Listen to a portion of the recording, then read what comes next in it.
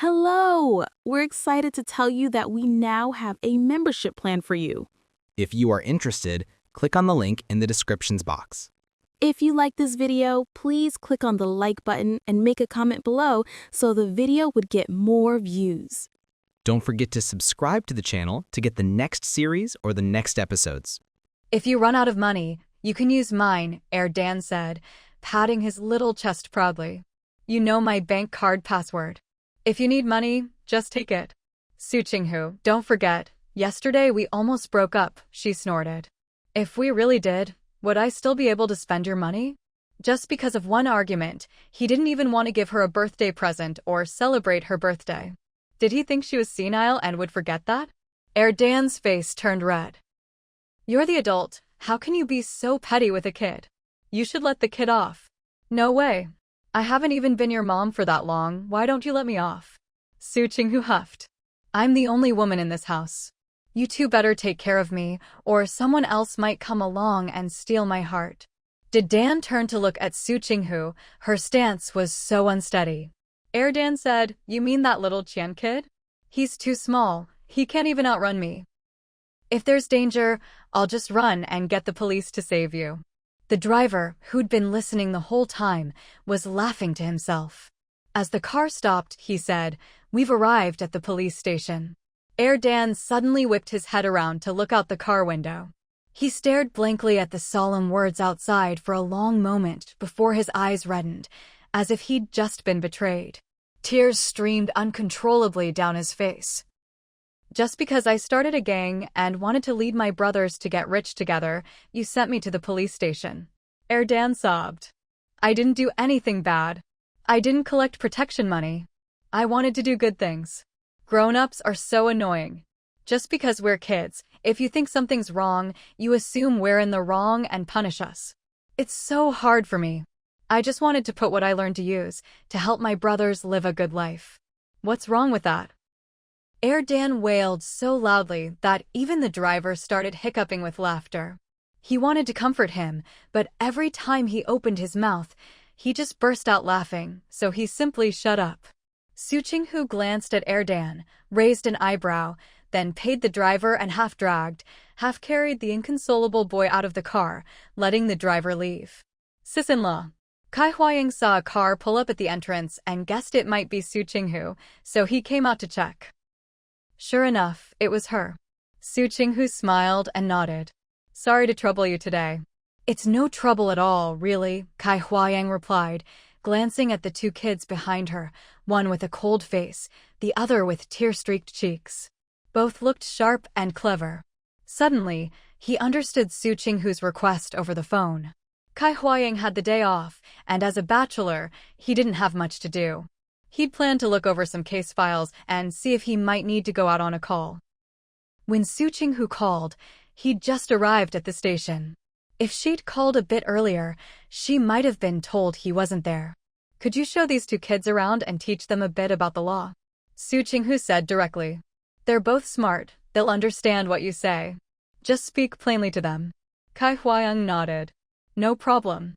Only then did Su Qinghu turn to Dan and Dan, who had been staring at her the whole time. This is where you two are going to broaden your horizons this weekend. Uncle Kai is your father's friend. Listen carefully to what he says. Maybe later he'll even tell you stories about your dad. After that, Su Qinghu told Kai Huaying, could you watch them for a bit? I have something to take care of. I'll be back in 40 minutes. Kai Huaying agreed without hesitation, but the two kids panicked, especially Dan. Where are you going?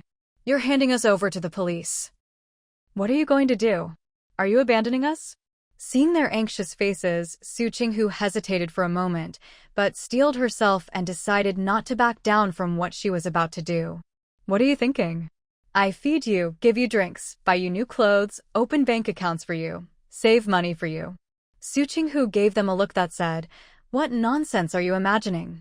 And then I'd just abandon you? Don't even think about it. I'm telling you, don't even dream about something that good happening, because even I wouldn't dare dream it. With that, Su Qinghu turned and left, leaving the three of them standing there in a daze. It took Dan and Dan a while to look away, then they turned to Kai Huaying. Kai Huaying took a deep breath and looked back at the two kids. Sorry you had to see that. My mom's just that lively and cute, Dan said, wiping away his tears, sounding like a little adult. Uncle, what are we going to do next? Kai Huaying felt like he'd really learned something new today. Shaking his head in amazement, he led the two kids inside with a smile. So, what did Su Qinghu go off to do? She went to the post office. And why did she go there?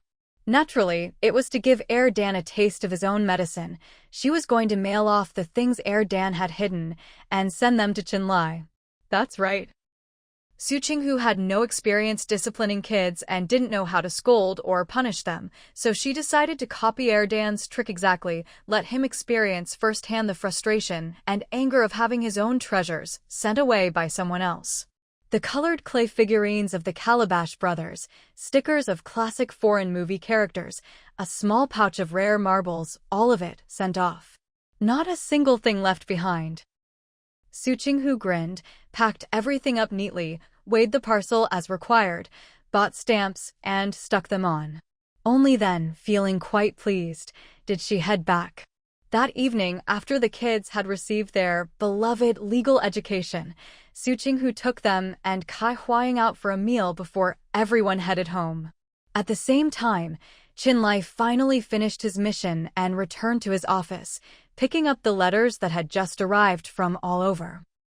After reading the letters from comrades who'd retired and were writing to say they were safe, Qinlai picked up the two letters from the capital.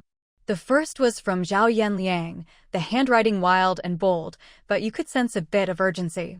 The second was from Dan, the handwriting neat but so childish you couldn't tell if he was happy or not. Standing at his desk, Qinlai tapped his fingers on the tabletop. His hair, less than 2 centimeters long and still damp from a recent wash, stuck up in tufts, making his sharp features stand out even more. The loose tank top he wore couldn't hide his impressive physique. Even his shadow on the wall seemed to hint at the explosive power of his muscles. His long, well-defined fingers hovered over Dan's letter, but in the end, slid over to Zhao Yanliang's. Qinlai opened the envelope and pulled out the letter. 3 or 4 pages.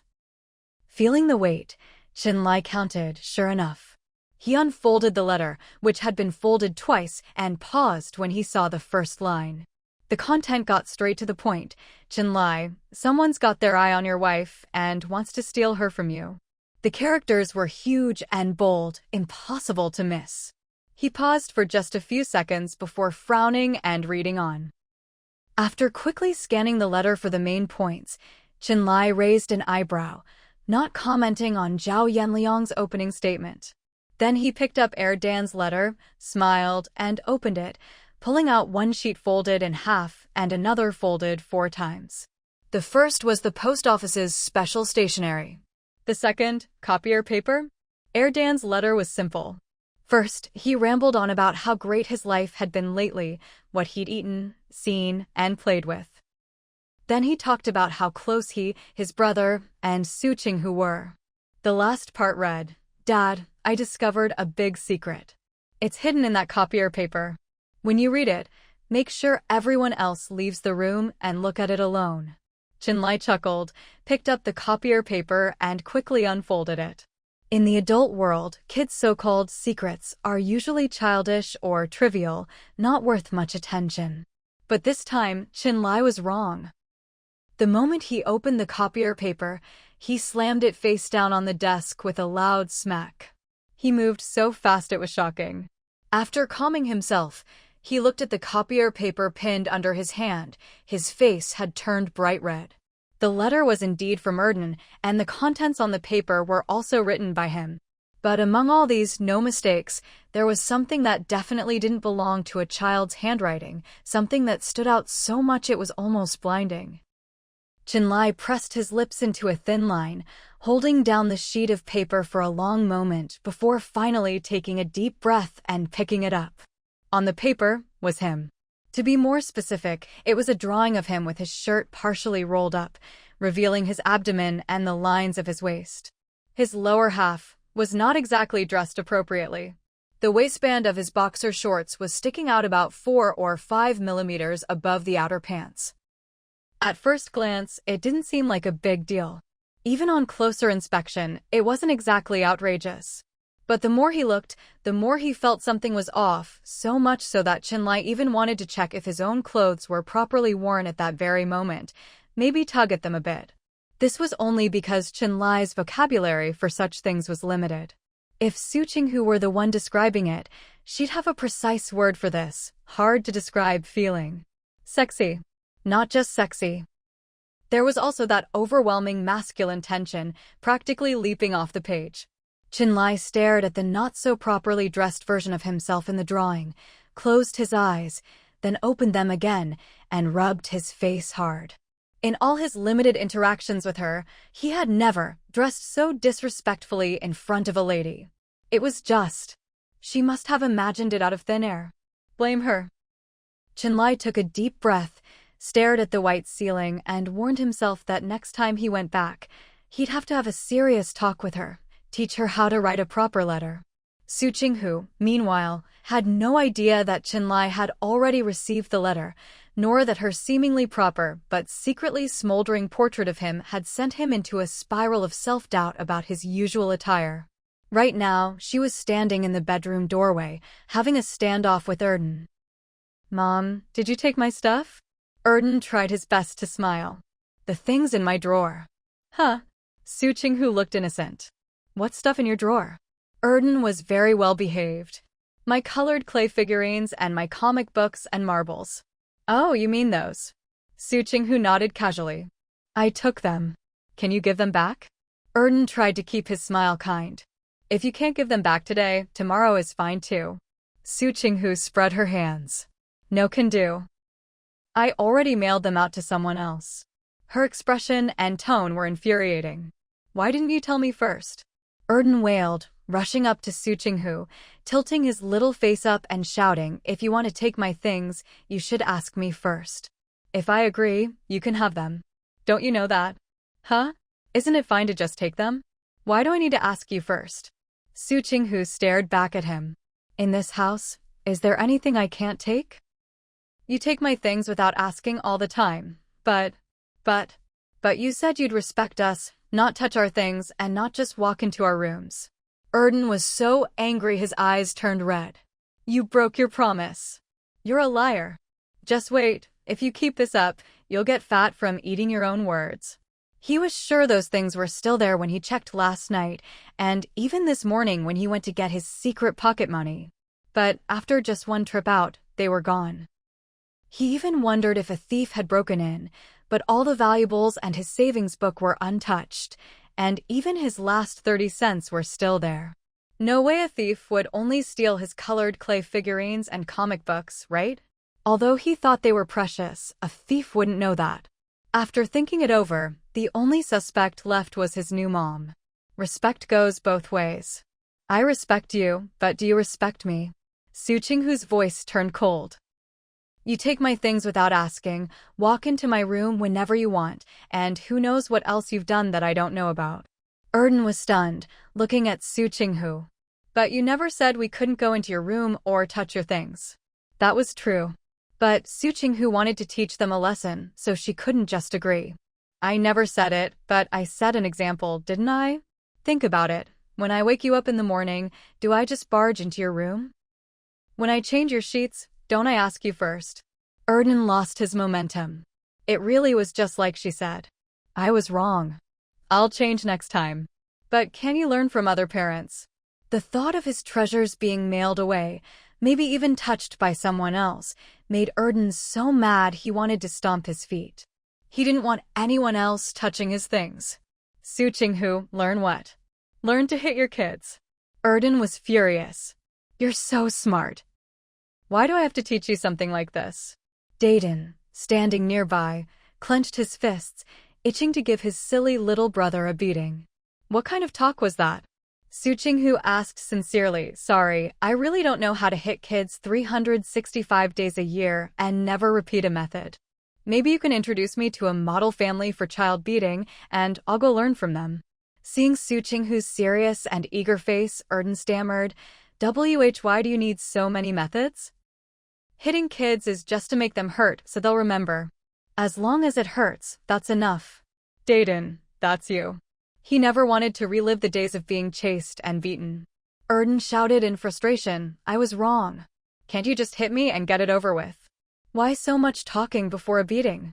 Can't we just get it over with quickly? Hit me and be done. Su Qinghu replied slowly, you want me to? Even if you beg, it's no use, I don't have the tools. No handy ruler, no belt or bamboo stick. She shrugged. Sorry, can't help you. The old discipline ruler at home was a bit too precious to be used on a kid's, but this time, Erden was really about to cry. Seeing Su Qinghu's innocent face made it worse. If she didn't hit him, did that mean his things would never come back? I'll never go into your room or take your things again. Erden lowered his head and hugged Su Qinghu's leg. Please, help me get my stuff back. Su Qinghu looked at the little guy rubbing his head against her leg and raised an eyebrow. So, when tough didn't work, he tried being soft? Too bad, today wasn't the right time. All that flexibility was wasted. Once something's sent out, how could you get it back? Su Qinghu was unmoved. Don't even think about it. Why not? If you want, I can write to my dad tomorrow and ask him to mail your drawing back to you. Erden's eyes lit up with hope. Not only can he mail it back, I can even help you get a birthday present. If I do that, can you help me get my stuff back? Erden looked at her with hope. Hey, handsome, what are you thinking about? Face reality already. And besides, Su Qinghu rubbed Erden's dumbfounded head, smiling mysteriously. When it comes to birthday presents, it only means something if your dad gives it to me on his own initiative, you get it?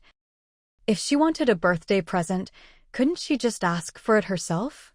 When it came to thick skin, Su Qinghu could take the initiative any day.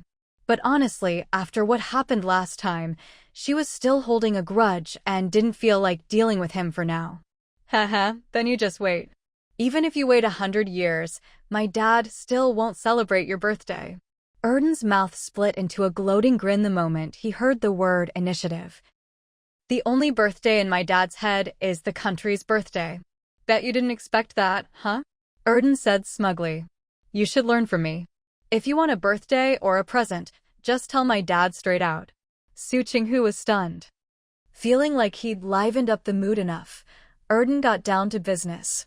Mom, where did you send my stuff? Who did you send it to? It didn't matter who got it, as long as he knew where, even if he couldn't get it back, he could always buy it back. Erden now wasn't the same kid who had to think twice before buying a popsicle. He had money. He even had savings. I sent it to a boy who usually doesn't have toys to play with, is strictly managed, and isn't allowed to go out for no reason. Su Qinghu smiled, and just as Erden thought she wouldn't tell him easily, she spoke. At first, Erden wondered if she'd sent it to his dad, but when he heard boy, he lost it. Did you send it to that Qian Duoshu kid? Are you stupid? If I wanted to do that, wouldn't I just give it to him directly? Su Qinghu said. Stop crying. I'll cry if I want. You gave my stuff to someone else's kid, and you won't even let me cry? Why? Erden wiped his tears. When I sent your stuff, it was to family. But you sent mine to outsiders. You're siding with others over your own. Su Qinghu. TSK, she almost wanted to applaud this kid. Seeing he couldn't win the argument, he'd started nitpicking about whether the recipient was family or not. When Su Qinghu didn't answer, Erden hugged her leg, sat on the floor, and started wailing at the top of his lungs. Su Qinghu narrowed her eyes, pried his hands off, squatted down, and easily flipped him over. Then gave his butt a smack. Dayton was stunned. Erden was stunned too. The slap was loud, but it didn't hurt at all. Erden couldn't help but grin, wanting to laugh out loud. He didn't know why, but it just felt strangely novel. It was like he wasn't an outsider anymore, like Mom was really close to him. Right? Right? That's got to be it, right? Heh. Su Qinghu blinked after the smack, her mouth twitching, about to say something when Erden started giggling happily. This kid is just... Su Qinghu's lips twitched. She let him go and said seriously, from now on, you can't go through adults' things without permission.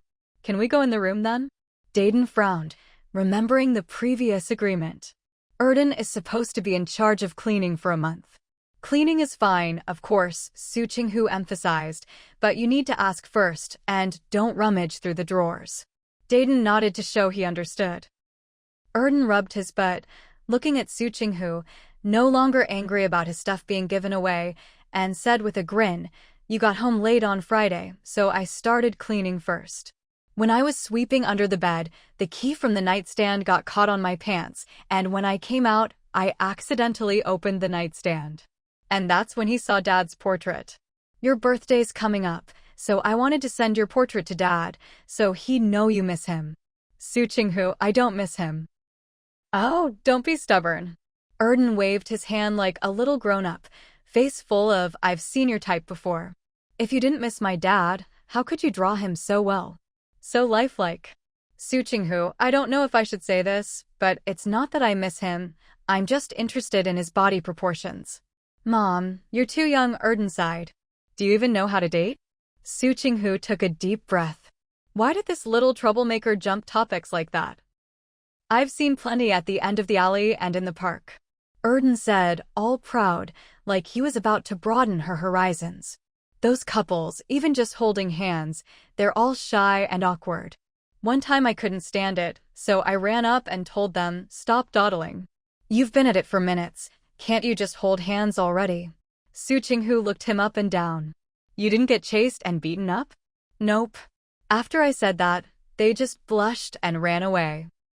Erden was baffled but didn't dwell on it, continuing, "Later, an old man in the park told me, when it comes to dating, the most exciting part is when they want to say something but hold back." Su Qinghu, "He really didn't get beaten up?" "If you want to date my dad, you have to make his heart itch, make him want to say something but hold back. You can't just say you want." Erden was getting into it, but Dayton quickly covered his mouth and dragged him toward the bedroom. "Erden, MMPH. Dayton looked at Su Qinghu. "Tomorrow's Monday. We have to get up early for the flag raising. We're going to bed now." Su Qinghu raised her eyebrows and let Dayton drag Erden away. Once they were in the bedroom and the door was closed, Dayton started whacking him. Erden ran all over the room, aggrieved but not daring to yell, so he whispered, "Bro, why are you hitting me again?" "Why am I hitting you?" Dayton was angry. "Didn't I tell you not to listen to that dating stuff?" Even with him around, he hadn't managed to prevent this. Erden wilted instantly. He was just curious, and when his brother went to the bathroom or got distracted, he'd sneak back and get people to finish telling him. "Starting tomorrow, if you listen to that stuff again, I'll write to Dad and tell him." Dayton threatened. Erden, "Fine, I won't listen anymore." Just as they stopped their wrestling match, there was a knock at the door. Dayton shot Erden a warning look, straightened his clothes, and went to open the door. Su Qinghu was standing at the door. She took out 2 yuan and handed it to him. "This is your allowance for next week. Pens and notebooks are separate. This is for you two to get some extra snacks." Dayton took the money. Su Qinghu watched his movements with interest and smiled. "Dayton, have you ever spanked your brother?" Dayton froze, his heart pounding. Was she going to spank him after spanking his brother? She wasn't that kind of person, was she? "Don't worry, it's fine. Brothers roughhousing is normal." Su Qinghu smiled knowingly. "I'm just asking because I want to remind you at your age, you're still growing. If you scrimp too much, you won't grow tall. Your brother has no meat on his butt." Su Qinghu shook her head with a sigh and walked away, leaving Dayton frozen in place. Everything that needed to be said had been said. As for what Big Egg would do, Su Qinghu wasn't worried. This kid might be stingy, but he treated Second Egg really well. For example, the 2 boxes of instant noodles sent over by Grandpa Bo, most of them ended up in Second Egg's stomach. On Tuesday, Su Qinghu suddenly received an assignment. She had to go on a business trip with Sister Lee and Yuan Hang, accompanying people from the newspaper's operations department. The newspaper had even arranged the train tickets, asking them to meet up at 9 p.m. to depart together. Their names had already been submitted, so no matter how much she felt like a rookie, she had to go. That afternoon, they got off work early. Su Qinghu went to the bank first, and after finishing her errands, she headed straight home. Under the anxious and even solemn gazes of Big Egg and Second Egg, she quickly packed up their clothes, shoes, and daily necessities, grabbed her own small bag, and called for them to leave. Big Egg stood rooted to the spot, refusing to move. Even Second Egg's eyes showed rare panic. "Mom?" Su Qinghu hurried them along as she walked out. "Come on, I'm running out of time. I have to go on a business trip for the next few days, leaving tonight. I need to take you to your grandparents while I still have time." The kids were sensible, but they were still young. She didn't feel comfortable leaving them home alone. If she really let them stay by themselves and something happened, she'd never forgive herself. "We used to." Big Egg started to protest, but Su Qinghu cut him off. "Don't talk about before. The past is the past, now is now. Where you used to live and where you live now are different." Their old place was small, but it was surrounded by people. You could even hear the neighbors talking. Now it was a courtyard house. Well, maybe not a big one, but at least it was a standalone home. In a place like this, if something happened, even if the kids called for help, there was no guarantee anyone would hear them or arrive in time. "No more arguing. This time you have to listen to me. While I'm away, you must stay at your grandparents' house," Su Qinghu said firmly. "I'll pick you up when I get back. And you're not allowed to sneak home on your own." With the two dejected kids in tow, she headed straight for Chenbo's place, signed in at the gate, and waited for someone to come get them. Su Qinghu saw Chenbo and Mrs. Meng striding over.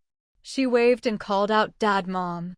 Chenbo took the bags from her, felt the weight, and asked, "Something up?" "Yeah," Su Qinghu nodded. "I have to go on a business trip for work. My name was put down and I'm leaving tonight." She checked her watch. "Dad, Mom, sorry to trouble you to look after Big Egg and Second Egg for a few days. I'll pick them up when I'm back. Did you get your tickets? Sleeper or seat?" Mrs. Meng asked anxiously. "There wasn't enough time, so just seats," Su Qinghu smiled, seeing her mother-in-law's urge to pull some strings. "It's fine, I'm young, I can handle it. If I get a chance to upgrade to a sleeper on the way, I will. No need to make herself suffer on a long trip, right?" She didn't even want to imagine the speed of those old green trains, or how crowded they might be. She just hoped the smell inside wouldn't be unbearable. Mrs. Meng started to reach for her pocket, but then remembered she'd just showered and changed clothes after dinner. She hadn't brought any money. Su Qinghu pretended not to notice, waved, and headed out. "Dad, Mom, sorry to trouble you these next few days. I'm off." Watching Su Qinghu walk away, Big Egg and Second Egg were still a bit reluctant.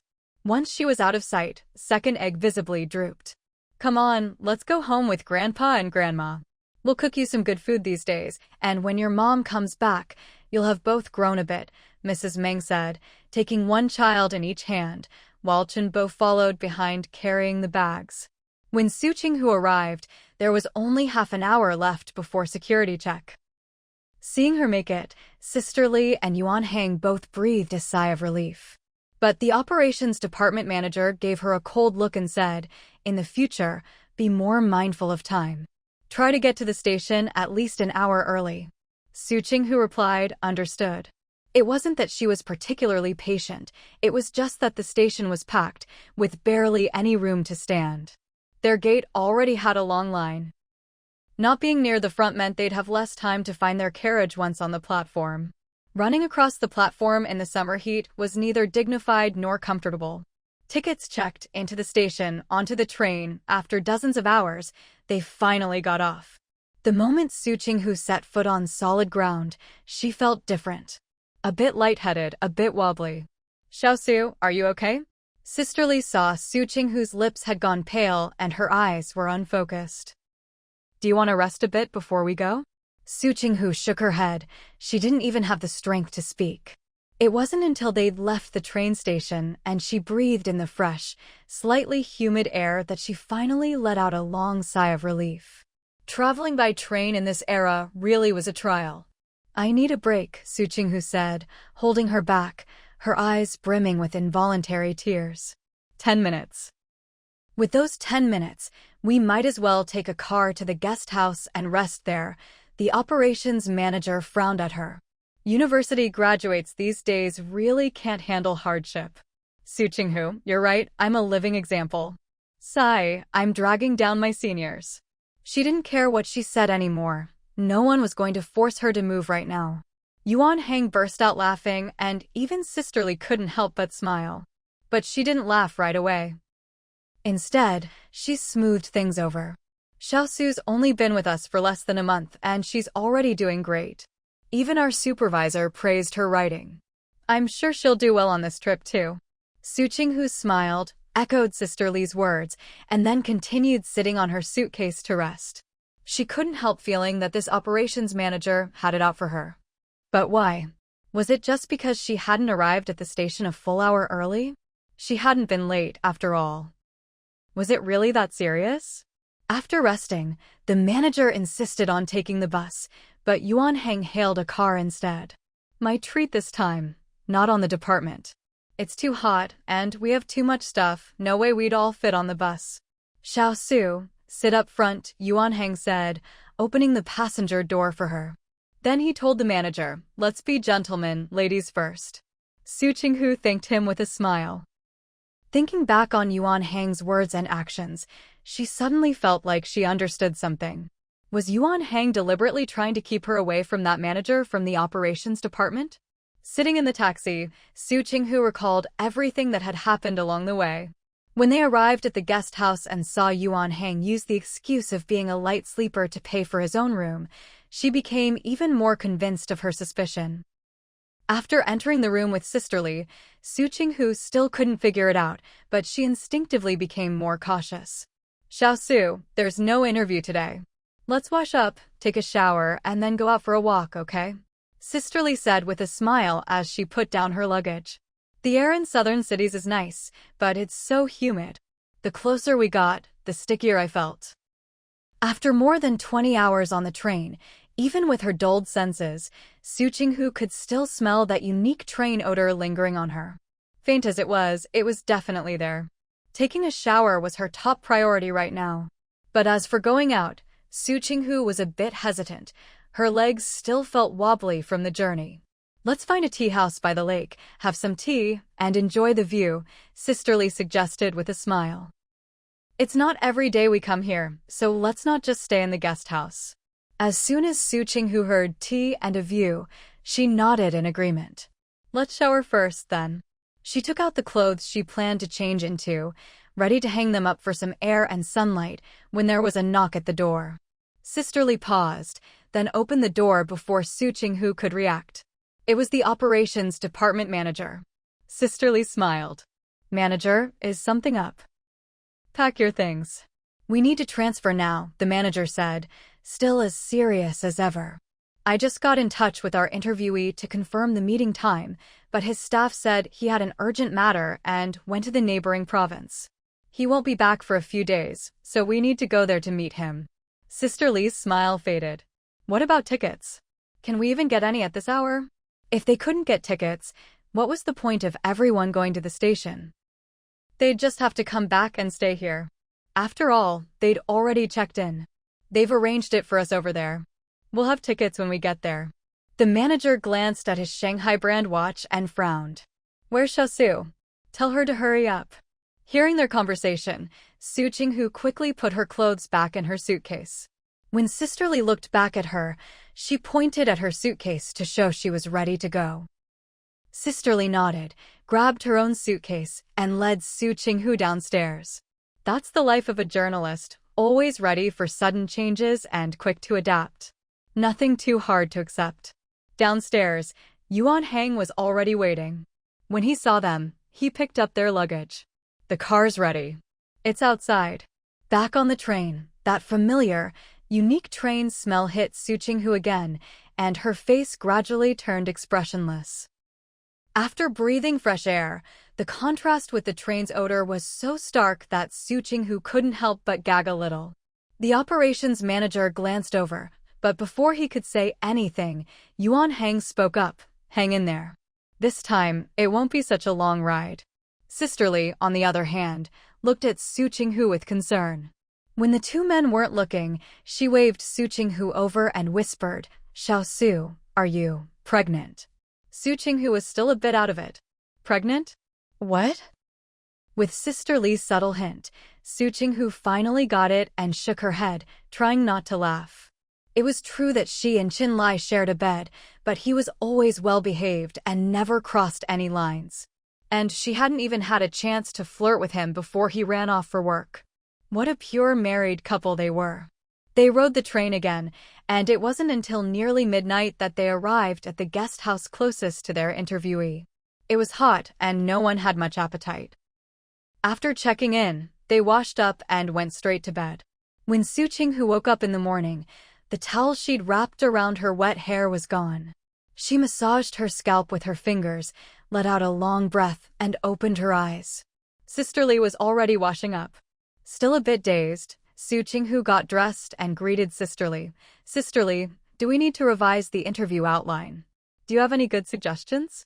Sister Li asked with a smile as she wiped her face. "Did coming to the South inspire you?" Su Qinghu nodded. "We should cut out the 2 questions we already know the answers to and add some about how Southern business people envision the future business landscape after the reforms and their suggestions for economic development in northern cities. If we have time, we could do a quick survey, find out which cities local small vendors most want to go to and what local policies would attract them. There weren't that many big companies yet, but attracting the lower-tier market could be significant too." "Hey, that's a great idea." Sister Li's eyes lit up. "Maybe this trip could even help the paper's business department make some money and win us some goodwill. If they happen to attract some investment or help solve the capital's persistent issue with migrant gatherings, that would be a real achievement." The 2 of them went downstairs, where Yuan Hang waved at them. "Let's go get breakfast. Our interviewee won't be free until 5 or 6 this afternoon." Su Qinghu said, "I want to go to the busiest part of town." "Let's go. My treat. You and Sister Li can eat whatever you want." Yuan Hang laughed. "The manager's off doing his own thing. We're free until 4:30. What more was there to say? Sister Li grabbed Su Qinghu and headed out. "Let's go. I haven't been to Jiang'an in ages. I want to see what it's like after the reforms." Once they reached the busiest area, they strolled, snacked, and shopped until they were too full and tired to move. Then the 3 of them found a window seat and sat down. Su Qinghu leaned back comfortably, sipped her tea, and watched the handsome young men and pretty girls passing by, feeling instantly refreshed. Hey, you're a married woman. Where are you looking?" Yuan Hang teased. "Careful, your husband might get jealous." Sister Li, in high spirits, teased Yuan Hang back. "If you try to chat up a pretty girl, you might get scolded. But if Xiao Su chats up a good-looking guy, he might be happy to show her around Jinling. Just you wait, Sister Li." Yuan Hang protested, standing up. "I'll go out right now and chat up a stylish, pretty girl for you." He got to the door, paused, then came back. Forget it. No matter how stylish or pretty, could she compare to the one right here? After all, she'd started a whole trend at the paper with her baggy pants and silk blouse. But just as he sat down, Su Qinghu suddenly jumped up and dashed out like the wind, leaving Yuan Hang and Sister Li stunned in their seats.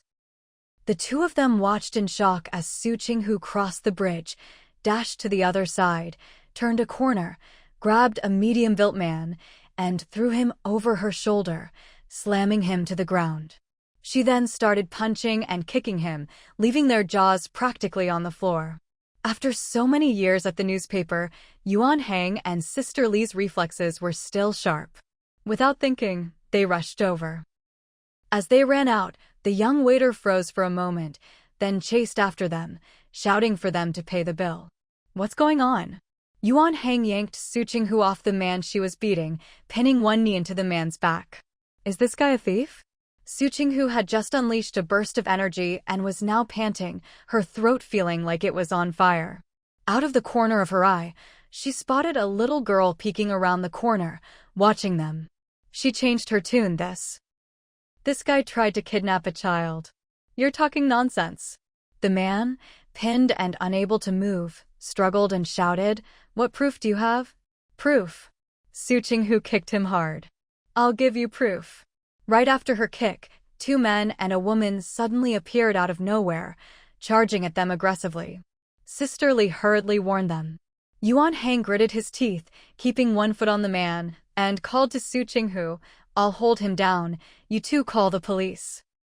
Su Qinghu rolled her shoulders, sneered, and clenched her fists at her sides without looking back. "Sisterly, go call the police." Seeing that Su Qinghu wasn't budging, Sisterly took off running, but was immediately blocked by someone and had no choice but to retreat. Su Qinghu said, "Sisterly, you hold down this bastard. Leave the rest to Yuan Hang and me." Yuan Hang was on the verge of tears. "Leave what to me? I can't fight." He was a man of letters. He looked strong, but that was just from running around on assignments. He only knew one move, the low blow. As the attackers closed in, Su Qinghu didn't have time to explain. She stepped forward, side-kicked, axe-kicked, punched, chopped, pushed, and dodged with agility, taking down the first man who charged at them. As soon as she finished, she shouted, "Sisterly, quick. Heavy press." Sisterly was stunned for a moment, glanced at herself. She was barely over 90 pounds. Still, she bent her legs and knelt on the man's back. Su Qinghu was most wary of the woman. When women fight, it's never about technique. She had long hair and was afraid the woman would grab her curls or scratch her face. Taking a deep breath, Su Qinghu said solemnly, "Let's make a deal. Can we fight a little more gracefully?" Pfft. Yuan Hang couldn't help but laugh. The next second, he took a hit to the stomach and was immediately at a disadvantage.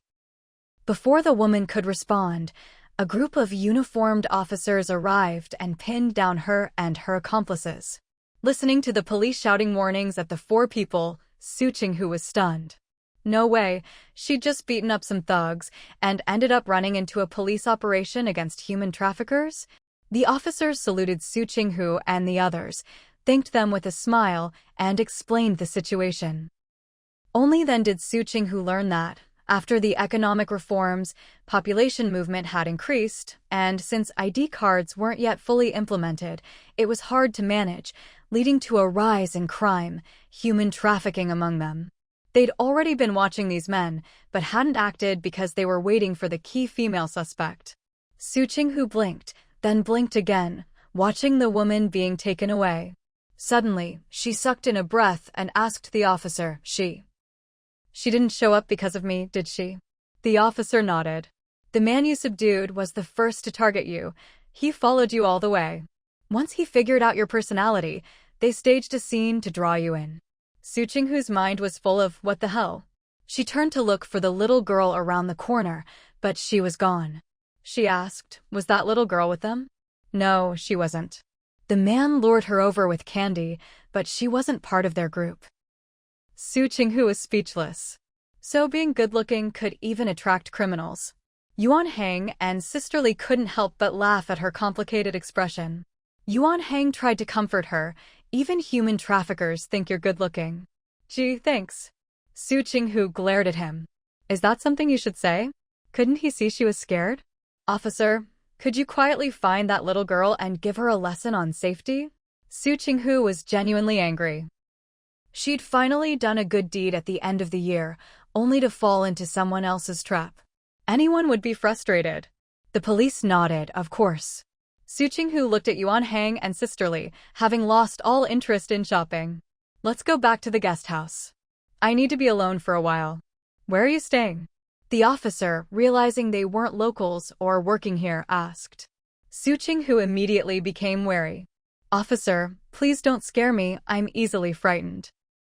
Why was he asking that? Did the gang have more accomplices? The officer understood her concern and smiled. "I can't tell you the details for now, but don't worry. You'll be safe until you leave the city." So they'd have people watching her, hoping to catch more criminals? Seeing Su Qinghu's speechless, incredulous, and hesitant expression, Yuan Hang burst out laughing, and even the officer left to keep them company had a smile in his eyes. Su Qinghu thought, "Is this entrapment?" When they were escorted back to the guest house, the front desk was shocked. Once they realized it wasn't their guests in trouble and the guest house wasn't involved, they finally relaxed. Standing upstairs, Su Qinghu watched the officers leave and said to Sisterly, "Didn't they say they'd guarantee our safety?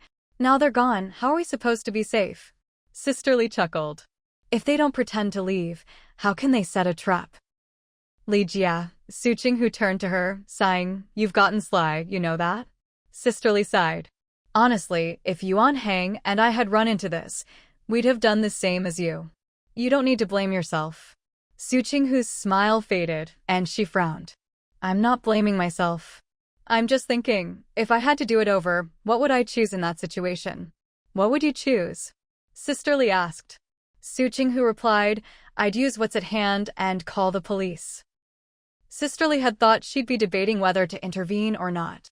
Her mind blanked for a second before she caught up. "What do you mean, use what's at hand?" "Pay for peace," Su Qinghu said seriously. "Give a big bill to whoever catches the man, and 5 yuan to whoever gets the police here fastest." Sisterly. That answer was so perfect her head was buzzing. She had to admit, it really was the perfect solution. A big bill. If you bought cheaper rice, it'd feed a family of 5 for a month. 7 or 8 mao for a pack of cigarettes, you could buy a dozen packs. Who'd pass up a deal like that? But Sisterly shook her head. That approach doesn't work for most people. Who would be so generous to help a stranger? Probably only this one in front of her. Su Qinghu finished, then laughed, cupping her face and leaning close to Sisterly. "Li Jia, look at my face. Do you think anyone would risk it again for me?" She was just joking, but Sisterly took it seriously, studying her for a moment before replying, "I think it's 50-50. Su Qinghu had striking bone structure, delicate skin, lively eyes with long, trailing corners, and an aura that felt both ahead of and perfectly suited to the times, a face you couldn't forget. Ha ha. Su Qinghu was amused by Sister Li's unintentional flattery. "Li Jia, I accept your compliment." What Su Qinghu didn't know was that the 2 men and the woman had originally planned to accuse her of being a runaway educated youth who didn't respect her elders, then drag her away by force. Who could have guessed that as soon as they got close, Su Qinghu started fighting without a word, not giving them a chance to say anything. She was downright fierce. After the interrogation, the team leader in charge of the case couldn't stop laughing. He told his team to keep questioning the woman, changed out of his uniform, and left the station.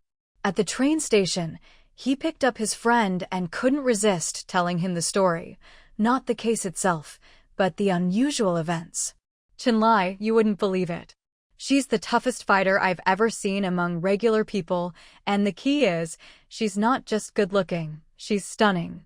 The kind of person you'd never believe could fight like that. She had a strong-looking male reporter with her. If we hadn't shown up, that group would have pinned him down." Chenlai paused, listening intently. "Reporter.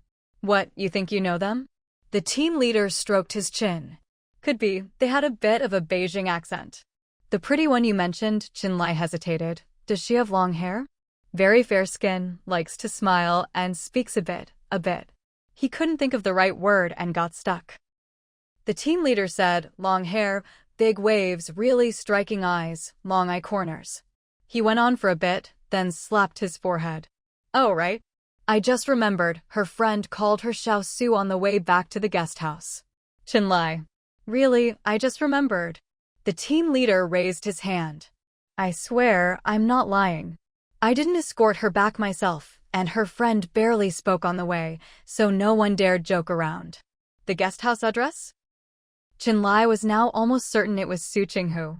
But when he'd left, Su Qinghu didn't have big waves in her hair, and the fighting skills she used were the ones he'd taught her. The name of the guest house was easy to remember, and its location was good. Even if the captain had only caught a bit of the conversation, he could easily match it to the city map in his head.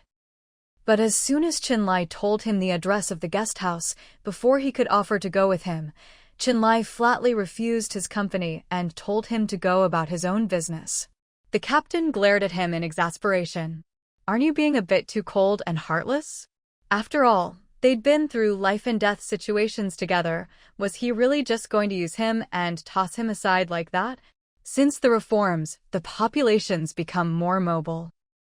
Public security issues, old and new cases. Chenlai paused. "How much of your work have you actually finished?" The captain cursed, stomped his cigarette out hard on the ground, and under Chinlai's gaze, bent down to pick up the butt and stuffed it in his pocket. Pointing at Chinlai, he grumbled, "Just you wait.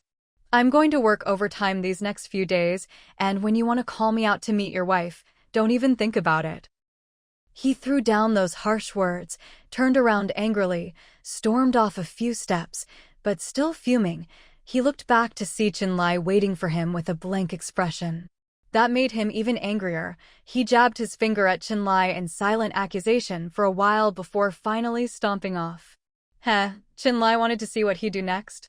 Well, he just wouldn't give him the satisfaction. Watching his old friend walk away, a hint of a smile flashed in Chinlai's eyes. The captain looked a lot thinner, but the light in his eyes was still there. That meant he hadn't been corrupted by his time here. He'd adapted well. That was enough. Chinlai was no stranger to Jinling. He knew the area and found the place easily. As he neared the guest house, Chinlai sensed something was off, but he didn't show it. He kept walking at a steady pace until he reached the entrance, then stopped. It was already 9 at night. He looked up, surveying the few rooms with lights still on in the guest house, and finally made a move. He rolled up his shirt sleeves. He was clearly planning to climb up to the guest house rooms instead of using the front door. But wasn't the usual time for shady business between midnight and 3 a.m.? The two cops staking out the guest house hesitated. It was only a little after 9. Was something really going down already? It didn't make sense. Looking closer, the man was tall and well-built. Even though they could only make out his profile in the darkness, it was obvious he was good-looking. With looks like that, if he wanted to do something shady, he could probably just go abroad and be trendy. So, could he really be a criminal? The two of them whispered to each other, low enough that only they could hear. Does he look like one? The timing's off, too. Don't judge a book by its cover. Sometimes criminals do the opposite of what you expect. After a brief exchange, they glanced back at Chinlai, just in time to catch a better view of his profile. "He looks," one of them muttered, then, incredulously, whispered to his partner, "with a face like that, what couldn't he do? Even if he just set up a street stall, he'd probably make in a day what others make in a month." Street stalls are hard work. Nothing's as easy and quick as this kind of business. The other lowered his voice. A man like that, if he went into abducting women and children, he'd probably have a 100% success rate. You mean, this guy might be sent to seduce Comrade Xiaosu? No way, right? Isn't there another female comrade in Xiaosu's room? Say something. He can't possibly seduce both of them at once, right? Shut up. Where's your professionalism?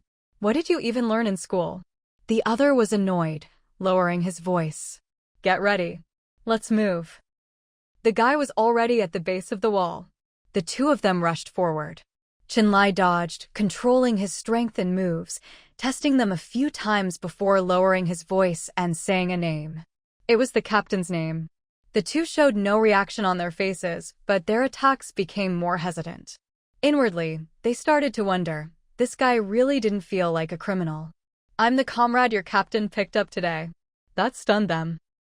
Damn, only 3 or 4 people knew about that. Play along. Grab me. Seeing them hesitate, Chinlai let himself be caught smoothly and naturally. The two of them. They exchanged glances, then looked at the man who was practically forcing himself to be subdued. Their minds were a mess. What was going on? Was this how things were supposed to work? That's what they thought, but they still held on tightly. The guy clearly had skills. If he was letting himself be caught, whether it was their own ability or not, they had the upper hand now. Since they had the advantage, there was no way they'd let go easily.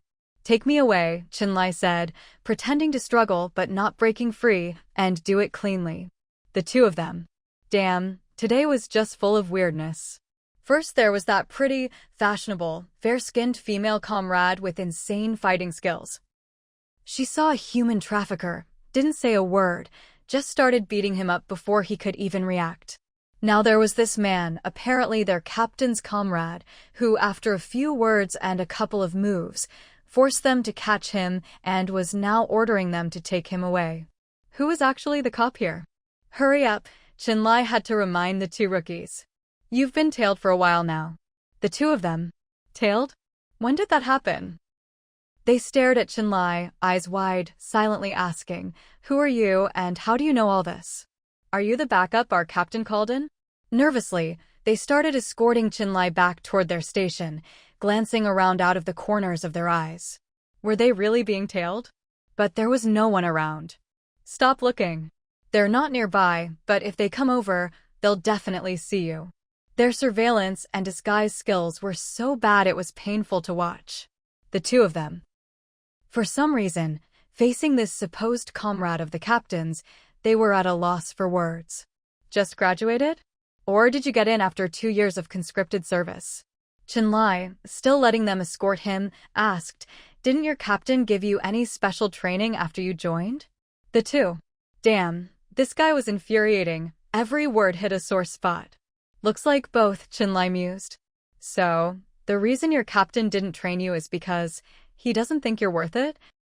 They were about to explode, wanting to stomp their feet and point fingers at each other like the village aunties. "Even if he looks down on you, can't you sit in on his sessions? Or learn from those who were trained? Is it really that hard to improve your investigative skills?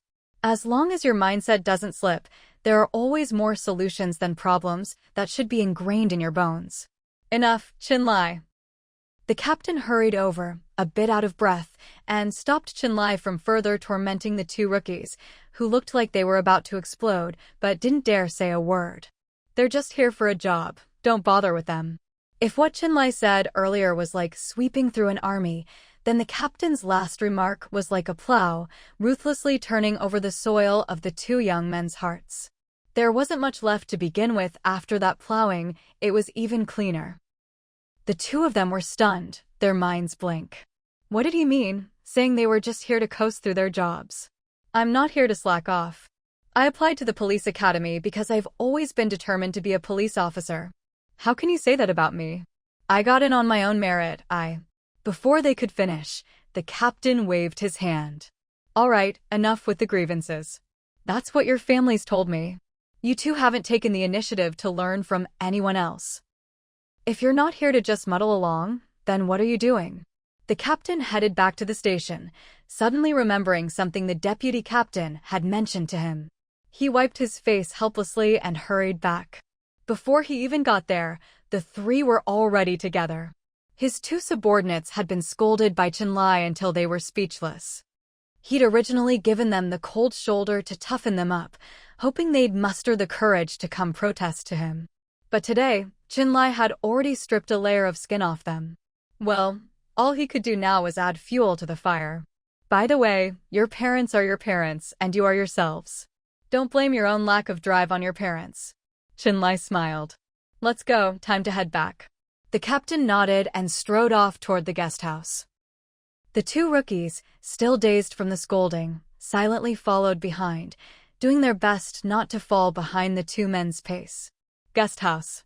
Su Qinghu and Sisterly were reviewing the interview outline, going over each interviewee's answers, circling anything they were unsure about, and trying to fill in any gaps while the details were still fresh. "This word," Su Qinghu looked at Sisterly. "Do you remember it? What exactly did we decide he meant by that?" "I only have a vague impression." Sometimes the interviewees would slip in a few local dialect words, and what they meant wasn't always the same as the literal meaning. Sometimes, the difference between northern and southern dialects could be huge. "I only have a vague impression too. Just circle it for now, and we'll check with you on Hang later." He'd been to the south and had a few friends from there. This shouldn't be a problem for him. As she spoke, she wrote the word down in her notebook, trying to capture the faint sense she had in her mind. Su Qinghu lowered her head, her profile glowing softly in the lamplight. Sisterly glanced at her and couldn't help but sigh inwardly. The old saying is true, comparison is the thief of joy. Some people really are just blessed by nature. "Sisterly, take a look." Su Qinghu finished filling in the details she remembered clearly and handed her notes to Sisterly. "See if there's anything different from what you remember." Sisterly skimmed through, then looked more carefully at the circled parts. She read those slowly, then said, "Aside from the local dialect bits, there's nothing wrong." Given the context, some things were intentionally left out. Let's check with Yuan Hang first. If there's anything we can cut, we'll cut it. If not, we'll ask his assistant. Su Qinghu stood up, stretched, massaged the area around her eyes, and instinctively rolled her shoulders and neck. Sisterly saw her squinting in comfort and couldn't help but ask, Xiaosu, is that a routine you do? Huh? Oh yeah. Su Qinghu explained the key points. Sisterly tried it out. It really does feel good. The two chatted as they tidied up their notes. Since there was no rush, they left the lights on, locked the door, and gently knocked on Yuan Hang's door. Yuan Hang wasn't asleep, not that he didn't want to, but after what happened that afternoon, he was on alert, ready to respond if anything happened. Seeing the two of them at his door, he was a bit surprised. Sisterly, you two? Didn't seem like anything urgent. Come on, let's strike while the iron's hot and go over the interview content again, Sisterly said with a smile. Yuan Hang immediately pulled a long face. Sisterly, you know What do I know? I know you have a few friends from the south who can help us clear up some questions. Sisterly smiled, gesturing toward the room. Yuan Hang had no choice but to let them in, but he didn't close the door. You're not asking me to comment on your notes or to review your interview records, right? Su Qinghu smiled as she followed them in, just as Sisterly said, What are you so afraid of? I see you studying those thick photography books without a hint of fear. She waved her notebook. Ours is just a dozen pages, and the font is way bigger than in newspapers. I'm just like Xiaosu, running off as soon as work's done. Yuan Hang dragged Su Qinghu into the fray. Ask her if she's afraid of working overtime. Su Qinghu raised an eyebrow. Enough already, don't drag me into this. As they joked, a heavy thud suddenly came from the next room. Su Qinghu glanced at Sisterly and Yuan Hang, not particularly nervous. Instead, that absurd dream popped into her head again. Yes, that one, the one where Big Egg was a spider demon, showing his belly and spinning silk from his navel. Second Egg was a calabash brother, hands on his hips, spitting water, both of them begging her to let go of their father. Now, sometimes she felt like she was the tender, tasty tang monk being chased by a horde of spider demons, and sometimes she felt like the snake demon, with a bunch of calabash brothers out for revenge. She twitched her lips, at a loss for words. Meeting the other two's odd looks, she shrugged. The sound came from mine and Sisterly's room, I think. Yuan Hang, I think it's not, I think it definitely did. We locked the door from the outside. Su Qinghu blinked, walked to the door, checked that the door was still secure, and said, What I'm worried about now is, did you lock your window? Even if it's locked, it can be pried open. Yuan Hang glanced at the window, then at the door. The window's easier to guard. Even if the glass is smashed, just grab a stool and whack whoever pops up. Wanna switch? Su Qinghu shook her head. You go. You're stronger. Just swing for all you're worth. As for me. She paused, then chuckled. I've got the door, good for both offense and defense. Sisterly had been nervous, but hearing the two of them so calm, her anxiety faded away. What about me? Sisterly said, half laughing, half crying. What am I supposed to do? Su Qinghu. If someone really bursts in, you yell, help. Fire. Are you serious? Sisterly couldn't help but laugh, but was also confused. Are you messing with me? I'm serious. If you just yell for help, maybe no one will care. But if you shout fire, usually a few people will come out to look.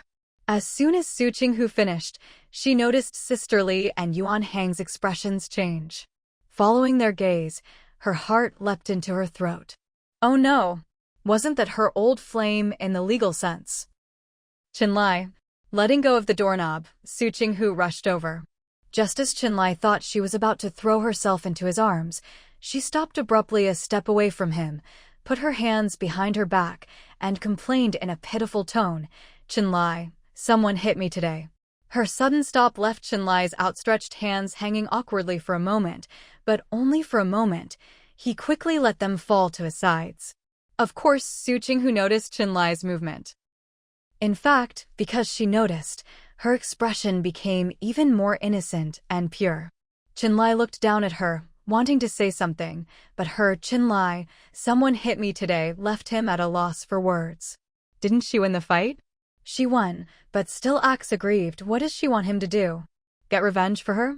The two who fought you are already injured and have been sent to the station. Chinlai quickly spoke up when he saw Su Qinghu's cheeks puffing up. If I get involved now, it wouldn't be appropriate, right? Pfft. The captain, who was standing by the door between Su Qinghu and Sister Li's room, overheard Su Qinghu's words and caught a glimpse of Chinlai's awkwardness out of the corner of his eye. He couldn't hold it in and burst out laughing. This was just too funny. Oh my, where did Chinlai find such a hilarious little wife? Su Qinghu turned her head and glanced at the captain, then looked further inside and understood. These were the police officers here today to reel in the fish. They really took the risk tonight, huh? She stayed put, keeping her distance from danger, and asked curiously, "How many fish did I catch today?" The captain grinned and chuckled twice, then, under Chinlai's warning gaze, replied, "3." "3." Su Qinghu shook her head, a bit disappointed. That's less than I expected. After Yuan Hang and a few other officers had warned her that her looks might attract trouble, she'd mentally prepared herself. She'd expected at least 5. Quality over quantity, Chinlai frowned, seeing how lightly she took it. The things they prepared could have made you disappear without anyone noticing. Then you have to avenge me. Su Qinghu tilted her pretty face up at him, her brows slightly furrowed, though inside she was dying of laughter.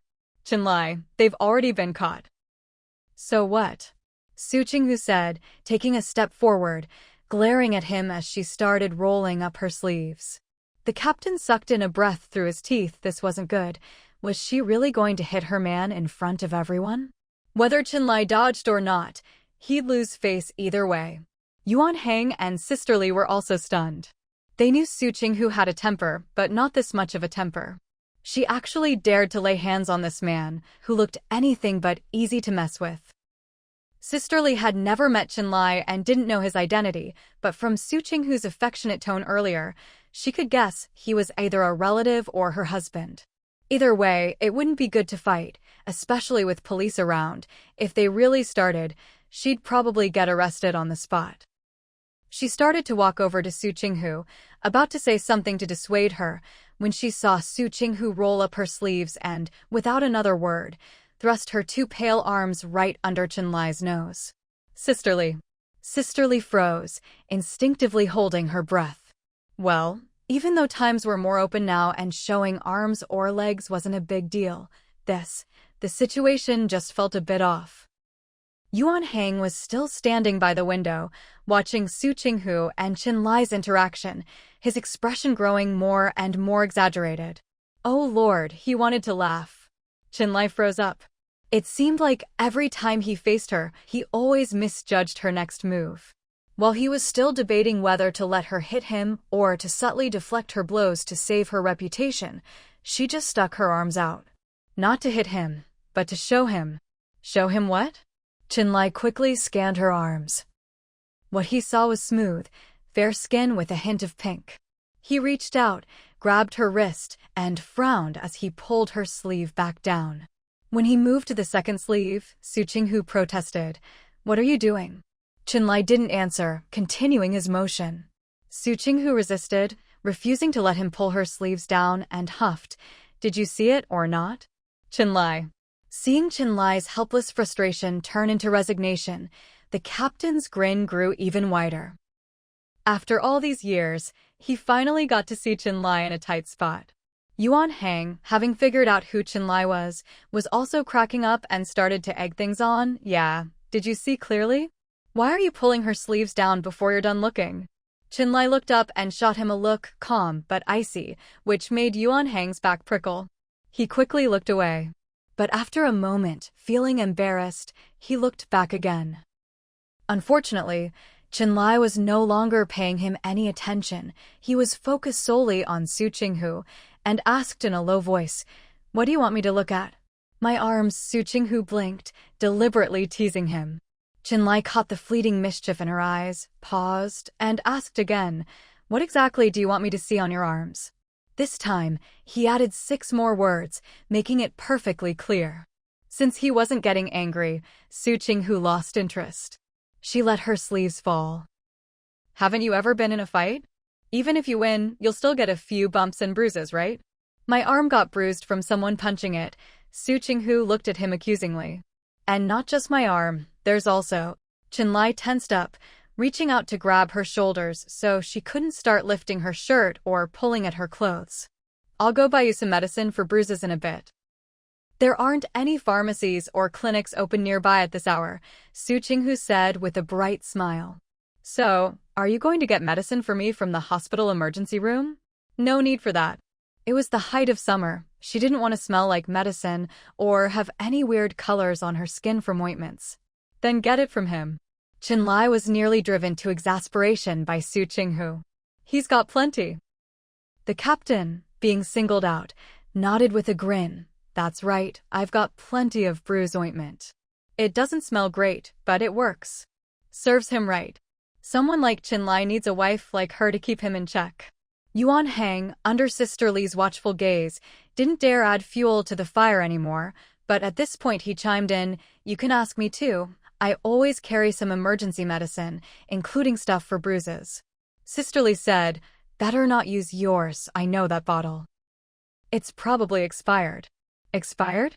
Yuan Hang opened his mouth to say he'd bought this one today, that the old bottle was from ages ago, but when he saw Sister Li smiling kindly at him, he instantly shut up. All right, he got it. He was the fool here, not realizing Sister Li was trying to give the young couple some alone time. I may come from a well-off family, but I never throw things away before I've finished using them. I always make sure to use everything up, Yuan Hang said, playing along with Sister Li's words. Haha, I was so focused on whether the medicine was the right one that I forgot to check if it was expired. This kid's got some smarts. The captain glanced at Yuan Hang, clicking his tongue in admiration. You social news reporters really work yourselves into two different shades? The skin on his arms, where his short sleeves usually covered, was a stark contrast to the exposed areas. Yuan Hang fell silent. What, only war correspondents are allowed to have tan skin? Captain, aren't we on duty right now? Piped up one of the rookies.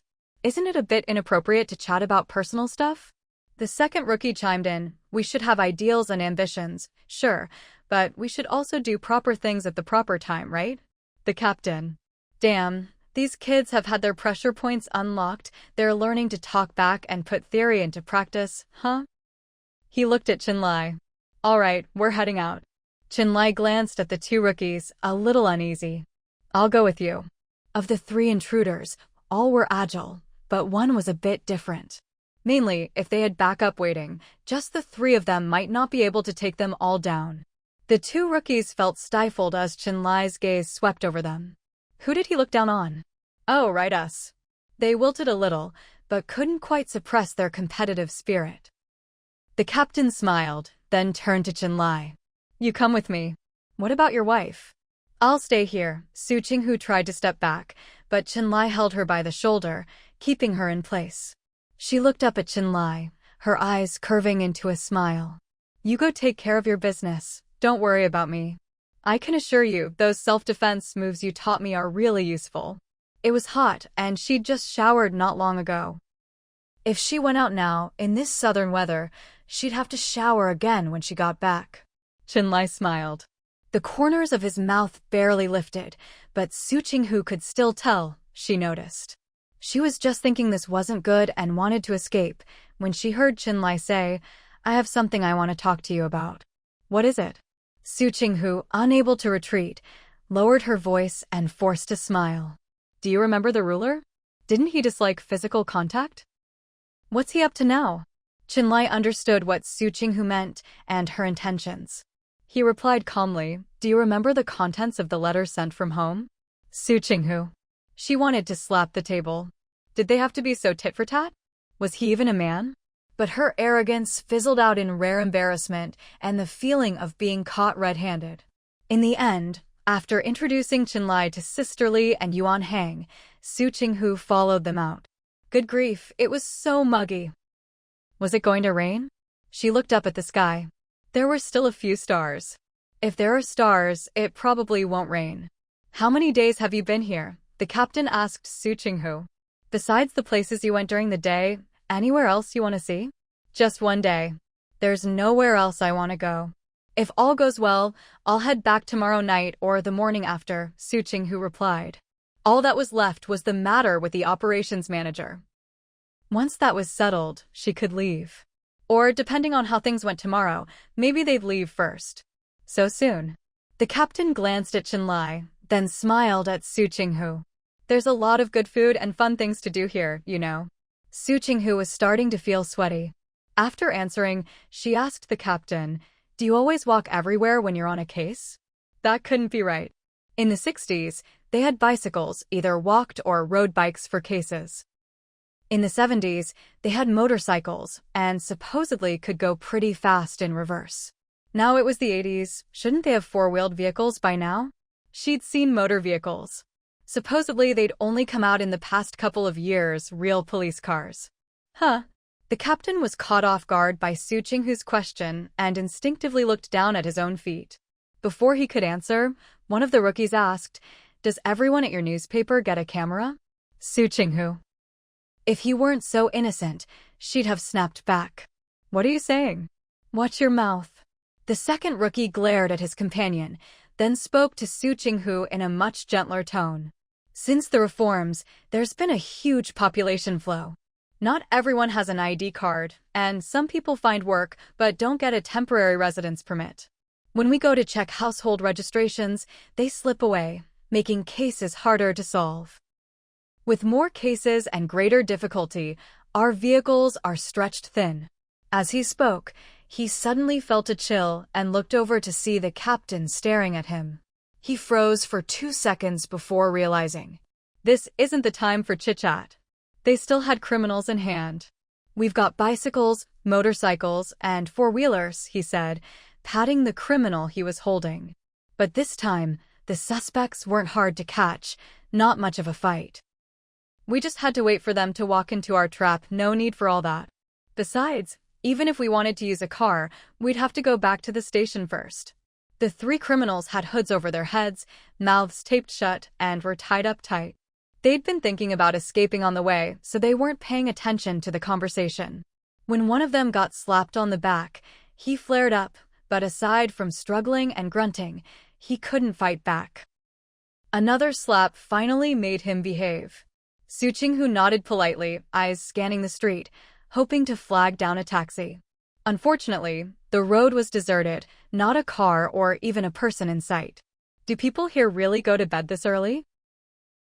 After nearly 20 minutes of walking, Su Qinghu was shocked. Not even a taxi looking for a late fare? Some rest early, some late, the captain chuckled. As for taxis, at this hour, you won't find any heading this way. At this time of night, most taxi drivers waited at the train station. The people arriving by train were mostly migrant workers or business travelers, neither of whom would be heading toward the police station. The former were afraid of being caught without a temporary permit, and the latter had no reason to come this way, unless they were from another province and here to coordinate a case. Su Qinghu gave up. Fine, she got it, there was no way but to walk to the station. Are you tired? The captain asked knowingly when Su Qinghu fell silent. If you're tired, have your husband carry you. He can lift a couple 100 pounds like it's nothing. Su Qinghu. Is this captain trying to stir things up? With so many people around, how could she possibly let Chenlai carry her? If he really did, he'd become famous throughout the station or even their whole network. She decided it was better to change the subject. Su Qinghu glanced at Chenlai and said, I'm not really tired, just a bit thirsty. Chenlai felt a little inexplicably guilty under Su Qinghu's smile and glanced at the team leader. The team leader immediately spoke up, we have water in the office. Let's hurry. When a man says, let's hurry, he really means it. By the time they reached the station, Su Qinghu's back was drenched with sweat, and fine strands of hair were stuck to her forehead and cheeks. Damn man. Su Qinghu shot Chenlai a glare, then looked away in annoyance. The reason she was so hot and sweaty today was all thanks to Chenlai. Hopefully, the 2 sets of clothes she washed would be dry by tomorrow, so she wouldn't be delayed in wearing them. Yes, 2 sets. One she'd changed out of after a fight, and the other she'd worn for an interview. After the interview, she'd had a meal, come back, showered, and washed both sets at the same time. The one she was wearing now was the only clean set she had left. In short, she had nothing else to change into. Once they left and she was alone in the reception room, Su Qinghu collapsed into a chair. She felt so hot she was practically steaming and didn't even have the energy to pour herself some water. 15 minutes later, Qinlai and the team leader returned. The team leader noticed Su Qinghu didn't have a cup and chuckled awkwardly. "Sister-in-law, is your water bottle empty?" "Wait here, I'll go boil some water right now." "No need, just give me the medicine," Qinlai cut in, the medicine for bruises and sprains. The team leader quickly pulled a bottle from a drawer and handed it over. Qinlai took it and walked over to Su Qinghu. "Let's go." Su Qinghu stood up and smiled at the team leader. "We'll be off then." All her good mood vanished the moment they stepped outside. "I'm tired," Su Qinghu said, stopping in her tracks. "Qinlai, want me to carry you?" "No, if you carry me on your back, there'll be more contact and it'll feel even hotter," Su Qinghu blurted out. After she finished, she noticed Qinlai didn't respond and looked at him in confusion. "What's wrong? Did I say something wrong?" She hadn't realized anything was off until she saw his awkward posture in the light, and then it hit her. Back to chest? Oh God, she really hadn't meant to flirt with him this time. "You." Su Qinghu was about to speak when Qinlai interrupted. "You'd better walk.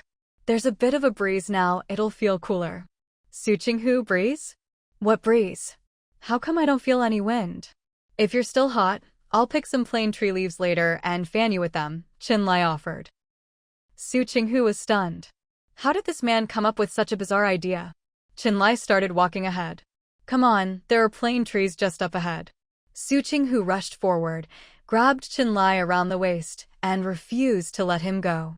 "Fine, I won't be picky. Just carry me now." Hot or not, more contact or not, when she was this tired and had no better option, she decided to compromise. So what if it was hot? It was better than being hot, tired, and thirsty all at once. In the darkness, Qinlai's face flushed red, but Su Qinghu couldn't see it. She just clung to his waist, refusing to let go. "I could carry you in my arms?" Qinlai suggested, trying to negotiate. "It's cooler that way. Do whatever you want. I just don't want to walk anymore." Su Qinghu let go of his waist. "By the way, I haven't asked, where are you staying tonight?" Qinlai scooped her up in a bridal carry and countered, "You don't have any problem not going back tonight, right?" Su Qinghu's heart skipped a beat. "No way, that fast?" She wasn't ready yet. "I just want to have a proper talk with you," Qinlai added, "about you and about the child." Su Qinghu's burning heart was instantly doused with cold water. All right, she got it. As expected, this was going to be a serious talk triggered by that letter. "But you don't have any problem not going back tonight, right? I just want to have a proper talk." Just hearing those two lines, wouldn't anyone's mind wander? About you and about the child. Add that, and it's even more blush-inducing, heart-pounding, right? Too bad Qinlai's tone was all wrong, clearly not thinking along those lines, making it impossible to take it the wrong way. Su Qinghu let him carry her. "Fine, talk about whatever you want. But I'm telling you, you can't scold me or use too harsh a tone, or else, when I get back to the capital, I'll tell Dayton and Erden that you bullied me and yelled at me. Before you say anything, Comrade Qinlai, you'd better think it through. I don't take kindly to being wronged, and I love rallying people to my side. Dayton, Erden, father-in-law, mother-in-law, they were all people she could complain to." Qinlai was stunned by her barrage of preconditions and only managed to respond after a while. "I just wanted to remind you, next time you write a letter, please be more careful." "Next time?" Su Qinghu was confused. "What letter?" She hadn't written him any letter. It was Erden who wrote to him, okay? "My letters aren't being checked now, but that doesn't mean they never will be," Qinlai sighed. "That drawing you sent, it's not really appropriate to mail." "That drawing was mine, but I didn't send it," Su Qinghu said. "Let me be clear, that letter was sent by your beloved son, Erden. I had no idea about it." "Qinlai, how did I find out?" I tricked it out of him, Su Qinghu answered straightforwardly. Erden confessed on his own. Afraid of being dropped and unable to reach Qinlai's neck for stability, Su Qinghu could only cling to the front of his shirt. Qinlai suddenly realized his mistake and fell silent. When he saw that letter and those childish handwriting, how did he end up blaming Su Qinghu for sending it? Now that Qinlai was quiet, Su Qinghu started her performance. I know I was wrong too. I shouldn't have left my drawings out for the kids to see. Qinlai eyed Su Qinghu, trying to guess her next move. Was she going to complain to him like a child and ask him to discipline the kids? Su Qinghu said, I've already scolded Erden, so you don't need to worry about it. Qinlai was silent. So, do you have any more questions about the letter? Su Qinghu asked. Qinlai, no. Su Qinghu smiled and nodded. Since there aren't any, you go back to your guest house and I'll go back to mine. If she didn't go back, she'd have no clean clothes to wear tomorrow. And right now, Qinlai was still carrying her in his arms, just to avoid too much physical contact. Yes, carrying her in his arms, not a princess carry, not anything romantic. At this moment, she didn't feel like a woman at all, but more like a wounded soldier being carried off the battlefield. In the end, Su Qinghu still didn't make it back to her own guest house. Instead, she was taken by Qinlai to the place where he would be staying. Compared to the place she and Sisterly were staying, this place was a bit more spacious, quieter, and tidier. Qinlai left her with a quick, go ahead and wash up first, before heading out himself. By the time Su Qinghu finished her shower and came out, Qinlai had already returned. I grabbed 3 bottles of soda downstairs. They're not cold, but you'll have to make do, Qinlai said, holding out a bottle of orange soda to her, only to be caught off guard in the next instant. Su Qinghu was toweling her hair, wearing his t-shirt and a pair of his big shorts. My clothes were sweaty, so I borrowed yours for now. You don't mind, do you? Su Qinghu walked over, stuffed the towel into his hand, and took the soda from him. She took a long drink before letting out a satisfied sigh. Not that it matters if you mind. My clothes are already in the wash. Qinlai's gaze swept over her fair calves before he quickly looked away. You, just wear them. With that, he all but fled to the bathroom to shower. Su Qinghu looked down at her own legs and clicked her tongue twice. What's there to see? The t-shirt was huge and the shorts looked like knee-length pants. There was nothing at all revealing about her figure. So innocent. Qinlai, this man, was actually so pure. By the time Su Qinghu finished her soda and finished drying her hair, Qinlai finally emerged from the bathroom, wearing exactly the same outfit as her. Su Qinghu couldn't help but laugh, then went to rinse her mouth before returning to the room. Ready to rest? She asked. Yeah, Qinlai replied, lying down stiffly. Su Qinghu raised an eyebrow at the sight, her gaze sweeping over his fleshed ears. She smiled and lay down on her side. The capital. Dan and Dan had finally gotten Qinbai and Mrs. Ming's permission to go home in the morning to pick up some milk. The two of them didn't want anyone to escort them, they just ran off on their own. Qinbai looked at the now empty doorway and chuckled. They didn't even ask which bus to take. Looks like they already figured it out beforehand.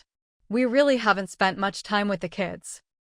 Even though meals and daily life have been fine these past few days, they must be missing home, Mrs. Ming sighed.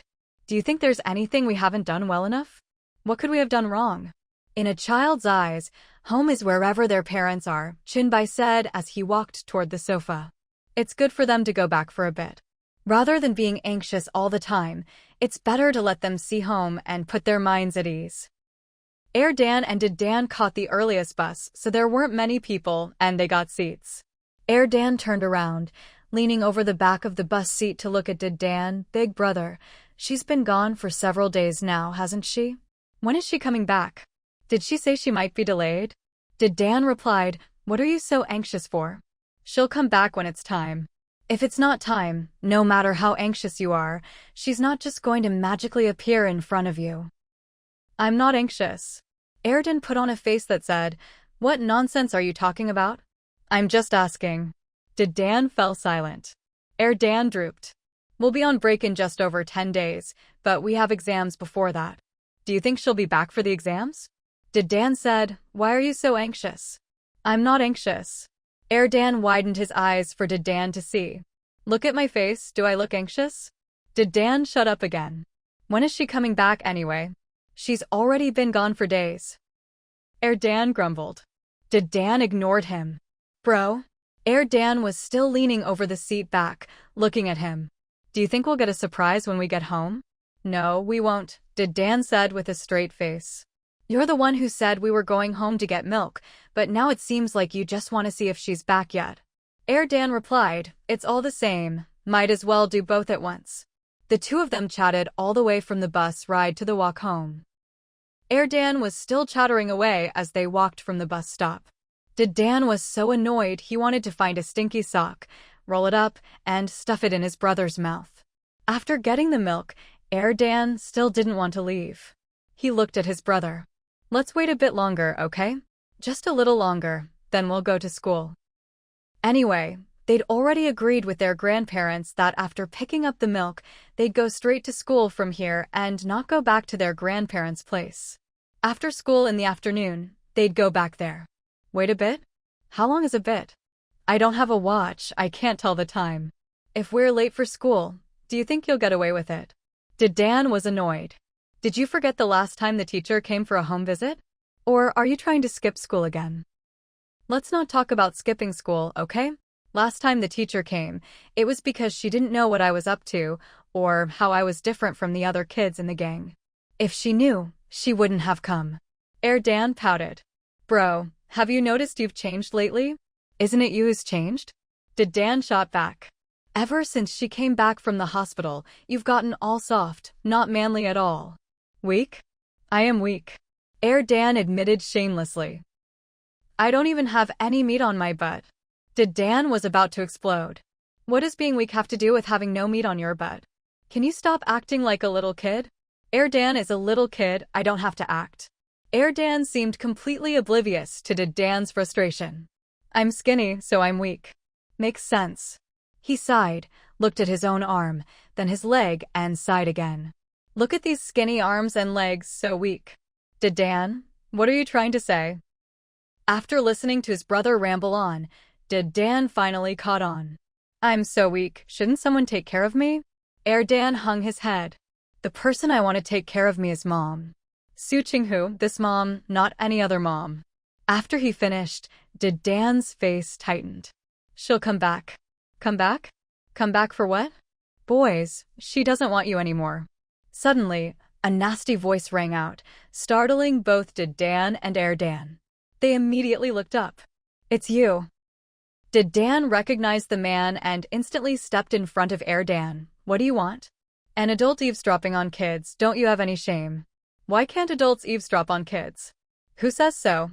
Let him come out here, so I can see what kind of little brat he is, Zhang Dongxing said with a grin. Don't bother waiting, she's not coming back. It's been so long, how could she? Dan instantly pressed his lips together, eyeing Zhang Dongxing with deep wariness and hostility. Dan looked at his older brother, then cocked his head at the grinning Zhang Dongxing and blurted out, Uncle, don't you have a home? This is our family's business. What's it got to do with you? Are you the kind of person who sticks your nose into other people's business just for fun? Hey now! Watch your mouth, you little rascal. Zhang Dongxing leaned against the wall, looking at the two kids with a lazy air. She's definitely abandoned you too. That hit a nerve. Dan shot him a look of disdain. How do you know our mom doesn't want us anymore? You sound so sure, maybe it's because your mom didn't want you. Zhang Dongxing was left speechless for a moment. He straightened up and frowned at Dan. Dan continued, Uncle, did your mom ever tell you any stories? Zhang Dongxing. Why are all of Chenlai's kids so annoying? Dan pressed on, Uncle, how long do you think a long time is? Zhang Dongxing fell silent. He really shouldn't have wandered over here today. My mom's only been gone 2 days. Doesn't it take 2 days just to go back and forth by train? So if she's gone 3 or 4 days, even 4 or 5, that's totally normal. Dan finished, grabbing Dan's hand and looking up with an earnest little face. Uncle, do you not even know that business trips require taking the train? Is it because you don't have a job and haven't seen the world? Before Zhang Dongxing could say anything, the two of them took off running, hand in hand, leaving him behind cursing under his breath. Su Qinghu woke up from the heat that morning. Opening her eyes, she saw the source of warmth beside her and the hand draped across her stomach. She was momentarily stunned. So the reason she woke up hot was thanks to this guy. Qinlai, Su Qinghu called out softly. Qinlai's eyes snapped open. He stared at Su Qinghu, so close at hand, and froze. He knew Su Qinghu was pretty, but this was the first time he'd seen her from such a close distance. She was even prettier up close. For some reason, he suddenly felt nervous. His fingers curled reflexively, and just as he realized something was off and was about to look, Su Qinghu grabbed his hand. Qinlai, Su Qinghu's dewy face was tinged pink from the heat. If it were winter, I wouldn't say anything. Do whatever you want. But it's summer now. Su Qinghu lifted his hand, but couldn't budge it, so she said helplessly, "So, could you please move your hand? It's way too hot for any flirting." Qinlai quickly withdrew his hand and sat up, looking at Su Qinghu, his Adam's apple bobbing. Su Qinghu didn't look at him. She just picked up the watch she'd taken off last night and checked the time. Not even 6 o'clock. Should she get up and wash or go back to sleep?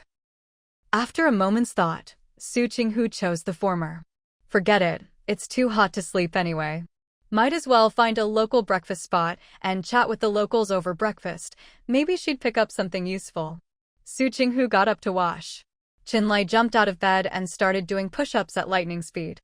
By the time Su Qinghu came out, his back was soaked with sweat, but otherwise, he didn't seem out of breath.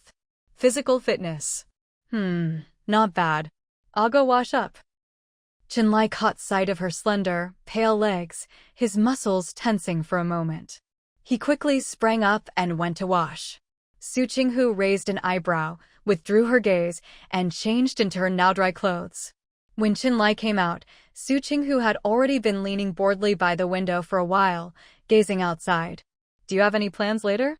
Su Qinghu asked without turning around. Qinlai replied, "I'll take you back first, then come back to report in." Su Qinghu nodded. She'd thought he'd take her straight back to the guest house, but to her surprise, he first took her to a local breakfast shop he clearly knew well. After breakfast, Su Qinghu grew curious. "Aren't you here on a business trip? How come you know the local food so well?" "I've been here quite a few times," Qinlai said, shielding her as they boarded the bus. The bus was crowded, but Qinlai used his body to create a space for her, keeping her from bumping into anyone. Once on the bus, Su Qinghu fell silent. First, it was noisy and she'd have to raise her voice to be heard. Second, someone on the bus was eating egg buns or something, and the mix of sweat and food smells made her not even want to breathe, let alone talk. When they got off, Qinlai walked Su Qinghu to the guest house entrance. As she gave him a look that clearly meant, "You can go now," he pursed his lips and said, "Go ask your supervisor when you'll be leaving." Su Qinghu laughed. "Why?" "Planning to escort me all the way to the train station." There was a teasing glint in her eyes. "Just go ask." Qinlai didn't answer, only said, "I'll wait for you here." Su Qinghu studied him for a moment. Seeing how serious he looked, she began to doubt her own suspicions.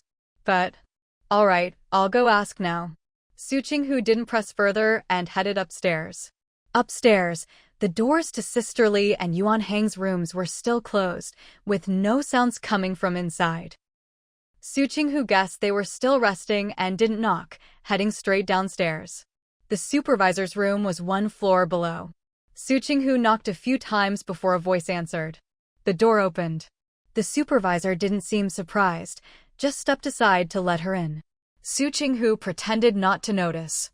"Supervisor, when are we heading back? Come in and let's talk. As for when we're leaving, I still have a few things to figure out. For now, I'd like your input. Tell me what you think." The supervisor didn't answer her directly, just opened the door wider.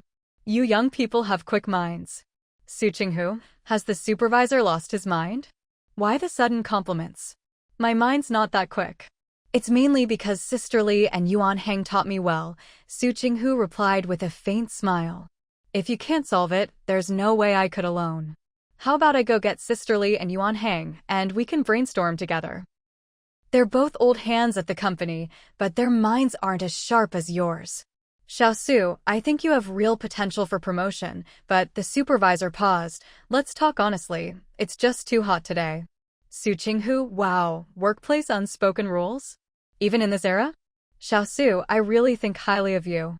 Otherwise, I wouldn't have been so strict with you before, the supervisor said blandly. I only nitpick with people I want to cultivate. Su Qinghu, here it comes, the PUA routine. People need to be flexible, Su. You have to adapt to everything. The words were loaded with meaning. You have great qualifications, but you haven't stood out at the newspaper. Don't you want to know why? Su Qinghu, I know. Supervisor, oh. My qualifications are good, and my abilities are good too. As for why I haven't stood out at the paper, Su Qinghu paused, then gave a haughty smile. That's because I don't want my talent to overshadow my beauty. Su Qinghu's words completely stunned the head of the operations department. He stood there, mouth agape, staring at Su Qinghu in disbelief. What did she mean by, I just don't want my talent to overshadow my beauty? What kind of logic was that? Maybe what I said doesn't fit today's standards of diligence and humility, but I don't think I'm wrong. Su Qinghu lifted her chin. With looks like mine, even if I only use a fifth of my talent, it's enough to amaze people. If I went all out, how would anyone else survive? I'm such a kind person, I want to leave others at least a little hope of making it on talent alone. The department head was now looking at Su Qinghu like she was crazy. Was she nuts? She seemed normal most of the time, but the moment things got serious, she turned into a complete lunatic. Supervisor, do you think I'm being arrogant? Su Qinghu asked, but didn't wait for an answer. Actually, I think you're even more arrogant than me. Why? Because you look like that and you're still so confident. The department head was about to explode with rage. He reached out to close the door, but Su Qinghu caught it and held it open. Come on, didn't you want to talk to me? Well, now I want to talk. Su, let me give you some advice as your senior. Don't burn all your bridges. You never know what might happen in the future. The department head was starting to panic, seeing that Su Qinghu didn't care about appearances and wasn't even lowering her voice. He'd never met a woman like this before. Someone who didn't care about consequences, wasn't afraid of losing her job, and didn't care about her reputation. This was a first for him. What did you say, supervisor? I didn't quite catch that. Su Qinghu grinned mischievously. You said you wanted to talk in your room? About what? About how your department keeps interfering in other people's work. The department head lowered his voice and warned, Su Qinghu. Right here, supervisor. Didn't you say you had high hopes for me and wanted to mentor me? So tell me, how exactly do you plan to mentor me? Su Qinghu smiled lazily, completely at ease. And what do I need to give in return for your mentorship? Or, to be clear, what do you want me to do? Go into your room? By now, someone in the next room had opened their door and was watching. Su Qinghu smiled at them, then continued with the supervisor. Supervisor, I'm a bit slow, so if you want something, you have to spell it out. Only if you say it clearly will I know what you want, so I can flat out refuse you. The department head's face turned the color of pig's liver, and his confidence began to falter. Su, can we talk about this in private? In private? How? Where do you want me to go? Your place, or... Su Qinghu kept smiling, clearly not planning to let him off the hook. This guy had probably used his position to take advantage of others and manipulate them before, right? Even if word gets out about today, it won't hurt me. Are you sure you want to go this far? The department head looked at Su Qinghu, lowering his voice. I know what you're trying to do. You want to accuse me of harassment. But what proof do you have? Even if you slander me, do you think your reputation will survive? Your husband, your in-laws, even your friends, are you sure they'll still accept you and treat you like nothing happened? Su Qinghu, is this how you threaten other people too? Seeing that Su Qinghu wouldn't budge, the department head suddenly stepped out of the room, raised his voice, and put on a stern face. Su, I know you young people are ambitious and want to move up, but you need to understand that you can't build a skyscraper without a solid foundation. You've just learned to walk and already want to run. Even though I'm not your direct supervisor, I have to say this. Don't take shortcuts. Just keep working step by step, and one day you'll become the person you want to be and shine in your field. He had the face of a good guy, and when he got serious, he really did seem a bit intimidating. The onlookers' expressions began to shift. Really, I'm refusing to let you take shortcuts for your own good. Now, I just hope you won't turn around and bite me in front of everyone. The department head looked at Su Qinghu with helplessness in his eyes. Xiaosu, it's because I'm worried about young people like you trying to take shortcuts that I never stay on the same floor as you when we're on business trips. It's for your own good and to avoid awkwardness later on. He looked full of righteousness and concern, every inch the elder. But everything he said implied that Su Qinghu was trying to sleep her way to the top. So, Xiaosu, can you let go of my door now? If you keep blocking it, everyone will come out and neither of us will look good. What's going on? Sisterly hurried over. What happened? Yuan Hang came over and immediately snapped. Supervisor, what's wrong with you? How many times have I told you, don't mess around with the girls at work? Why are you still going after the young women in the office? As soon as he said that, the people nearby perked up and started looking at the supervisor like he was a repeat offender. The department head looked at Yuan Hang, absolutely furious. Don't talk nonsense. How am I talking nonsense? I've even got photos of you making moves on the girls here. Yuan Hang jabbed a finger at him. It's only because I caught you on camera that you didn't succeed last time. But when you're on business trips, you use your position to take advantage of others. I won't say more, but you know what you've done. Yuan Hang pointed at Su Qinghu. Do you know how long her line of admirers is? Younger, better looking, taller, richer, more powerful, more talented. She's got plenty of options. Why would she ever go for you? Su Qinghu. Oh, right, you probably didn't know. Yuan Hang kept going. Just yesterday, there was one tall, handsome, you'd feel inferior just looking at him. Sisterly wisely stepped back from the fray. At this point, things had already gotten ugly. No point trying to mediate. Better to let Yuan Hang and Su Qinghu take the upper hand. Su Qinghu almost burst out laughing. She'd always suspected Yuan Hang wasn't the type to play by the rules, but she hadn't expected him to go after people so fiercely, hitting right where it hurt. Actually, just mentioning the photos was already a fatal blow. Everything else was just salt in the wound. The department head's face went deathly pale. He looked at Yuan Hang, panic written all over his face. He wasn't sure if Yuan Hang was bluffing or not. What's going on? Qinlai strode over to Su Qinghu. Didn't I ask you to check with your supervisor about booking the return tickets? Su Qinghu complained. Our supervisor said I was trying to seduce him for a promotion. Qinlai paused, glanced at the department head, and twitched his lips. Don't worry, she's way out of your league. At this moment, the director of the operations department looked no different from a beaten dog. After suffering consecutive blows from Yuan Hang and Qinlai, he was visibly trembling with anxiety and fear. He was terrified that what Yuan Hang said was true, that those photos really had been taken and kept as evidence. If those photos really existed, losing his job would be the least of his worries. What mattered was whether he'd end up being charged with indecency. He was also afraid of the strikingly handsome man in front of him. He couldn't gauge this man's depth, but judging by his demeanor and bearing, he probably came from a powerful family. If this man's background or his own abilities were formidable, then even if he escaped Yuan Hang, he wouldn't be able to escape him. When are you planning to book your return ticket? Qinlai asked directly. The operations director was stunned. He couldn't believe it. Was this man still treating him like a leader? Actually asking for his opinion? Today. Qinlai frowned. What time today? Evening. Startled by Qinlai's invisible pressure, the director stammered, trying to push the time forward, after. Finish securing the order first, then go back. Sisterly smiled at the director. You still haven't closed your deal, so we're going to try a bit harder. Isn't that right, director? The director looked evasively at Sisterly, but out of the corner of his eye, he was sizing up Qinlai.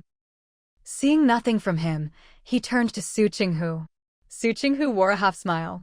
He couldn't read her either. In the end, trusting his instincts, he decided to go along with Sisterly. Yes, we're going to try a bit more. Maybe we'll leave tomorrow. As he spoke, he watched Sister Lee's expression. Seeing her relax, he finally breathed a sigh of relief. He'd made the right call. Tomorrow, we'll leave at noon, the director said. He wanted to say they'd leave in the afternoon, but there were rules for business trips, so the latest he could push it was noon. That way, we won't delay reporting back the day after tomorrow. As he spoke, he watched Chenlai's face. Seeing no impatience or further frowning, he felt so relieved he almost collapsed. But as his eyes wandered, he suddenly met Yuan Hang's gaze. He thought, is this guy going to make demands too? If he did, he'd have to find a way to get some leverage back. Do you need our help with your business calls? Yuan Hang asked. Huh? The director was caught off guard. Was this guy also treating him like a leader? Sister Lee explained, what Yuan Hang means is, if you're going out to drum up business and you don't need our help, does that mean we're free to do as we please? Yuan Hang nodded, confirming her interpretation. You go ahead and do as you like, the director said. Who did he dare try to control now? Even if they still seemed to treat him as their superior, none of them were to be trifled with. It was safer to just go along with them. If they were satisfied, maybe they'd let him off the hook. Yes, as long as this matter didn't reach the higher-ups or become public knowledge, and as long as Su Qinghu and the other two let him go, he could keep his job at the newspaper. If he really could stay, he'd make sure to steer clear of these three from now on, never crossing them again. Chenlai glanced at the now deflated director, then said to Su Qinghu, if anything happens, don't panic. Su Qinghu almost blurted out, should I take out my phone and snap a photo first? But remembering that there were no cell phones at this time, she quickly shut her mouth. Realizing she hadn't responded to his advice, she quickly said, Chenlai was a bit exasperated by her reaction and sighed inwardly. When I say don't panic, I don't mean let yourself get caught. Do you understand? Su Qinghu, does this man think I'm a child? Does he really think I'd just surrender without a fight? She never believed in suffering in silence is a virtue after all. Everything I taught you, you can use it if something happens, Chenlai said, still uneasy and emphasized, but don't go overboard. If you can hold back, hold back. Ideally, just don't give anyone a chance to retaliate. Su Qinghu grinned. Got it. Did you really understand? Chenlai was suspicious of her quick answer. Did she just pick out the parts she liked and ignore the rest? For example, she remembered, you can use what I taught you, but did she just tune out the part about not going too far, about holding back? I understood. I'm not that slow, you know, Su Qinghu said, a bit annoyed. She didn't have any bad track record in front of him, so why was he being so naggy? Not only setting rules for her, but also checking if she understood. You understood? Then repeat it back to me, Chenlai said sternly. Su Qinghu was already standing next to him. Now, annoyed, she bumped her head against his chest and grumbled, I don't want to say it. How could such a tall, handsome man, one so beloved by Nua, be so annoying sometimes? Chenlai froze, looking at Su Qinghu, whose hair was now all mussed up from rubbing against him, not knowing what to do. Sensing the stares from others, he took a deep breath, put his arm around Su Qinghu's shoulders, and practically half-carried her away from the scene. Su Qinghu let him, but started to complain, you haven't even figured out how to be a husband, and now you're trying to be my dad? I'm your wife, not a 3-year-old, you know. Chenlai. And just now, you scared me. When you told me to repeat it back, I was instantly transported back to high school, especially those days before the college entrance exam, Su Qinghu said. I might have nightmares now. Chenlai said seriously, you don't know your own strength. I have to remind you, regardless of your age. How am I too strong? Su Qinghu protested. My arms and legs aren't that powerful. If it weren't for my explosive strength, I'd be the one getting bullied. By the end, she sounded truly aggrieved. Chenlai opened his mouth, hesitated, then decided to tell her he'd seen the 2 people she'd beaten up yesterday and the extent of their injuries. He reported their injuries in detail. Su Qinghu. Seriously? This guy had such a good memory? He'd only taken a quick look yesterday, and he could remember exactly where and how badly those 2 were hurt? Did he actually read the injury reports? But... Fine, I get it. Su Qinghu relented, compromising. If anyone else is dumb enough to mess with me, I'll do as you say and hold back a bit. I won't hurt them so badly. A smile flickered in Chenlai's eyes. He nodded. I've got things to do during the day. I'll come find you tonight. He pulled a folded envelope from his pocket. Here's some money. Use it as you need. It always feels good to receive money willingly given by a man, especially when that man is, in the eyes of the Law family. Even though she knew about his current financial situation, Su Qinghu still accepted the money. Seeing the look of relief on his face after handing it over, she couldn't help but let out a silent, amused sigh. Amen. She suddenly wanted to give this adorable man a loving hug. Su Qinghu blinked, spread her arms wide, and tilted her head with a playful smile at Chenlai. Chenlai froze, his pupils contracting. After swallowing a couple of times, he glanced around awkwardly. Spotting a few people nearby watching them with wide eyes, clearly waiting to see what would happen next, he forced himself to look calm as he turned back to Su Qinghu. He opened his mouth, hesitated, then left her with, "I'll come find you tonight."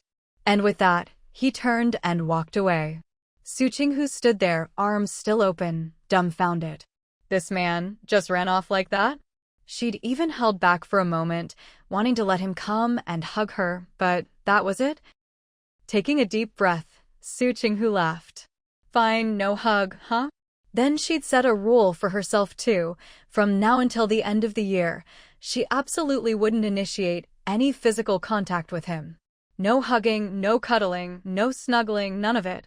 The let's see who can hold out the longest without touching each other challenge she'd once forgotten about suddenly resurfaced in her mind, this time underlined and bolded. Putting the money away, Su Qinghu headed back to the guest house. Inside, Sister Li and Yuan Hang were chatting with the door wide open, clearly waiting for her. As soon as she walked in, Yuan Hang started making a racket. Su Qinghu prided herself on her thick skin and strode in confidently, not the least bit embarrassed as she looked at Yuan Hang. Before she could say anything, Sister Li laughed and chided, "Yuan Hang, quiet down. Can't you see Xiaosu's blushing?" Su Qinghu. She was blushing? Was that possible? She reached up to touch her face and, feeling the warmth there, her hand paused. Then she sheepishly pulled her hand back. She really was blushing? That's your husband, right? Yuan Hang's eyes sparkled. He doesn't look like an ordinary guy. That aura definitely not something a regular family could produce. Su Qinghu grinned and nodded, teasing him. Getting married early wasn't such a bad idea, huh? More than just not bad, it was genius. Yuan Hang gave her a thumbs up. You picked well. I don't know about the rest, but he's clearly understanding and manly. Broad-minded. Not the jealous type at all.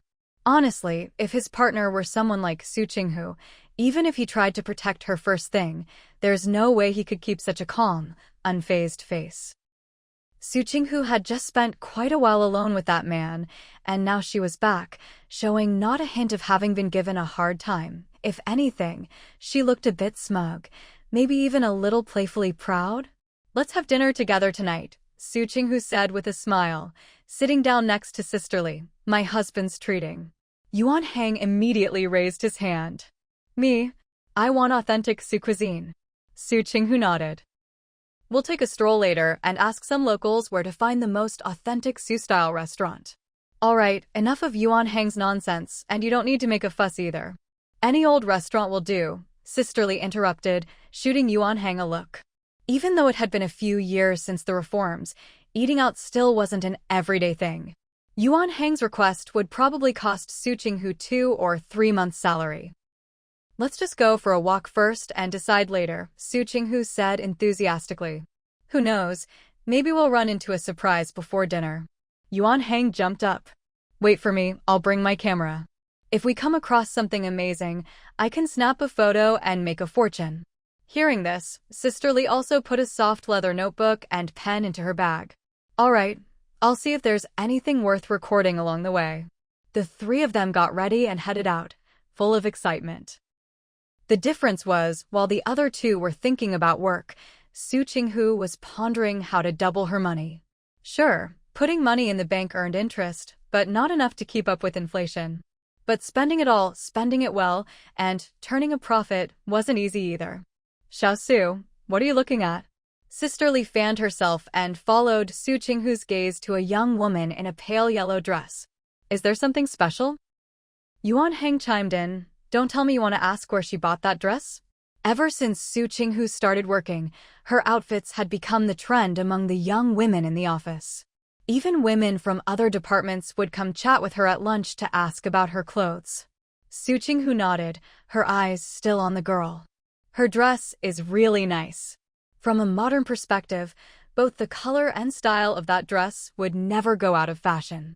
What's the big deal? Just take a picture and find an old tailor back in the capital. They'll make you an exact copy, Yuan Heng joked, raising his camera. Su Qinghu stopped him. Don't. I'll go ask her. People didn't have much awareness of copyright in this era, and it was hard to explain. After all, in the future, once a piece of clothing became popular, copycat sellers would pop up like mushrooms after rain. Su Qinghu walked straight over, not tapping the girl on the shoulder, but instead speeding up to get a step ahead and gently blocking her path. The girl gasped, startled. Oh my God, was this person for real? How could someone be so beautiful? Su Qinghu spoke, then waited for the girl's response. When she didn't reply right away, the girl suddenly snapped out of it, blushing. Sorry, could you say that again? Her voice was soft and sweet, gentle, typical of a southern girl. Su Qinghu repeated herself. Oh, this dress was made by my aunt, the girl replied shyly. It's not store-bought. Su Qinghu smiled. Your aunt? My aunt runs a tailor shop, the girl said, a bit nervous, but clearly excited. She made the sample and then had it produced at a clothing factory. Do you like it? If you do, I can take you there. Su Qinghu narrowed her eyes slightly, still smiling at the girl but saying nothing. She was being so enthusiastic, Su Qinghu couldn't help but recall her failed attempt at being a good Samaritan yesterday. Don't worry, I'm not a bad person, the girl quickly explained. My aunt's shop is just down the alley.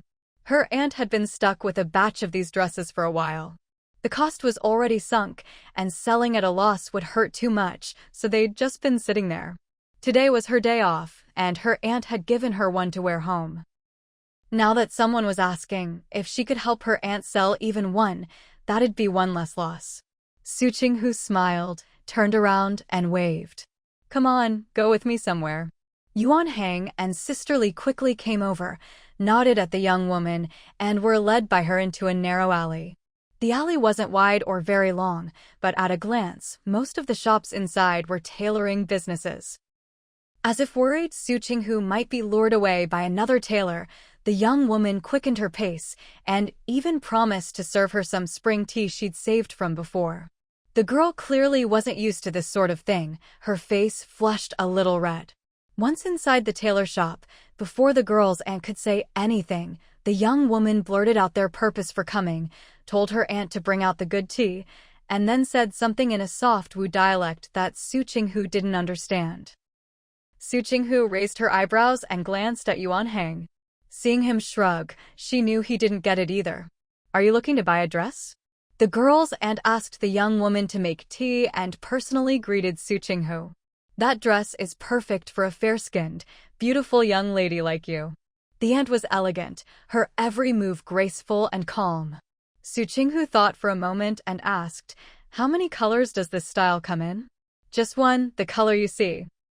The aunt looked at Su Qinghu's fair, slender neck and seemed inspired. But I also have a dark green skirt, about 10 centimeters above the ankle. As she spoke, she took out both the long dress and the skirt. Don't worry about the sizes, I've been in this business for nearly 20 years. There's not much difference among small, medium, and large. Su Qinghu had heard about how Southern people did business, and experiencing it firsthand today, she felt it was exactly as expected. The aunt was sharp, treating a small deal with the care of a big one, and even offered a second option beyond the first. Su Qinghu picked up the garments, examined the details, felt the fabric, and said directly, how many of each do you have, the long dress and the skirt? If I want them all, what's your price? 50 long dresses, 100 skirts. The aunt probably didn't even realize the helplessness and bitterness in her voice as she answered. Hearing Su Qinghu say she wanted them all, she didn't show much surprise. Because of the fabric and other costs, they're a bit expensive. Name your price. Su Qinghu smiled. I won't be staying here long, so I want to settle this quickly. The aunt looked at Su Qinghu thinking. Su Qinghu said, I'm serious about buying, so I'm not beating around the bush, just asking for your price. The aunt frowned and emphasized again, they really are expensive. The cost is almost as high as men's suits. Sisterly raised her eyebrows in surprise, and even Yuan Hang couldn't help but look at the dresses. Su Qinghu just smiled at the aunt, saying nothing. This woman was interesting. She kept hinting that the clothes were expensive and couldn't be discounted much, probably hoping Su Qinghu would hesitate to bargain too hard. Sensing the tension rising, the young woman brought tea for Sisterly and Yuan Hang, then smiled at Su Qinghu, inviting her to drink. I'll skip the tea for now. Su Qinghu glanced at the old clock on the wall. It's an hour till noon, and we have a lunch reservation. Su Qinghu's attitude was clear. I really want these, but if you ask for too much, I can walk away. That subtle message made the aunt more cautious. You want all of them? If she wanted everything, she could offer a wholesale price. Su Qinghu nodded with a smile. All of them. My fabric is 2.8 yuan per meter, the aunt warned her first. Seeing Su Qinghu's expression unchanged, she grew a bit nervous. Each long dress takes about 2 meters, she added. Su Qinghu said, I'm genuinely interested, so just give me your price. If it's reasonable, I won't haggle. If it's higher than I expect, I'll have to bargain. She smiled. If we can't agree, well, I'll take it as a learning experience. The aunt kept smiling, but her little finger curled up. She was nervous. Did that mean if the bargaining failed, the deal was off? Thinking of her recent financial stress and arguments with her husband over buying a house, she gritted her teeth. 10 yuan for the long dress, 7 for the skirt. She quoted her price, looking Su Qinghu straight in the eye. Su Qinghu smiled. The clothes were beautifully made and worth the price, but business was business. She couldn't just accept any price given. Besides, the way the aunt quoted the price so reluctantly meant there was still room for profit. Since you've named your price, let me make a counteroffer, Su Qinghu said with a smile. Don't be nervous, I'll bargain reasonably. You've probably noticed our accent, we're not from the south. We'll need to ship these clothes, Su Qinghu continued. Here's my offer, 8 yuan for the long dress, 5.8 for the skirt. If you agree, we have a deal. The woman was stunned. That's a pretty steep cut, isn't it? Su Qinghu smiled. So, can you accept that price? No, that's too low. The aunt waved her hands. At the wholesale market, those clothes are mass-produced and the sizing isn't precise. Mine are all carefully sized and really, they're custom-made. I understand all that, and I get how you feel. But selling one by one is different from selling in bulk, Su Qinghu said. That's what wholesale is, after all. The woman shook her head. No, that price is just too low. If you want them, you'll have to go a bit higher. That's my final offer, Su Qinghu said. In fact, it's the highest I'm willing to go. But I designed these myself, sourced the fabric and materials myself. It's really hard work. Every set, every trip, every detail, so much effort goes into it, the aunt said. If you're really sincere, maybe we can go just a little higher than your price, so both sides are satisfied. What do you think? Su Qinghu shook her head. You should be able to tell I'm sincere about my offer. Long dresses were 8.8 yuan each, skirts were 5.8 yuan each. Su Qinghu mentally calculated the prices. Adding in the shipping fee at the train station, it would pretty much use up all the money she had on hand. The young woman's aunt looked at the stylish and beautiful Su Qinghu, torn with indecision. But when Su Qinghu said, if possible, let's do cash on delivery right now, she finally took a deep breath and agreed. She could tell Su Qinghu wasn't going to give her a single cent more. Su Qinghu smiled, asked for the clothes to be packed, then placed her women's handbag directly on the glass counter. She unzipped it, pulled out a thick stack of cash, counted out another 20 yuan, and handed it all to the young woman's aunt. The move startled not only the aunt, but also Sister Lee and Yuan Hang, who were drinking tea nearby. Both stared at Su Qinghu in disbelief. Yuan Hang gaped. You carry that much cash around with you? From the capital to Hangzhou, and then from Hangzhou to Jinling, she'd been carrying over 1,000 yuan the whole time. That's almost a year's salary for a department head, for heaven's sake. Yesterday, when that thing happened, you used this bag to hit those people, didn't you? Sister Lee sucked in a breath, stammering, You really are. Su Qinghu chuckled, her slender white fingers tapping the glass counter. Check if the money's real. If it is, write me a receipt. The aunt's heart was trembling, but she still picked up the cash and checked each note. Finally, she wrote the receipt and helped pack up the clothes. Yuan Hang, help me call a taxi, Su Qinghu said, pointing outside the alley. She turned to the aunt. Do you have a handcart? After the aunt helped load the clothes onto a cart and wheeled it out, she couldn't help but ask, If I have any more designs in the future, can I contact you? Su Qinghu thought for a moment, then gave her an address and the phone number of a nearby convenience store. You can call, write, or send a telegram. Any way is fine. After they'd shipped everything at the train station and returned, Yuan Hang and Sister Lee still looked incredulous. Are you going into business?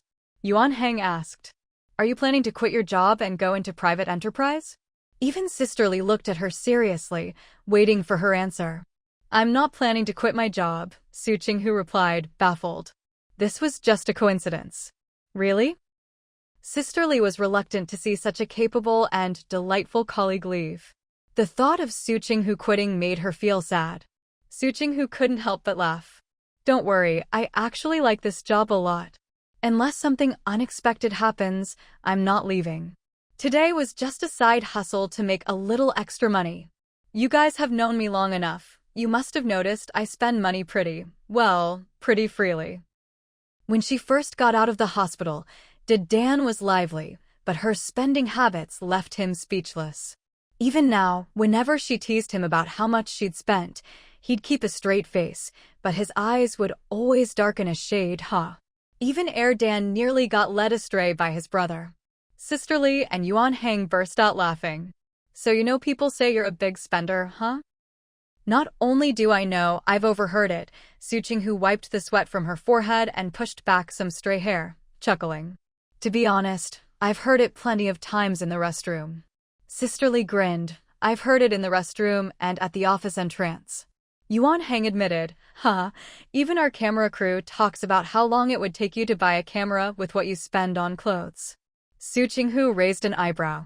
I thought only the thrifty women would gossip about that. Not you guys.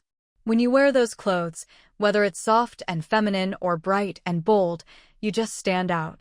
Anyone with eyes would take a second look, Yuan Hang grinned. Honestly, if you ever said you were divorced, there'd be a line of guys chasing after you. Su Qinghu's lips curled into a dazzling smile. Unless something drastic happens, they'll be waiting in vain. Chenlai, that charming little devil, was always dancing through her heart. Yuan Hang thought of Chenlai's looks and physique and clicked his tongue. With a guy like that, if he were a woman, he'd shamelessly chase after him too.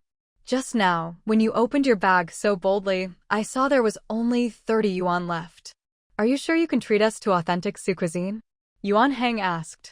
Su Qinghu pulled an envelope from a hidden pocket in her bag and waved it, her eyes curving into a smile that dazzled.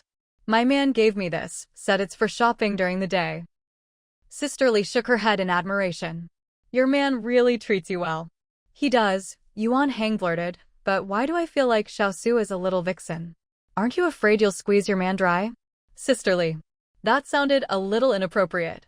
Su Qinghu narrowed her eyes at Yuan Hang, wondering if he was making a dirty joke. Yuan Hang froze, quickly raising his hand in protest. No.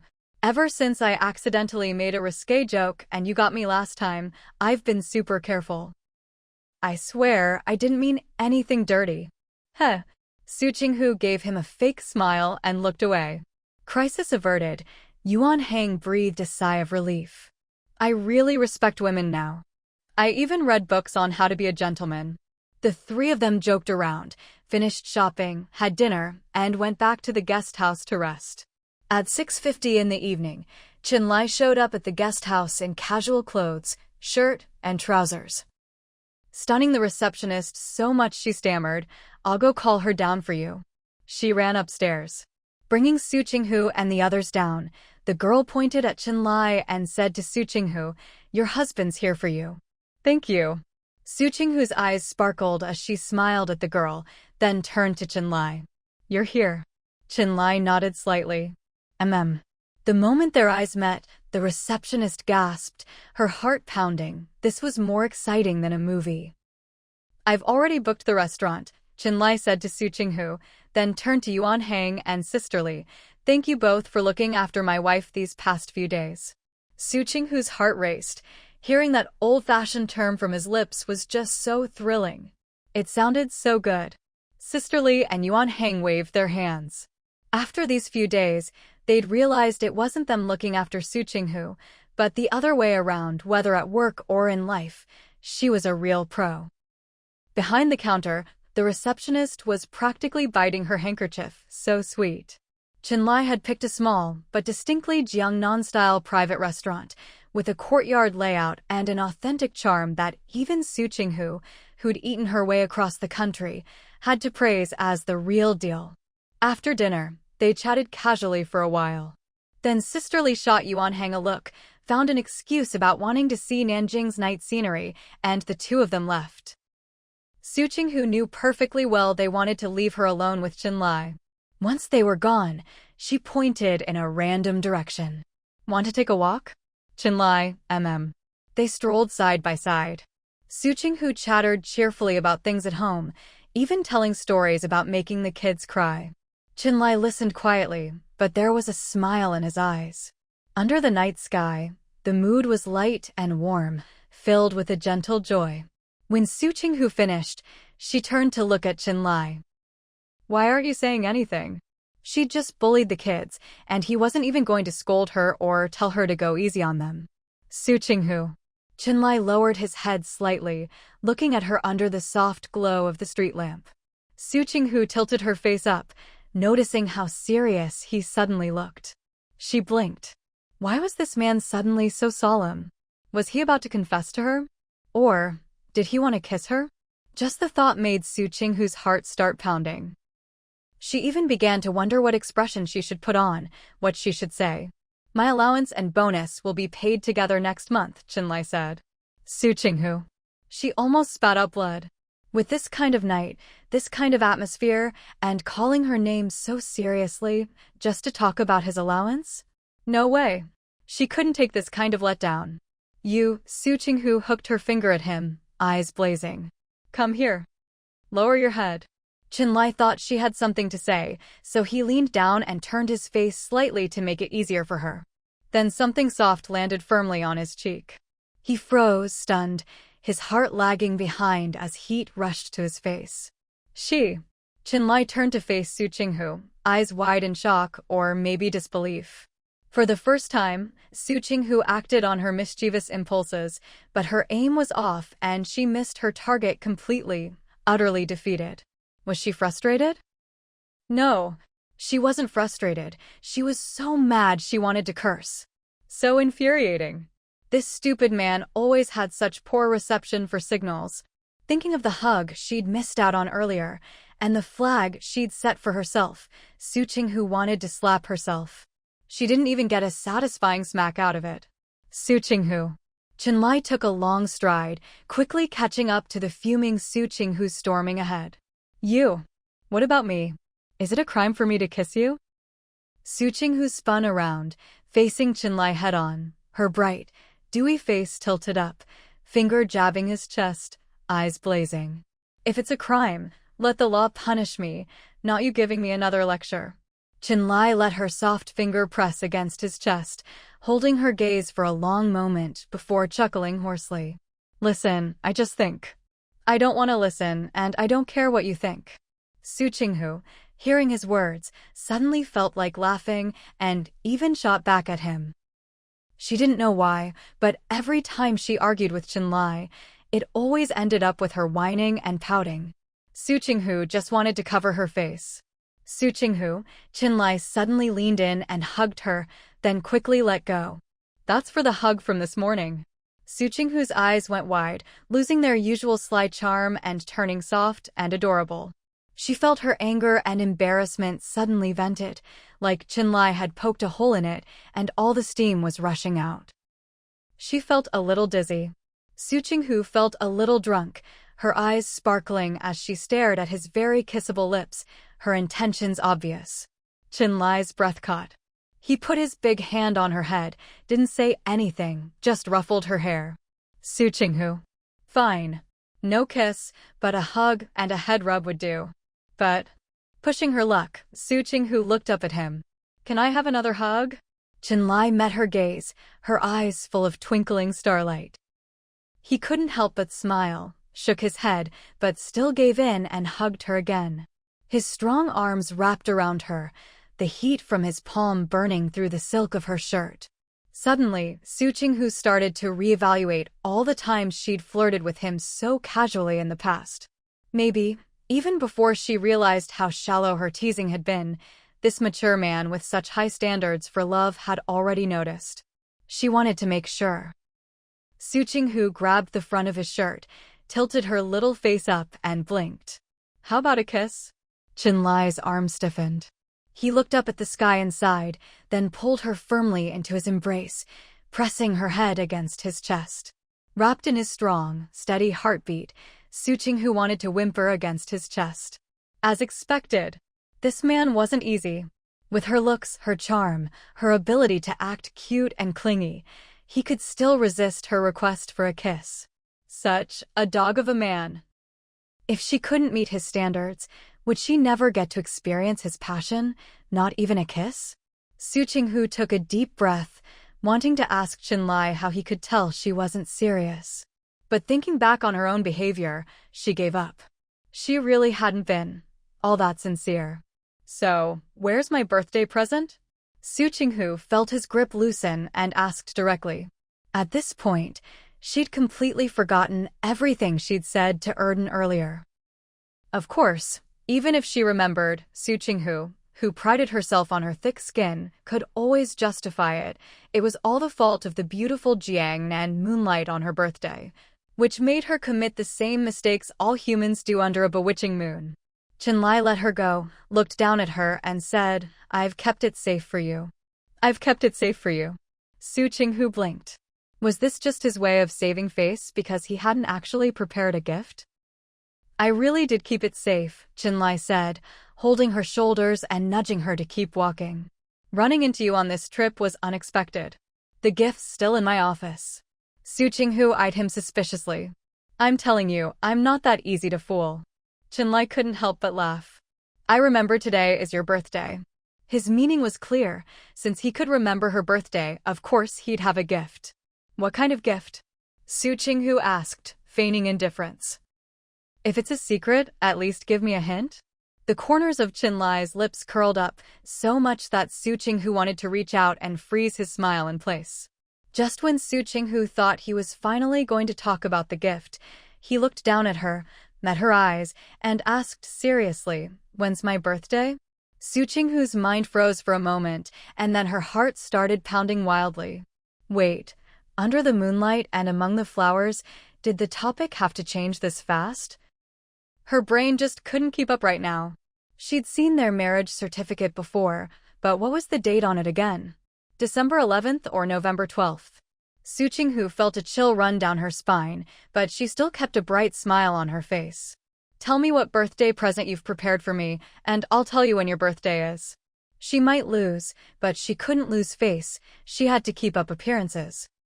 If this man didn't say what birthday present he'd prepared, then she wouldn't have to answer his question about his birthday. So, please, don't say you've prepared a birthday present. Not a word. Something related to me, Qinlai replied. After he spoke, he looked down at her from above, waiting for her response. Su Qinghu. What kind of answer is that? Does that even count as an answer? There are tons of things related to him, even the air counts.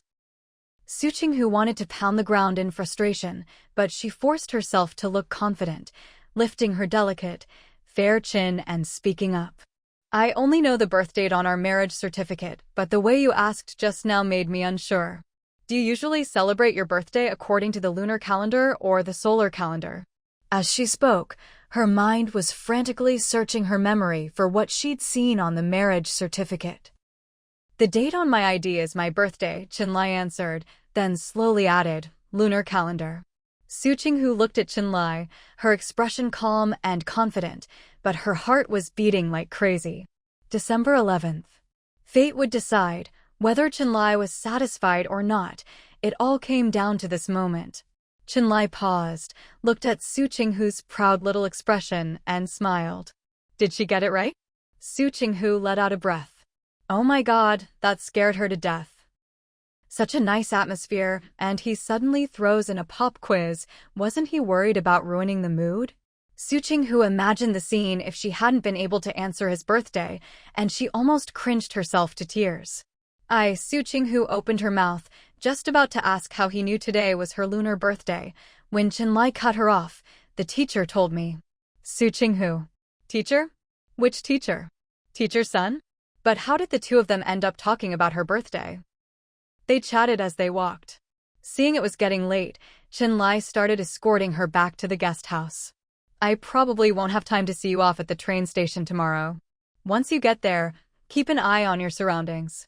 Su Qinghu nodded. Train stations these days, no matter where, were full of all sorts of people.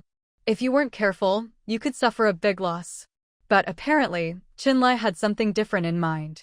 If you feel uncomfortable, just act. Don't hesitate. Su Qinghu was a bit confused. Huh? If you feel uneasy, it means things are just as you think, Qinlai said seriously. If you hurt someone, I'll take responsibility. Su Qinghu, what is this man saying? Oh, you mean if someone tries to take advantage of me at the station, I can just go ahead and hit them? Su Qinghu suddenly understood. Qinlai nodded. Don't worry about that, Su Qinghu said proudly. In crowded places, Sisterly and Yuan Heng always have my back. Ordinary people can't even get close to me. That's supervisor. Qinlai had just started to bring it up when Su Qinghu waved her hand dismissively. Don't get involved. I'll handle this myself. The operations department supervisor was good at putting on a front, but running into the three of them this time was just bad luck for him. With the current wave of reform, the rules weren't clear yet. If you had the right connections and went into business, it was easy to find loopholes and get rich quick. The supervisor clearly didn't want the hard work of running around for business, but still wanted to use the newspaper's name to get benefits and secure his retirement. But if he was really pushed, he might just quit. By dragging things out, at least for these next few years when it's easy to exploit loopholes, she could block his path. Qinlai saw the calculation in her eyes and nodded, agreeing. They talked as they walked, and before they knew it, they were near the guest house. Su Qinghu was a bit surprised. The walk tonight was just as long as the one to the station last night, but she didn't feel tired at all. When you get home, Qinlai started, but saw Su Qinghu standing there with her hands behind her back, smiling sweetly at him, looking so well-behaved it was almost suspicious. He paused, then shook his head helplessly and finished what he wanted to say. Take it easy on the kids, don't tease them too much. Su Qinghu, that's all you have to say to me? They were about to go their separate ways tomorrow, and this was all he had to tell her? If you tease them too much, you'll have to coax them yourself, Qinlai said with a smile, then asked in return, what's the point? Su Qinghu immediately let go of her earlier annoyance. It's to build up their mental toughness and give them a strong childhood. Qinlai was silent. Don't worry, they're just like me, very resilient, Su Qinghu said with a half-smile. Just like when I want to kiss you and you refuse me, I'm still perfectly fine, aren't I? In fact, the more setbacks, the braver she got. As for the promise she made before. Su Qinghu thought for a second and decided to keep it flexible. If she felt like keeping it, she would. If not, she'd just toss it aside. She'd found the perfect balance between keeping her word and not, and was very pleased with herself. She reached out, grabbed Qinlai's big hand, gave it a squeeze and a shake, and smiled expectantly. See you next time, Comrade Qinlai. A smile flashed in Qinlai's eyes. See you next time. After a moment, Su Qinghu blinked. I'll watch you go. She was already at the guest house, so standing there a bit longer didn't matter. You go upstairs first, Chenlai said, unmoving. Once you're up, wave to me from the window. Su Qinghu looked at the night, then at the man standing tall and steady like a mountain before her. She smiled, raised her hand and waved. Chenlai, I can handle everything at home. Don't worry about me. With that, she turned and went upstairs. Upstairs, Sister Lee was reading a newspaper she'd gotten from the front desk. When she saw Su Qinghu come in, she greeted her with a smile. Su Qinghu chuckled, pointed at the window. I'll say goodbye to him, then go to bed. Sister Lee nodded. Su Qinghu walked to the window, waved at Chenlai, then made a heart with her hands, and finally gestured for him to go. Chenlai nodded, raised a hand in farewell, and strode away. Leaning on the windowsill, Su Qinghu watched Chenlai walk farther and farther away, her feet swinging unconsciously. This was nice, just parting cleanly, no dragging things out. Haven't had enough of looking yet? Sister Lee teased, seeing her cutely swinging her feet. You two are sweet as can be. Su Qinghu just grinned, closed the window, and walked off to the bathroom, smiling all the way.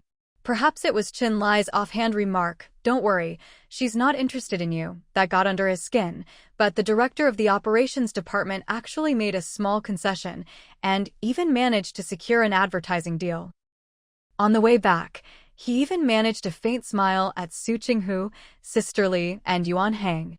He was usually so stiff and formal that his smile looked a bit forced. When Su Qinghu arrived, she had come with a suitcase.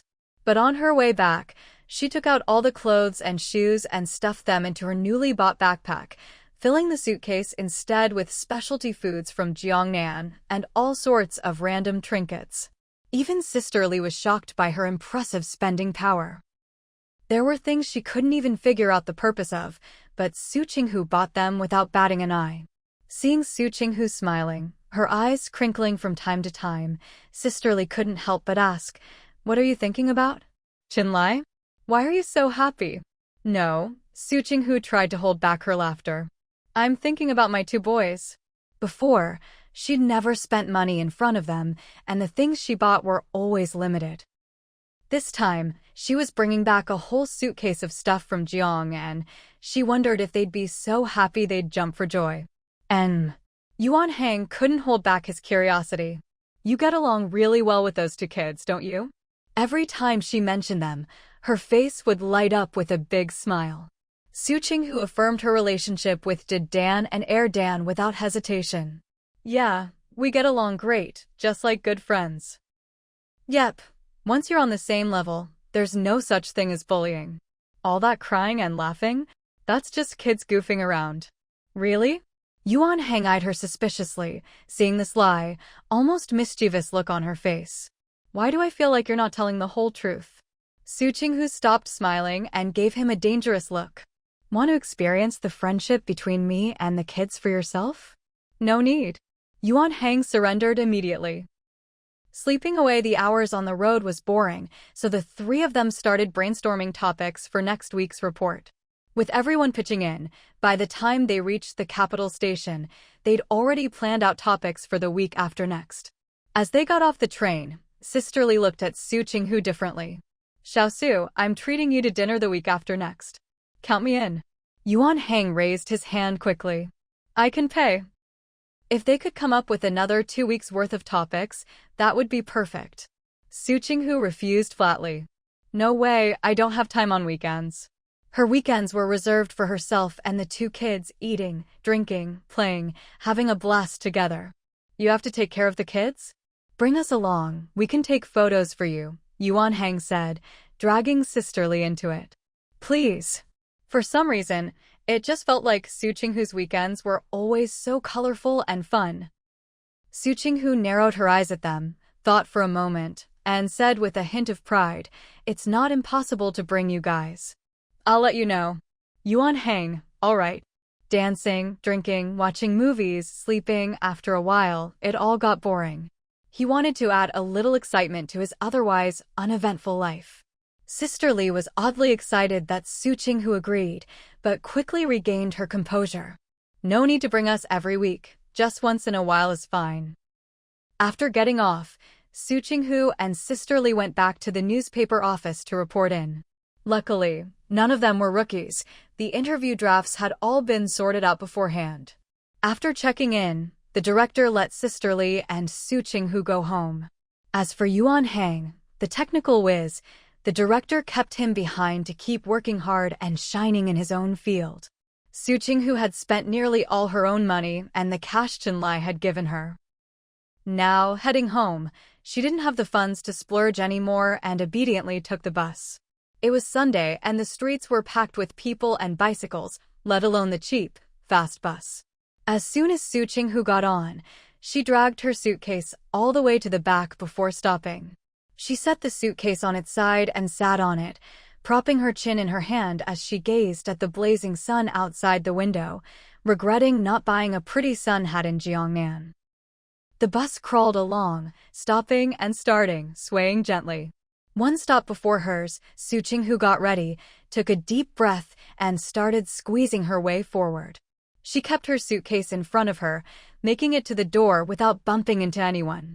Getting off at her stop, she looked at the distance still left to her house and fell into thought. What to do? She really wanted to call for some child labor, but she figured the two kids were probably still over at the compound. Hot, tired, and thirsty, Su Qinghu almost shed a couple of big tears. If only she'd called her in-laws from the office earlier. Surprises, why do they always have to happen now? Oh well, she'd rest a bit before moving on. Sitting on her suitcase, she looked around, hoping to spot a neighbor or someone she knew who could help her call for a cart. As she waited, a skinny man hesitantly approached, finally mustering the courage to ask if she needed help, just 30 cents. Su Qinghu met his eyes, paused, then nodded. Thank you, that would be great. She didn't know what this man had been through, but when she agreed, she saw a glimmer of tears in his eyes. Wait here, I'll go get my cart, he said, quickly running to the corner and returning with a handcart. As he reached for her suitcase, Su Qinghu picked it up herself and set it on the cart, not letting him help. He was an older man, even thinner and smaller than she was. He hesitated, his mouth moving as if to speak, then lowered his head and pulled the cart forward as Su Qinghu directed. After about 40 or 50 meters, Su Qinghu couldn't hold back anymore.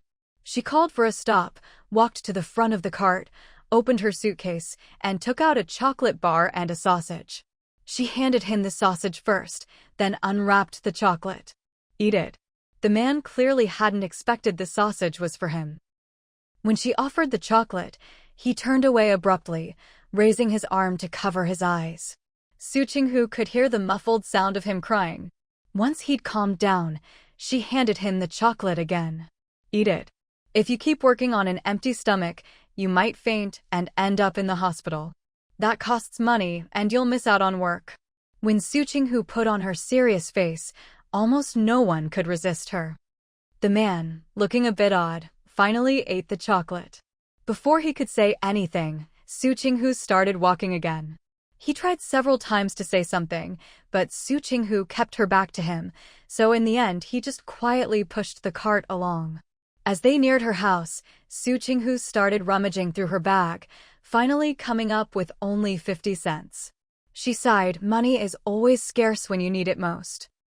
Just as she was lamenting, the front door suddenly swung open, and there was Dan, standing in the doorway, looking utterly stunned. Su Qinghu waved at him. Dan, lend me some money. Why was not at this hour? It was because he was playing a game with his older brother, Dayton. They'd started playing right after lunch, but kept losing badly. Seeing there was no chance to win back his losses, and with only 1 yuan left in his pocket, he found an excuse. Pretending he thought his stepmom was back, to quit the game. He hadn't expected to run into Su Qinghu as soon as he opened the door, and even less expected her first words to be about borrowing money. His mouth opened and closed a few times, and the urge to run over to her froze on the spot at her request. How much? Stammered, I only have 1 yuan left. These past few days, their grandparents had given them some pocket money, and before their stepmom left on her business trip, she'd given them a little too, enough for an extra egg each day. Erden had planned to save it all, but his brother always made sure he ate his egg before leaving, so only the 1.5 yuan from their grandparents was left. He just lost 50 cents too. Su Qinghu reached out her hand. 1 yuan is fine. Give it to me. Erden. She really wants it? Just 1 yuan? Isn't that too little for her? Didn't she have hundreds herself? Did she spend it all? Mom, my brother has money too. After handing his money to Su Qinghu, Erden couldn't help dragging someone else down with him now that he was broke. He saved the 1.5 yuan from Grandpa and Grandma, plus the 50 cents he just won from me. Su Qinghu said, then call him over and have him bring the money.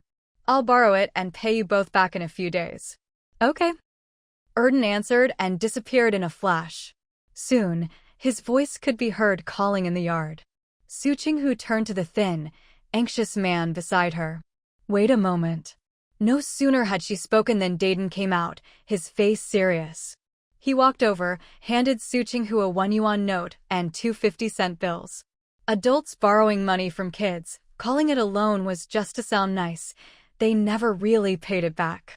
But not paying it back was still better than just demanding the money outright.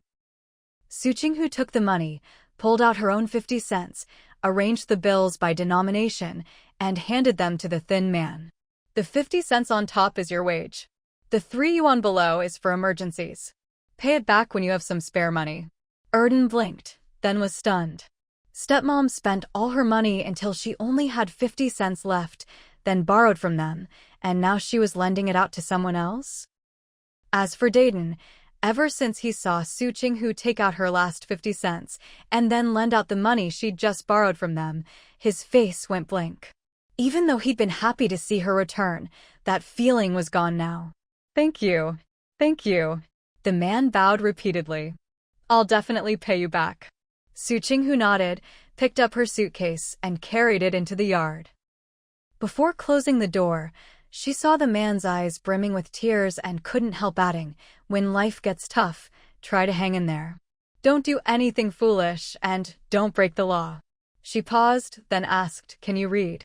I just retired as a village teacher this year, the thin man replied, choking back tears. Su Qinghu nodded, her face expressionless. She turned to Dayton and Erden. Can one of you get me a pen and some paper? Dayton turned and went to get them before Erden could, handing them to Su Qinghu and then frowning at the thin man, his eyes growing darker. I'll give you the address of the Red Cross, Su Qinghu said as she wrote quickly on the paper. See if you can get help there. The man asked instinctively, what's the Red Cross? It's the Red Cross Society, restored at the start of the reforms, involved in humanitarian aid. Su Qinghu handed him the paper. Go see if you can apply for assistance. In this era, information was slow to spread and publicity was lacking, so many ordinary people didn't know about these social organizations that offered support. Thank you. Thank you so much. Su Qinghu nodded and closed the door. Turning around, she found Dayton and Erden staring at her with bright, intense eyes. She took a breath. Why are you looking at me like that? Mom, are you out of money? Erden asked hesitantly. Carrying her suitcase into the living room, Su Qinghu replied, are you silly? Isn't it obvious? You saw me take out my last bit of money just now. She said this so matter-of-factly that even Erden, who was usually quick with a comeback, was left speechless. Dayton asked earlier when you tricked people. Did you take out the money from selling those handicraft baskets? I took it out, Su Qinghu admitted before he could ask further. I took it all out, and even spent the money your dad left me. Erden gasped, his eyes wide as saucers. She spent all that money. Dayton. For some reason, Dayton suddenly thought of the money he and Erden had in their savings books, and he had a bad feeling. Not even a dime left? Erden still couldn't believe it. Not a dime, Su Qinghu said, dropping her suitcase in the living room and flopping into a chair. She called to Dayton, Dayton, I'm thirsty. Then she looked at Erden. Erden, can you get me a wet towel? The two stared at Su Qinghu, who looked completely unfazed by her pennilessness, and felt the urge to bang their heads against the wall. How could she be so generous when she was broke? Erden was about to rush outside.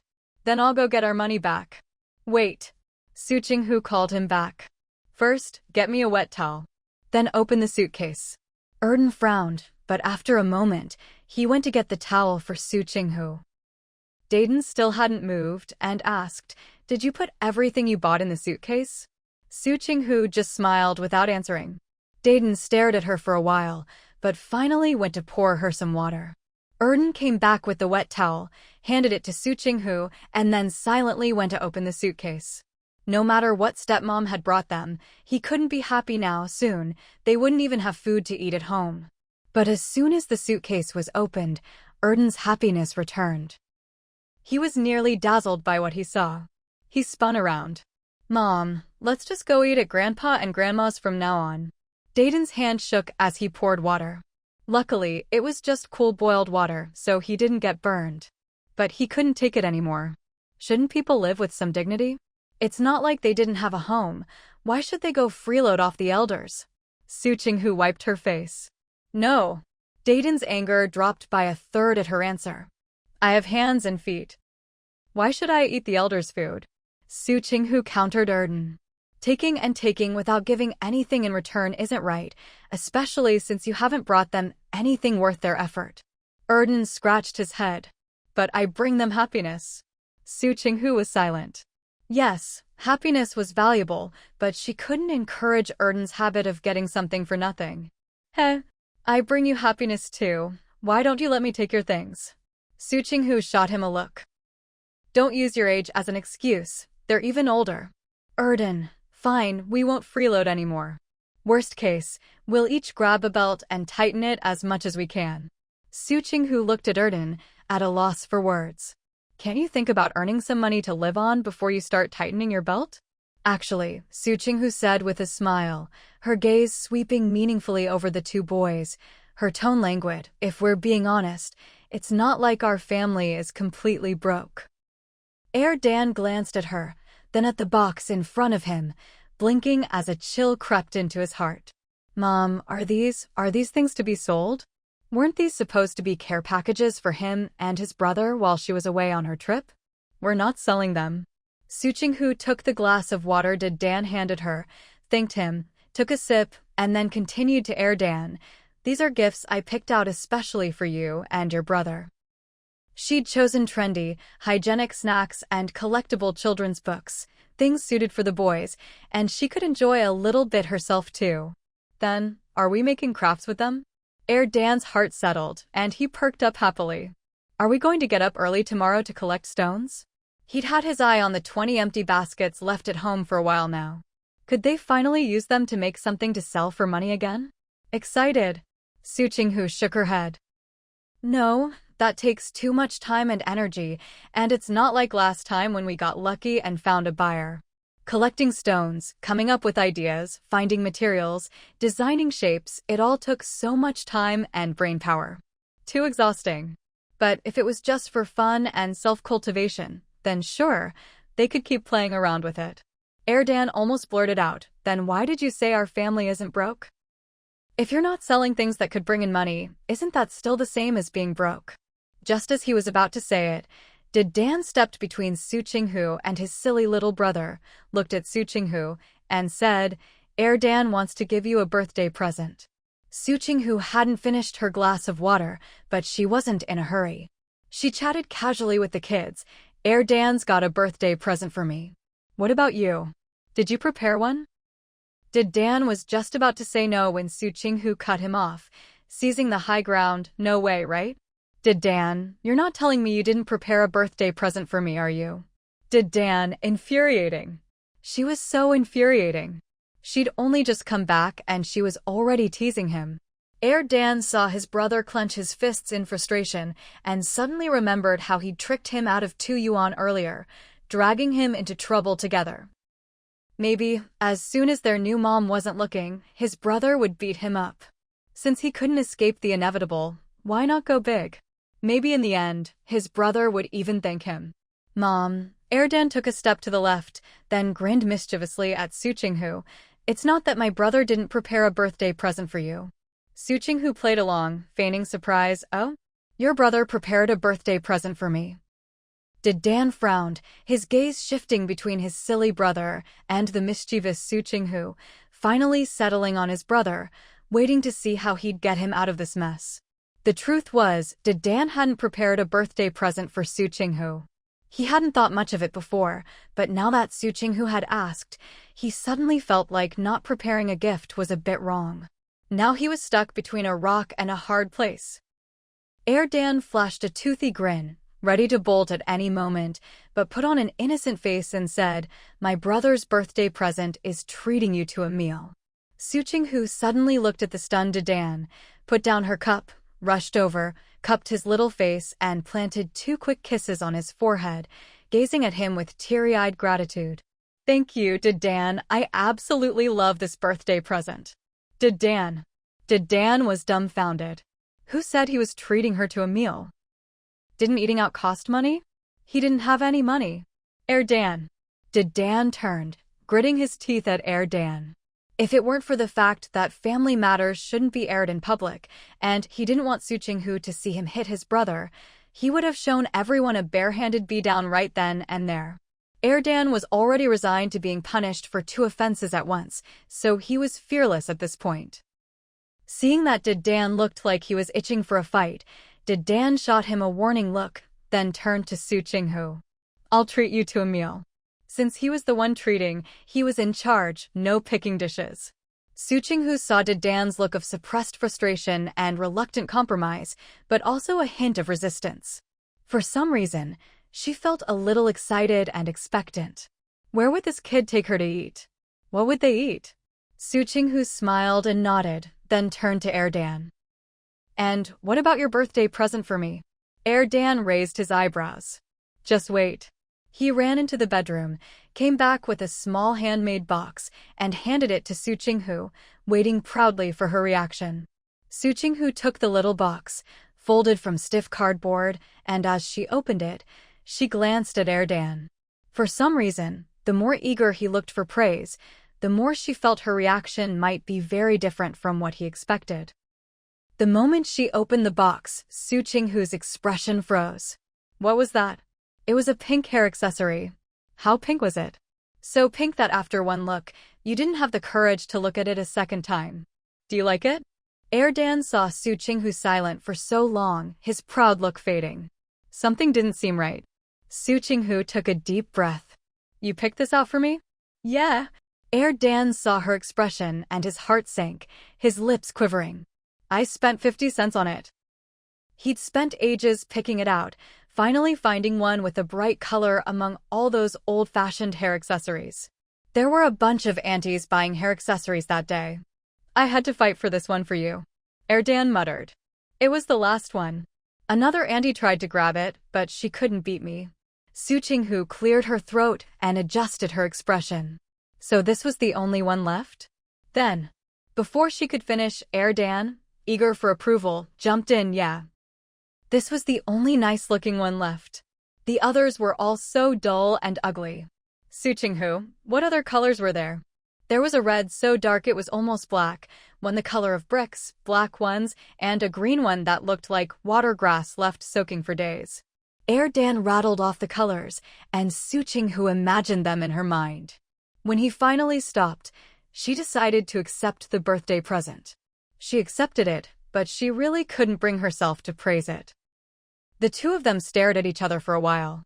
Dan asked worriedly, "Mom, you'll wear it in your hair, right?" Su Qinghu nearly jumped up. "What the heck? Accepting it is one thing, but why do I have to wear it?" "I want to keep it as a collectible," Su Qinghu said righteously. "It's the first birthday present you've ever given me. I don't want it to get ruined by the sun or rain." "Huh?" Dan was stunned, then his cheeks flushed. After a moment of hemming and hawing, he mumbled, "Actually, I hid another one. I'll give you that one too." "What?" Su Qinghu's eyes went wide in an instant. The next second, an involuntary little hic escaped from her throat. "What?" Su Qinghu thumped her chest, and after forcing out another hiccup, she looked at his flushed little face. After hesitating for a moment, she decided to satisfy his curiosity and asked, "What color is it?" "Red." Erden scratched his head but still looked at her bravely. "It's the one I just mentioned, the kind of red that's almost black." Su Qinghu instantly breathed a sigh of relief. That deep, almost black red was actually pretty good, at least it could pass for a retro Hong Kong style. "Then I'll keep this as a collectible." Su Qinghu waved the handmade gift box in front of him, smiling gently. "Later, when your brother takes us out for dinner, I'll wear that deep red hair accessory you mentioned." "Huh?" Erden blinked and quickly waved his hands. "Not a hair accessory. Not a hair accessory. It's. I can't remember what it's called. I'll go get it and show you," Erden said, then turned and dashed off to the bedroom. Su Qinghu. For some reason, at that moment, she felt like her soul had flown right out of her body. She waited expressionlessly for Erden to come back with whatever nonsense he was up to. This one. While she was lost in thought, Erden came running back out, hands hidden behind his back. Su Qinghu. She wanted to bang her head on the floor. This made no sense. Why? Why did both things Erden brought up make her aesthetic sense want to dance wildly? It was shiny, black and red, reeked of plastic, and had a row of comb-like teeth about a centimeter long, a headband, stuck right in front of her face. Su Qinghu's heart trembled. She asked, half in fear, "This wasn't originally meant for me, was it?" She'd seen older ladies with hair down to their earlobes wearing these kinds of headbands when she passed through residential neighborhoods on interviews, slicking all their hair back from their foreheads. Actually, Erden had bought the headband for Ms. Meng, hoping to curry favor. But now that he was giving it to Su Qinghu, he couldn't tell the truth, or he'd offend both sides. Erden figured if he told the truth, Su Qinghu would think he wasn't sincere. And if, heaven forbid, someone let it slip to Grandma one day, it'd be a loss of face. So he insisted, "It's for you." Su Qinghu felt a jolt straight to her skull. No way. She couldn't take this kind of aesthetic injustice. There was no way she could go out wearing that headband like she'd just promised. She had to backtrack. Taking a deep breath, Su Qinghu accepted the headband. "I'll keep this to use when I wash up in the morning and need to pull my hair back." Then, patting the gift box made of stiff cardboard, she said, "This one I'll wear when we go out later. Collectible my foot." As long as she didn't have to wear that headband, she could tolerate having one of those blindingly bright mesh hair bows that only appeared on toddlers' heads. You're not going to keep it as a collectible?" Erden's eyes went wide. Didn't she say she didn't want his first gift to get weathered by sun and wind? Now, was the gift not precious anymore? Su Qinghu, how was she supposed to answer that? After being hit by Erden's questionable taste twice, her brain was fried. She couldn't come up with a perfect response. Having been a silent bystander for a while, Dayton snorted and let out a "heh, the stuff you bought is just too ugly." Su Qinghu glanced at Dayton, wishing she could go over and clasp his hands in gratitude, tears in her eyes, speechless for a moment. Dayton could actually tell these things were ugly. That was no small feat. She'd thought this science-loving kid, who could chat endlessly with her sister-in-law's husband Xianyin, would have the most stereotypically straight guy taste. Who knew? Ugly? Erden frowned at Dayton. Then why are so many aunties fighting to buy them? Dayton replied, "They're not buying them for themselves." Erden fell silent. After a long pause, he looked at Su Qinghu. "I messed up." Su Qinghu. "Are you rested now?" Erden put on a serious face. "If you're rested, take me to the bank to withdraw money. I'll buy you a new gift." Dayton didn't even have time to stop him before Erden blurted out exactly what he didn't want him to say. The damage was done. Dayton just went quiet. Su Qinghu, "Oh. Right, speaking of withdrawing money, there's something I wanted to discuss with you too." Dayton didn't even bother to lift his eyelids, just waited for Su Qinghu to continue. Erden was starting to sense something was off, and glanced nervously at his brother before looking back at Su Qinghu. No way, right? Both he and his brother had already lent her 3 yuan each. "Don't be nervous," Su Qinghu said with a smile. I just want to borrow some money from you, not ask you to give it to me.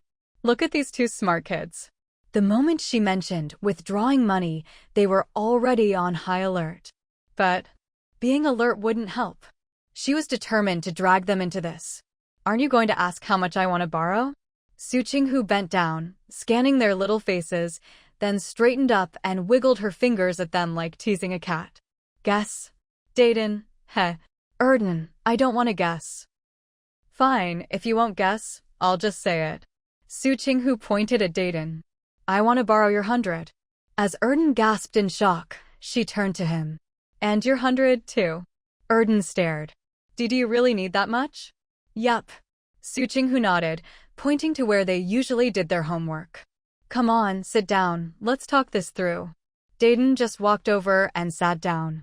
Erden's eyes blinked rapidly. Mom, I trust you'll pay us back if you borrow money. Just like last time, when you gave us 5 yuan for pocket money and after you took it back, you returned it and even rounded it up. Su Qinghu gave a half smile. This little rascal was afraid she'd stiff them, so he was buttering her up. But this time, she couldn't go along. Before, when it was less than 100, she'd round it up for them. But if she made 200 or 300 later, was she supposed to make it up to 1,000 out of her own pocket? Even a fool wouldn't dare hope for that.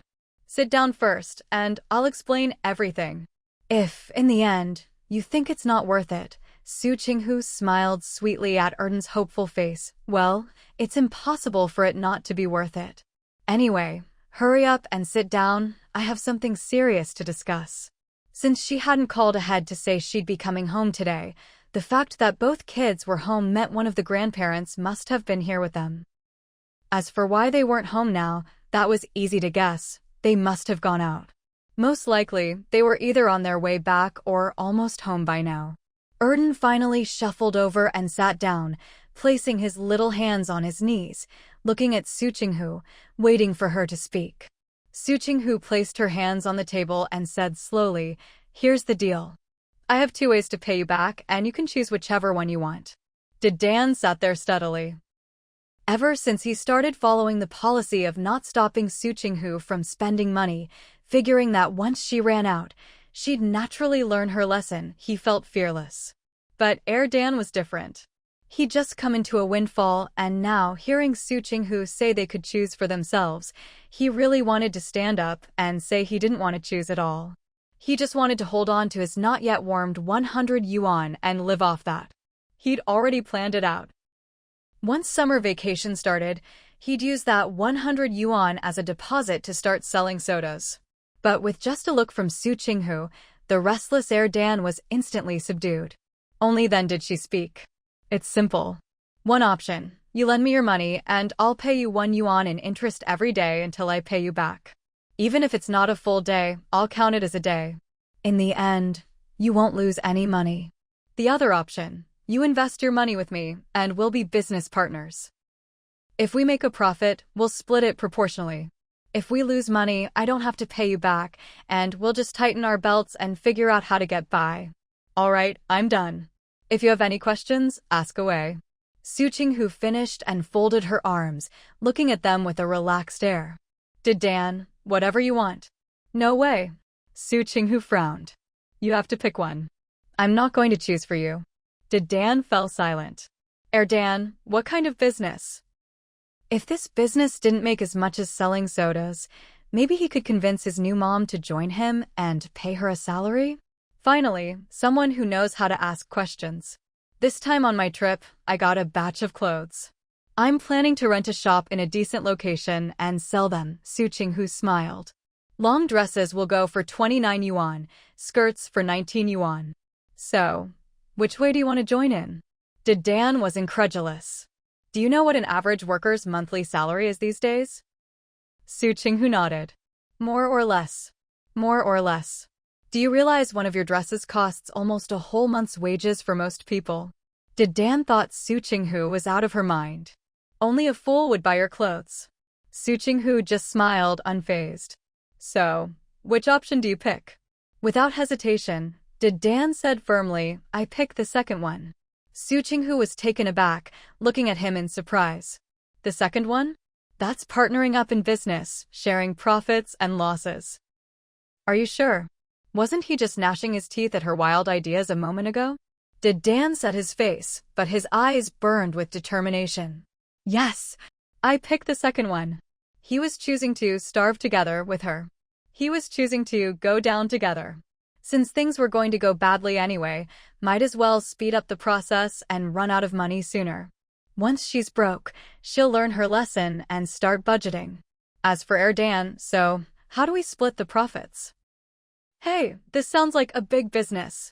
Dan rubbed his hands together, looking at Su Qinghu with excitement.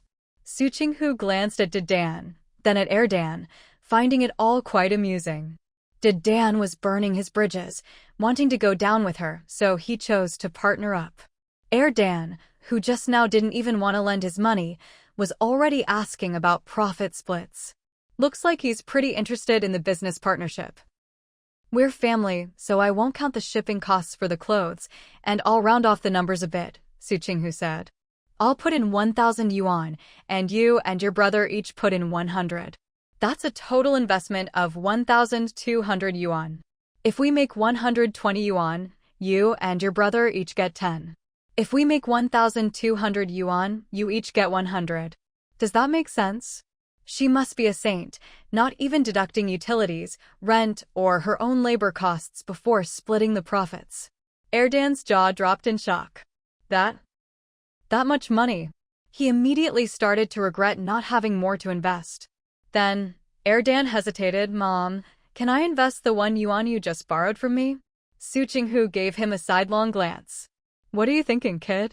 She'd already simplified so much just to make the math easier, even rounding down her own investment. Let him add 1 more yuan? Keep dreaming. Realizing it wouldn't work, Dan wasn't upset. He looked at Su Qinghu happily, cheering her on. Mom, I think you'll definitely sell all the clothes. Thanks. If I sell them all, I'll buy a set of clothes for both you and your brother out of my own pocket. Su Qinghu declared grandly. And then I'll take you both out for a big meal. Dan watched the two of them fantasizing about the future with a blank face. He was just waiting for them to crash and burn. Mom, when you're selling the clothes, if you wear the ones you're selling, they'll sell even faster. Dan remembered how people had asked about her clothes when they were selling crafts before.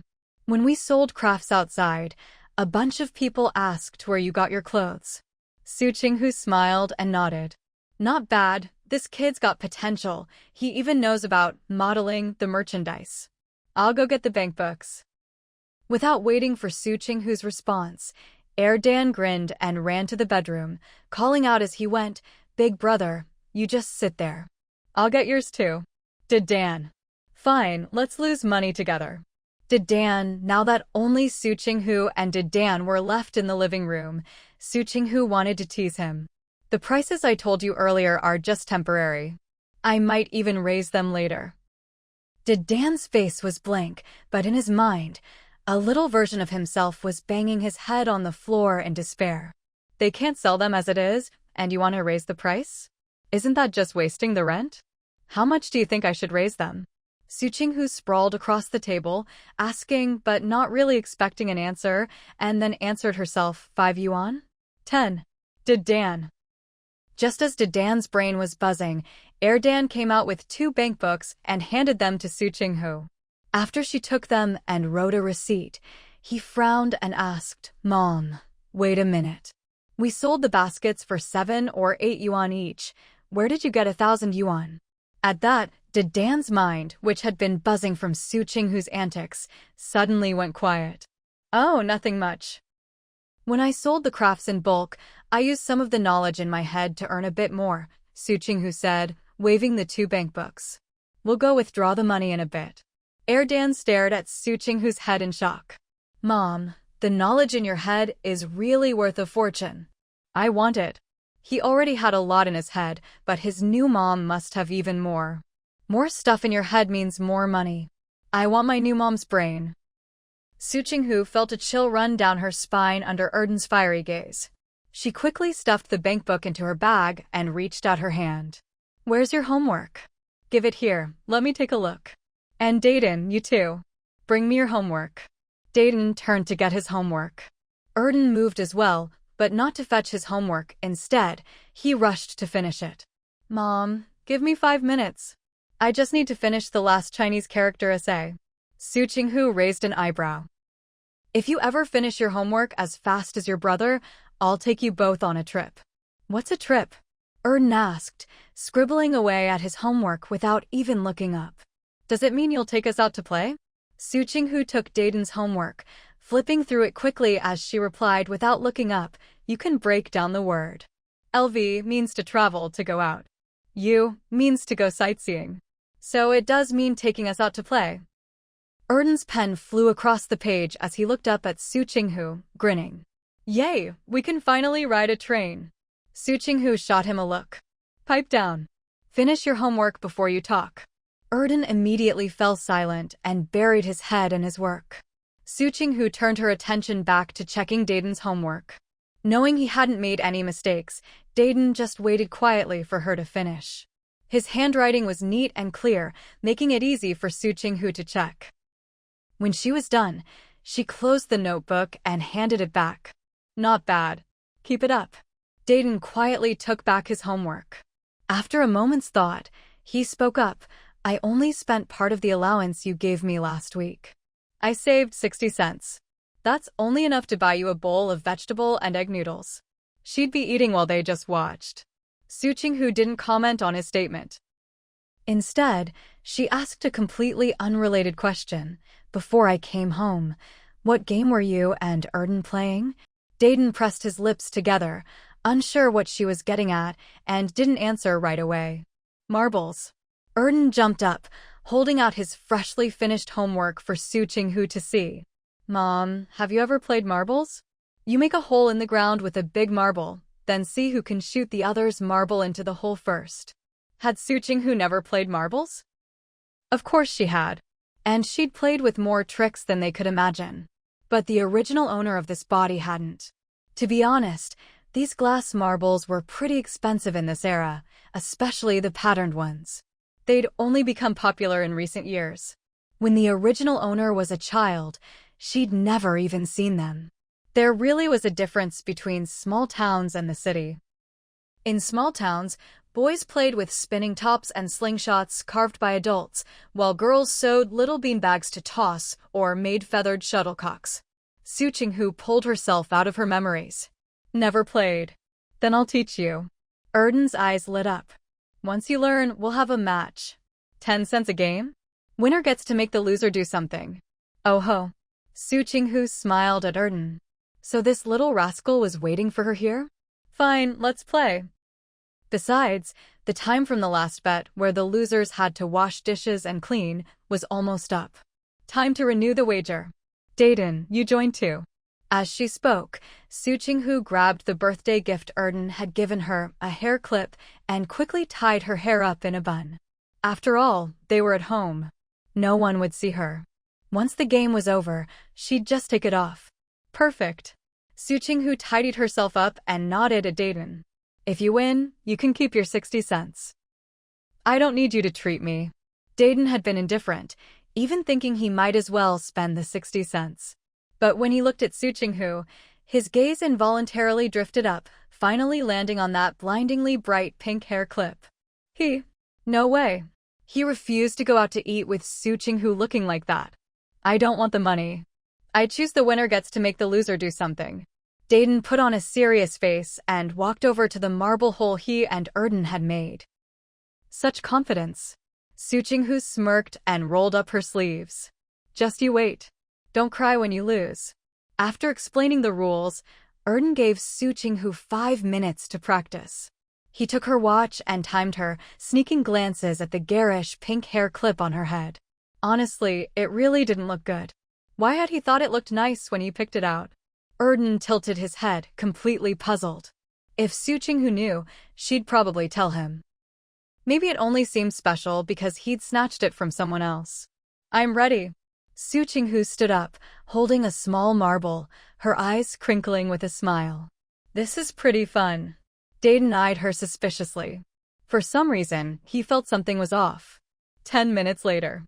Su Qinghu triumphantly collected all the marbles from both boys, grinning wickedly. She pointed at Erden first. Washing dishes and cleaning, 1 month each. Which do you pick? Cleaning.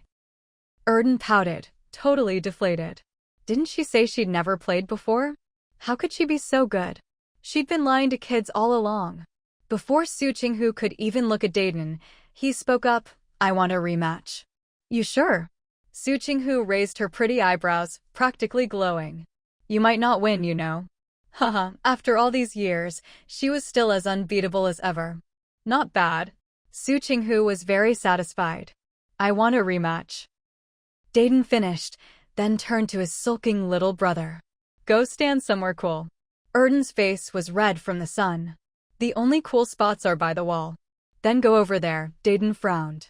If you stay in the sun, you'll be darker than our coal briquettes. Erden paused, then glanced at Su Qinghu. Seeing her bright, glowing face, he turned and trudged to the wall. When their new mom taught them to wash their hands with soap, he and his brother's hands always looked like they'd been dipped in black paint.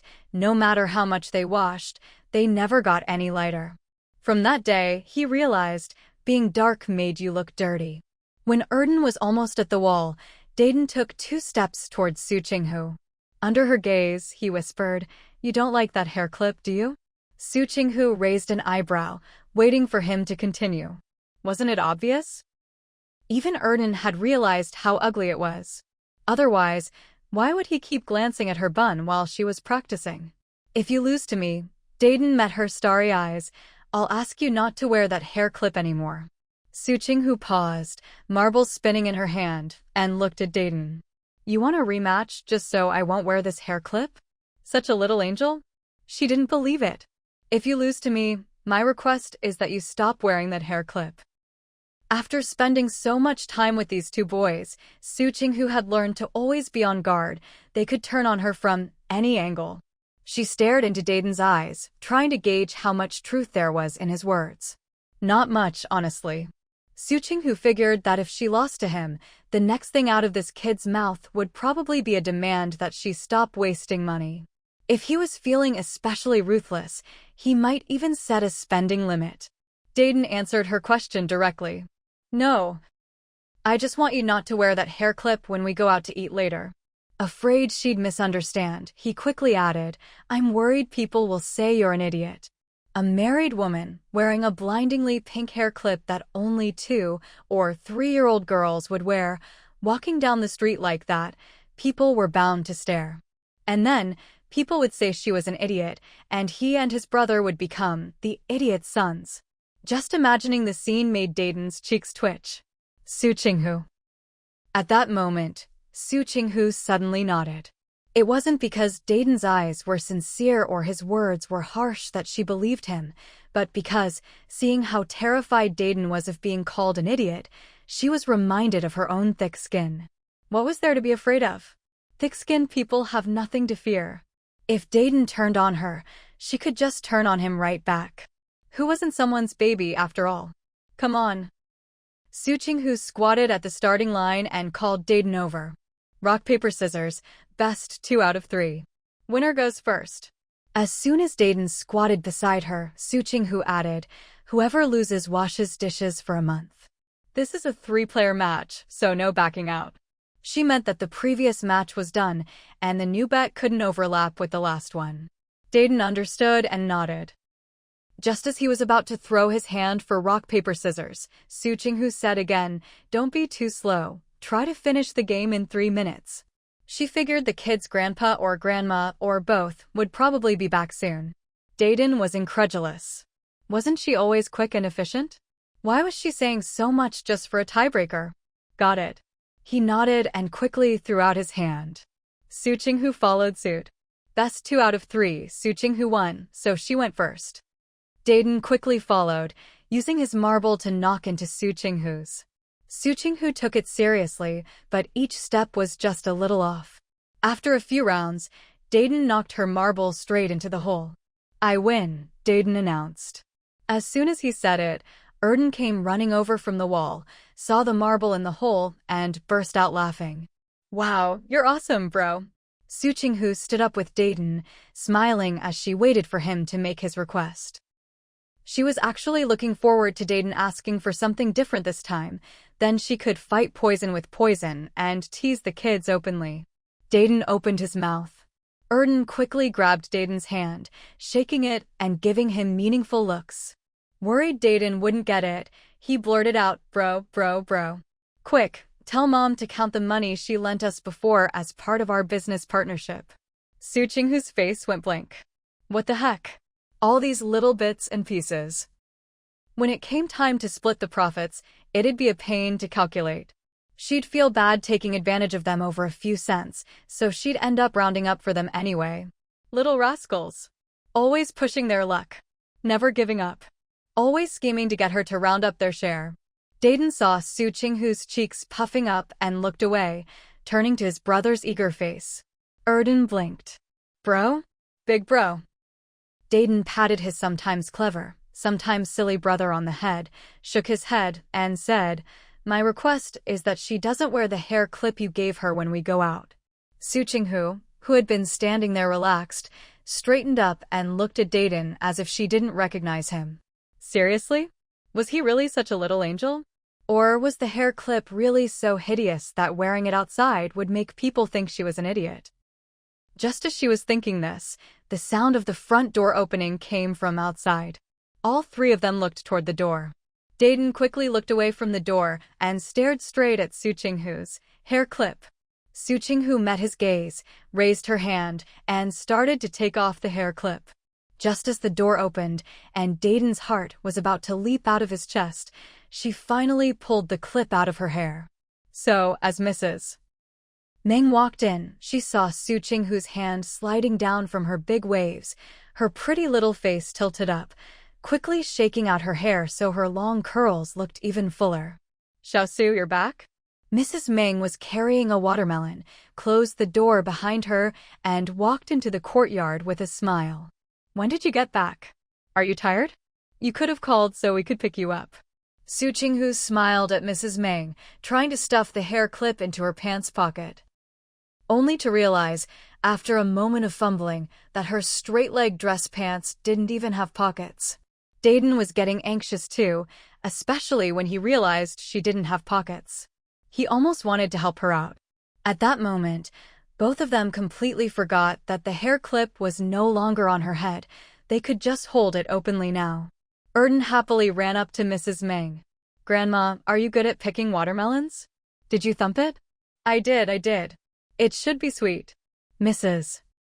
Meng looked down at Erden's little upturned face and smiled. Did you open the door for any strangers while you were home? Erden felt a little guilty. Grandma had told them not to go out or open the door for anyone, but he had. But I opened the door for Mom, Erden said, eyes wide.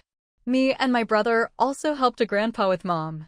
Mrs. Meng was listening intently when, out of the corner of her eye, she caught a flash of bright pink.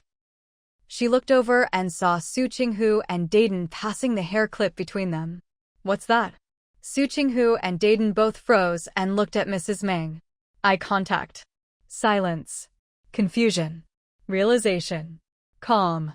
In that instant, Su Qinghu suddenly understood. Why were they sneaking around? As long as the birthday present wasn't on her head, it wasn't a problem. She'd let Dayton lead her astray. This is the birthday present Erden gave me, Su Qinghu said, shaking the hair clip with a smile. I was going to show you later. Dayton paused, then suddenly understood too. It was fine for people to see the hair clip, after all. He wasn't the one who gave it, so he wouldn't be the one laughed at. When Mrs. Meng saw that bright pink thing, why did she ask, "What's this?" It was because she was surprised. Surprised to see a hair accessory that only little girls of a few years old would wear in the house. There were no girls in the old Chen family, not even among the relatives who visited often. So, to suddenly see something like that, before she could even finish her question, her heart started pounding wildly. But before she had a chance to check Su Qinghu's belly or face for any signs of pregnancy based on her suspicions, someone's words left her stunned. A birthday present? No, it's not what she thought. Then, it's your birthday today? Mrs. Ming asked, suddenly turning to look at Erden, then at Dayton. When did you two prepare a birthday present? These days, the kids left for and returned from school at very regular times, never more than 20 minutes apart. When did they have time to prepare this? If she'd known they were getting a birthday gift for her younger daughter-in-law, she definitely wouldn't have come empty-handed. But she glanced up at the son's position and said directly, "After we eat some watermelon, let's go to the department store and buy you a dress." Every time she'd seen her daughter-in-law, she was always wearing various shirts and loose pants. She'd never seen her wear a dress. But with her looks and figure, she'd definitely be stunning in one. After saying this, Mrs. Ming grabbed the watermelon and bustled off to the kitchen, with Erden following behind, chattering about wanting to help her cut the watermelon. Su Qinghu didn't even have time for pleasantries and could only watch her mother-in-law walk away. Dayton stood where he was. With Grandma here, it's not convenient for you to go withdraw money, right? It doesn't have to be today. I'll go to the bank during my lunch break at work tomorrow. Su Qinghu reached out and patted his head, her tone earnest and her eyes gentle. Don't worry and don't stress about the business. Just focus on your studies. Let me handle all the hardships of life. Dayton really wanted to say, "If only your eyes weren't sparkling so much when you said that, maybe I'd believe your nonsense." Wow, Dayton, your eyes can talk. Su Qinghu suddenly cupped Dayton's little face, her exaggerated gestures and expression making her meaning obvious. Let me guess, are you thinking I'm lying? That there's no hardship here at all, only the joy of spending money. You know, so why even ask? Dayton kept a straight face. She was at it again. Teasing him again. But if she asked, would he answer? What was she thinking? Wow, looks like someone's angry. Su Qinghu rubbed Dayton's dark little face, grinning from ear to ear. After laughing, she didn't forget to wrap up her earlier statement. She said, "That's right. There's no hardship here, only the joy of spending money." Dayton nearly wanted to pound the floor. Why? Why is it that even when he says nothing, she can still manage to tease him all by herself? Seeing Dayton about to bare his teeth in frustration, Su Qinghu let go of his face and strode off. Come on, let's go eat watermelon. Watching her carefree figure, Dayton ground his back teeth, stood there for a moment, then followed her, still sulking. Mrs. Ming was quick with the knife, first serving the children, then Su Qinghu. Su Qinghu took a slice, but didn't eat it right away. She waited until Mrs. Ming had put down the knife and taken a piece herself before smiling and taking a bite. Was it hard to get used to your first business trip? Mrs. Ming sat down next to Su Qinghu with her watermelon, making small talk. Southern weather is hot and humid. People used to the north often feel sticky and unclean when they go down there. She herself had spent years in the south before she finally got used to it. It was fine, Su Qinghu replied after swallowing her watermelon. There's a lot of good food there. I brought back some local specialties for you and Dad. With this weather, there weren't many specialties she could bring. Things like cakes or salted duck were out of the question. So she'd just bought some yuhua tea and cured duck. Mrs. Ming didn't stand on ceremony. All right, when we get home tonight. She paused, and seeing Su Qinghu's puzzled look, she continued, let's have a meal together. Then added, invite your dad too? Were they going to celebrate her birthday? Su Qinghu suddenly felt shy. Birthdays had always been optional for her, just something she'd do if she felt like it. But to have it brought up so formally, and by her in-laws, who were such dignified, respected people, it made her blush a little. She felt like she hadn't really done anything that matched her in-laws' values yet. Is Dad at the compound? Su Qinghu asked, holding her watermelon.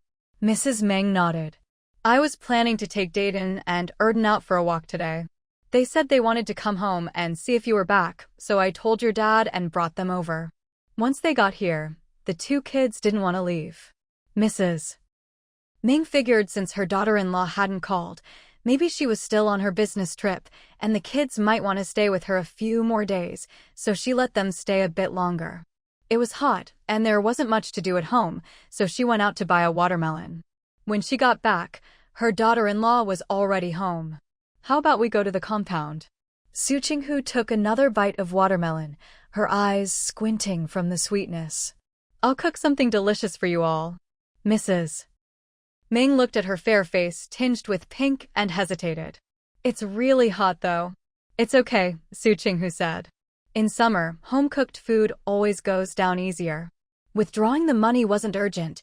It could wait until tomorrow. Erden hesitated several times, wanting to ask, are we still going to get the money or not? If not, how would they pay for the ride home from Grandma and Grandpa's later? Who would cover the fare? Mom didn't have money, neither did he. His brother. Did his brother still have a few coins? If they weren't treating anyone, then his brother's 60 cents could cover the fare. That seemed fine. No need to worry. Mom, you and the kids sit for a bit. I'm going to wash up, Su Qinghu said as she stood, speaking to Mrs. Ming. I might take a shower. There were so many people on the train, and the ride was long. I just can't get comfortable without a wash. Mrs. Ming waved her off, letting her go. Su Qinghu went to the bedroom, but instead of grabbing clean clothes, she first rummaged through her bedside table and pulled out her marriage certificate. Seeing that the birth date on it matched the one she'd just given, she let out a long sigh of relief.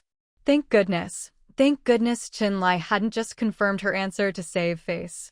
She put the marriage certificate back, turned to get clean clothes, but as soon as she touched them, she froze.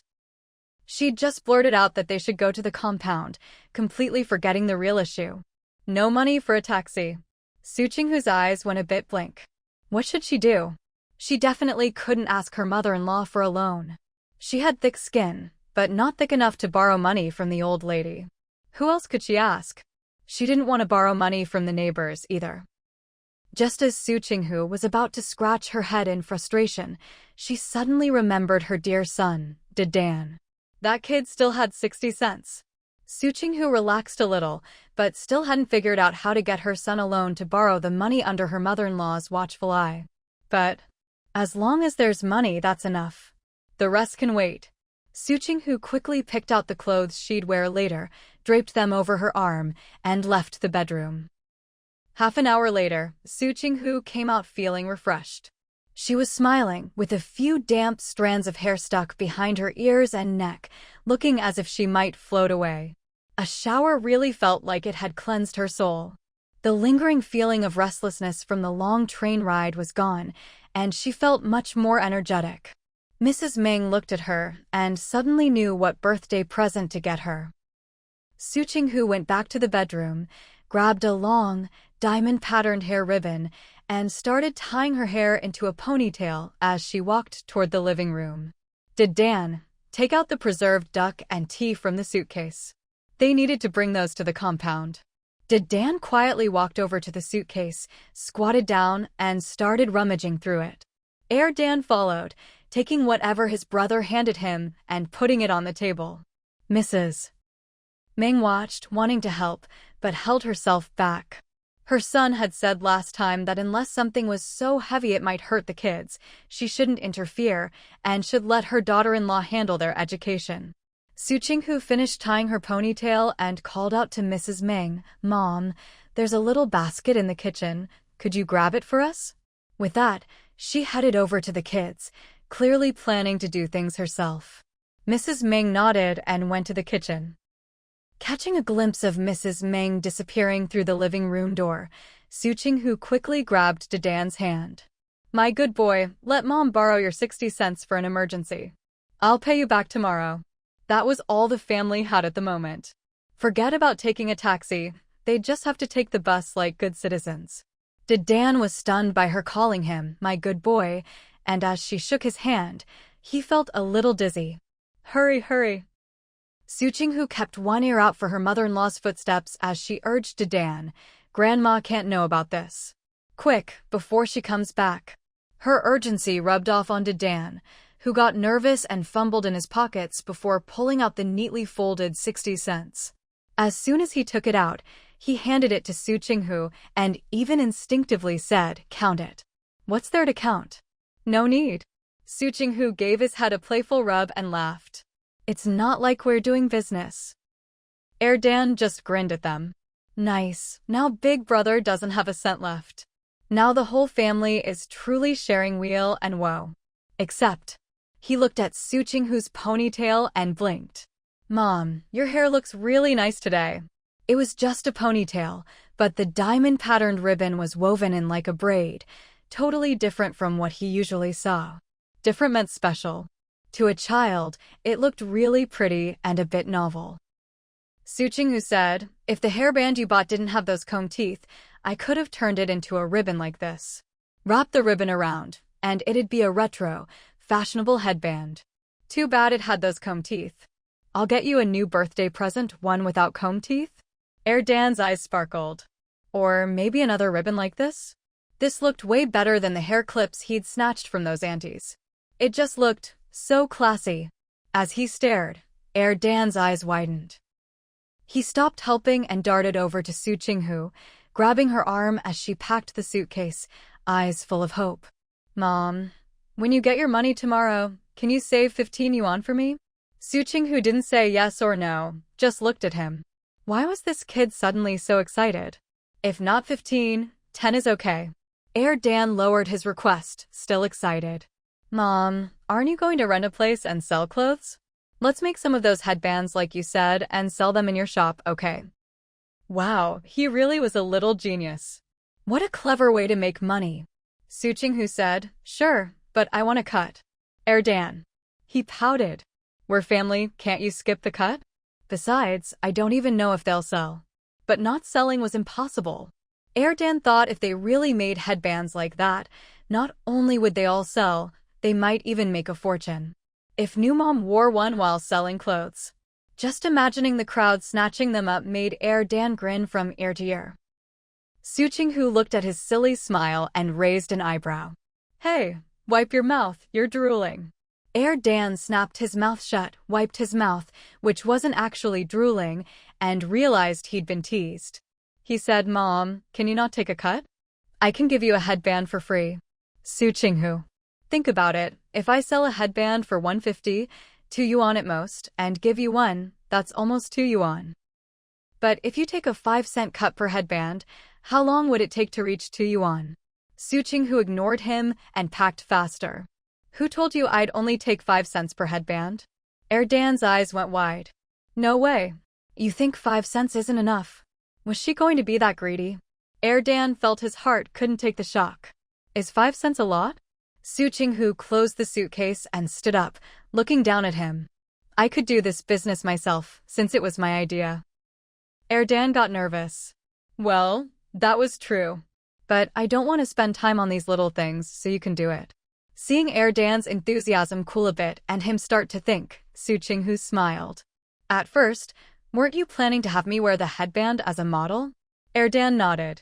That was exactly what he'd been thinking, but before he could say it, her talk of taking a cut had thrown him off. See, it was my idea, and I'd be the model. Isn't it reasonable for me to take a bigger cut? Su Qinghu grinned like a sly wolf. Dan was stunned. It made sense, but something felt off. Dan said, but it was Dan who suggested doing business with this. If he hadn't, you wouldn't be doing it, right? Dan suddenly looked up at Su Qinghu. Big brother was right. Su Qinghu remained unmoved, completely unashamed, as stingy as a miser. I take a dime commission from each one. No bargaining. Dan protested, but we're. No pulling connections. Su Qinghu cut him off directly, ready to show him just how ruthless the world could be. If you keep bargaining or trying to play the relationship card, I'll add a modeling fee on top. Then what if I don't let you wear the headband? Dan, thinking about the difference between 5 cents and a dime, decided to fight to the end. If I don't let you wear it, does that mean? Su Qinghu wagged her finger. No way, Comrade Xiaogao. Dan was speechless.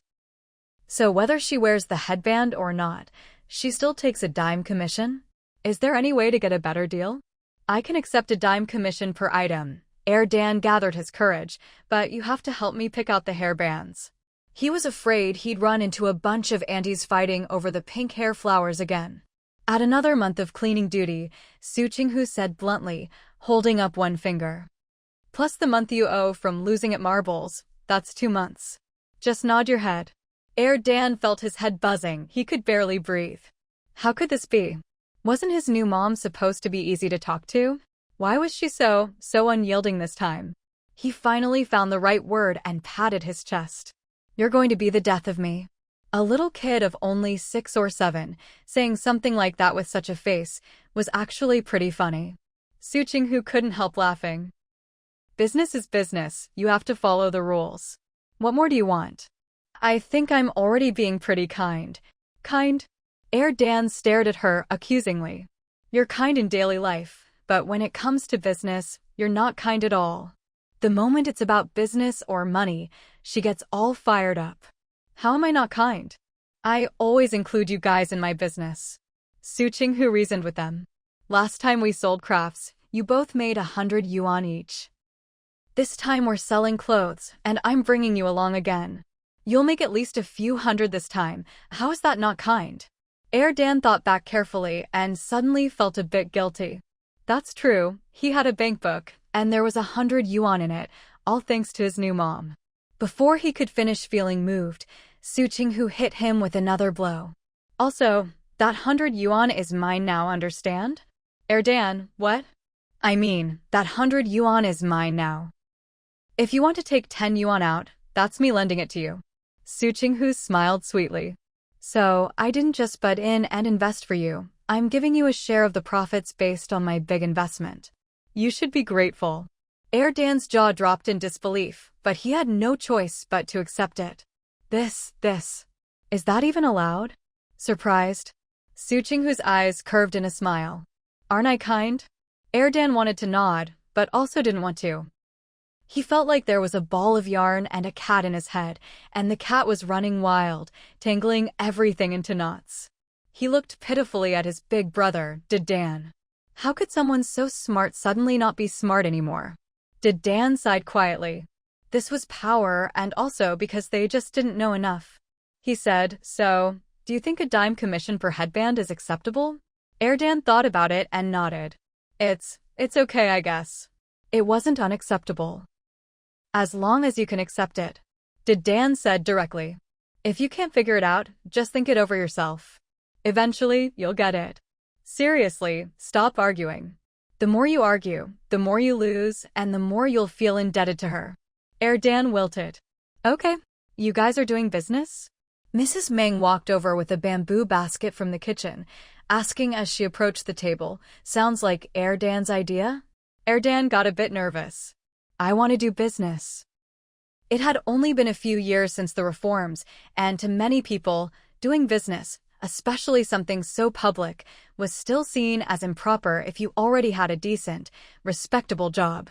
Su Qinghu didn't care much about that, so doing business or not was just a casual thing for her. This was different from last time, when they sold craft baskets. Back then, it was all about letting the kids experience society. Seeing Dan nervous, she stepped in front of him and smiled at her mother-in-law. That's right. I went on a business trip and saw some nice clothes, so I bought a batch wholesale. The kids saw I wanted to do business and had some ideas of their own, so I thought, why not let them try out their ideas while I'm selling clothes? Mrs. Meng was surprised. When did this happen? She was asking when the clothes were bought, shipped, and when they'd arrive. Su Qinghu replied, I did it on my birthday. Made the deal and shipped them to the train station that same day. If there aren't any delays, we should be able to pick them up tomorrow or the day after. You arranged the shipping yourself? Mrs. Meng glanced at Su Qinghu's slender waist. Did your colleagues help, or did you hire someone? With the hot, humid weather in Jiangnan, even if she looked healthy, she shouldn't overexert herself. What if she got caught in a storm, or suffered heat stroke, all by herself? Looking at Su Qinghu's pretty face and graceful figure, Mrs. Meng didn't want to think further. Right now, she just wanted to teach Su Qinghu. Whenever you can free your hands, spend the money and take care of yourself first. I was with my colleagues, they all helped. Su Qinghu actually wanted to mention Chenlai, but thought better of it. If Chenlai showed up somewhere, there was always a reason. Even if it wasn't anything special, the fewer people who knew, the better. Do you have time to pick up the goods with work tomorrow or the day after? Mrs. Meng didn't wait for her to answer. Give me the shipping receipt, I'll go get it for you. Could she really let her mother-in-law run around like that, especially to the chaotic train station? But before she could say anything, Mrs. Ming continued, "Or I'll find someone to bring it back for you." Anyway, in this heat, she didn't want Su Qinghu running around. Su Qinghu could only nod and accept her mother-in-law's kindness. "By the way, have you found a shop yet?" Mrs. Ming smiled. "If not, I have a vacant one." Su Qinghu was surprised. Her mother-in-law had a shop? "The place you're living in now is our family's property," Mrs. Ming said with a smile. "I also have a shop, but it'll take 2 more days to get all the paperwork back. If you can wait, just hold off a bit longer and don't bother looking for another place." Su Qinghu looked at her mother-in-law, Mrs. Ming, and tentatively mentioned a street. To her surprise, her mother-in-law nodded. She nodded? Oh my God. She actually nodded. Su Qinghu gasped, still in shock, her mind already bursting with the sound of drums and gongs, a high-pitched, festive female voice echoing in her ears. Hey, the joyful drums beat out happiness year after year. Heavens, it felt like a dream. The first time she visited her mother-in-law's house, Mrs. Ming was wearing a pair of sandals that had been welded back together after splitting, and even her clothes were so well-worn and washed that the color had faded a bit. Such a frugal and thrifty person actually owned a storefront, and in such a prime location. Forget about the 21st century, even in a few years, when the 90s arrive. Su Qinghu wanted to clutch her wildly beating heart. Her mother-in-law is loaded. She really wants to cling to her mother-in-law's leg. And now her mother-in-law is letting her do it. She's definitely going to. Then I'll wait a few days. Su Qinghu beamed like a flower, hugging her mother-in-law tightly and rubbing against her. "Thank you, Mom. Now I don't have to run around in the summer heat looking for a storefront. Where's that golden thigh her mother-in-law offered up?"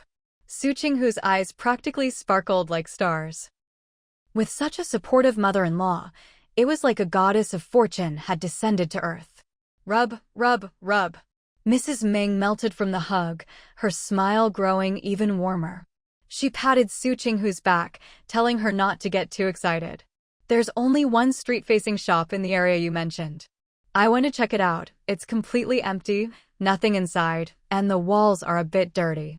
If you want to use it, we'll at least need to repaint and fix it up, maybe add some racks and a counter." It hadn't been easy to get this property back, and she'd already suspected it wouldn't be in great shape even after reclaiming it. But she hadn't expected it to be in such bad condition. Of course she was upset, but since they'd gotten it back, it was better not to make a fuss. A simple renovation should do. With the current weather, 2 weeks should be enough. Renovating wasn't a big deal, finding a place was the hard part. Su Qinghu's smile was bright and lively. "Since we have our own shop, I can open for business on weekends." With their own storefront, there was no rent to worry about. They could do whatever they wanted. Work 6 days a week, then leisurely run a business on the weekend. Sit if she wanted, stand if she wanted, pop next door for a snack whenever she felt like it. Just thinking about it made Su Qinghu feel blissful. "For a simple renovation, do you know any contractors?" Mrs. Ming asked with a smile. "If not, you can ask your dad later. He knows a lot of people." Her father-in-law's contacts? Was her mother-in-law subtly trying to help out some retired veterans? "Then I'll ask Dad, and I'll handle the arrangements myself," Su Qinghu replied, making it clear she wouldn't expose the two of them and would take care of things herself. Mrs. Ming understood and nodded with a smile, then changed the subject. "How are you planning to spend next weekend?" Su Qinghu blinked. "We could go to the countryside together and then go swimming afterward?" Mrs. Ming immediately agreed. "Sounds good." After replying, she seemed a bit embarrassed by how quickly she'd answered, but then found it funny and said directly, "Ever since I learned to swim with you at the pool last time, I keep thinking about it." That's how it is when you've just learned something new. Su Qinghu smiled. "I was the same way when I first learned." "By the way, do you know where you want to go in the countryside?" Mrs. Ming, now at ease, was curious about Su Qinghu's weekend plans. "Sounds like you already have an idea." "Not yet," Su Qinghu shook her head. "I was thinking of picking some locust flowers, but I don't know where there are a lot of locust trees." Locust trees bloom a bit late in the north, and since spring was slow to warm up this year, with a few late snowfalls, the flowers in the hills outside the city were probably in full bloom now. I know. Erden immediately raised his hand, slurping the last of his candy before saying, I'll take you. I've seen lots of grandpas and grandmas near my school carrying home branches full of locust blossoms. He'd even secretly picked a couple himself. They were delicious and sweet. Su Qinghu ruffled his hair with a smile, then said to Mrs. Meng, Mom, I'll look into the route and the area. On Sunday, I'll come pick you, both of you up. She'd almost said just you, but quickly added both so as not to leave out her father-in-law. Mrs. Meng said, It's too much trouble for your dad to go out. Don't invite him. So bluntly tactful. Su Qinghu chuckled and nodded. All right, I'll come pick you up on the weekend. To avoid mosquito bites, we should all wear long sleeves and pants.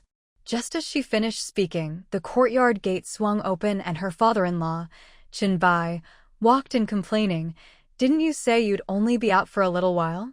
That little while turned into ages. I've been waiting. He stopped mid-sentence when he saw Su Qinghu, looking awkward and at a loss. Su Qinghu almost laughed at his embarrassed, flustered expression. Was this what they called a social death moment? Dad, Su Qinghu called out cheerfully. Mom and I are going to the countryside to pick locust flowers this weekend. Want to come with us? She didn't have any better way to break the awkwardness, so she just picked a random topic, haha. Qin Bai cleared his throat and said, I'll pass. You and your mom go ahead. I'll arrange a car for you. He'd pay for it, no freeloading off the state. Dad, you don't need to arrange a car. I can just rent one. I know people in that business through work, so it's easy for me to get a car, Su Qinghu said proudly. I got my driver's license, you know. Erden jumped up and hugged Su Qinghu, eyes shining with excitement.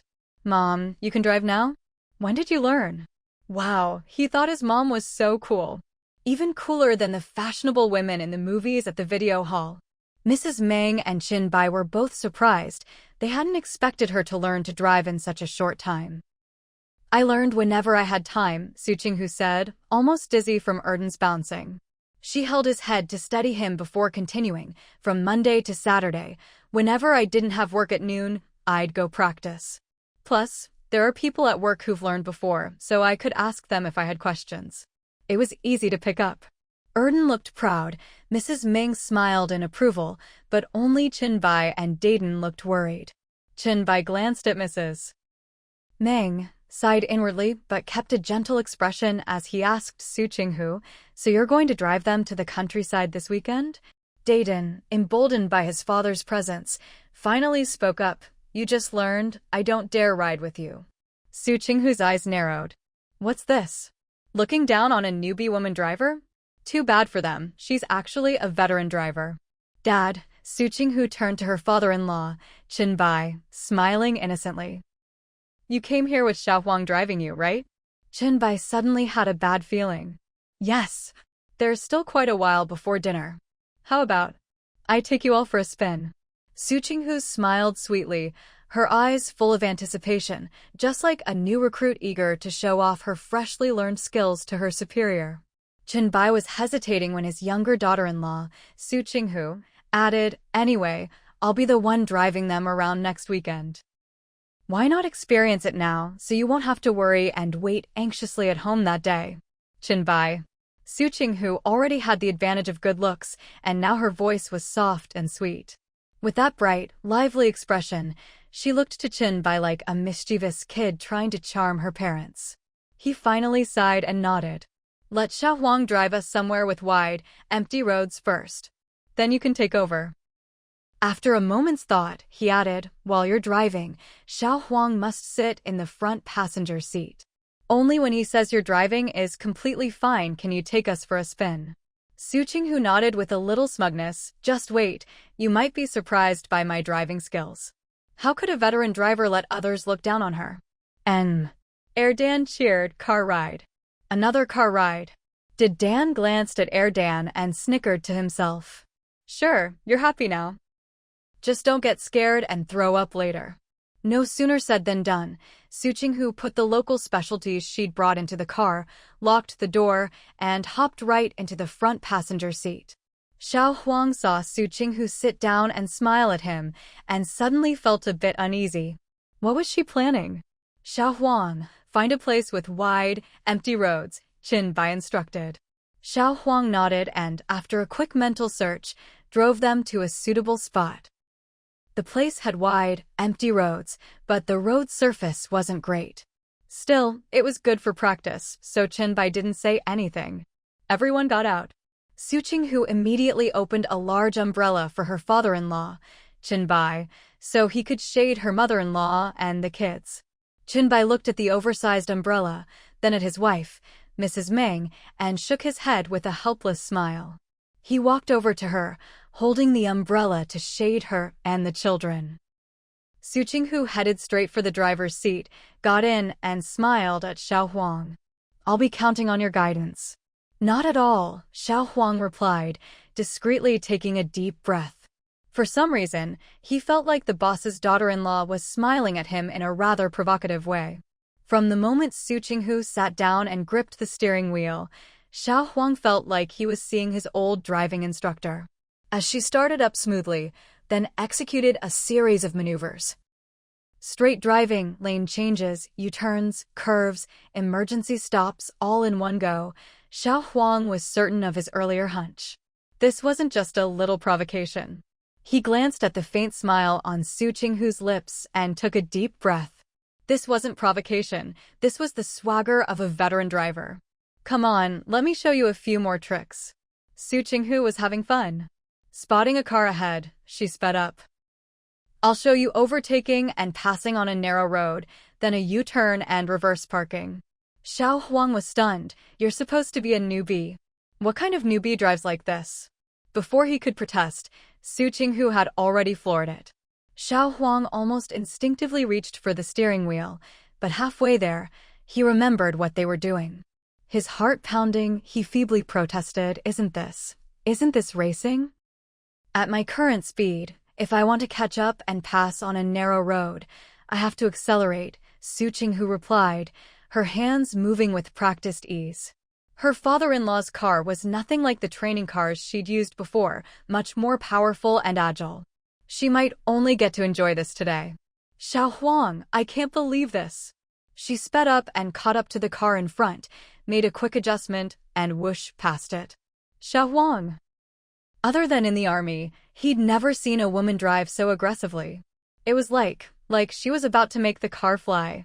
The driver of the other car, easily passed by Su Qinghu, was still in shock when she came back around and passed him again at nearly the same speed, then sped off in a cloud of dust. Seeing the license plate in his rearview mirror, the other driver cursed under his breath. Still, she hadn't broken any traffic laws. Su Qinghu executed a beautiful reverse park, stopping right in front of her in-laws and the kids. Getting out, she beamed, Dad, what do you think? Not bad, right? Qin Bai regarded her thoughtfully, saying nothing. Mrs. Meng looked at her husband, then at her daughter-in-law, who'd nearly made the car fly, and sighed quietly. Su Qinghu heard her mother-in-law sigh and looked over, puzzled. Before she could figure it out, Qin Bai spoke up. Unless you have a veteran driver with at least 3 years' experience in the passenger seat, you're not allowed to drive this year. Su Qinghu was stunned. What? Why? Didn't she drive well enough? Wasn't she skilled enough? Xiao Huang, who'd followed her out of the car, breathed a sigh of relief. That's how it should be. With her kind of swagger, she might not have technical problems, but she could easily get into trouble with other aggressive drivers. Why? Su Qinghu pouted, and seeing her mother-in-law ignore her silent plea for help, she reluctantly asked Qin Bai, I'm not bragging, but I think my driving is flawless.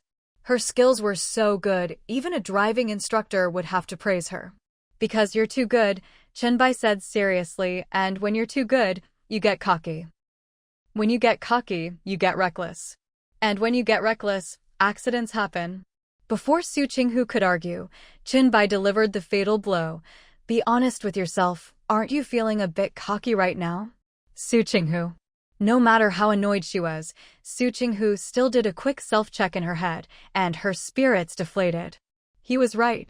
She wasn't just cocky, she was downright smug.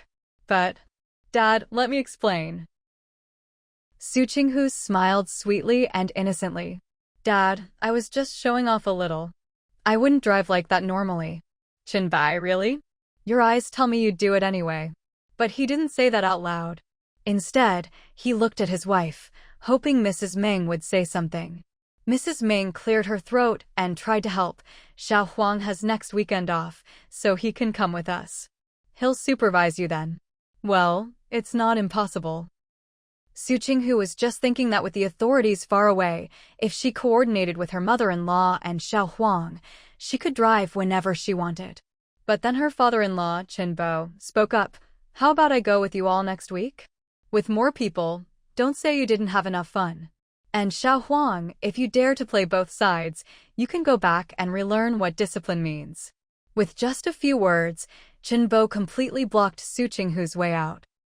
This time, she really had no choice. Dad, don't worry, I definitely won't drive this weekend. She couldn't possibly do something that would affect someone else's work to this extent, even if she didn't have a conscience. Seeing that she really wasn't going to break the rules, Qin Bo thought for a moment and said, I'll allow you to drive the car to the compound today. This. Su Qinghu nodded happily. Okay. She knew this was just a carrot after the stick, but she couldn't help being excited. What kind of car was this? Could just anyone touch it? Of course not. So every extra chance to drive it was a win. Dan was amazed by Su Qinghu's driving skills, looking at her with starry eyes. Mom, you look even cooler driving than those people in the movies. Su Qinghu laughed and ruffled his hair. This kid, he's definitely #1 at giving compliments. Dan's eyes were also sparkling, though he didn't say anything. He just felt a swelling pride inside, almost wanting to shout it out. Get in, Su Qinghu called everyone to the car, took the umbrella from her father-in-law, folded it up, and got into the driver's seat. To make a good impression, she drove steadily and smoothly all the way to the compound, without a single bump. After the security check and being let through, she drove straight to the house, unloaded the things into the kitchen, took a sip of water, chatted with everyone for a bit, and then headed to the kitchen. She put away the seasonings she'd brought, prepped the duck and other meats, checked the food supplies at home, and got right to work. She was quick and tidy, cleaning up as she cooked, leaving Mrs. Meng with almost nothing to do. Mom, you and Dad stay home. I'm going out to buy some cooked food, Su Qinghu said, only to feel a burning gaze. She turned and, unsurprisingly, it was Dan. Dan had a "what are you talking about? You just borrowed 60 cents from me, and now you're saying you're going to buy food" look on his face. He met her gaze without backing down.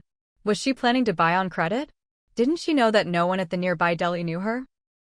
If she tried to buy on credit, her grandparents would definitely find out, and maybe the whole compound would know by the end of the day. How embarrassing. Su Qinghu smiled at him. Dan, you and your brother keep your grandparents company. Please, she had her bank book and ID in her bag. She could just go withdraw some money and buy some food on the way back. What was the problem? There wasn't one at all. At most, she'd be gone a bit longer. If anyone asked, she'd just say her craving got the better of her and she stopped for a soda or popsicle. Su Qinghu smiled gently. Once you get used to having a thick skin, it just gets thicker and thicker. Mrs. Meng wanted to go with her, but after being refused, she could only watch Su Qinghu leave on her own.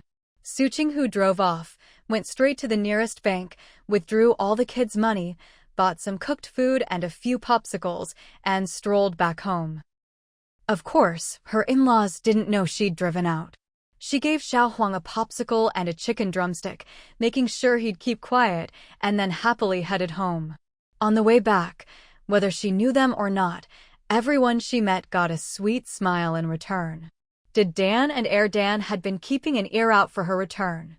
As soon as they heard footsteps, Dan rushed to open the door for her.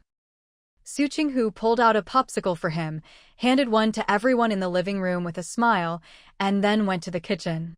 In the summer heat, cold dishes were the star: chilled tofu skin, cucumber salad, meat jelly, white-cut pork, plus the cooked food and cold noodles. It was a comfortable and happy meal. After dinner, Su Qinghu and her mother-in-law cleaned up, while the two kids played chess with Chenbo.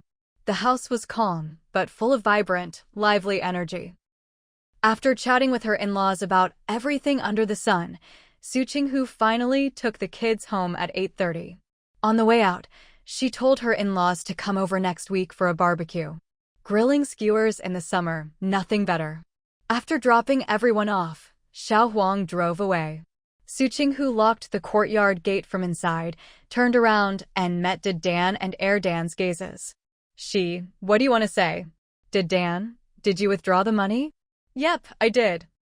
Took it all out, Su Qinghu replied as she unlocked the main house door. Didn't leave you a single cent. Did Dan got the answer he wanted and didn't react much, just followed her into the living room.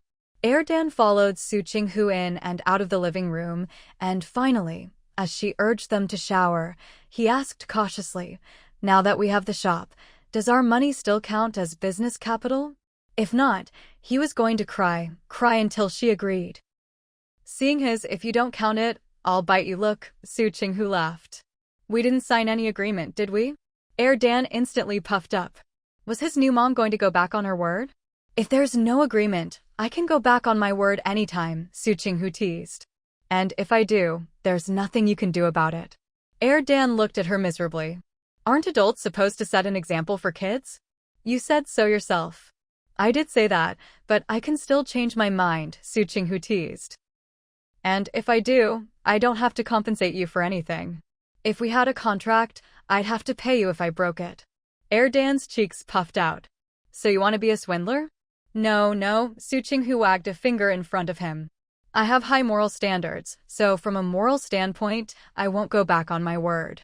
You can relax, the money still counts as business capital." Dan didn't really care about all this. His only wish was to see her spend all the money, reflect deeply, and finally learn to budget properly. Only Dan instantly lit up, showering her with praise. "Mom, you're such a kind businesswoman. Your morals are so high. Your character is the best. No one can compare to you." Su Qinghu's scalp tingled from all the compliments. Ahem. Well, it's not that exaggerated. Monday at work was the same as always: meetings, pitching story ideas, and getting assigned tasks. But Su Qinghu could clearly sense something was different. That feeling finally reached its peak on Tuesday, so she went straight to the director and voiced her concerns. The director looked at her, was silent for a moment, and instead of answering her question, asked, "What do you think of our department?" Su Qinghu narrowed her eyes and gave a clear answer. "I think our department is great. If I could, I'd stay here forever." Her blunt and definite response left the director no room for beating around the bush. Considering her background, there was no need for subtlety anyway, so he said, "The head of the operations department suggested today that you be transferred there." He listed out, point by point, all the reasons you'd be a good fit. Su Qinghu. Is the head of operations out of his mind? "I'm not going," Su Qinghu frowned. "I refuse to transfer." What kind of logic is that? Just because he suggests it, I have to agree? Director, aren't you even going to try to keep such an outstanding talent like me? Su Qinghu looked at him reproachfully. Since I was assigned here, I've never made a single mistake. The director, who was more or less on her side, actually felt a bit more at ease at her half-joking, half-boastful complaint. Who brags about themselves like that? The director laughed. You're even getting emotional? Think about it. Who do you think you have to thank for still being able to sit in this office? Well, I'm just stating the facts. Su Qinghu laughed too. I don't care about anyone else, but you're my direct boss. If I have questions or problems, of course I'll come to you. Bottom line, you have to help me solve this. You really don't want to transfer? The director asked again. Really, I don't. Su Qinghu replied. Think about it. If I really wanted to transfer, with my smarts, I'd have been working toward that goal a long time ago. The head of operations was clearly trying to win her over, to get her on his side, so that if anything happened, they'd sink or swim together. Seriously, what a pipe dream. All right, I'll try my best to block this for you, the director said with a smile. But you should know, you're already on the president's radar. He's always believed in putting the right person in the right job, and right now, in his mind, the job you're most suited for is over in operations. Su Qinghu raised an eyebrow. So you mean, if I refuse, he might call me in for a talk? I'm just saying it's possible. Seeing her face fall, the director tried to reassure her, don't get too worked up. I said I'd try to block it, and I will. But there are some things I can't say openly, you'll have to figure those out yourself. His words were vague, but Su Qinghu understood. He meant the gossip about her behind the scenes was out of his hands, and she'd have to deal with it herself or just ignore it. Su Qinghu nodded. Got it. The gossip was nothing more than people saying she'd taken a shortcut, cozied up to the head of operations, and was now angling for a cushy job. How hard could that be to handle? She could squash that in no time. Heh, just you wait. Back at her desk, Su Qinghu wrote her article, turned it in, and then slacked off until it was almost time to leave. She packed up and headed out. This time, she didn't go straight home. She made a detour to confirm that Zhao Liangen didn't have what she wanted, then went home. When she got to her door, both kids had already finished their homework. Erden was sitting right outside, waiting for her. Why are you sitting out here? Su Qinghu asked, bag in hand, glancing at the base of the wall. Where did those watermelons come from? A few green-skinned watermelons, fresh and dewy, with stems and even a bit of vine still attached, obviously picked that day. Erden glanced at the watermelons, a mischievous look on his face. They're from that guy who wants my brother to call him Dad. Oh, so they're for your brother, Su Qinghu nodded. Well, that's up to him. My brother didn't want them and told him to get lost, Erden grinned. So the guy said they were for you. Su Qinghu. She turned and glanced at Erden, who was grinning wickedly at the watermelons, and raised an eyebrow. I don't want them either. Erden immediately stood up. Then can I have them? Huh. As expected, this kid was waiting for this. You think you can? Not only does that guy want to be his brother's dad, he's also trying to chase after her and muscle in on Chenlai's territory. She was curious to see what choice this little rascal would make. I think I can, Erden replied seriously. Su Qinghu, damn, I let my guard down and forgot about my bargain bin son's true nature. Look, my brother didn't want the watermelons. When the guy said they were for you, both my brother and I refused. But he insisted, said if you don't want them, you can throw them wherever you like. Erden grinned at Su Qinghu. Mom, can we make a deal? You throw the watermelons at the entrance of our alley, so everyone sees you really toss them out, then I'll go pick them up. Su Qinghu. Yep, this kid's love of money never changes. When I pick them up, they'll be mine, Erden said, eyes shining. Nothing to do with you or my brother, so you don't have to worry about him causing you trouble. Plus, he could sell them. He'd use half the money to help support the family and save the rest. Then, when his mom wanted to start a business, he could invest a big chunk and be her partner. Money makes money, and when he grows up, he'll be able to bask in the sun on a pile of cash. The more Erden thought about it, the happier he got, his eyes full of silly daydreams. Dayton, you idiot. We're family. Just because you say it's got nothing to do with us doesn't make it so. Su Qinghu studied Erden, amazed. She was curious how this kid's logic worked and just how thick-skinned he could get. Forget logic for now, just the thickness of his skin was already a match for hers. So young and already so shameless. If he keeps this up, who knows how thick-skinned he'll be when he grows up. We're family. Just because you say it's got nothing to do with me or your brother, does that make it true? Su Qinghu asked, not to scold him, but to see how his mind worked, to see what he'd say next. When it comes to educating kids, or subtly correcting their thinking, you have to understand how they think first, so you can fight poison with poison.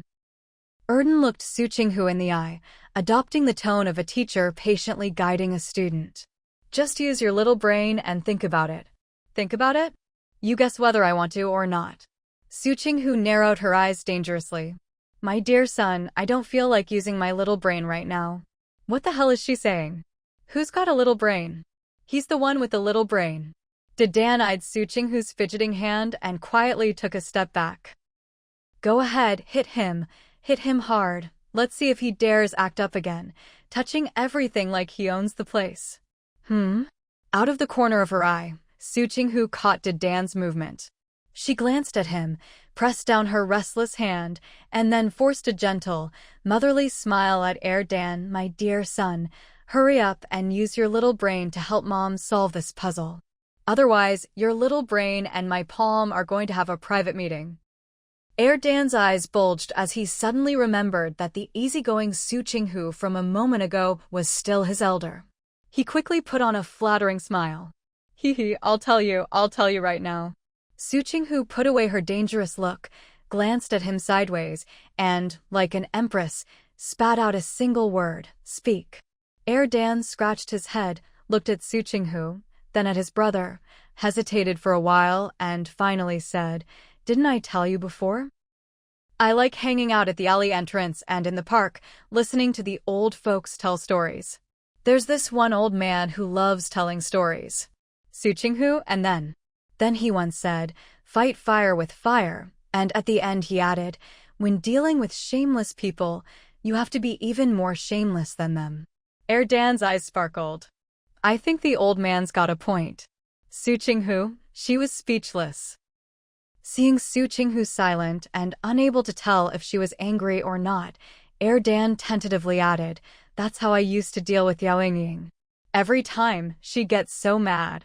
Dan frowned at Dan, a little annoyed that he'd bring up Yao Yingying in front of Su Qinghu. Su Qinghu thought for a moment, connected Yao Yingying with Chen Lai's ex-wife, and gave a mysterious smile. And then, if Yao Yingying didn't hit him, she'd take his last name. In the beginning, whenever she got mad, these two kids were always ready to bolt, so this fight fire with fire tactic definitely didn't work on Yao Yingying. At best, it was just a war of words. Dan knew what Su Qinghu wanted to ask, but could he really tell the truth? If he did, would those watermelons still be his? So he tried to muddle through. I handled her, didn't I? Meaning, he'd already dealt with Yao Yingying, so what's the point of talking about what happened next? There is no next, and even if there was, he wasn't about to say it. Su Qinghu snorted with a laugh. After she got mad, she probably resorted to physical force, right? Did your butt hurt? Dan pouted and muttered, You shouldn't hit people in the face, and you shouldn't expose people's shortcomings. After grumbling, he figured he should get back to the main point, so he argued with Su Qinghu, Yao Yingying isn't the same as that man. How are they different? Su Qinghu wasn't in a hurry to go inside anymore and just stood at the gate talking to him. Tell me. Dan stammered. Yao Yingying dared to hit us because she was our mom at the time, and telling the neighborhood aunties and uncles wouldn't help. But that guy isn't anybody to us. If we told the neighborhood uncles and aunties, or even that police officer who took us to the prison for a tour, if he dared to hit us, he'd be in big trouble. If he doesn't dare hit us, then the old man's fight fire with fire trick will work just fine. If it's just a war of words, who's afraid of who? By the end, Dan was practically bursting with bravado. Su Qinghu looked at him thoughtfully, wanting to tell him that once things get mixed up with romance, they never go the way you expect. At that point, it's not just a war of words anymore. It's public opinion. But explaining romance to a little kid right now didn't seem appropriate. And was kind of difficult. Am I pretty? Su Qinghu suddenly leaned in close to Dan, looking at him seriously. How pretty am I? Dan was caught off guard by her sudden approach, held his breath, and, staring into her star-filled eyes, stammered, pretty. Su Qinghu pressed, pretty to what extent? To the point that no one can compare? Dan was starting to feel that something was off, and answered her more cautiously. Su Qinghu fell silent. What now? Dan's answer was pure flattery, and it made her feel a little giddy inside. So, what was that sudden flash of inspiration she just had? What was she going to say to the kids? Su Qinghu stood there, squinting, racking her brains for that perfect line she'd just thought of, but after a long while, she came up empty. Staring at Dan, Su Qinghu let out a long sigh, waved her hand as she walked back inside, and said, Whatever, do what you want with those watermelons. If she couldn't think of the perfect line, what was the point of lecturing? She could already imagine that whatever she said would just get overturned by Dan's twisted logic. Huh? Dan watched her walk away, looking all innocent. You're not going to say anything else? Su Qinghu turned around, her eyes narrowing. I'm warning you, don't push your luck. I already said you can handle it yourself, so don't keep pestering me. Innocent? He's a little devil, okay? He's even more adaptable than she is, even more sweet and salty when he wants to be. It's infuriating. Su Qinghu flopped onto a chair in the living room, staring at the ceiling, pondering the great question of what to eat later. At the door, after mulling over Su Qinghu's words, Dan suddenly grinned and asked Dan, Bro, does this mean Mom agreed to let me sell the watermelons? At this point, he still hadn't noticed Dan's dangerous mood. Bro? Dan called again, then suddenly took 2 steps back and threatened, Mom's home right now. If you hit me, she'll definitely think you're the bad kid. Dan didn't say a word, just took 2 steps toward him. Dan retreated again. Bro, we're family. You'd better stand still, Dan threatened. Or I'll beat you up. Dan obediently stopped, but still kept talking. Mom agreed to let me sell the watermelons, and I don't think I did anything wrong. You have no reason to hit me. Dan scoffed. If he wanted to beat up his silly little brother, he could come up with 100 reasons in a heartbeat. Watch what you say from now on, Dan said in a low voice, glancing from the gate to the living room before quietly warning his silly brother, don't mention Yao Yingying in front of her. Dan was confused, not understanding why his brother suddenly changed the subject, or why he was saying this. Huh? Why not? Dan thought back to Su Qinghu's expression when he'd mentioned Yao Yingying earlier, but just looked even more puzzled. There wasn't a problem, was there? The new mom didn't get mad, after all. I said don't mention it, so don't. Dan glared at him. Dan wouldn't let anyone ask questions, so Dan didn't ask either. He looked up and chirped, Bro, when you go borrow the cart later, act a little angry. Dan, why? You have to be mad to make it look real when you throw the melons, Dan explained. That way it's convincing. If it looked real, wouldn't everyone believe his brother really threw the melons away? Then, when he went to pick them up and sell them later, it would have nothing to do with his brother or their mom. Dan pursed his lips, but still did as he was told. He borrowed the cart, came back, and started loading the melons onto it. Just as he finished and was about to push the cart away, his silly little brother suddenly howled, Brother. Dan almost let go of the cart handle, glaring at him in exasperation. What are you doing? Dan waggled his eyebrows and whispered, Bro, just ignore me. Keep your head down and pull the cart forward. I'll do the yelling. Dan. If you're going to put on a show, you have to do it right. Dan winked. Hurry up and go. Dan took a couple of deep breaths, then lowered his head and strode off with the cart. Dan started wailing behind him, Brother. Bro, if you don't want to acknowledge your godfather, then don't, but you can't just throw away the melons he gave you. Us ordinary folks have only just started living a good life. We can't waste food. His voice was so loud that Su Qinghu, who had been slouched on a bench wondering what to make for dinner, shot upright in surprise. This was just too. Su Qinghu was at a loss for words. When this kid started wailing, he really had the flair of those village aunties who slap their thighs and cry at the top of their lungs. She glanced at the gate, hesitated for a moment, then slumped back down. She'd told them to handle things themselves, so she'd let them be. If anything happened later, she'd figure out how to deal with it then. After lying there a while longer and hearing the boys' voices fade into the distance, Su Qinghu finally got up and reluctantly headed to the kitchen. She only had 200 yuan on hand, and with the shop needing renovations and workers to be hired, there was no way she could take the kids out to eat. She'd have to cook herself. But with the weather so hot, she'd keep it simple: cold noodles with shredded cucumber and sesame sauce, plus a bowl of mung bean soup. That would do. She was leisurely dividing the noodles into 3 bowls when Dan, face flushed and sweating, came grinning into the kitchen. Su Qinghu glanced at him. Go wash your hands and face with your brother before you eat. Aren't you going to ask me? Dan's eyes sparkled. I sold everything. Do you know how much I made? Su Qinghu, not asking. Heh. She hadn't bought any melons herself this year, but she'd heard from Sisterly that last year watermelons sold for about 0.25 yuan per gene. This year's melons had just come on the market, so they'd be pricier. Everyone knew that, so she hadn't bothered to ask the price. And since her work hours didn't line up with the melon sellers, she honestly didn't know the current price. But was that the point? The point was she just wasn't going to ask. Let the little brats do. Even if you don't ask, I'm going to tell you. Dan puffed up his chest, looking smug.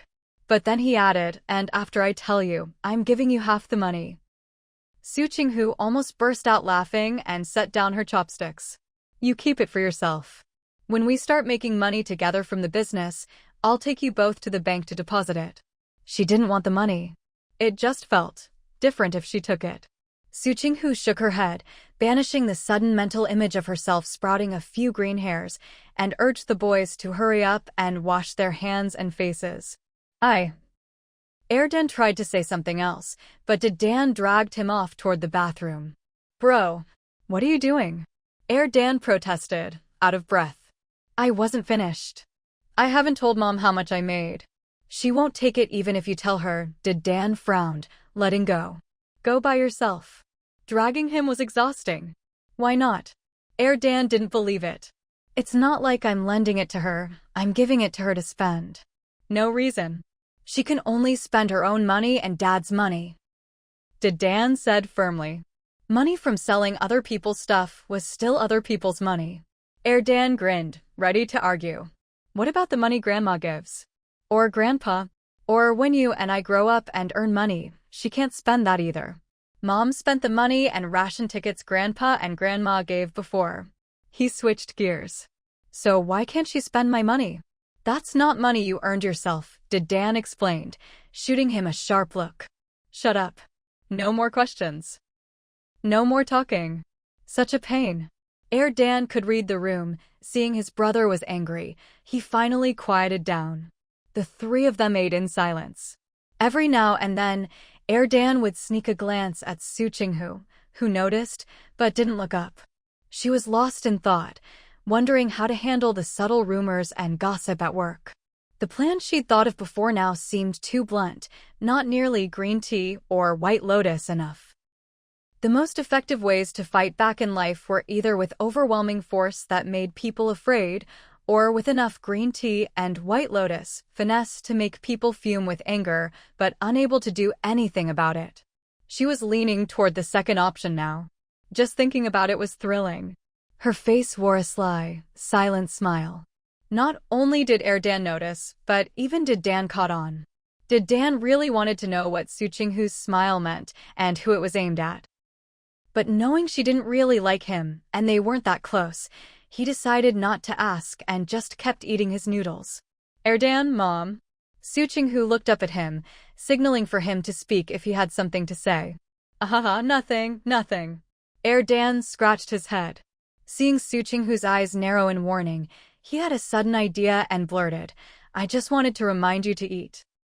Su Qinghu's gaze shifted from his head to his bowl, then from his bowl to the hand he'd just scratched his head with. She paused, then said, Go wash your hands. Hands definitely needed washing. In this heat, it was easy to sweat, and with a bit of dust, whatever was left on his scalp would be pretty impressive. As for the food in his bowl, she didn't see any dandruff, so it was fine. Even if there was dandruff. Su Qinghu thought back to her university cafeteria days and nodded to herself. Still edible. Back then, she'd had food with hair in it, and even steel wool from scrubbers in her soup. Dan looked at his hand, then at Su Qinghu, blinked, hesitated, and finally gave in and went to wash his hands. Whether they were dirty or not wasn't the point. If Mom thought they were dirty, he'd have to wash them. If he dragged it out, he'd still have to wash them in the end, so he might as well go now. Su Qinghu withdrew her gaze, then caught Dan's and smiled slightly. Under his wary look, she said slowly, Starting the day after tomorrow, you and Dan, after school, go eat at that restaurant we always go to. I'm going to get busy soon and won't be able to eat with you. I'll make it up to you tomorrow. Something came up today. When Su Qinghu said she was getting busy, she really meant it. She juggled her work while also contacting the construction teams her mother-in-law had mentioned earlier. By the time her mother-in-law told her all the paperwork for the house was ready and handed her the keys, it was already Thursday. Su Qinghu didn't personally handle the wall painting or the purchase of basic renovation materials. Instead, after consulting with the teams and weighing her options, she picked a few suppliers and left the rest to them. Work started on Friday. Su Qinghu swung by at noon to check on things, was quite satisfied, and then hurried back to the office. Of course, in those 3 days, Su Qinghu had pretty much figured out where the rumors were coming from. But since it wasn't just one department, confronting anyone directly wouldn't have that green tea white lotus flavor. Trying to use a green tea white lotus approach to lure someone out, that was easier said than done. After all, no one's an idiot who'd willingly walk into a trap. There definitely weren't any fools like that. Sisterly, Su Qinghu took advantage of the 10 minutes before afternoon work started, handed Sisterly a green-skinned melon, and leaned in to ask, "Do you know much about Wang Liang?" Sisterly naturally accepted the melon. "Him? His university wasn't far from yours. After graduation, he was assigned to our operations department. His parents work in retail, one does purchasing, the other is in admin. As for him, well, he has this little quirk where he can't stand injustice." At the mention of this, can't stand injustice quirk, Sisterly couldn't help but shake her head and laugh. Su Qinghu got it. So, the type who doesn't care about the facts, can't tell right from wrong, and just acts on emotion? Yeah, Sisterly nodded with a smile. Seeing someone enter the office, she lifted the melon. "Where'd you buy this? I can smell how sweet it is from here." "I didn't buy it," Su Qinghu grinned. "One of the guys on the renovation crew gave it to me. He's from the outskirts and grows these at home. It was meant for his team, but I happened to be there, so he gave me one." "And you're giving it to me when you only have one?" Sisterly laughed and handed it back. "Take it home for your 2 boys." Life was better now, but it wasn't like you could eat whatever you wanted. Bringing home a melon, a handful of candies, or a couple of popsicles could make the kids happy for days. "You have it," Su Qinghu joked as she walked back to her desk. "This is my bribe in case something comes up on Saturday, and I need you to cover for me." It was Friday, and tomorrow was Saturday. She still needed to double-check the things she'd need for her outing and for the weekend barbecue. So, she had to leave on time Saturday and completely unplug on Sunday. Sisterly cradled the melon, laughing. "You don't need to bribe me. Just ask. But I want to sweeten both your mouth and your heart, Sisterly." Su Qinghu sat down, rested her chin in her hands, and gazed at Sisterly. "It's so hot. Imagine coming home, soaking the melon in cold water, slicing it open for a bite of cool, sweet goodness.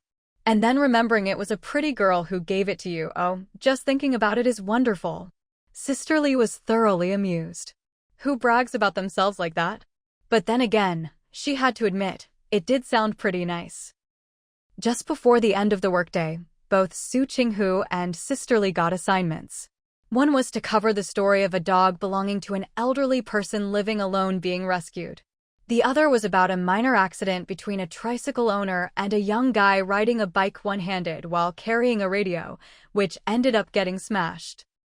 When they checked the locations, Sisterly gave Su Qinghu the easier, closer one and took the more complicated case herself, which might require mediating a dispute. Su Qinghu quickly packed up, slung her camera over her shoulder, grabbed her bag, and dashed out. Yep, she was doing everything now, even getting sent out on solo assignments. As the director put it, how can a multi-talented person like you just sit around in the office growing mushrooms after finishing your work? Talented people should get out there and do more. Being too idle doesn't fit the spirit of young people these days.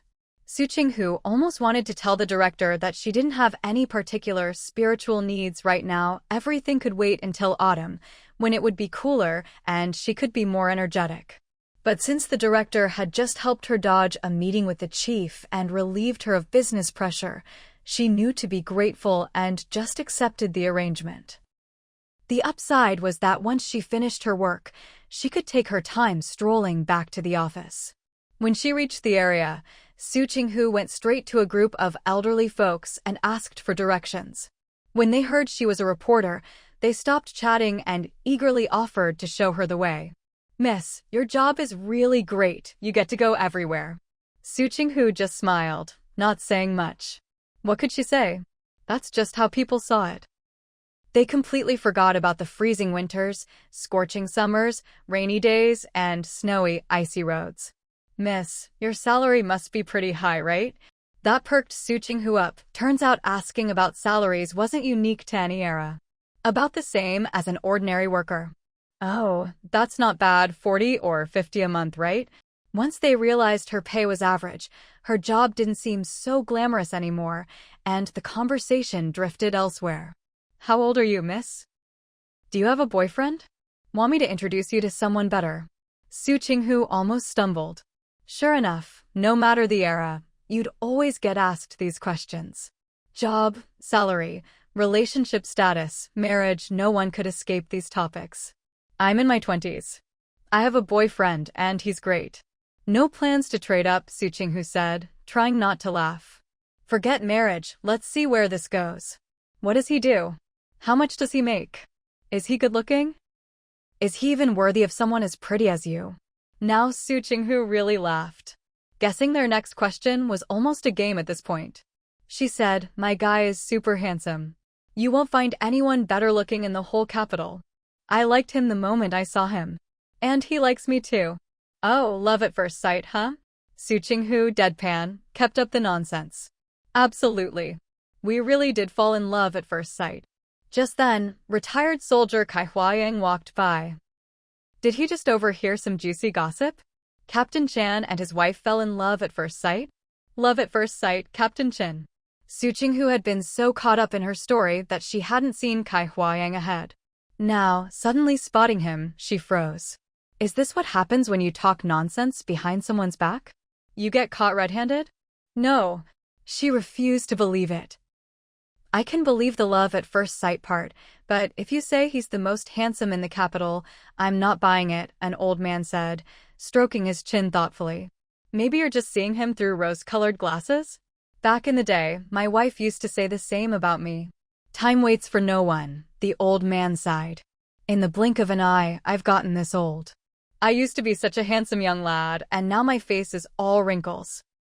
Su Qinghu and Kai Huayang's eye contact was abruptly interrupted by the old man's lament. She looked at him, trying to spot any trace of that former handsomeness, and the old man obligingly lifted his chin a little. Su Qinghu, "Sir, forgive me, but I really can't see any sign that you were ever handsome. Right?" The old man modestly looked away, then not so modestly asked, "Can you see how handsome I was?" Su Qinghu hesitated for a moment, then gritted her teeth and answered honestly, "No." The old man was quite chatty, but she really couldn't bring herself to lie and nod. "This girl is honest," the old lady leading the way laughed, glancing at the old man. "Back when you were young, I wouldn't call you handsome. At most, your features were where they were supposed to be." The old man's face instantly fell apart. Su Qinghu felt a pang of sympathy for him. See, it wasn't just her being mean, even the old lady said so. "My wife still says I look good." "You're just jealous she managed to find someone as good-looking as me back then," the old man protested. All right, pretend I never said anything," the old lady chuckled. "Your wife treats you like a son, still praising and coaxing you after all these years." The old man immediately looked proud. "No matter what, my wife is the best, no one can compare." Su Qinghu. Even in this era, people are still showing off their love. Suddenly, she felt like life was full of wisdom. The old man's wife was a real expert. The old man might not be handsome, but he was neat and clean, didn't even smell of smoke. Whenever something happened, his first thought was always about his wife. "Let me tell you, girl, you can never go wrong praising a man. The more you praise him, the harder he'll work," the old man said cheerfully. "He'll be willing to do anything." Su Qinghu gave him a thumbs up. So the old man understood perfectly well and was happy to play along. He was so pleased, he kept talking. Even if you and your guy fell in love at first sight, you like him and he likes you, but still, you shouldn't just rush into marriage. Take your time, test him a bit, let him know marrying you isn't easy, then he'll treasure you. Su Qinghu, all right. Sir, can we please change the subject?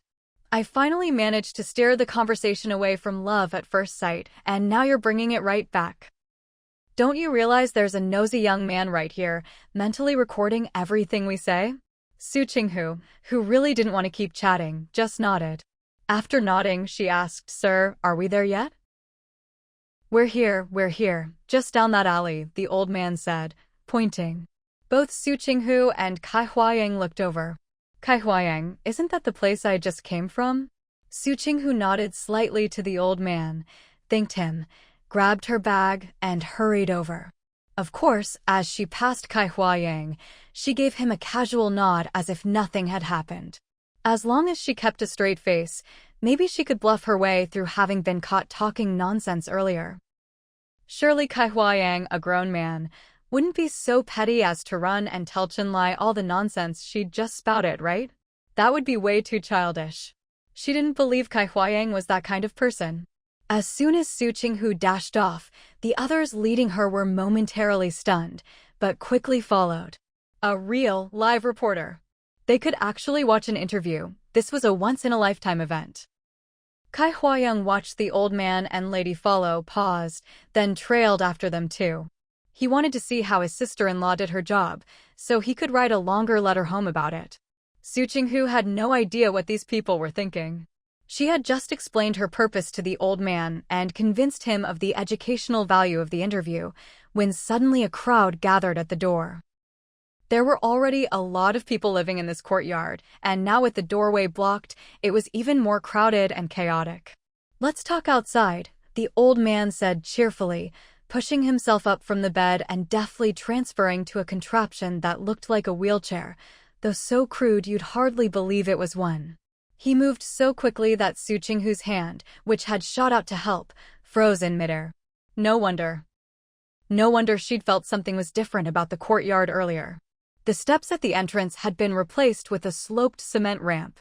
Su Qinghu reached out to help, then paused and asked, Should I push you outside? Sure, the old man replied cheerfully. That way we'll get out faster, and you can finish your interview and get home sooner. Su Qinghu swallowed, then gripped the back of the chair and pushed the makeshift wheelchair out the door. Just as they reached the entrance, before they'd even crossed the cement ramp, she locked eyes with Erden, who was coming straight toward them clutching a green-skinned melon. Erden's eyes went wide. He gaped at Su Qinghu, his face full of panic. Where am I? Why am I here? Can I turn around and run? Behind him, Dayton was also staring at Su Qinghu in shock, his eyes full of the panic of being caught and the struggle to keep calm and think of a way out. Su Qinghu hadn't thought much of it at first, but seeing their expressions now, her eyes narrowed. These two. So shocked, they didn't even know where to put their hands and feet. If there's nothing fishy going on, she'd eat her hat right here. Under her stare, Erden took 2 steps back, then turned to run. Stop right there, Su Qinghu said with a cold smile. What are you running for? You think you're a gourd baby with an invisibility cloak. She'd clearly seen them. No way they could escape now. Erden skidded to a halt, grinning sheepishly at Su Qinghu. She glanced at him, checked her watch, then turned her gaze to Dayton. You have 2 minutes to get your story straight. In 2 minutes, I want to hear your explanation. No, wait, your defense. In 2 minutes, I'll hear your defense. Dayton. What are you standing there for? Start thinking. Little rascals, sneaking out while she wasn't home. This place was quite a distance from their house. And it wasn't close to their school either. Most importantly, not at all on the way. Erden sucked in a sharp breath. He knew clear as day that Su Qinghu was mad. Dayton looked at her, trying to gauge her mood, but all he could conclude was that she was angry. Su Qinghu shot them a look, pushed the old man to a shady spot, and stopped. Dayton, Erden, Kai Huayang, and the others all silently followed, stopping a good meter away from her. Su Qinghu's hands tightened on the wheelchair. Dayton and Erden looked at her back, even more nervous now. Would she see through their lies? Speak. Su Qinghu turned around with a blank expression and looked at Dayton and Erden. Which one of you wants to go first? Dayton stepped forward first. I told you before, when Erden and I have free time, we go visit and help the elderly. You heard it and didn't object. Su Qinghu's face remained expressionless. And then, was this it? Where was the sense of accomplishment? She hadn't even started her tough interrogation and they'd already confessed? Erden said, we didn't waste any money. Adults care most about whether kids are wasting money, right? Well, they didn't. Su Qinghu's face twitched as she tried to hold back a laugh. These two kids really had their own way of talking. Dayton almost turned green from anger at Erden's words. She hadn't even brought up anything about money. She hadn't even noticed that aspect, so why bring it up themselves? Were they afraid she wouldn't think about it otherwise?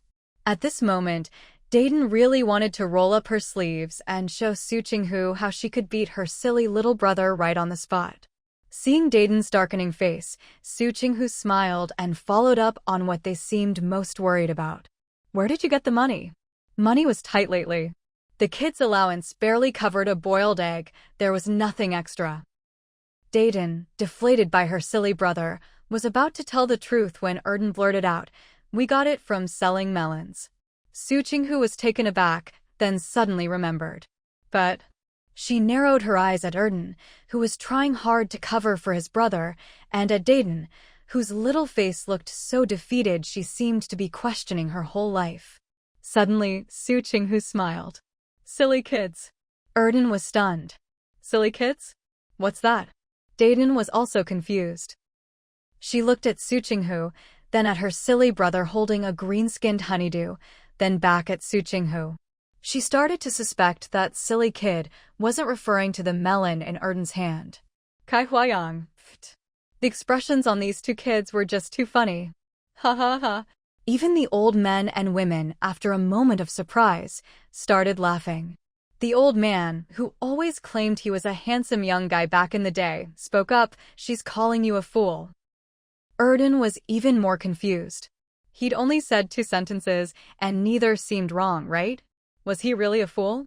If he was, would he have come up with the idea of selling melons so quickly? Dayton hesitated for a moment, but in the end didn't say anything. Su Qinghu asked, which elderly person are you visiting, exactly? She was asking knowingly. From the moment she entered the courtyard, she'd been paying attention to the situation and had a rough idea of who lived there. In this crowded courtyard, only the old man who'd been saved by the dog lived alone. The others all had children and didn't need anyone to visit them. Prompted by Su Qinghu, the old man spoke up. It's me. These two kids have been coming by every now and then to help me out for quite a while now. The old man looked at Dayton and Erden, his smile growing even kinder. He even tried to reassure them, they're good kids. They haven't neglected their studies. Now that my life is better, it's okay if they don't come anymore. His connection with these two kids had been a coincidence, but it had warmed his heart and given him a reason to stay in this world.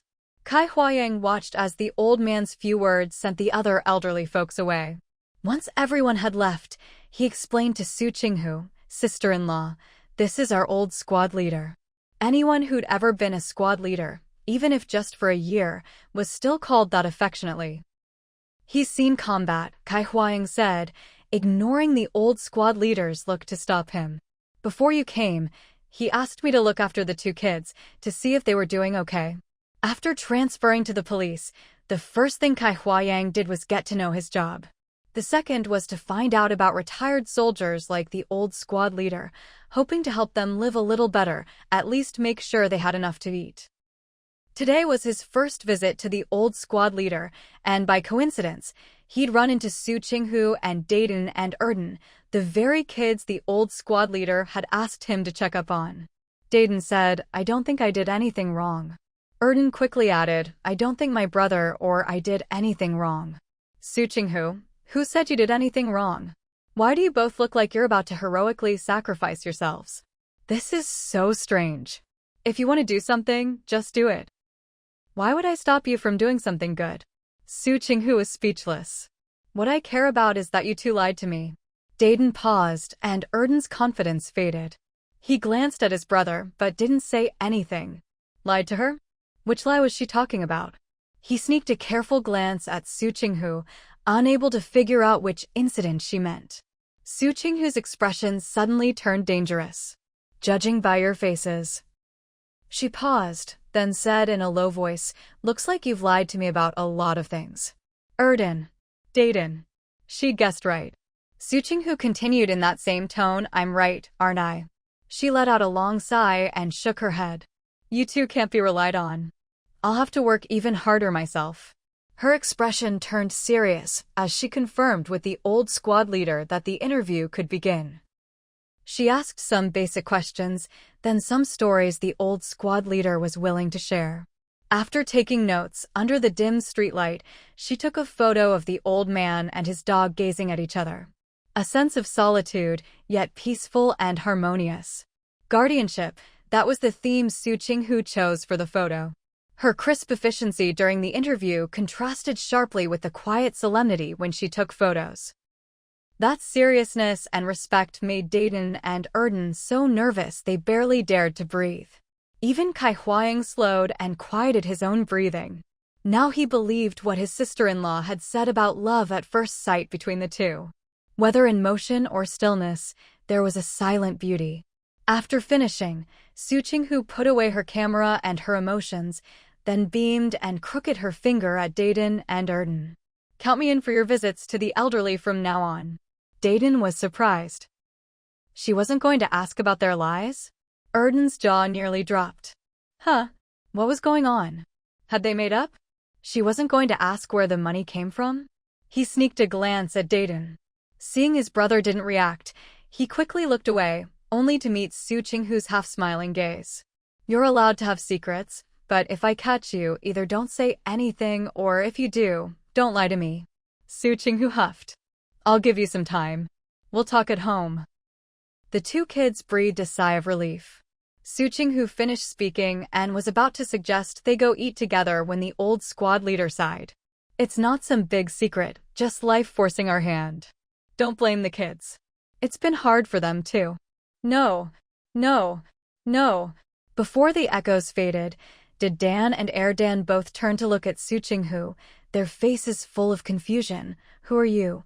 What are you doing? And why are you acting just like us?" Su Qinghu glanced at them, then looked away and turned to the old squad leader, beaming, "Don't say anything yet. I've made up my mind, I'm not going to ask anymore, and even if they want to talk, I won't listen." The old squad leader's earlier awkwardness was replaced by curiosity. He wanted to ask why, but felt embarrassed, so he glanced at Kai Huayang beside him. Seeing the flash of curiosity on Kai's face quickly replaced by a look of expected sympathy, he decided to keep quiet. Ever since the last time he took those two pale-faced kids to tour the detention center, Kai Huayang had formed an idea of Su Qinghu's personality and style. So even though he didn't quite understand why Su Qinghu, who had just been urging the kids to tell the truth, suddenly called a halt, he wasn't too surprised. After all, this was the woman who, when the kids were barely toddlers, dared to leave them in his care and had him explain to them in detail what crimes each inmate had committed. Still, curiosity lingered. Cough, cough. He really did want to know why. "Are you guys curious?" Su Qinghu straightened her expression. As everyone instinctively perked up their ears, the corners of her mouth began to curl up. Dan watched, taking a deep breath. Here we go again. Isn't she afraid that one day her mischievousness will get her in trouble? Dan nodded eagerly, hoping she'd clear things up for him. Curious. He really was curious. He'd shouted no because he was afraid his brother's secret would be exposed, but why did his new mom do it?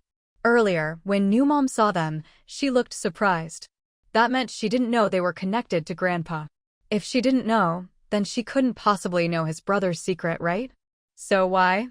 Dan looked at his brother's innocent, expectant face and was so exasperated he wanted to smack him. Blockhead. How many times has this happened, and he still never learns?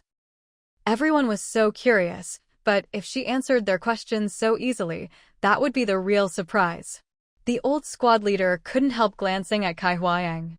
He hadn't interacted with this little Su before, but something about her tone just sounded off. Of course Kai Huayang picked up on it. But before he could give the old squad leader a reassuring look, Su Qinghu said, "Curiosity is good. There's nothing a Chinese person isn't curious about." Everyone listened intently, but then Su Qinghu suddenly fell silent. They thought she was just pausing for dramatic effect to hold their attention, so they waited quietly. But after a while, when she still didn't continue, they started to get restless. Kai Huayang was so anxious he felt itchy all over. Was sister-in-law waiting for applause, like those factory directors who pause in their speeches for a round of clapping? But in this situation, wouldn't applause be a bit too weird? Hold it in, keep your hands down, don't clap. If you clap now, you'll look like a total fool. Dan knew Su Qinghu was up to no good, but her words had left him hanging, so much so that he almost wanted to scratch the wall in frustration.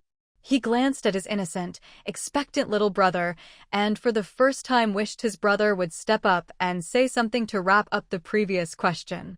Dan was waiting along with everyone else. How could he not be anxious? But unlike the others, he just asked directly, "Huh? And then? And then?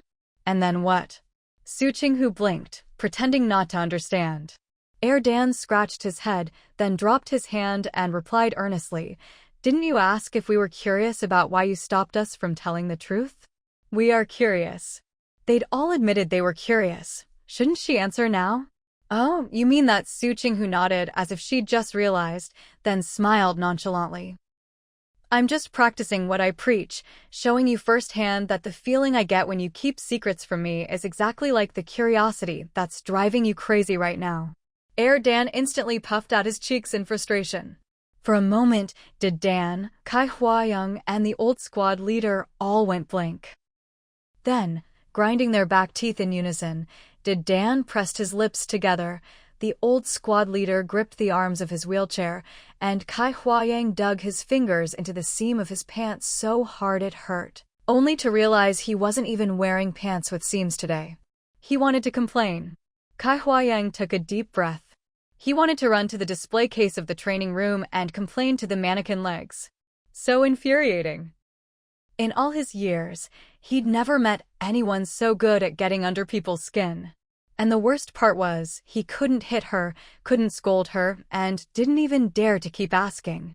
That's right, he didn't dare to keep asking, because he was afraid she'd find an even more twisted way to drive him crazy. Kai Huayang stewed for a while, and then, suddenly, he felt the urge to laugh. He couldn't help it. Just thinking about how these two little rascals would have to live under Su Qinghu's torment in the future, his own anxiety melted away. He even wanted to slap his thigh and laugh out loud. Ha ha ha ha ha. Comparison really is everything. The moment you compare, your own happiness skyrockets. Frustrated, aren't you? Su Qinghu gave a gentle yet mischievous smile.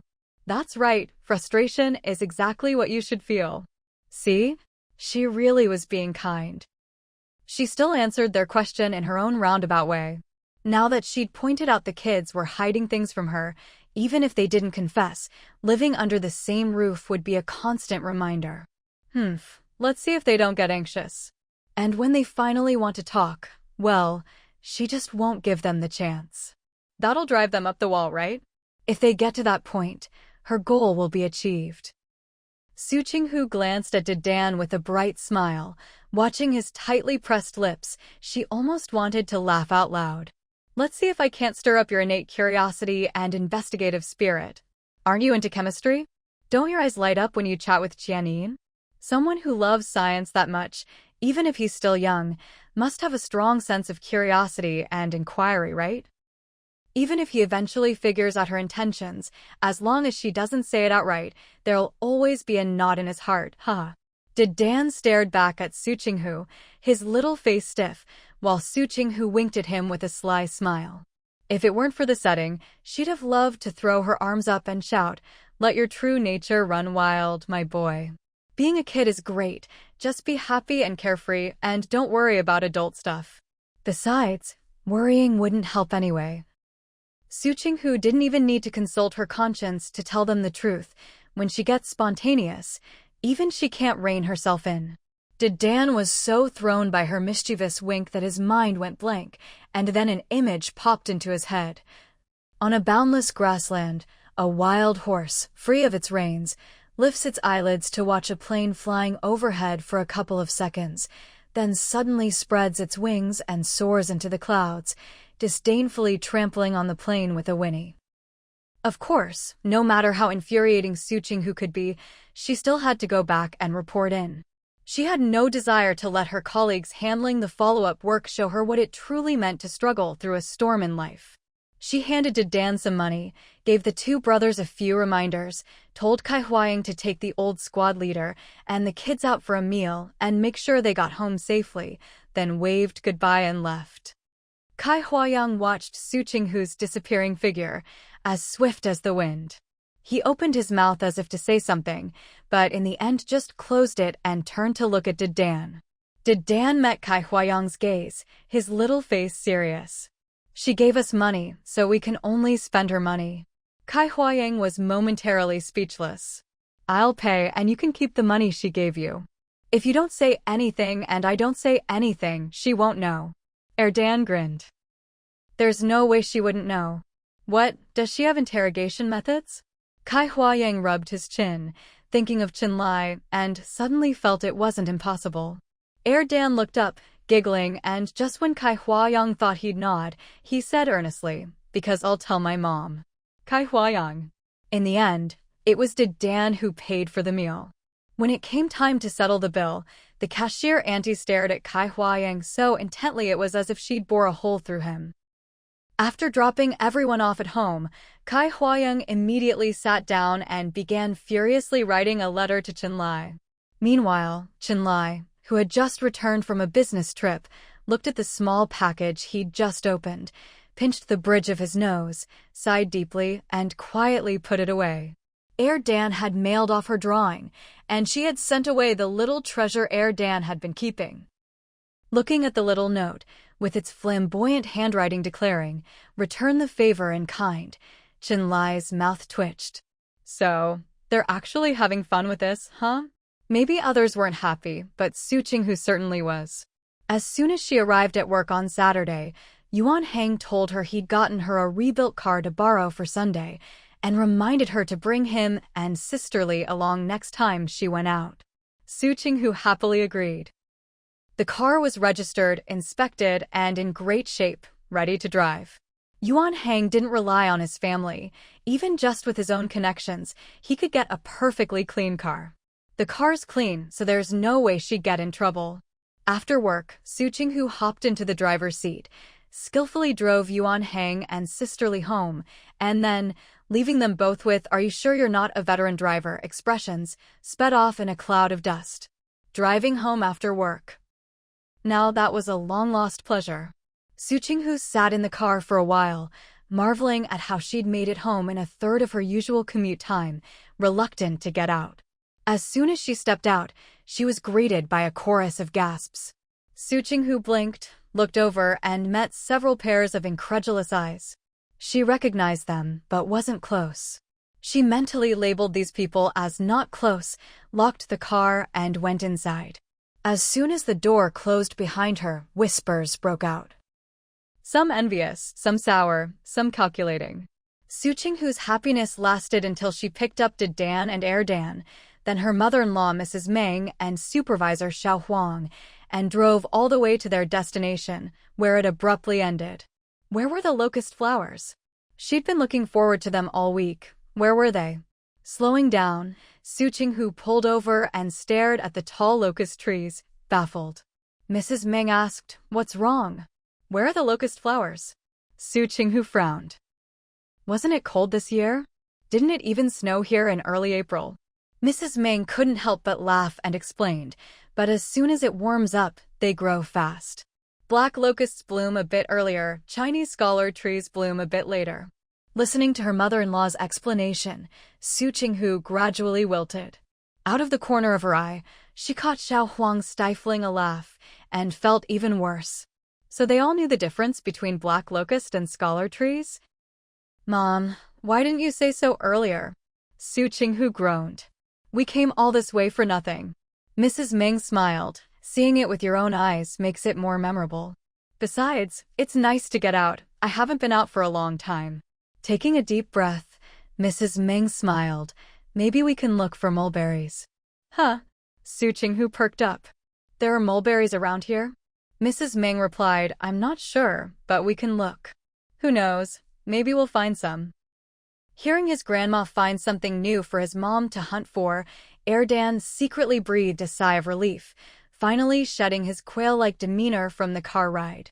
Earlier, he'd said he saw someone carrying locust flowers, but hadn't told her they weren't the kind you could steam or make pancakes with. I can climb trees. Erdan volunteered. If we find a mulberry tree, I'll pick them for everyone. Su Qinghu snorted and brought up old business. I remember you told me you saw someone carrying a branch of locust flowers? I did. Erdan blinked. It really was locust flowers. He hadn't lied, he just hadn't specified which kind. She brought up old business. He played dumb. Whoever's thicker-skinned wins. Su Qinghu's gaze shifted from Erdan to Dan, swept over his lighter-colored eyes, paused, then looked away, letting them off the hook. While they were talking, Xiao Huang had already slid down from a tall tree and pointed ahead. There's a pond over there, and not far past it is a village. We can check it out. Everyone piled back in the car. Except for Su Qinghu, the driver. Everyone craned their necks to look out the windows, hoping to spot a mulberry tree. They didn't find any mulberry trees along the way, but they did spot some wild honeysuckle vines. At a crossroads, just as Su Qinghu was about to turn, Mrs. Ming stopped her and told her to go the other way. Su Qinghu didn't ask why, just turned the wheel as instructed and checked the rearview mirror. What's up? I think something's going on up ahead, Mrs. Ming frowned. The way that person's walking looks a lot like someone I know. Su Qinghu squinted at the road ahead, full of admiration. Her mother-in-law's eyesight was impressive. They were waving at us just now, Mrs. Ming said, already reaching for the door handle. Xiao Huang, put Erdan on your lap. Xiao Huang quickly complied, scooping Erdan onto his lap. Erdan, now on Xiao Huang's lap, looked around in confusion. What's going on? Did Dan scoot over, Mrs. Ming said. Seeing her daughter-in-law speed up, she felt reassured. Dan was already pressed against the car door, so she let it go. As they got closer, Su Qinghu could see more clearly. She frowned, kept driving, and said to Xiao Huang, see that little medicine kit? Take out the masks and have everyone put one on. Tuberculosis and hepatitis were common in those days. If her mother-in-law wanted her to help someone, Su Qinghu had to make sure her family was safe first. Xiao Huang and Mrs. Ming were both taken aback. They hadn't expected Su Qinghu to be so well prepared for a countryside outing, but they quickly did as she said. Su Qinghu drove with utter confidence, stopping the car less than half a meter from the pedestrians. She didn't get out. Gripping the steering wheel, she watched as her mother-in-law opened the car door, then performed a series of swift, decisive actions, shooing away unrelated bystanders, ushering two women, one carrying a medical kit, the other holding a child, into the car, and finally getting into the front passenger seat herself. She told Xiao Huang to get out and follow a young man on a bicycle, then sat down with Erdan on her lap. Xiao Huang watched as Su Qinghu sped off cleanly, then turned to look at the young man on the bike. The young man patted the back seat of his bicycle. Hop on. At the very least, we shouldn't fall too far behind. Xiao Huang, what are you talking about? Even when there's nothing urgent, Su Qinghu drives like she's flying. Now that it's an emergency, you think she won't treat the car like an airplane? Still, he kept his mouth shut, letting the young man experience firsthand the shock of a female driver going full throttle. On a stretch of road where most drivers with less than a few years' experience wouldn't dare make a U-turn, Su Qinghu spun the car around with practiced ease, then tore off in the direction they'd come, leaving a trail of dust in her wake. The young man, now covered head to toe in dust kicked up by the car.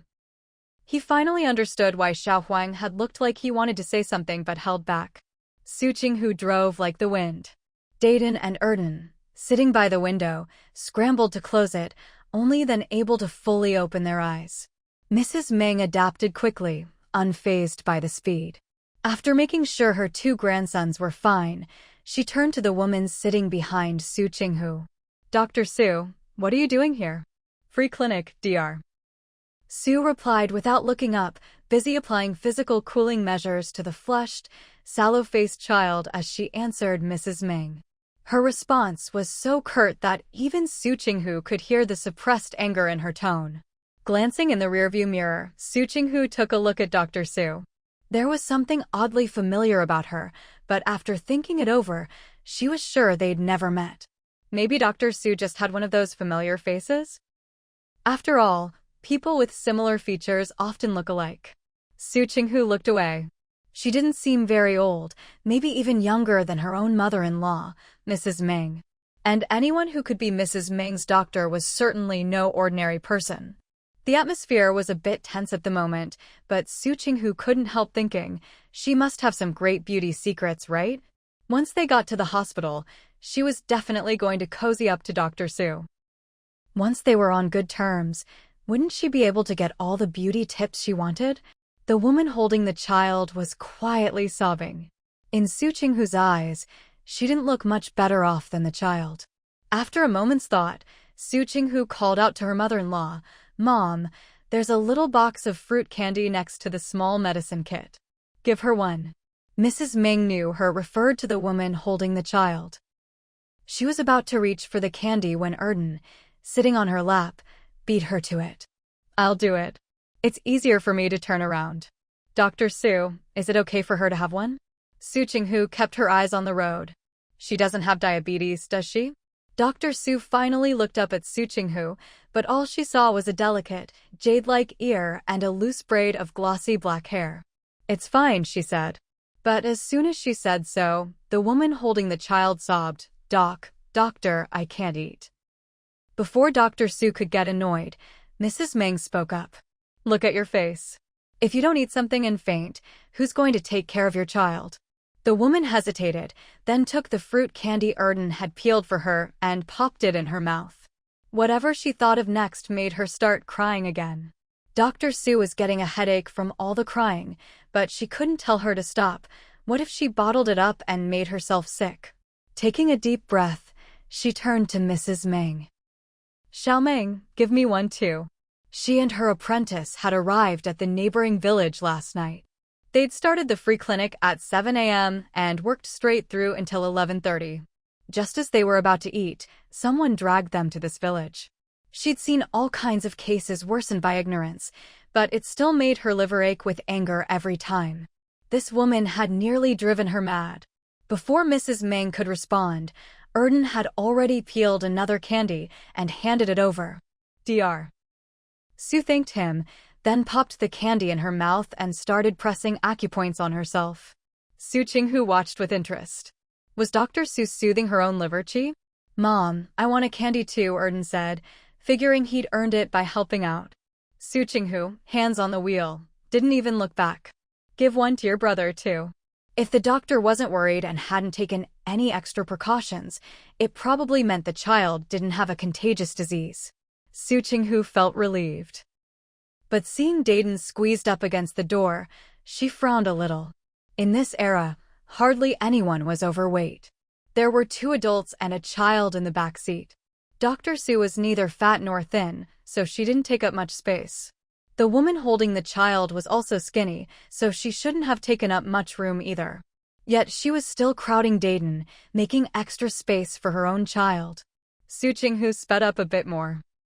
When she reached an intersection with a traffic cop, she slowed down and stuck her head out the window. Before she could say anything, the woman in the back seat complained, "Why aren't you driving?" "Don't waste time. My son needs to see a doctor." Su Qinghu paused, tempted to turn around and see the woman's expression, but held back. She called out to the traffic cop, quickly explained the situation and their destination, and asked him to clear the way. The officer didn't hesitate. He hopped on his motorcycle and led the way, siren blaring. With a public servant clearing the road, Su Qinghu drove even faster, like a tiger with wings. She pulled right up to the hospital entrance, opened the car door, and told the woman to hand the child to the traffic cop. The woman looked like she wanted to refuse, but Su Qinghu's stern expression made her swallow her words and hand the child over. The officer rushed the child to the ER. Dr. Su followed close behind, and Mrs. Ming grabbed her bag and hurried after them. Su Qinghu opened the door on Dayton's side, squeezed his arm where he'd been pressed against the door, and asked with a smile, "Is it numb?" Dayton's face darkened. She knew his arm was numb and still squeezed it. "So it really is numb," Su Qinghu said, withdrawing her hand but still smiling. "Any cramps?" Dayton was about to say no, but his expression suddenly changed. Now she wasn't just mischievous, was she jinxing him too? Su Qinghu could tell just by looking at him. Shaking her head with a smile, she took off his shoes, put a handkerchief under his foot, and started massaging and stretching his toes. "Good thing your feet don't stink, or I wouldn't help you. And another thing, about the milk I ordered this morning, don't let me catch you sneaking your share to Erden again. I'm good now." Feeling the stubborn tendon in his foot suddenly relax and snap back into place, Dayton loosened his grip on the seat and softly reminded Su Qinghu. Su Qinghu stopped tugging at his toes, casually balled up the handkerchief, and stuffed it into her bag. She looked up and grinned. "Oh, are you getting emotional? Look at this awkward little face. Seriously, not lively at all." "Don't worry." Su Qinghu patted her bag and smiled. "Once we get home, this handkerchief is going straight to foot wiping duty." Dayton jerked his head up to look at her. Su Qinghu flashed a mischievous grin, reached out with both hands, and gave his head a good, messy rub. She only stopped when Dayton pursed his lips and stiffened his face.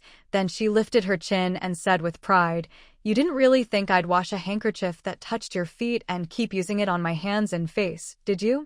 Dream on. That's never happening in this lifetime." Letting go of the now expressionless Dayton, she added sincerely, "Really, not even you or your brother, heck, even your dad wouldn't get that treatment." Dayton. He got what she meant. She was saying that no matter how good-looking his dad was, or how much she liked him, he wouldn't get that privilege, let alone the two brothers. "Put yourself in my shoes." Su Qinghu saw Dayton back to normal and added, "If I used your handkerchief to wipe my feet, would you still use it on your face? Forget about being moved or not, sometimes you just have to learn to see things from the other side." No need to bite her over this. Dayton paused and looked at Su Qinghu, but didn't say anything. If their roles were reversed, he definitely wouldn't use a foot-wiping handkerchief on his face either. There you go, that's the right answer. Seeing what she wanted in Dayton's eyes, Su Qinghu relaxed and stood by the car, chatting idly with Dayton and Erden while waiting for Grandma Ming. "Today's July 5th. Don't you two have final exams coming up?"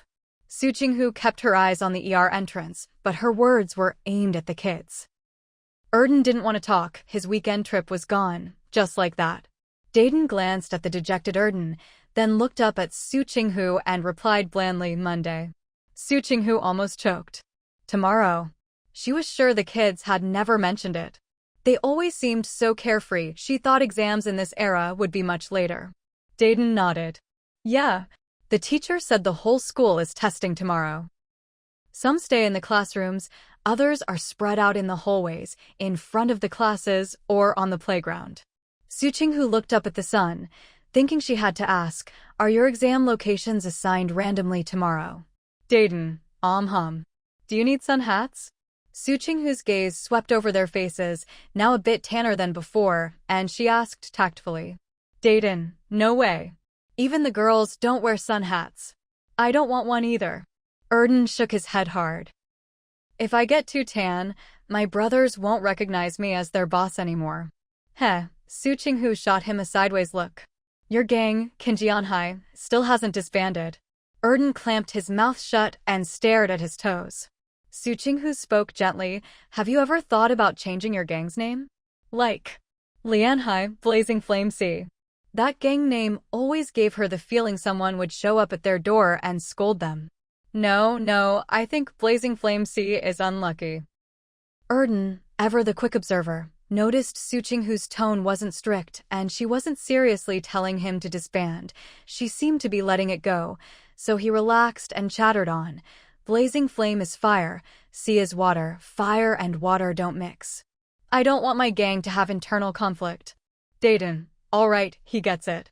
After exams, it's time to give his brother a lesson. Su Qinghu's eyes narrowed, and after a while, she couldn't help but show a complicated expression. Did you hear all this from the old folks in the alleys and parks again? Yep. Erden nodded vigorously, then whispered mysteriously. They even sneak off to burn incense on the 1st and 15th of the lunar month, and sometimes they release animals for good luck. Erden's eyes sparkled as he talked about which temple was best for praying for love, how many people got their wishes, which temple was best for praying for children. He went on and on, eyes shining, totally absorbed. Su Qinghu waited for a pause, then suddenly asked, which temple is best for praying for wealth? Erden almost choked on that one. He was silent for a while before mumbling, aggrieved. I went to the place they said was good for wealth, but I didn't get rich. They all said they'd had some good luck afterwards, but he was the only exception. Su Qinghu burst out laughing, pointing at Dayton, who was pursing his lips and staring at Erden. You should learn from your brother, trust in science. Chinese and Western medicine can be combined, so why can't science and praying for wealth be combined? Erden puffed out his cheeks. Even chicken blood can be injected into people. Su Qinghu was still reeling from Erden's logic when his last sentence caught her off guard. Did he mean injecting chicken blood as in getting pumped up for work, or? When you say injecting chicken blood into people, what do you mean? Erden grinned, ready to educate. You don't know? They say if you inject rooster blood into someone, they'll look rosy and feel energetic. Before Erden could finish, Grandma Meng, still a couple meters away, cut in. That was in the past. Back then, medical care was poor, transportation was inconvenient, and people lacked scientific thinking and action, so things like injecting chicken blood happened. But once things opened up, new medical information came in, and the harm caused by chicken blood injections became clear, so it was stopped. She couldn't go too deep, but she could explain the basics. As she spoke, she walked up to the kids and Su Qinghu. Looking at Erden, she said, injecting chicken blood causes a stress response in the body. Grandma Ming finished, and Erden blinked. Grandma, you talked too fast, I only understood half. What's scientific thinking? What's a stress response? Su Qinghu saw him about to ask more and quickly ended the topic. If you want to know more, wait until you and your brother are on break. I'll find someone to explain it to you. Then she turned, Mom, are we heading home now? Let's wait a bit longer. Mrs. Meng frowned. We'll take Dr. Su home with us later. The hospital she works at is far from here. What's wrong? Su Qinghu asked, pulling her mother-in-law into the shade. Once she made sure Mrs. Meng was out of the sun, she continued, once the patient is at the hospital, won't the doctors there take over? Or is the child's condition so serious that Dr. Su is worried? She had checked the rearview mirror on the way over. Aside from a flushed and slightly sallow face, the child didn't show any severe symptoms like convulsions, palpitations, or vomiting. He just looked like he was sleeping. That's not it. Mrs. Meng hesitated, unable to maintain her usual gentle, rational image in front of her younger daughter-in-law. Dr. Su reminded that woman to bring money, but she still didn't. Su Qinghu instantly understood. Dr. Su was probably being treated like a sucker, paying the medical bills herself. Dr. Su doesn't have money on her. Su Qinghu smiled. I've got some on me. Her mother-in-law liked Dr. Su and wanted to give her a ride home. But waiting around like this wasn't a solution. If she gave Dr. Su the money, then whatever happened next would be between Dr. Su and that woman. She herself wouldn't have to get involved. Dan couldn't hold it in any longer. Don't you get it? She could spend money on herself, on family, however she liked, but she couldn't spend it on people who were trying to take advantage of her. Dan chimed in, still puzzled. She doesn't have money? But that's her son. Surely the family would pay for his treatment. He'd heard from the old folks at the alley and the park that ever since the one-child policy started, boys were precious. Some people would even give away their daughters just to have a son, or barely raise the girls at all. She must be hiding the money. Dan nodded solemnly. If you searched her, you'd definitely find it. Su Qinghu laughed. How can you be so sure? Everyone I've seen treats their own sons like treasures, Dan pouted. Sometimes people who seem honest aren't honest at all. Sometimes, Su Qinghu thought these two kids at home were little oddballs, so young, yet so sharp, like they'd already seen through life. Other times, they were as childish as could be. But you can't just search someone, Su Qinghu spread her hands. She's a woman who's going to do it. Even if you found a female staff member, could you strip her down? Think about it. Where do those old folks like to hide their money when they leave the hospital? Dan froze. They like to stuff money in their shoes, or in pockets sewn into their underwear. Seeing he'd figured it out, Su Qinghu smiled and looked at Mrs. Meng. Mrs. Meng shook her head. No need, she did bring money. The child's getting treatment. Dr. Su paid the bill and wrote an IOU for the woman to sign with her fingerprint, but the woman refused. Now they're at a standoff. Huh? Su Qinghu's eyes lit up. Not bad, she liked this approach. Whether or not the woman ended up signing, as long as she realized she owed Dr. Su money, she'd be less likely to try this kind of scam again. Why won't she sign? Dan frowned. Isn't Dr. Su her lifesaver? Does she want to stiff Dr. Su on the money? Su Qinghu smiled, wanting to ruffle his hair, but then remembered she'd just massaged Dan's cramped foot and quickly stopped herself. She glanced a bit guiltily at Mrs. Meng's arm, then discreetly pulled her hand back.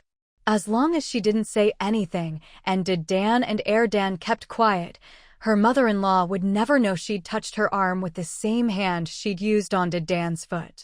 Maybe it's just like you think, Su Qinghu said lightly to Dan, but maybe her family really is struggling.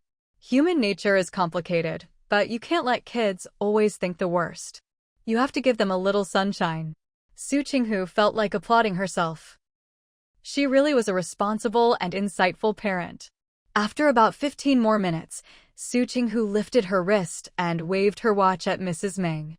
Mrs. Meng stared at the delicate watch on Su Qinghu's wrist, feeling a strange sense of familiarity. Could it be? Mom? Su Qinghu waved her wrist. Do you want to go in and check, or should I? It's been another 15 minutes already. They'd waited another 15 minutes and still hadn't seen Dr. Su come out from the emergency room.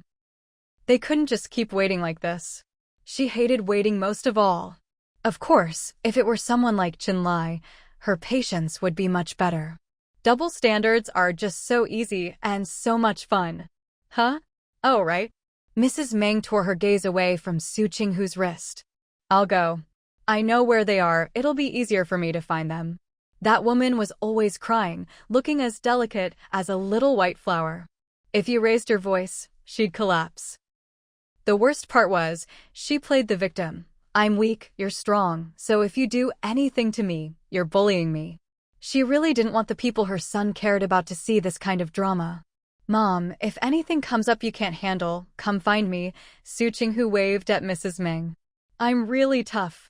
Weak when facing the weak, strong when facing the strong. She could play it either way, but she never let anyone get the upper hand. Su Qinghu was confident about that. But Mrs. Meng had never seen Su Qinghu's killer side, so she just smiled and said, "Don't worry, it's nothing serious." Su Qinghu nodded. Okay, hurry back. I don't know why, but I feel like Grandma and Dr. Su won't be able to handle that woman. Dan rubbed his chin and looked at Su Qinghu. Mom, get ready. If Grandma comes to you, use your special skill. Drive that woman crazy. Dan was speechless. So even his silly little brother knew their mom had the ability to drive people up the wall. Su Qinghu, what are you talking about? What do you mean, special skill to drive people crazy? Do I have that kind of skill? Dan, you do. He answered loudly, without a moment's hesitation. Su Qinghu protested, it's not about driving people crazy. It's about helping you see reality and understand the true meaning of life. Ugh, these kids, always blurting out the harsh truth. Even if she did have that killer skill, she had to keep it a secret. If everyone knew, what good would it do? Who would dare mess with her then? That would be, really, not cute at all. Dan pouted. Isn't it the same thing? Mom, when do you think Grandma and Dr. Su will be coming out? Erden squatted down, gazing longingly in the direction of the emergency room. His voice was weak and drawn out. I'm hungry. He really was hungry. All he'd had that morning was a glass of milk, an egg, and a youtiao. Big brother must be hungry too. Erden propped his little face on his hands, talking to himself. Should we go in and help? Su Qinghu glanced at Erden squatting by her feet, then pulled a 1 yuan coin from her bag. Go buy 3 popsicles. You can keep the change. Erden cheered, jumped up, and was about to dash off when he suddenly felt a dangerous gaze on him. He quickly turned to look at Su Qinghu. Su Qinghu nodded toward Dayton with her chin. Erden instantly understood, spun around, grabbed Dayton, and ran off. Come on, bro, let's go together. No sneaking off to buy cold sodas. Su Qinghu called after them. Or you'll be in big trouble. Got it. 15 minutes later, Su Qinghu and the 2 kids each had a popsicle, eating as they watched the emergency room doors, chatting from time to time. Mom, you really aren't going to check on them? Erden slurped the sweet juice from his popsicle, then bit off a chunk with a crack, squinting from the cold. Are we going to have to wait until the doctors get off work before they come out? That won't happen. Su Qinghu's big wavy hair swayed slightly. They might be out in 10 minutes. She'd just seen a man rush in who looked a lot like the feverish child. If that was the woman's husband, things would be much easier. What if they're not out in 10 minutes? Erden retorted. Su Qinghu glanced down at the little rascal squatting beside her. If your grandma and Dr. Su come out within 10 minutes, you're in charge of cleaning the house in August, deal? Sure. Erden didn't care. I'm already a pro at cleaning, and I've got a secret weapon. It's no trouble at all. Su Qinghu, what secret weapon? How come I've never seen you use it? That's because I always finish cleaning and put it away before you get home. Erden kept squatting. For sweeping the yard, I use a broom made from bundled bamboo branches. It's like a big fan, cleans a huge area at once. Way better than the broom Dad bought. My brother made it for me. Erden looked up at Su Qinghu. So, what if you lose? If I lose, you can make any request you want, Su Qinghu said generously. If you can think of it, I can do it. Dayton shot his brother a look. Always forgetting the pain after the beating, he'd be cleaning until early September at this rate. Erden jumped up, grabbed her wrist, checked the time, and grinned. Don't go back on your word. If I win, you have to take me and Big Brother to see the giant pandas this summer. I'm watching the time, so don't try to back out. Erden was excited. If he won, not only would he get to see pandas, but he'd get to travel. And when he got back, he could brag to his buddies. It's a deal. Su Qinghu's lips curled up as she looked at Dayton, who was quietly eating his popsicle. Hey, big guy, want in? Dayton refused coldly. No. So far, she'd always won. He'd been washing dishes for almost a month, and the next month's quota hadn't even started. Su Qinghu raised her eyebrows, but didn't push him. She and Erden started watching the clock. From the moment they made the bet, the minutes ticked by until the 9th minute. Erden started to get nervous. Just 2 more minutes and he'd win. Su Qinghu, on the other hand, wasn't nervous at all. She could afford to lose, and she was just playing with the kids anyway. Winning or losing didn't matter. By the 10th minute, Erden's heartbeat was so loud even Su Qinghu could hear it. She thought, is he really that nervous? Dayton just quietly nibbled his popsicle, tuning out the bet. After all, Erden had said if he won, both brothers would get to see pandas, and if he lost, it had nothing to do with him. As soon as the 10th minute passed, Erden jumped up and cheered, I won. I won. I won. Su Qinghu smiled and withdrew her hand, looking at her mother-in-law and Dr. Su, who had just appeared at the emergency room door, a hint of white teeth showing in her smile. She wondered if it was her mother-in-law or Dr. Su who had resolved the commotion. Su Qinghu was about to find a place to toss her popsicle stick when she saw Erden eyeing it. You want it? Erden nodded vigorously. Of course he did.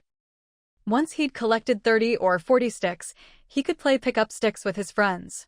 When I've saved up enough, I'll teach you how to play. Erden took the stick, grinning. Pick-up sticks is super fun. He was really good at it. Next time, he'd beat her hands down. Su Qinghu looked at his barely concealed pride and almost laughed. This little guy, already so smug. She turned to see Mrs. Meng and Dr. Su walking over. Dr. Su, where are you headed now? Grandma and I can give you a lift. No need. You all had plans, right? It'd be too much trouble to go back now. If you still want to have fun, I can take you somewhere nearby, Dr. Su said. There are mountains and water. Su Qinghu glanced at Mrs. Meng and saw she seemed interested, so she didn't object.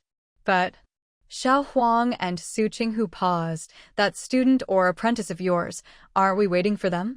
Dr. Su replied, they know I'm at this hospital. If they ask at the emergency triage desk, the nurse will tell them. She'd left a message for them to go straight home. Su Qinghu looked at Mrs. Meng, who immediately turned and headed for the emergency room. I'll leave a message too.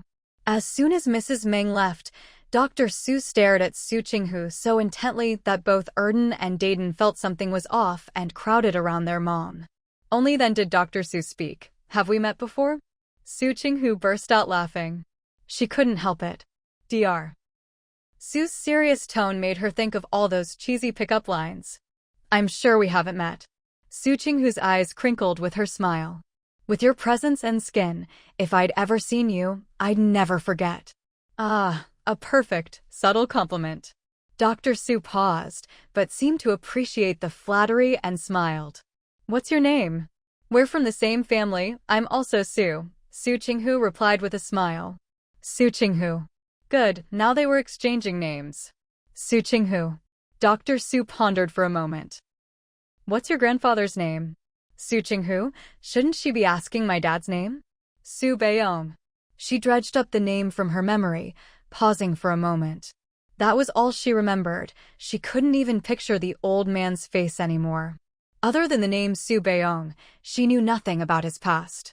In her memory, he was a rigid and serious man, wholly devoted to the public good. He dedicated his entire being to lifting the townspeople out of poverty and helping them prosper. When he died, the original host didn't even make it back to his side in time. Those eyes, melancholy yet resolute, filled with desolation as they gazed into the distance. Just thinking about it made Su Qinghu's heart ache. He was a respected revolutionary. At his funeral, countless people with no blood ties to him mourned, donning mourning clothes and weeping for him. Letting out a gentle sigh, Su Qinghu's gaze finally refocused. Dr. Su looked a little disappointed. Su Beiyong. Su Beiyong wasn't the one she was looking for. The person she was searching for was named Su Lixing. The one who said she'd study traditional Chinese medicine diligently, strive to become a healer, and bring relief to the poor, Su Lixing. Did he have any other names? Dr. Su pressed, unwilling to give up. Su Qinghu replied, not that I know of. Did he know medicine? Dr. Su asked. Do you have a photo of him? Su Qinghu answered honestly, he didn't practice medicine, but he treated the town's doctors very well. There might have been photos once, but none were kept. Su Qinghu could draw, but aside from those slightly melancholy, aged eyes, she couldn't capture the rest. Dr. Su asked for the name of the town, and Su Qinghu didn't hold back. There was no need to hide this from Dr. Su, who'd been invited to provide care. Her background was clean and trustworthy. Dan and Dan stood quietly by Su Qinghu's side, watching her talk, sensing a faint sadness about her. Ms. Meng hurried back. All right, I left the note. We'll just wait for Xiao Huang and the others. I told Xiao Huang to let your dad know to eat without us, no need to wait. We'll do the barbecue another day. Dr. Su soon recovered from her disappointment, her expression returning to normal. Shall we get going? Su Qinghu nodded and got into the driver's seat. Dr. Su took the front passenger seat, leaving Ms. Meng to sit in the back with the two kids. The car drove steadily, but with a hint of speed. Every so often, Ms. Meng would remind her not to drive too fast. From the moment she got in, Dr. Su kept glancing at Su Qinghu. Yes, kept glancing. She'd look for a while, then close her eyes for a bit. When she opened them again, she'd look some more, then close them again. Su Qinghu only met her gaze once, then just let her be. What's the harm in looking? Besides, doctors probably understand better than anyone that looking at beautiful people or things is good for your health. And she was good-looking. Su Qinghu tossed aside her earlier, uncontrollable sadness and drove on cheerfully. Drivers passing by her car would first drive by absent-mindedly, then quickly crane their necks to look at her, their expressions quite amusing. A female driver could be so cool. Proud. The place Dr. Su mentioned wasn't far. There were a few large, connected ponds next to the village, apparently unclaimed, so people could be seen fishing there. Su Qinghu was instantly interested. Fishing? She loved that. She parked the car neatly. Erdan was the first to dash out. Mom, I see a mulberry tree over there. Su Qinghu got out, closed the door, and followed Erdan's pointing finger. She reminded him, there are other kids in that tree. Sometimes, kids are even more territorial than adults. Now that someone had claimed the mulberry tree, going over might mean a fight? Before she could say anything, a kid slid down from the tree, grabbed a small branch of mulberries, and ran over. Su Qinghu, excited by the car? But no, the kids ran straight to Dr. Su. Grandma Su. Here, have some mulberries. They're so sweet. We just picked them. Grandma Su, we finished our exams. I helped the teacher grade papers. I got a perfect score on both. Did Dan and Erdan, watching the lively scene from the side, fell silent. Dan was silent at the mention of perfect scores. Erdan was silent out of envy. Look at them. Look how happy their summer is. Climbing trees for fruit, fishing in the water, running wild, and playing however they want. Wow, not bad at all. Dr. Su smiled. But I came in such a hurry this time, I didn't bring you any gifts. We'll give you gifts, the kids said, undaunted. Mulberries for you, and pears from our house too. Su Qinghu was watching when she suddenly felt a tug on her clothes. She looked down to meet a pair of bright black eyes. For you. A little girl about Erdan's age shyly held out her sweaty hand, offering a few mulberries. Su Qinghu squatted down, picked one up with a smile, and popped it in her mouth. The sweetness made her eyes crinkle. Thank you, it's really sweet. The little girl blushed, silently pushing her hand closer. All for you. She never took her eyes off Su Qinghu's face as she spoke and moved. Su Qinghu, well, being good-looking really does have its perks. You eat them. Su Qinghu couldn't bring herself to take food from a child. She pointed at Erdan. This little guy will pick some for me later. Erdan, yeah. I'll find lots for my mom. Where did this wild kid come from, trying to curry favor with his mom? As if she'd get the chance. There aren't any left. The little girl was intimidated by Erdan's fierce look and stammered. The rest are all green. Can't eat them, too sour. Su Qinghu told Dan, there's candy in the car. Go get it, and share it with everyone with your brother. Dan went to fetch the candy. Erdan pouted. Share with others? He'd only had one piece himself. And even if they let him climb the tree after giving them candy, there were no mulberries left to pick. The kids talking to Dr. Su now noticed Su Qinghu. Once they did, their mouths nearly dropped open. So pretty. Even prettier than Sister Bai Shui, the most beautiful girl in their village. Su Qinghu smiled and waved at them, then pointed at Dan and Erdan. Once the candy was handed out, the group crowded around Su Qinghu, chattering away and asking questions. Some even boldly asked if they could take a ride in her car. Without hesitation, Su Qinghu took them for a spin, 4 or 5 at a time, making 2 trips. When she got out again, she saw a graceful figure standing by Dr. Su, talking. She looked over, and the girl looked back. Their eyes met, and Su Qinghu immediately concluded she and this girl were not on the same wavelength.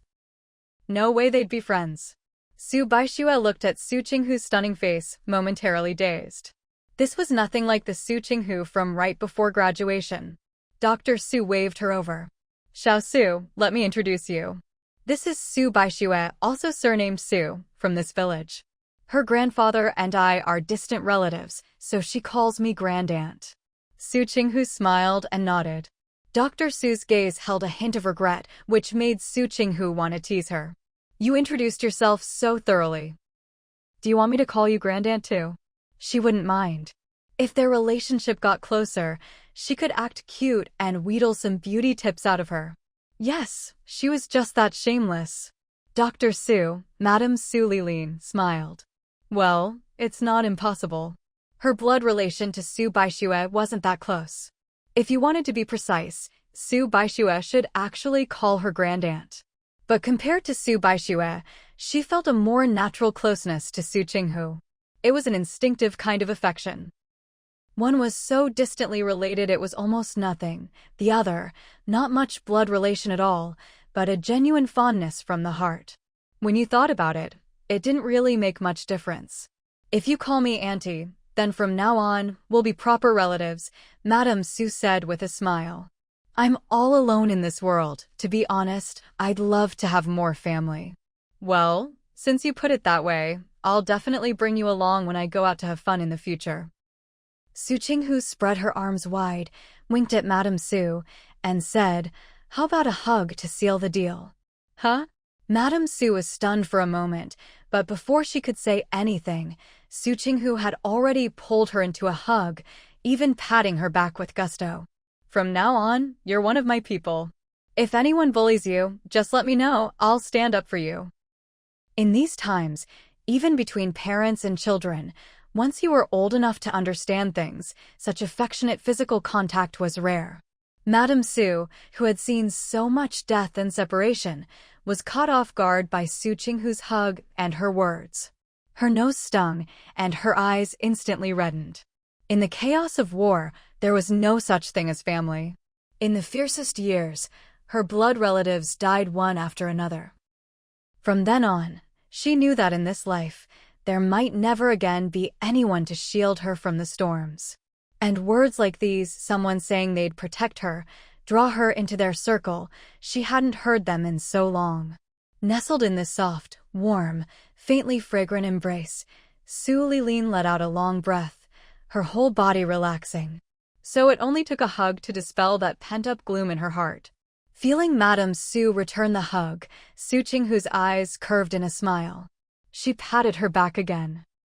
This little old lady was like a child, so cute and even a bit coquettish.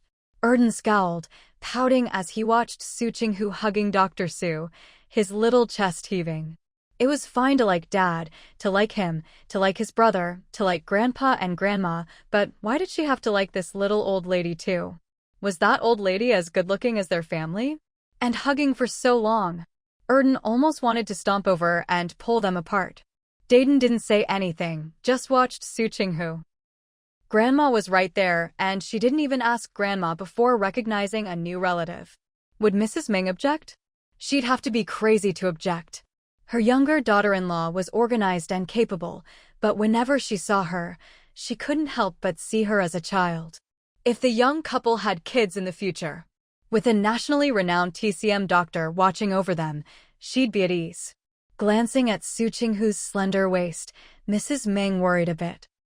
She looked strong and flexible, but childbirth was a different matter. Ahem. Realizing her thoughts were running wild, Mrs. Ming quickly pulled herself together. Meanwhile, Su Qinghu, half suspecting the little old lady had fallen asleep in her arms, tried to pull back a bit, only to hear a couple of hums. Still wants to be hugged? Su Qinghu couldn't help but laugh, giving her a tight squeeze and patting her back. She teased, if you keep hugging me, I'm going to start charging you know. The little old lady let go with a humph. I'm richer than you think. Even if it was 5 big bills a day, she wouldn't bat an eye. Seeing Su Qinghu finally released, Dayton looked away, while Erden pouted and grabbed Su Qinghu's hand. Feeling her hand being grabbed, Su Qinghu looked down and met Erden's aggrieved little face. She squeezed his hand and smiled, hang on, I'll find us a place to eat. With that, she turned to Su Baixue, beaming. Baixue, right? Since we're relatives now, can we go eat at your place? Su Baixue, sure. She had never met anyone so shamelessly forward. If Su Qinghu hadn't just mentioned finding a place to eat, the whole, let's be relatives, thing might have been fine. But now it was obvious, she just wanted a meal. Mom, Auntie, let's go to Baixue's house now, Su Qinghu said naturally, as if she were going home herself, leading the way. But it's late, they've probably already eaten. We'll just borrow the kitchen, buy some veggies from the neighbors, and I'll cook. The local kids walking with her all chimed in, insisting she didn't need to buy anything, they'd bring her whatever she needed. Su Qinghu, is that even possible? Auntie, you're amazing. Su Qinghu gave Madame Su a sincere thumbs up. I'm benefiting from your reputation. The little old lady just smiled, but she was clearly happy. On a whim, Su Qinghu veered off toward the pond. Uncle, caught any fish? I'd like to buy one. You came with Dr. Su, right? Then you don't need to pay here, take one. The uncle pointed to a red bucket.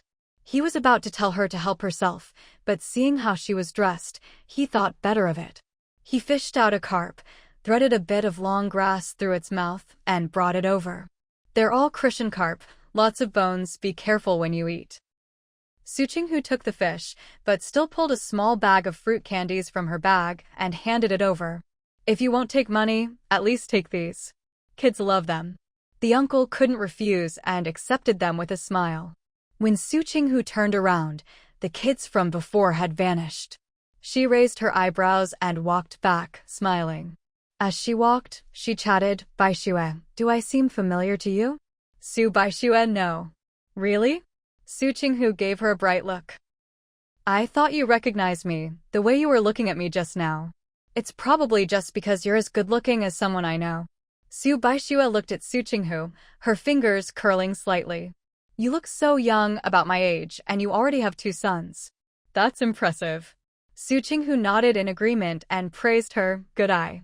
Su Baixue was speechless. Was this really the same Su Qinghu who used to be so silent and dull? When did she become so sharp-tongued and shameless? Are you still in school? Su Qinghu asked casually. What's your major? Su Baixue remained gentle. Traditional Chinese medicine. I've already been assigned a job. Su Qinghu nodded. Their fields were so different, there was no way they'd have crossed paths. So where did that faint sense of rejection from Su Baixue come from? Could it be the same reason as her own? But Su Baixue really wasn't like what Su Qinghu had imagined.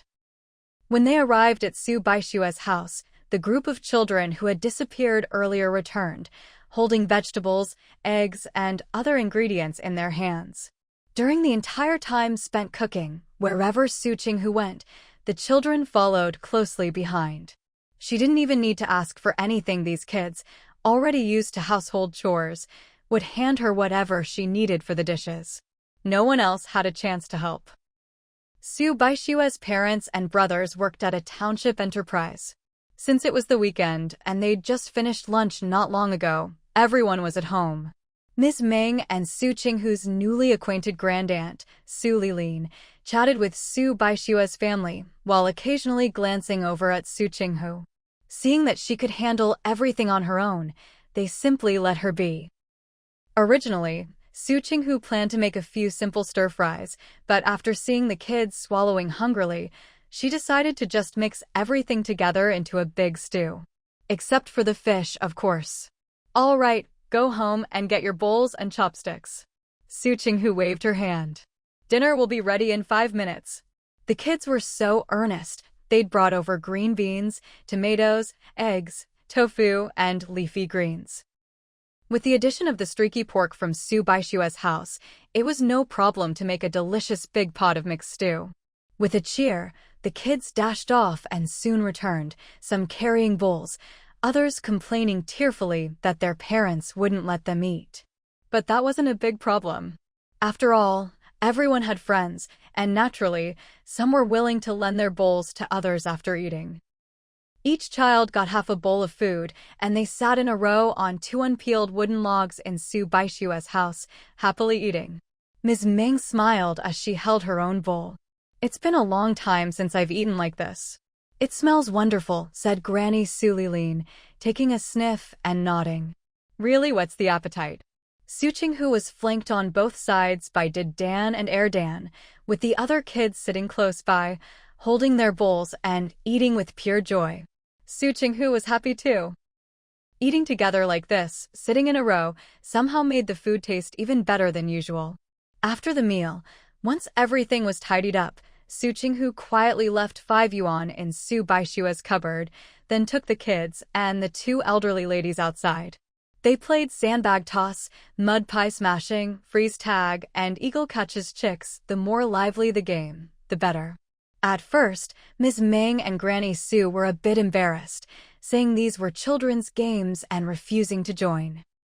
But after being dragged in by Su Qinghu, they ended up having more fun than anyone, their faces never without a smile. Granny Su rolled a ball of mud in her hands and looked at Su Qinghu.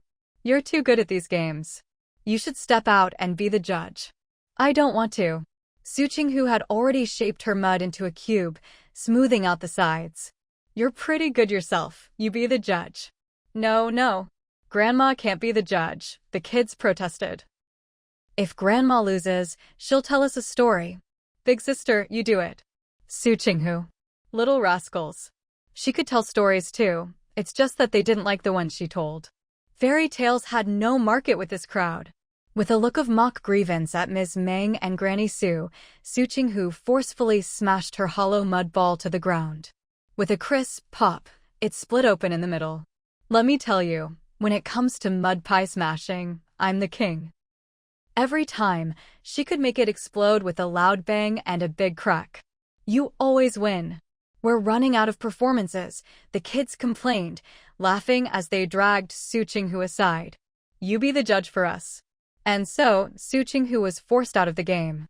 Well, fine, she thought, who told her to be so good at everything, even playing games?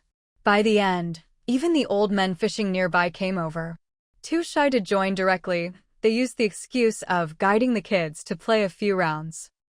When it was almost time to head back, Dan, and the other kids managed to find some mulberries. Under the guidance of Granny Su Lilin and Ms. Meng, Su Qinghu picked 2 kinds of wild vegetables and also received a string of palm-sized cushion carp from a villager. Of course, Su Qinghu gave all the snacks she'd brought for the outing to the children. With the kids watching them leave with reluctant eyes, Su Qinghu felt she'd truly had a rewarding day. She was genuinely happy. As she drove, Su Qinghu laughed and said, "It's too late this year, but next spring, let's go out and pick wild vegetables together again. It's a pity we don't have relatives in the south, or we could go dig winter bamboo shoots." Ms. Ming said, "Picking wild vegetables is fine, your grandaunt and I are up for it. But as for digging bamboo shoots, you're dreaming a bit. You can't just walk into a bamboo forest and expect to find bamboo shoots," added Su Lilin, leaning back in her seat after all the day's activity. "Even kids who grew up in Jiang and can't always find them." Su Qinghu turned the steering wheel left, taking another road. "But what if I get lucky?" She'd never tried before. Maybe she had a hidden talent. "If you really want to go, when the season comes, I'll ask your dad if he has any old army buddies in the south," Ms. Ming said with a smile. Though she was getting on in years, playing like this with her daughter-in-law made her feel light in both body and heart. "I've been to southern cities for medical exchanges and made quite a few friends," Su Lilin added. "If you want to dig, we can arrange it. If you just want to eat, I can have them send some up. But can you cook them well?" Su Qinghu replied, "Of course I can. When the time comes, you'll have to come and try." Dan, unable to get a word in, listened with sparkling eyes. So many fun places to go. He wanted to go. Did Dan just listen quietly? If you want to go out and play, you need money, otherwise, you can't even afford the train ticket. Grandaunt, did you do a free clinic in that village earlier? As they entered the city, Su Qinghu found a chance to ask Su Lilin. Judging by the way they were giving us things, it was like they were about to line the streets to welcome you back. Su Lilin, still leaning back, smiled. "Yes, I did. That's actually how I met my distant relatives there, because of that free clinic." Most country folk are simple and honest. If you cure some of their old or minor ailments, they'll remember your kindness for life. Su Qinghu nodded. "Do you go out to do free clinics every time you have a break?" "Not every time. Sometimes I still have to see patients on weekends," Su Lilin said, yawning. "I do a free clinic about once a month." Seeing she was tired, Su Qinghu gradually stopped chatting. After dropping everyone off, she was the only one still full of energy. After parking, Su Qinghu woke Su Lilin, grabbed some of the gifts from the village, and helped her inside.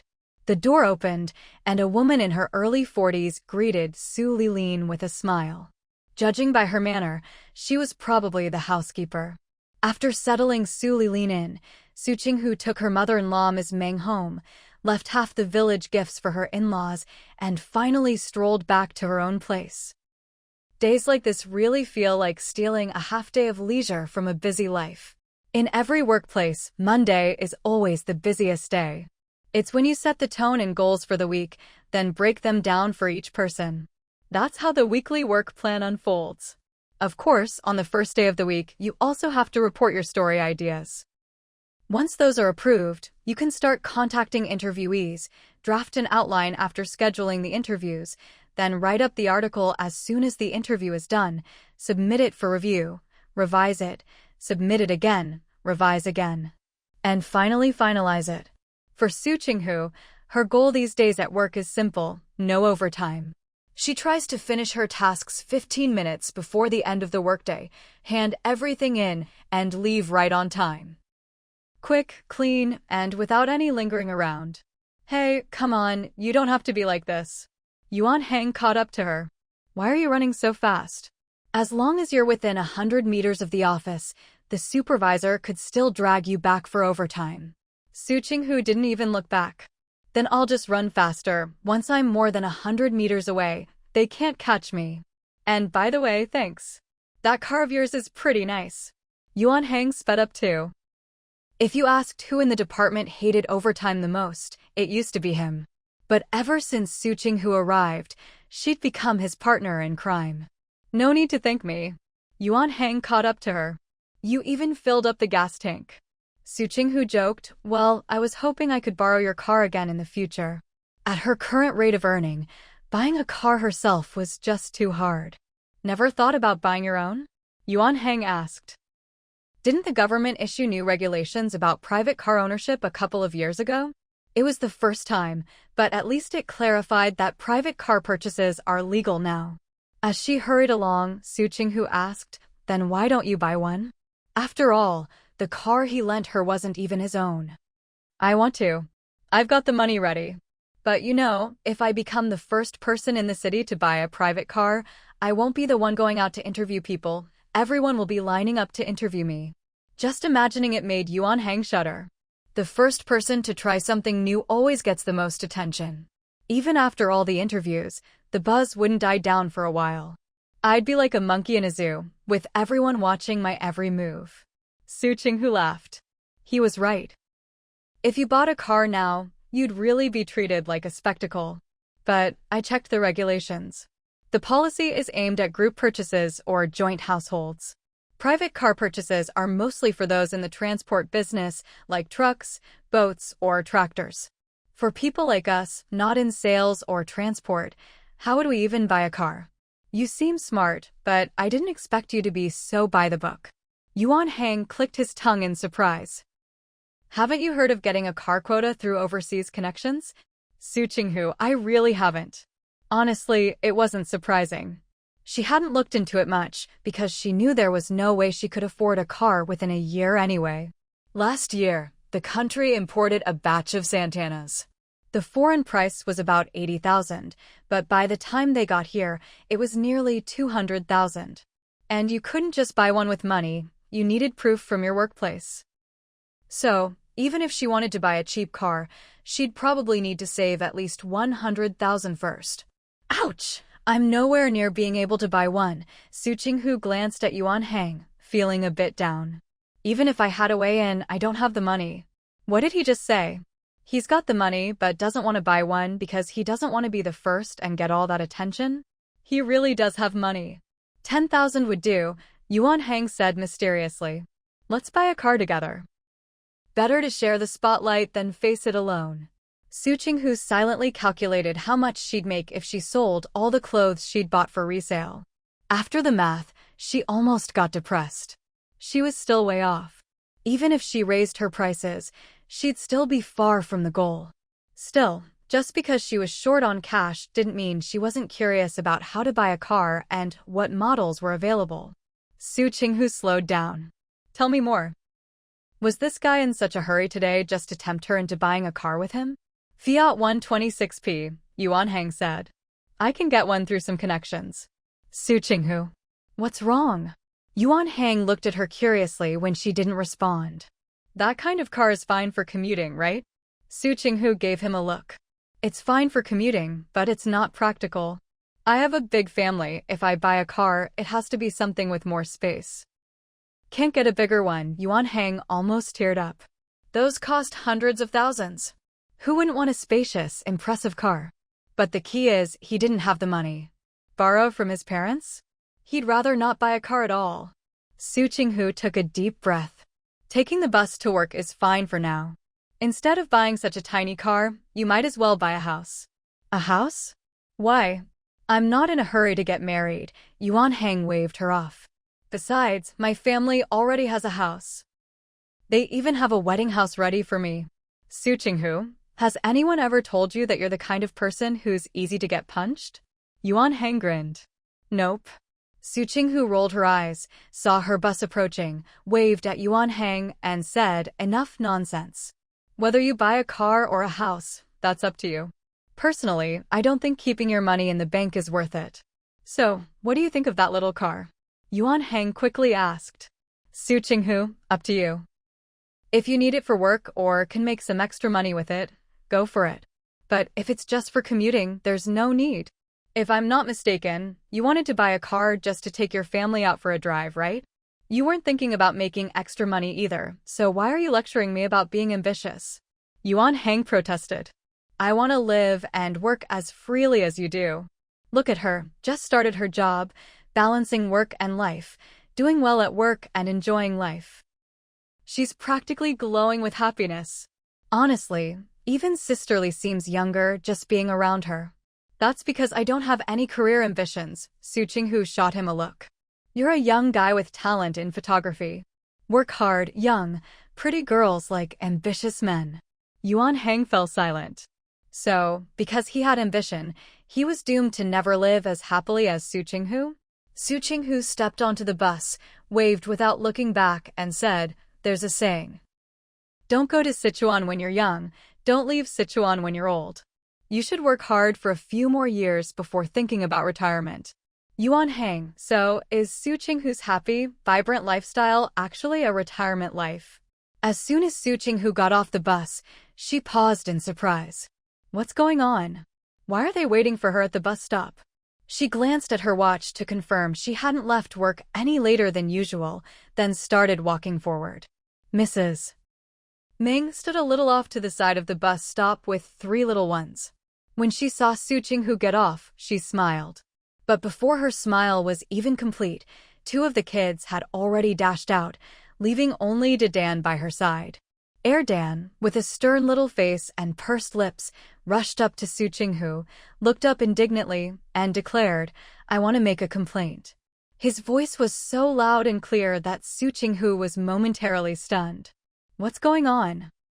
What could have made the child this upset? And who is he complaining about? Qian Duoshu looked at Su Qinghu and called out sweetly, Auntie. Hey! Su Qinghu's eyes curved into a smile as she bent down to ruffle his hair. Long time no see, little Qian Duoshu. Qian Duoshu's eyes sparkled as he grinned. Long time no see.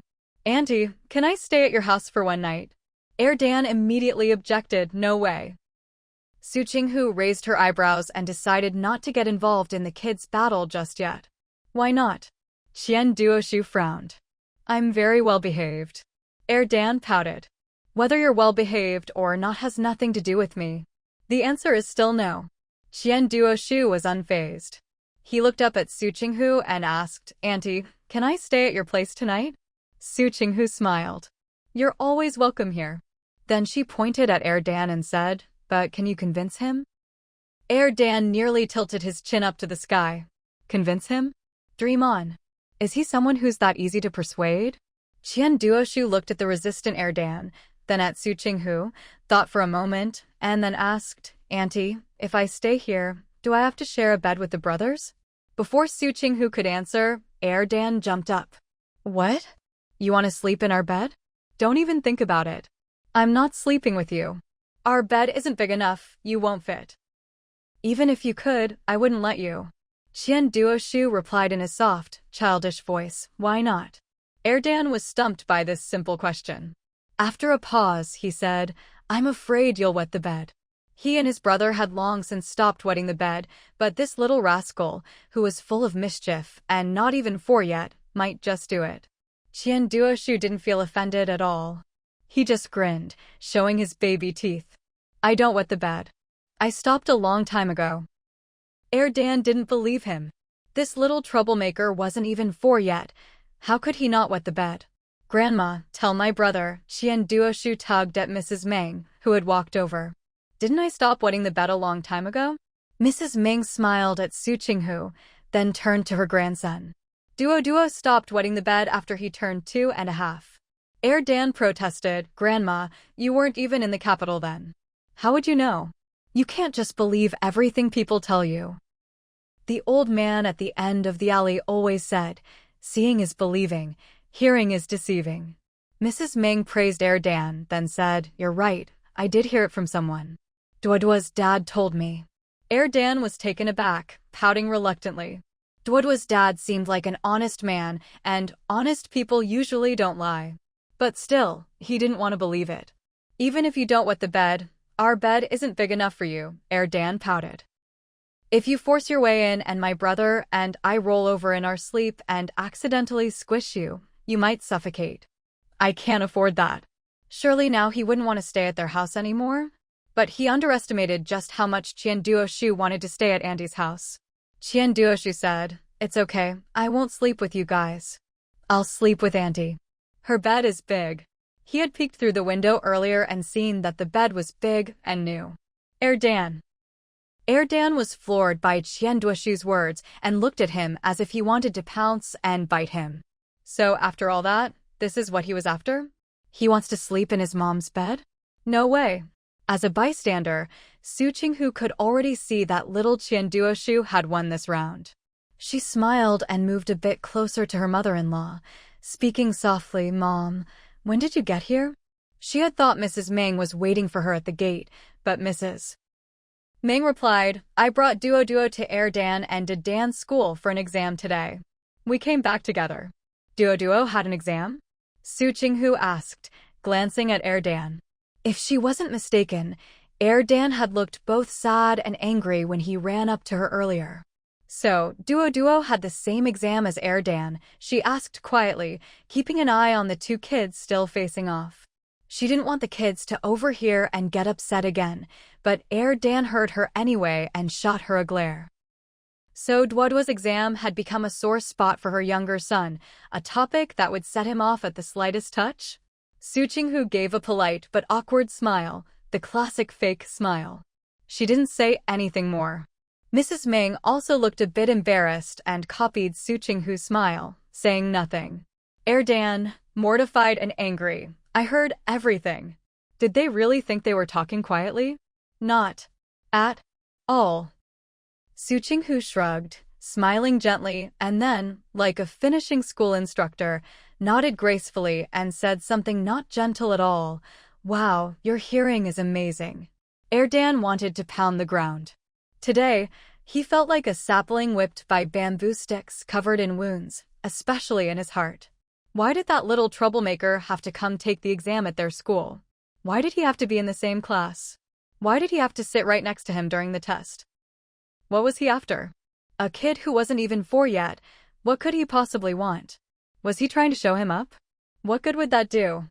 If he did just as well on the test, would he steal his spot as the boss of the gang? What was he thinking? And why was his new mom praising his hearing at a time like this? Su Qinghu caught his resentful look, smiled, but still didn't intervene.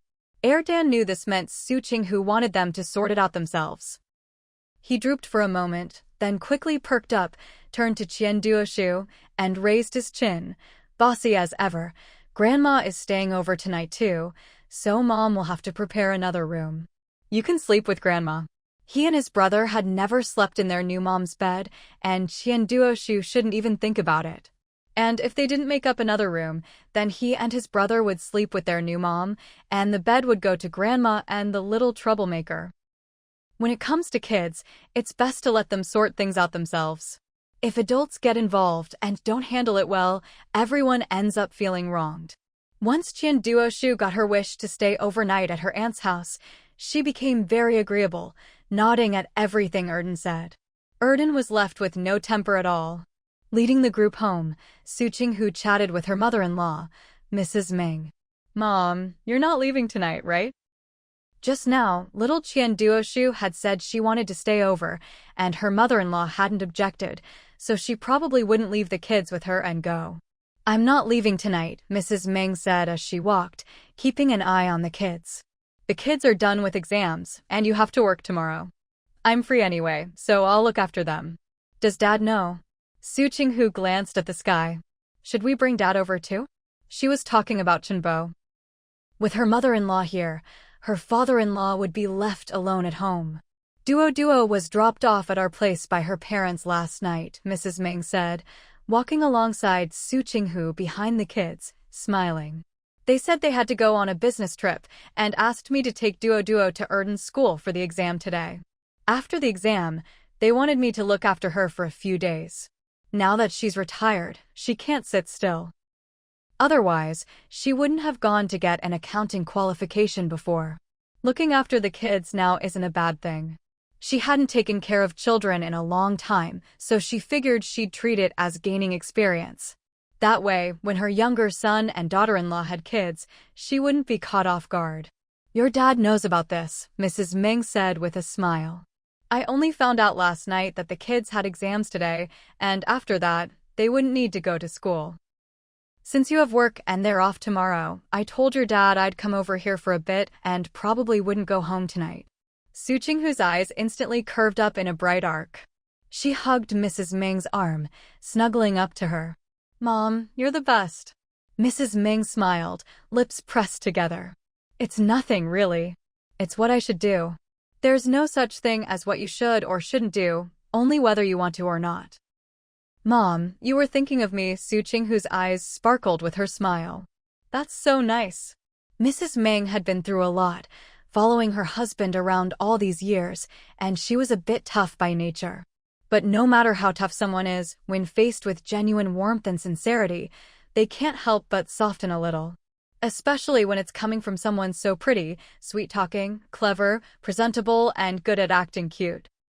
Just like being nuzzled by a fluffy, harmless little animal. How could anyone feel annoyed? If anything, not giving her a hug would feel like betraying that trust. Mrs. Ming's smile deepened, the crow's feet at the corners of her eyes becoming more pronounced. "Mom, Dayton and Erden must have finished their exams pretty early, right? Didn't you go home? How many subjects do elementary schoolers have to take? They'd be done in no time. Dayton and Erden have keys. We went straight home after we got back. We only came out to meet you because we saw you were almost off work," Mrs. Ming said, glancing at the kids with a smile. Actually, it was their idea. They'd taken the initiative to come meet her. Su Qinghu glanced at the three kids who had already rushed to the gate and smiled. Erden stood at the gate and shouted, "Mom! Mom, come quick! Someone left something at our door." Su Qinghu looked over and could just make out eggplants, peppers, cucumbers, tomatoes, and a bunch of green beans. Who could have left these? Su Qinghu couldn't figure it out. She hadn't really interacted much with the neighbors. Surely they wouldn't be giving her vegetables? "Mom, could it be someone you know?" Su Qinghu quickened her pace, as did Mrs. Ming. Only your old army friends would casually drop off so much stuff. Mrs. Ming replied, "I haven't really been here much, but when I came back with the kids this afternoon, I did pay attention to the neighbors. I didn't see anyone I recognized, or anyone who looked familiar. So, it might not be from their old friends after all." Erden suddenly had a flash of inspiration and blurted out, "Mom, could it be that uncle?" The atmosphere froze for a second. Dayton's mind went blank for a moment, then he glared at his brother with a look that said, "You idiot, you're asking for a beating today. Idiot. Dummy. All that time listening to stories from the old folks in the alley and park, and you still don't know any better." Mrs. Ming stopped in her tracks, mouth opening as if to say something, but not knowing what to say. Duoshu blinked. "Which uncle? Can I have an uncle like that too?" Duoshu's question broke the momentary awkwardness. Dayton pursed his lips and looked at Su Qinghu. Even though his last name is Zhang like mine, I still don't want to call him Godfather. So no matter what he brings, if you want to eat it, go ahead, but as for calling him Godfather, I'm not doing it. He sounded indignant, which made Mrs. Meng feel a bit guilty for her earlier suspicions.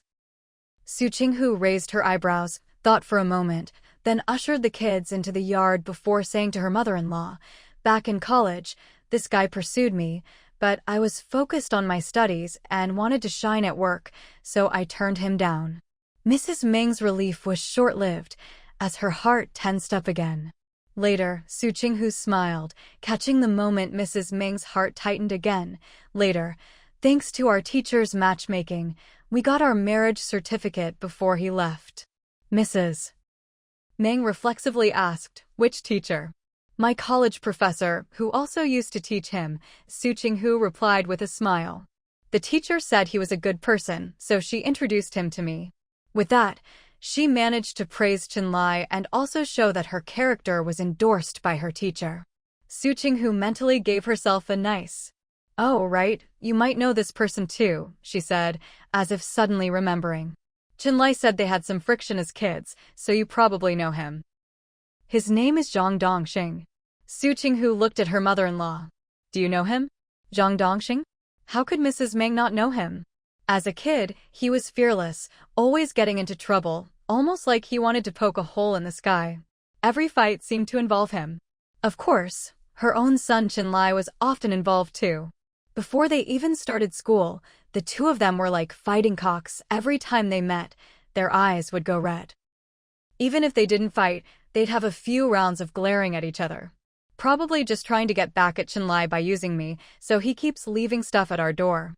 Last time it was a watermelon.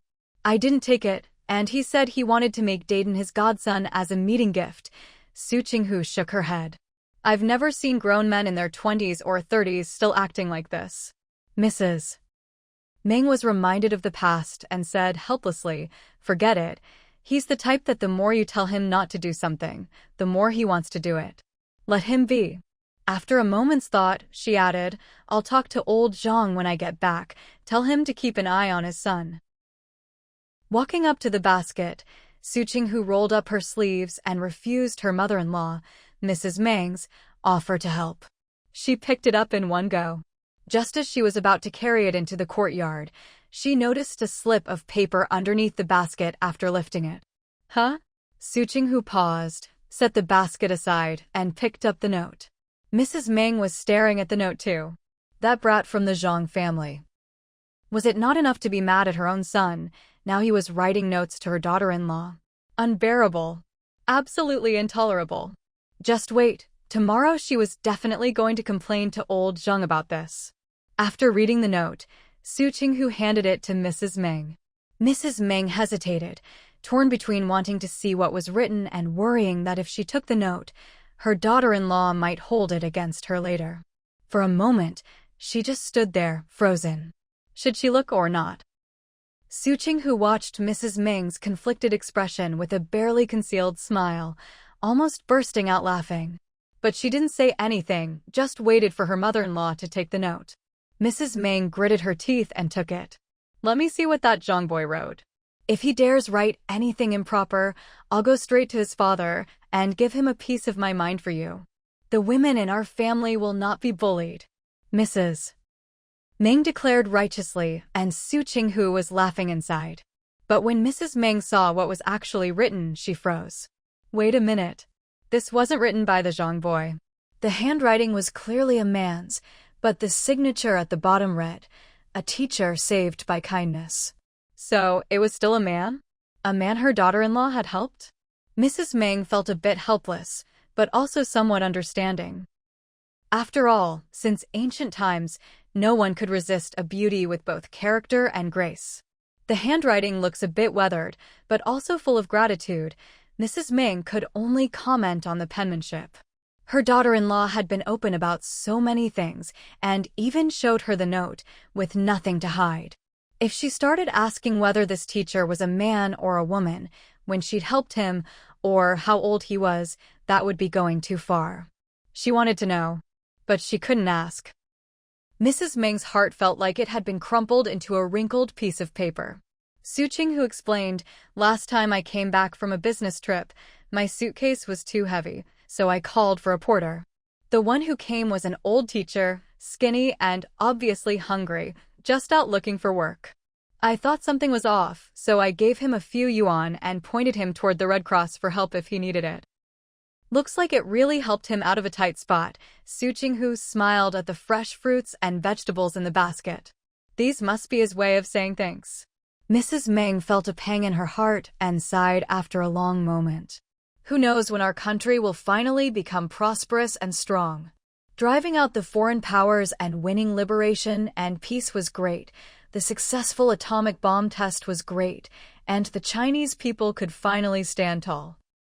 But there was still the problem that everyone was too poor and life was hard. Hopefully, the reforms would improve the economy.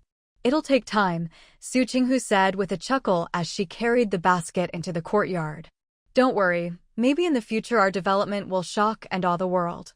Mrs. Ming didn't say anything, but she did feel a glimmer of hope. After bringing the basket of produce into the kitchen, Su Qinghu looked around and let out a long sigh. No refrigerator. In summer, nothing stayed fresh. Meat couldn't be kept. Vegetables wilted in no time. Even having something cold to drink was a rare treat.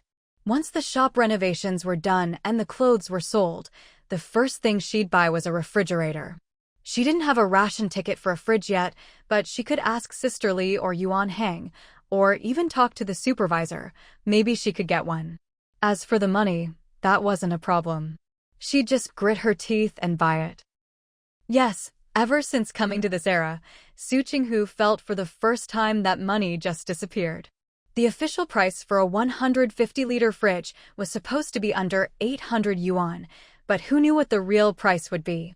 Better to prepare at least 1,000, just in case. But if she bought a fridge, she'd be broke again. It was a little heartbreaking. Su Qinghu fell silent.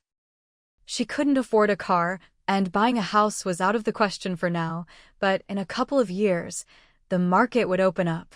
Everything needed money. At that moment, Su Qinghu suddenly missed Chinlai. Not because she wanted him to pay for things, but because she wanted to throw herself into his strong, testosterone-filled arms and whimper a little, mourning the large sum of money she used to have invested. And it really was a lot. Enough that, even if she didn't splurge on luxury goods, the interest alone would have supported her comfortably every year. "Mom." Sensing movement at the kitchen door, Su Qinghu quickly pulled herself together. "What do you want for dinner tonight?" "Mrs. Ming, anything is fine. Please, just pick a couple of dishes. It's so hot, I can't even think of what to eat anymore." No one knew when Erden had popped up, but he raised his little hand. "I know. No." Su Qinghu cut him off, knowing exactly what he was about to say. "You don't know." Erden pouted. Why wouldn't she let him say? "What does Erden want to eat?" Mrs. Ming was curious. "Is it something hard to make?" Erden grinned. "It looks really easy to me. Just do this and that, and in no time, it's ready to eat." Su Qinghu. "I declare." Su Qinghu cut off any further discussion. "I declare we're having barbecue tonight." Even though there wouldn't be any cold drinks, eating barbecue and munching on melon wasn't bad at all. Just as she finished speaking, there was a commotion at the gate. Su Qinghu and Mrs. Ming looked outside in surprise, while Erden had already dashed out. "I'll go check." Mrs. Ming, not comfortable letting Erden open the door alone, followed him out. Seeing this, Su Qinghu followed as well. Then they heard Erden exclaim, and he swung the courtyard gate wide open, both doors flung as far as they could go. When Su Qinghu saw who was at the door, she called out, "Dad?" Chinbo nodded, sweat beading on his forehead. He patted Erden. "Go pour a few glasses of cool boiled water." Then he turned to Su Qinghu. "I got you a refrigerator. Where do you want it?"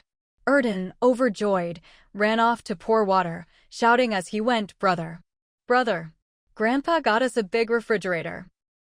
Dayton had been playing with Qian Duoshu, but stood up at the news. Erden, however, pulled him back. "Pour the water first. Grandpa and the guys who brought the fridge are all thirsty." Dayton had no choice but to help pour water. Meanwhile, Su Qinghu was already running wild with ideas in her head. If just thinking about a fridge could make one appear, what if she thought about a car or a washing machine? Would someone bring her those too? Of course, she knew she was just being silly. She understood that things didn't just fall from the sky.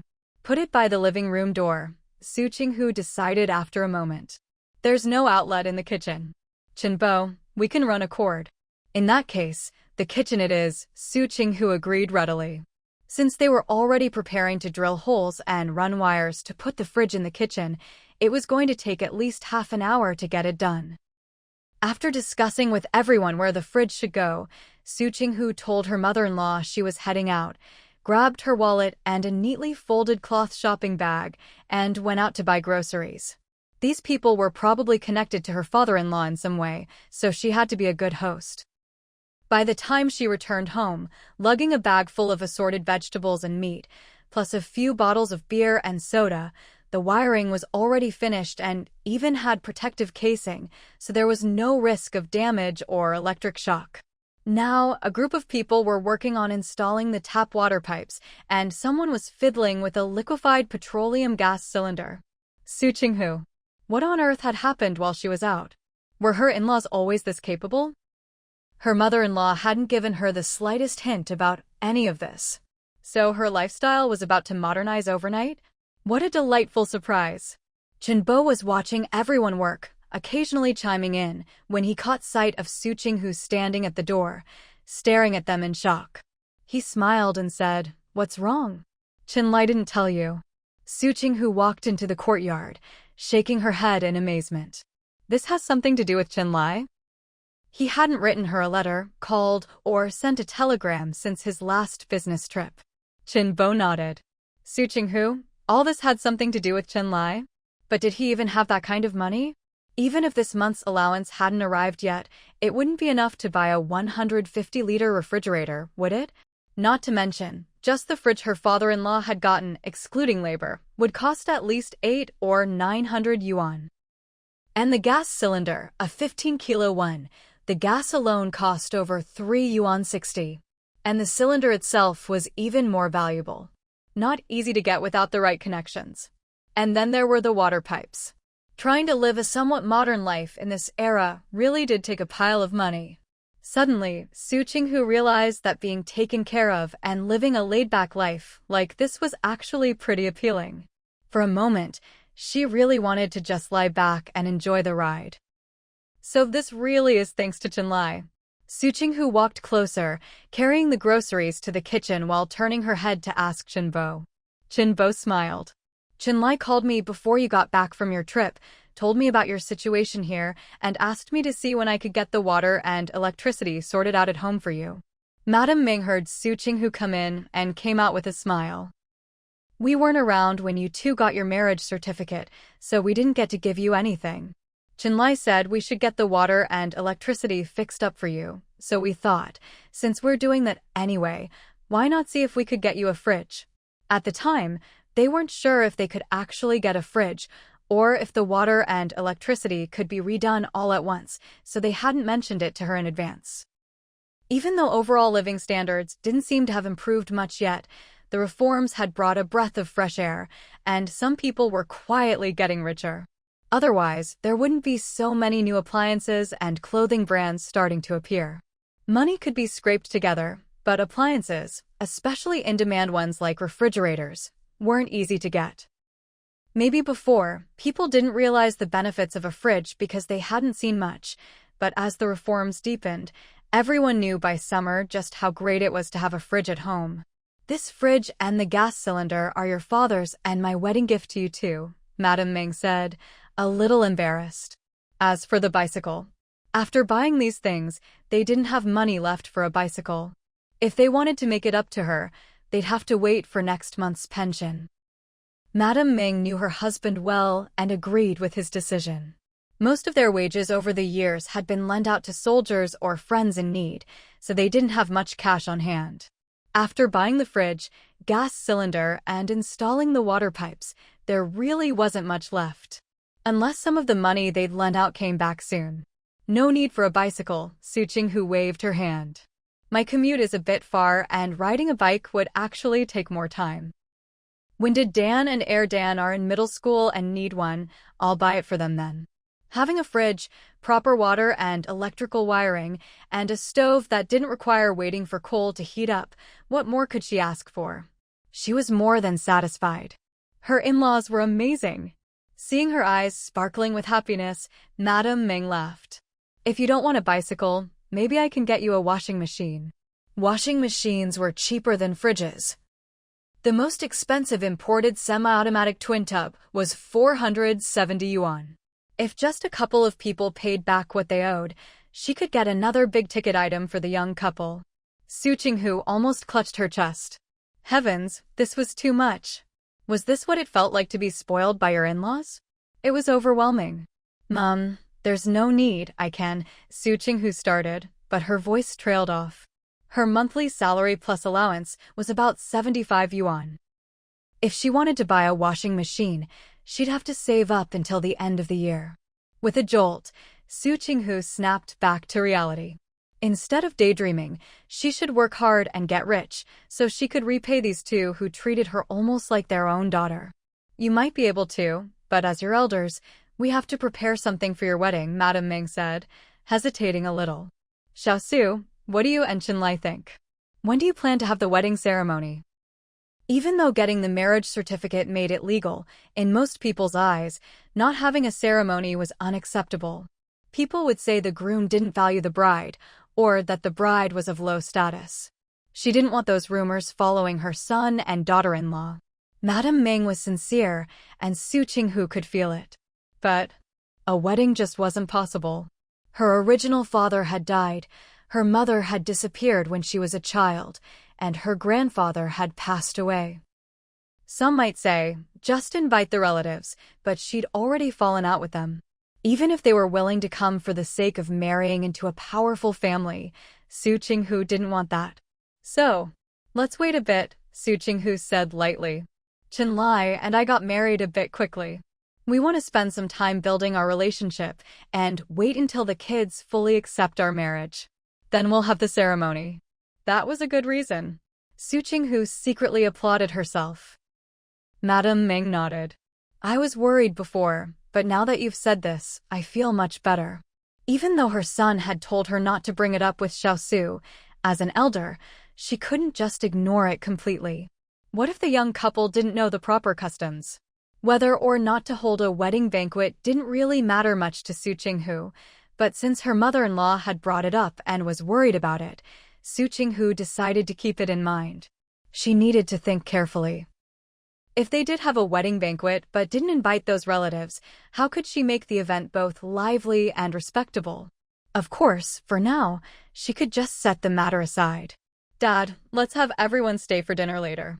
I bought some groceries and drinks. Let's all eat together, Su Qinghu said with a smile as she rolled up her sleeves. Let me show off my cooking skills for everyone.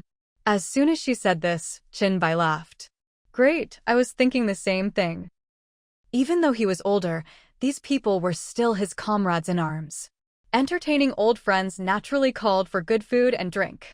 Chenlai doesn't drink, so we don't have any baijiu at home, Su Qinghu pointed toward the kitchen. I went out and bought some beer and soda earlier. At least everyone can have a bottle. She hadn't expected that buying beer would be so difficult in this day and age. The draft beer, served from a barrel, cost about 20 cents a glass, which was already pricey, but the real issue was that demand far outstripped supply. Besides, draft beer didn't seem all that hygienic, so she didn't get any. Bottled beer was available, but there wasn't much left. The strangest thing was, you had to buy something else with it. Basically, if you wanted to buy beer, you had to buy other items as well, otherwise, they wouldn't sell it to you.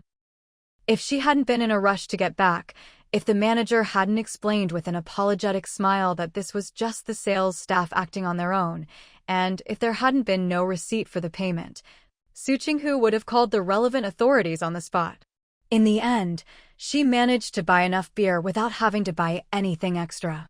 After explaining a few things about how this practice was against the rules and what consequences it could bring, she headed home. On the way back, She kept thinking about what had happened and had a feeling that the junior manager, who seemed about the same rank as the supervisor, recognized her and knew she was a journalist. Thinking back over her interviews since starting work, Su Qinghu realized she'd once reported on a nearby street about how orderly vegetable vendors affected the city's appearance. Maybe because that area had been recently reorganized, the little manager felt a bit intimidated by her. By the time she reached her doorstep, she was no longer angry about the forced sales and was even thinking she might come back another day to check it out. Maybe she could write another article. "I'll have Xiao Huang go back and get a bottle of baijiu," Chenbai said, but immediately felt the pressure from Mrs. Meng and paused, sighing. "Today's different. Normally, it's fine if you keep me from drinking, but isn't it a bit unreasonable not to have any baijiu today?" Mrs. Meng replied, "What's unreasonable about it? If you want to drink baijiu, drink it yourself, but don't get these young men to drink with you. If they get drunk or go home smelling of alcohol, they might end up fighting with their wives." She looked at her husband and smiled. "If you really feel like something's missing without baijiu, then after dinner, let Xiao Su divide up that basket of fresh produce for everyone to take home. Isn't that better? It'll even promote family harmony." Su Qinghu stood by, smiling with her eyes curved, but didn't chime in. Chenbai sighed, what a wasted opportunity to drink. As soon as he finished speaking, the others immediately sided with Mrs. Meng, saying this was a good idea and that this way, they wouldn't get scolded when they got home. What could Chenbai do? The baijiu idea was dropped. In the kitchen, Su Qinghu glanced at her watch. It had been about an hour and a half since she'd gone out, so it was safe to plug in the fridge again. She plugged it in, then started washing the meat and vegetables. Once everything was cleaned and cut, she got to work. First up were vegetable dumplings. These counted as a staple food, were easy to make, and could fill up the people working outside. After all, it was already 7 or 8 o'clock. She chopped spinach and blanched it, julienned and blanched carrots, scrambled a few eggs, added dried shrimp, seasonings, and poured in oil infused with scallions, ginger, garlic, and cilantro. She mixed everything together, formed the mixture into balls, coated them with cornmeal, and steamed them. Then she moved on to the other dishes. Su Qinghu was efficient and never dawdled in the kitchen. With both a coal stove and a gas burner, she cooked even faster. With 2 pots going at once, she whipped up 8 or 9 dishes in just over half an hour. Since it was summer, rice was cooked last, so she only started steaming it when she was working on the third-to-last dish. By the time the rice was on, the last dish wasn't quite done, but the fragrant vegetable dumplings had already cooled enough to handle. She had her mother-in-law, Mrs. Meng, bring a plate of dumplings to the 3 children and left the rest in the courtyard. Out in the yard, Chenbai was chatting with the others. When he saw the dumplings, he was surprised. Could vegetable dumplings really smell this good? Just the aroma made him hungry. "This is dipping sauce, Mrs. Meng said, bringing the sauce Su Qinghu had prepared for them. "Don't be shy, everyone. There's chili in the sauce. If you're not afraid of spicy food, dip your dumplings in it. They'll taste even better." With that, she returned to the kitchen. In the living room, the 3 children stared at the 6 dumplings in front of them, but none of them moved. Qian Duoshu glanced at Dadan, then at Erdan. Seeing that neither of them reached out, he kept his hands politely on the table as well. After a while, when no one made a move, Qian Duoshu asked, "Big brother, second brother, they've cooled down, we can eat them now." Erdan shot him a look. "Do you think I don't know that? Then why aren't you eating?" Qian Duoshu asked. "Is it because you two don't know how to do the math? There are 3 of us and 6 dumplings, so that means we each get 2. Isn't that simple arithmetic?" Why were his brothers hesitating for so long? Qian Duoshu didn't get it, but Dadan understood what Erdan was thinking. It was fine to stay silent before, but now it seemed wrong not to say anything. He said to each, "We can start eating now." Qian Duoshu cheered and was about to dig in when Erdan stopped him. "Wait, don't eat yet. I have something to say. After I'm done, we'll decide whether to eat or not." Qian Duoshu's mouth fell open. "Do we have to play a game before eating?" Dad always said you should focus on what you're doing, and that included eating. Didn't his brothers know that? He blinked, a little confused, but also curious, waiting for them to finish so he could explain why you should concentrate while eating. Who's not eager to eat? This isn't playing a game before eating. It's your brothers giving you a chance to win more dumplings, Dan said slyly. Whoever wins gets an extra one. Isn't that good? How easy is it to understand a child's little schemes? It's nothing more than, I don't like you, so I'll target you, and I don't want you eating anything from my house. But they don't actually fight, because they know that once a fight breaks out, neither side will benefit. So, they're willing to use their wits instead. Still, no matter what, it only works if the other side plays along. Duo blinked his eyes, his little mouth slightly open. But Duo doesn't want to eat an extra one. There were 6 veggie rice balls, just enough for everyone to have 2. If everyone eats the same amount, Duo will be happy.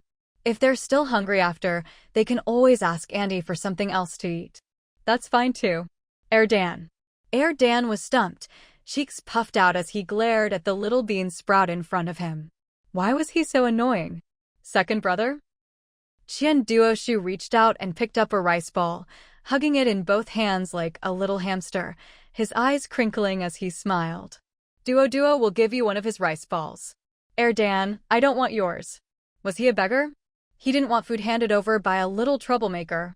With a huff, he grabbed his own 2 rice balls, spun around, and stomped out. So annoying. How could anyone be so irritating?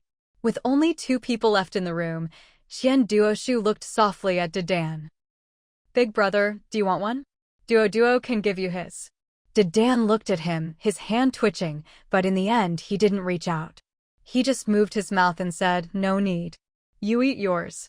Duo's eyes curved into little crescents, his mouth opening wide as he took a big bite. The smile in his eyes grew even brighter. Dan glanced at him, then at his own rice ball, and took a tentative bite. His eyes involuntarily narrowed in delight. How could a veggie rice ball taste this good? No bitterness, so fresh, he almost wanted to lick his fingers after finishing. Ho, eat up, ignoring the old rule of not talking while eating, Duo shared with Dan. Big grasshopper, isn't it tasty? Dan shot him a look. Eat first, talk later. Little Duo nodded obediently, munching away, looking utterly content. Big brother didn't seem to dislike him as much anymore. Meanwhile, Dan, who had wandered outside, caught sight of a flat bamboo basket piled high with rice balls. He paused, looked down at the 2 in his hand, and ambled over. The confidence he'd gained from the old folks at the alley entrance and the park made him feel right at home here. He didn't feel awkward at all. The adults teased him a bit, then went back to their own conversation. Bo pointed at the dipping sauce. Want some? It's a bit spicy. They thought the rice balls tasted best plain, but after trying the dip once, they hadn't gone back to it. Dan nodded instantly. Thank you, Grandpa. He pressed his rice ball into the sauce, took a bite, and his eyes lit up. It tasted even better this way. Bo smiled and waved him off. Go eat in the living room. When adults get caught up in conversation, they don't always watch their language. Besides, this group was all rough men. If they said something inappropriate and the kids overheard, never mind what the daughters-in-law might think, just Mrs. Ming's temper alone would be enough to give him a headache. Dan, but I like listening to adults talk. He came over here. Not for the dipping sauce, but for that mountain of rice balls. The old folks at the alley and the park liked him a lot. When he squatted next to them and listened to their stories, they never shooed him away. Sometimes they even asked his opinion. So why didn't it work with Grandpa? Dan, who fancied himself a little charmer, was baffled. Bo, do you play with girls at school? Dan opened his mouth, reluctant. No. Exactly. You don't want to play with girls at school, just like we adults don't always want to play with kids. Bo smiled. Go on now, Dan and Duo are waiting for you. Waiting for what? He'd just come out from the living room. Neither of them had chased after him or told him to stay. Grandpa, that's not right. Dan grinned, arguing back.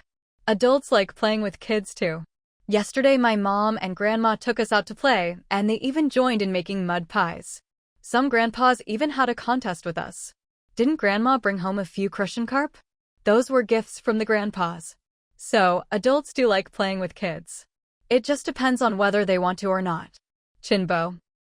Qinghu fell silent, and the others burst out laughing at his expense. This kid was sharp. All right, listen if you want. Qinghu shot a look at the others. But you all watch what you say, there's a kid here. By now, Su Qinghu had finished cooking. The rice would be ready by the time the men had drunk and eaten enough. She washed her hands, wiped them clean, and turned to see her mother-in-law, Mrs. Meng, looking at her in amazement. She smiled and asked, "What is it, Mrs.?" Meng pointed at the row of spice jars and bottles. "I've never seen anyone use so many seasonings to cook before." Su Qinghu laughed. "It might seem like a lot, but as long as you get the balance right, all you taste is the freshness and aroma. You can barely tell what spices are in there." She'd been to Sichuan, and only there did she realize what real culinary precision meant. The selection of Sichuan peppercorns and chilies was strict. Not just the type and origin, but the heat, aroma, color, even the feel in your hand were all criteria. "That's true," Mrs. Meng nodded. "Just like your rice balls, so fresh and fragrant." At first, she'd wanted to laugh at how Su Qinghu even went to the trouble of frying her own oil for the rice balls. How good could they possibly taste? But once she tried them, she realized how different they were from the usual. It's really not much trouble. Just star anise, Sichuan pepper, ginger, scallions, and onions. All things we can find easily. Su Qinghu glanced outside, then continued, "If you want to be even more particular, you'd even check where the peppercorns and chilies were grown." Mrs. Meng chuckled. "Listening to you, it really feels like life in our country is getting better. But not just yet. In the future, there'll only be more people as particular as me." Su Qinghu's eyes curved as she smiled, then she turned and picked up some cold shredded chicken with her chopsticks, offering it to Mrs. Meng. "Try my improved chicken drumstick. No need to be sentimental. Even if the country still has its problems, things are getting better and better." With freshly made boiled fish, steamed pork with rice flour, shredded chicken salad, sautéed 3 vegetables, chopped chili fish head, minced pork with eggplant, spicy stir-fried pork, smashed cucumber, plus a big platter of braised dishes and a large pot of rice, the meal was complete. As soon as Su Qinghu called everyone to eat, before she could even pick up her chopsticks, the group each grabbed a plate and headed straight for the big dining table in the living room. Su Qinghu and her mother-in-law, Mrs. Meng, each carried some bowls and chopsticks over, then went back to the kitchen to fetch the beer and soda that had been chilling in the fridge for about 10 minutes. The beer was in high demand, especially the bottled kind. It tasted much better than draft beer sold by the cup, and was much cleaner too. Not to mention, the empty bottles could be returned to the manufacturer for recycling, fetching anywhere from 10 to 50 cents each. Dan's eyes lit up as he counted the beer bottles. These bottles were worth 50 cents apiece. 10 bottles would be 5 yuan. "Stop staring, kids can't drink beer." Su Qinghu raised her eyebrows and pointed to another small table. "Your food is over there." The kids' table had everything the adults had, except for the fish. Dan tried to negotiate. "Can we have soda then? The 3 of us can share 1 bottle, okay?" Just thinking about the ice-cold soda made Dan's throat feel parched. Nothing sounded better on a hot summer day. Su Qinghu remembered how irresistible soda was to her as a child and didn't want to disappoint the kids. She took out a bottle, opened it, and poured it evenly into 3 bowls. So, on a sweltering summer evening, with the fan whirring in the living room, the adults and children sat at their own tables, eating happily and drinking contentedly. When it was time to leave, Su Qinghu packed up all the vegetables the retired teacher had brought and gave them to her guests to take home. By then, it was already 10 o'clock at night. Su Qinghu didn't let her in-laws leave. She found a set of men's short-sleeved shirt and shorts for her father-in-law, something she'd picked out while shopping long ago, and a silk nightgown for her mother-in-law. She sent her father-in-law off to wash up while she and her mother-in-law tidied up the rooms. The rooms had already been cleaned in the evenings when she and the kids had nothing to do, so there wasn't much to tidy. She just had to lay out the bedding and bamboo mats and put a sheet on top. Once the beds were made, Dan had already finished sweeping the living room, with only the trash left to be taken out. Little Shu was dragging a trash can almost as tall as himself over to Dan, his face flushed from the effort. Dan quickly dropped the broom and took over.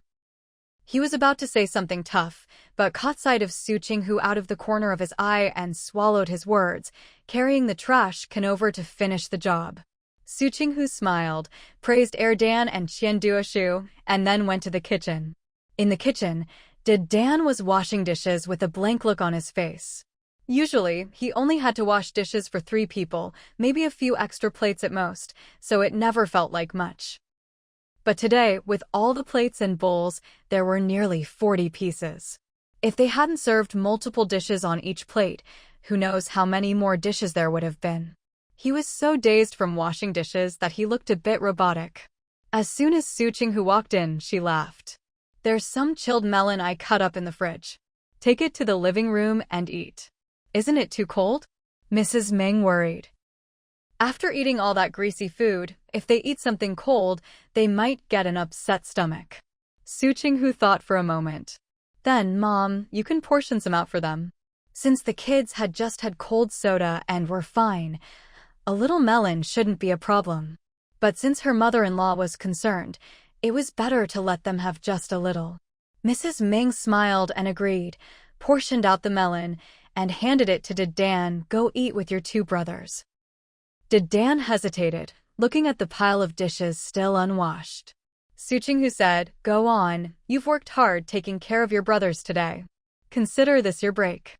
There were still 10 dishes left, and compared to usual, the workload was way over his normal quota. Su Qinghu smiled, rolled up her sleeves to wash the rest, but her mother-in-law beat her to it, picking up a bowl and starting to wash. "I'll do it. You go find some clothes for the kids and get them ready for their baths." She had actually brought clothes for herself and Duo, but her daughter-in-law insisted her clothes were too thick for pajamas and insisted on finding her a lightweight silk set. "Did you put Duo's clothes into Dan and Dan's room?" Su Qinghu asked Mrs. Meng. Mrs. Meng nodded. "Yes." Thinking of this made her want to laugh.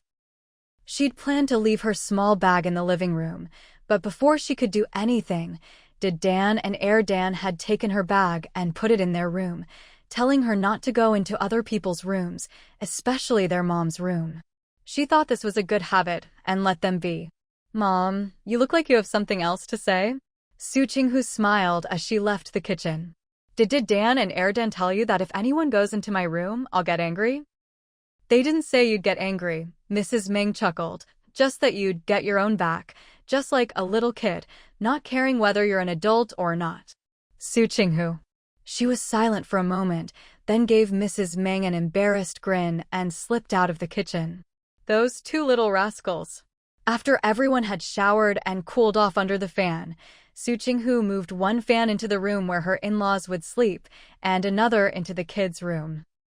As for herself, she decided to go without for now. The 3 kids were so tired they fell asleep as soon as they hit the bed. Who cared about who slept with whom at that point? Once the mosquito net was set up and the fan positioned, Su Qinghu finally went to bed. Her in-laws tried to give her the fan, but Su Qinghu firmly refused and placed a basin of cold water with some ice on her nightstand instead.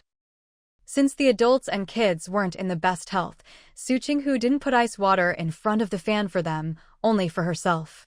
The next morning, when Su Qinghu got up, her mother-in-law was already making breakfast, and her father-in-law had even gone out for a walk and come back. After washing up, she saw her father-in-law surveying the courtyard, deep in thought. Su Qinghu called out to him, and Shenbo turned around and said, "Xiao Su, you could plant something in your courtyard." Aside from some old greenery, there wasn't much else in the yard. "I'll plant something next spring," Su Qinghu replied after thinking for a moment. "It's not really the season for planting now, is it? Except maybe for vegetables." Shenbo said, "I could plant some vegetables for you?" "Huh?" Su Qinghu was taken aback. "What kind of vegetables?" I took a walk just now and saw people selling loofah, bitter melon, pepper, and eggplant seedlings, Qinghu said, getting excited at the thought of gardening. The seedlings look good and are easy to take care of. Just water them every few days and they'll grow. Thinking of those research teams growing vegetables at the ends of the earth, Su Qinghu found the idea amusing and nodded. Well, sure, why not? Turns out, the Chinese talent for planting things is so strong, even the old men can't escape it. After breakfast, Su Qinghu went to work, leaving the kids, who had just finished their final exams, temporarily in the care of her parents-in-law. She had just sat down at her workplace when Sister Lee waved her over, calling her to step outside together. Su Qinghu locked her bag in the locker and got up to follow. Have you thought it through? How are you planning to handle that situation? As soon as they reached a quiet spot, Sister Lee got straight to the point. You can't just keep ignoring it. If this goes on, everyone will just assume the rumors are true. The gossip had only gotten worse lately. If Su Qinghu didn't do something soon, people would take it as fact. Su Qinghu smiled. I've been thinking about it, but I haven't found the right opportunity yet. You're still smiling? Still? Do you really think that once your clothing store opens, people won't say it was set up for you by the department manager? Sister Lee was exasperated. You need to take this seriously. This isn't something you can just brush off. It was enough to make anyone furious. I am taking it seriously, I promise. I'll deal with the rumors this week. Su Qinghu grinned. By the way, Sister Lee, do you like iced mung bean soup? Or homemade mung bean popsicles? Sister Lee was caught off guard by the sudden change of topic. She paused, then gave a helpless laugh. Who doesn't like something cool and refreshing in the summer heat? I'll bring you some tomorrow, then, Su Qinghu said cheerfully. We finally have a big freezer at home now. Seeing Su Qinghu's bright, smiling eyes and the fine beads of sweat on her nose, Sister Lee felt her worries melt away. The girl was so full of life and charm, it was hard to stay anxious. Let me guess, your husband bought it for you, she teased. Su Qinghu waved her hand. No, my parents-in-law did. Just yesterday after work. Your in-laws are wonderful. Sister Lee nodded approvingly. It's a real blessing to have in-laws like that. You should treat them just as well or even better. Reciprocity is important, even among family. She gave Su Qinghu a few words of advice, and Su Qinghu nodded, about to reply when she caught sight of a man approaching out of the corner of her eye. There was only one way down this path, he'd have to pass by them. As he drew near, Su Qinghu leaned back slightly and gave her hair a sharp toss. Her hair whipped right across his face, almost like a slap. The man, Wang Liang, instantly darkened, stopping in his tracks and glaring at the back of Su Qinghu's head. Su Qinghu kept chatting with Sister Lee as if she hadn't even noticed him. Wang Liang couldn't hold back any longer. You hit someone, aren't you going to apologize? Su Qinghu turned around, her eyes wide and innocent. Are you talking to me? Wang Liang gritted his teeth. Don't play dumb. Su Qinghu replied, I'm not apologizing. Not apologizing? Wang Liang sneered. What, you think you're better than everyone now that you've cozied up to the department manager? Wang Liang, there's no need to be so unpleasant. Su Qinghu shook her head, giving him a tolerant, almost pitying smile. Just because I turned you down doesn't mean you have to target me and spread rumors everywhere, does it? Wang Liang frowned in confusion. What the hell was she talking about? He couldn't make sense of a word. Turned him down?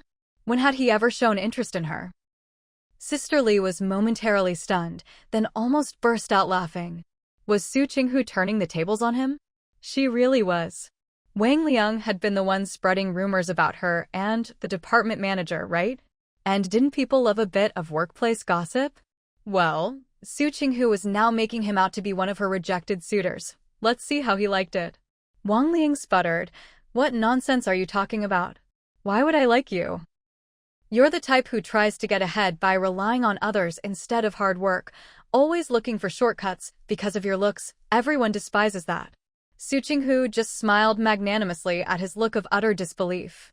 All right, if you say so. I'm telling the truth. Wang Liang scowled. What do you mean, if you say so? Did she really believe her own nonsense? Fine, whatever you say. Su Qinghu looked at him with exasperated patience. But could you stop acting out of spite just because you were rejected? It's really beneath you. What are you rambling about? Spite? Who said I ever liked you? Wang Liang was about to explode. Let me say it again. I never confessed to you, and I never liked you. They'd barely even interacted. All right. If you say you never liked me, then you never did. Su Qinghu kept her patient, tolerant expression. But even so, you can't just try to destroy what you can't have. That's too extreme. Wang Liang was completely thrown by her repeated, "what you can't have" remarks, his chest heaving with anger, his face and ears flushed red. Su Qinghu, nice. That's exactly the reaction I wanted. Keep it up. We're all at a critical stage in our careers. If you're too extreme, you might make poor decisions at work, which could cause irreparable damage to the newspaper or yourself. Su Qinghu lowered her head with a sigh, hiding her smile, then looked up with a calm, forgiving expression. I hope you can calm down. Don't let my rejection push you into hatred. That's just not right, and it doesn't align with social values. Damn, is she crazy? Wang Liang nearly cursed it out loud, but held back since they were at work. That's right, Comrade Wang Liang, sisterly chimed in, barely suppressing her laughter. Xiaosu is married and loves her husband very much. Isn't it normal for her to turn you down? There are plenty of fish in the sea. Just stop spreading those rumors, it's not a good look for you. Wang Liang glared at Sisterly, are you crazy? Sisterly stepped back, shaking her head. All right, I won't say any more. If you want to keep liking her, go ahead, but you should have some boundaries. She's married and says she loves her husband. Why can't you accept that? Su Qinghu added, these days, lots of people get rich and abandon their wives. I can't stand that, and I can't stop others from making their own choices, but I can set an example myself. I will stay true to my marriage. Wang Liang, are you insane? What was she even talking to him about? By now, a small crowd had gathered nearby. When Su Qinghu declared her loyalty to her marriage, a few men whose wives had gone into business looked a bit guilty. How can being loyal to your marriage be insane? Su Qinghu frowned. Comrade Wang, your thinking is really dangerous. Wang Liang was fuming, his mind filled with nothing but expletives. He wanted to curse. He wanted to hit someone. He wanted to scream. Why? How could this woman be so shameless? Had he ever said he liked her? Had he ever confessed to her? When had he ever threatened to destroy what he couldn't have? This was absolutely ridiculous. If he really destroyed everything he couldn't get, then by now, there'd be a countless trail of people and things he'd ruined. Hadn't he liked other people before? When they didn't like him back and chose someone else, hadn't he just quietly accepted it? The people he liked were all still living their lives just fine, weren't they? He'd even stayed friends with some of them. Su Qinghu, I suggest you stop talking nonsense. Wang Liang gritted his teeth, fists clenched tightly at his sides, eyes bloodshot as he glared at Su Qinghu, looking like he might rush over and knock her down at any moment. Su Qinghu sighed and shook her head, her face gentle and forgiving. Like I said before, let's just pretend nothing ever happened. There's no need for you to feel so embarrassed or angry. Who didn't have a crush on someone beautiful when they were young? Perfect, just like that. Add a little more expression, blush a bit more. Watching Wang Liang get angrier and angrier, Su Qinghu nearly raised her eyebrows in triumph. But remembering this wasn't the right occasion, she quickly suppressed the urge. Do you not understand human speech? I said I don't like you. I never confessed to you. Stop making things up. Wang Liang was practically jumping with rage. You think just because you're good-looking you can do whatever you want? You think everyone will believe what you say? You think your reputation is so great? Don't think people don't know about your dirty dealings with others. Just because of your looks, even if you manage to latch onto someone, how far do you think you'll get? Su Qinghu looked at him in surprise. Dirty dealings? Latching onto others? So those rumors that have been going around in private, were you the ones spreading them? Among the onlookers, those who'd helped spread gossip about Su Qinghu all felt a pang of guilt. So she knew about all that? She hadn't reacted before, so they'd assumed she hadn't heard, that the rumors hadn't reached her. Wang Liang felt guilty, but kept a straight face. I don't know what you're talking about. Don't you? Su Qinghu shot back, her tone calm and unhurried, but leaving no room for argument. Hearing her question, the crowd glanced at Wang Liang's face, then nodded to themselves. He definitely knows. He's just pretending not to. This is a classic case of the guilty party gives himself away. Who'd have thought a man could be as gossipy as a woman, spreading rumors and almost making them believe a good colleague was a tramp? Wang Liang, you should just go back. You got rejected, so what? No need to lose your temper. We're still co-workers and have to get along. Xiao Su is indeed married. It's not widely known, but our department knows. Stop pestering her and maybe watch what you say in private. Yeah, now that everything's out in the open, let's just let bygones be bygones for the sake of working at the same paper. The bystanders who'd once criticized Su Qinghu, now realizing they'd been misled, started to speak up. Su Qinghu listened to their advice, then flashed Wang Liang a generous smile and held out her hand. All right, just like everyone said, we're all colleagues here. Let's shake hands and put this behind us. Who wants to put anything behind us with you? You're the one slandering me. I haven't even settled the score with you yet. Wang Liang glared at Su Qinghu. Listen up, I do have someone I like, but it's not you. Su Qinghu's eyes widened. So when you confessed to me before, you were just using me to provoke the person you actually like? Before the dumbfounded Wang Liang could react, Su Qinghu frowned and switched to righteous bystander mode. Comrade Wang Liang, your behavior really deserves condemnation, you know. I'm a married woman, and I'm loyal to my marriage. As long as my partner never betrays me, I'll never betray him. That's my belief. But what about the unmarried girls? What if they believe you and fall for you? Wang Liang stared at Su Qinghu, who could twist every word he said and blow it out of proportion, utterly incredulous. How could there be such a vicious woman in this world? I didn't. Wang Liang protested, agitated. Really? But what you just said clearly meant exactly that. Su Qinghu pressed. I did not.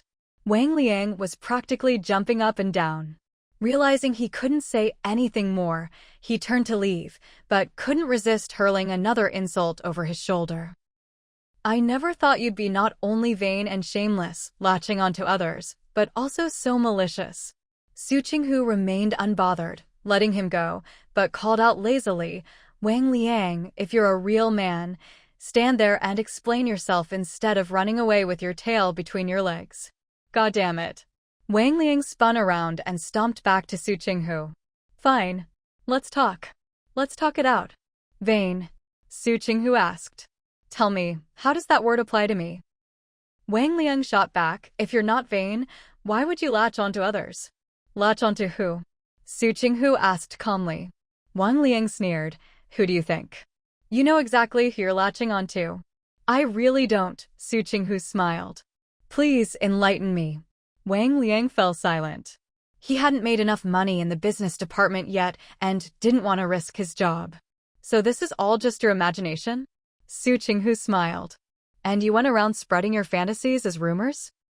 You're slandering me. Wang Liang snapped. I never imagined someone about to be promoted to supervisor could be so petty, Su Qinghu sighed. You say you don't like me, yet you pay so much attention to me and spread rumors, just for that supervisor position, right? Comrade Wang Liang, be upright and above board. Competition between colleagues should be fair and open. I have no intention of transferring to your department. Ours is great, good colleagues, good supervisor. I'm happy with my work. So you can stop your malicious slander about me behind my back. With that, Su Qinghu gave him a meaningful look, lifted her chin proudly, and walked away.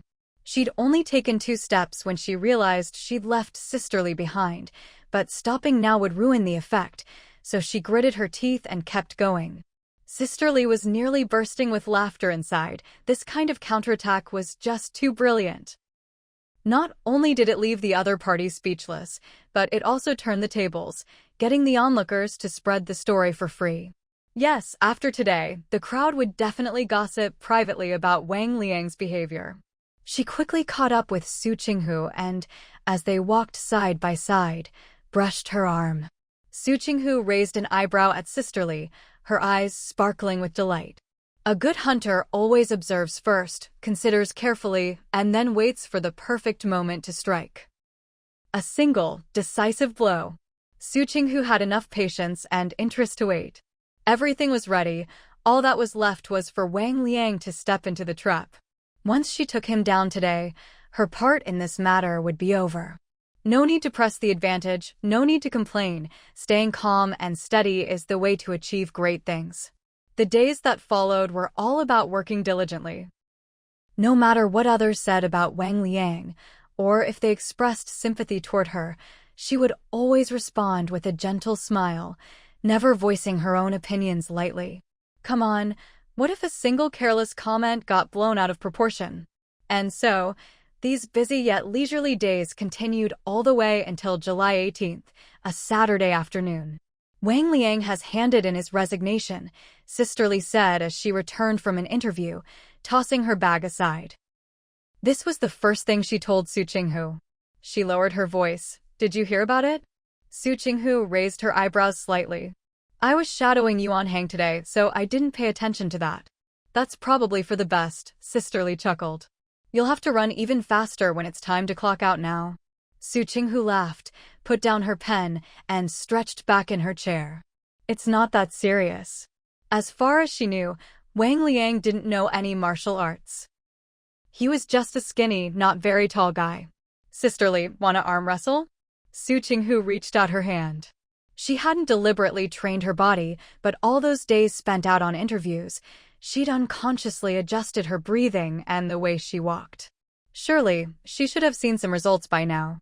Sisterly didn't really get it, but she still reached out her hand, taking it seriously. She always seemed to know when it was time to joke and when to be serious. Ready, set, go. When Su Qinghu said ready, she hadn't actually started using her strength yet. Only when she felt Sisterly's grip tighten did she really begin. Sisterly, whose wrist was pressed down, looked a bit incredulous. You look so slim, but you're actually this strong? Her bones were well-shaped, her skin firm. She always looked slim and light, but no one would have guessed she was this strong. Sisterly, you told me before to learn some self-defense. How's that for a test? Su Qinghu teased, winking. Sisterly praised her sincerely. Not bad, keep it up. I'm the one who's gotten lazy lately. She was satisfied, and Su Qinghu was even more so. If she ever got into another fight, she definitely wouldn't end up taking a couple of punches like she did on that business trip. Do you need someone to walk you home after work? Sisterly pointed at herself. Me or Yuan Hang? Su Qinghu replied, no need. I don't need bodyguards. My husband taught me self-defense. Sisterly shook her head helplessly. I'm a bit curious about your husband. He never seems to restrict you or expect you to be the perfect wife and mother like people do these days. Su Qinghu just smiled without saying anything. It's not that he doesn't want to restrict her, he just can't. Maybe he knows himself well enough to just let things be? Well, whatever. She really liked the way things were between them now. Oh right, you're opening your shop tomorrow. I probably can't make it, so here's a red envelope for you, Sisterly said, handing her a red packet. Wishing you a prosperous grand opening. Thank you, Sisterly. Su Qinghu accepted it happily. I hope your interview goes smoothly tomorrow too.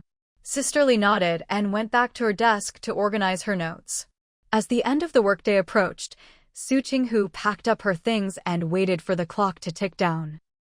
The director saw her sitting there, hands on the desk, clearly waiting for the moment to leave, and smiled. I think you're the most eager to get off work in our department these days. Su Qinghu's eyes crinkled with her smile. I may be eager to leave, but I work hard too. That's true, the director nodded. As a reward for your enthusiasm, I'll let you leave 5 minutes early. If that's the case, she wasn't going to be shy about it. She stood up and bowed. Thank you, director. With that, she grabbed her bag and dashed out. The director watched her go, grinning. Young people with ability deserve a little special treatment. After a good night's sleep, Su Qinghu was still woken up by the 2 kids the next morning. She picked up her watch from the nightstand, glanced at it, and lay back down, staring at the ceiling in a daze. It was only 5 o'clock, way too early to get up, wasn't it? In her previous life, Big supermarkets usually didn't open until 10 in the morning. Wholesale markets were different, of course. They had early hours, so getting up early was normal. But she didn't need to. The bedroom door kept getting knocked on. Erden even climbed up to her bedroom window and called out, "Mom, get up. It's already bright out. If you keep sleeping, you'll miss the lucky hour Grandma picked for you." Su Qinghu sat up in a daze, getting dressed while incredulously asking, "Your grandma picked a lucky hour? When did that happen?" "Yeah, 6:29. Erden called from the window. "Hurry up, don't miss it." Su Qinghu quickly got dressed. Today's outfit was a dress from her new stock. She ran her fingers through her big waves of hair. The whole look was graceful yet gentle, gentle yet stylish, and stylish with a hint of charm that only women would notice. She looked great. So when she opened the door, Dayton was stunned. He was so used to seeing Su Qinghu in shirts and trousers that seeing her suddenly in a long dress made her seem like a different person, not dazzling, but quietly radiant, like a spring breeze. Erden was more direct. "Wow," he exclaimed, then started chattering, Mom, you should always wear dresses. You look amazing in a dress, better than anyone. Seeing you is like seeing all of spring, so beautiful." Su Qinghu gave them a look of praise, then lifted her chin.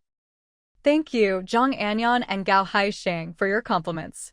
But, Gao Haisheng, I can't promise what you asked.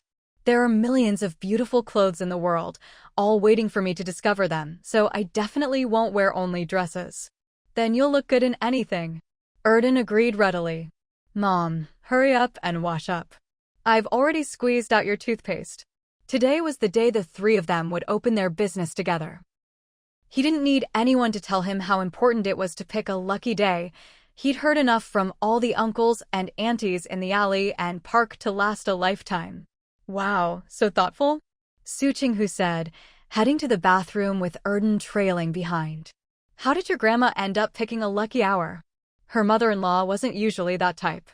"I asked Grandma," Erden said proudly, though a bit nervous. "It's not superstition. It's just wishing for good business. People pay attention to the time when they get married or break ground on a building, so business people should care about it too." Su Qinghu brushed her teeth while listening to his chatter. "By the way, is Duo busy lately? Why hasn't she come to play with you guys?" Dan's smile vanished instantly as he looked at Su Qinghu with suspicion.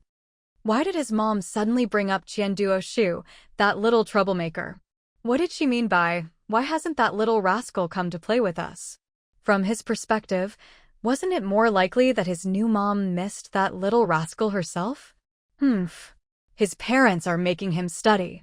He can't get away, Dan muttered, pouting secretly. He can't even leave, so how could he come here to play with us? Why would they want to see that little rascal anyway?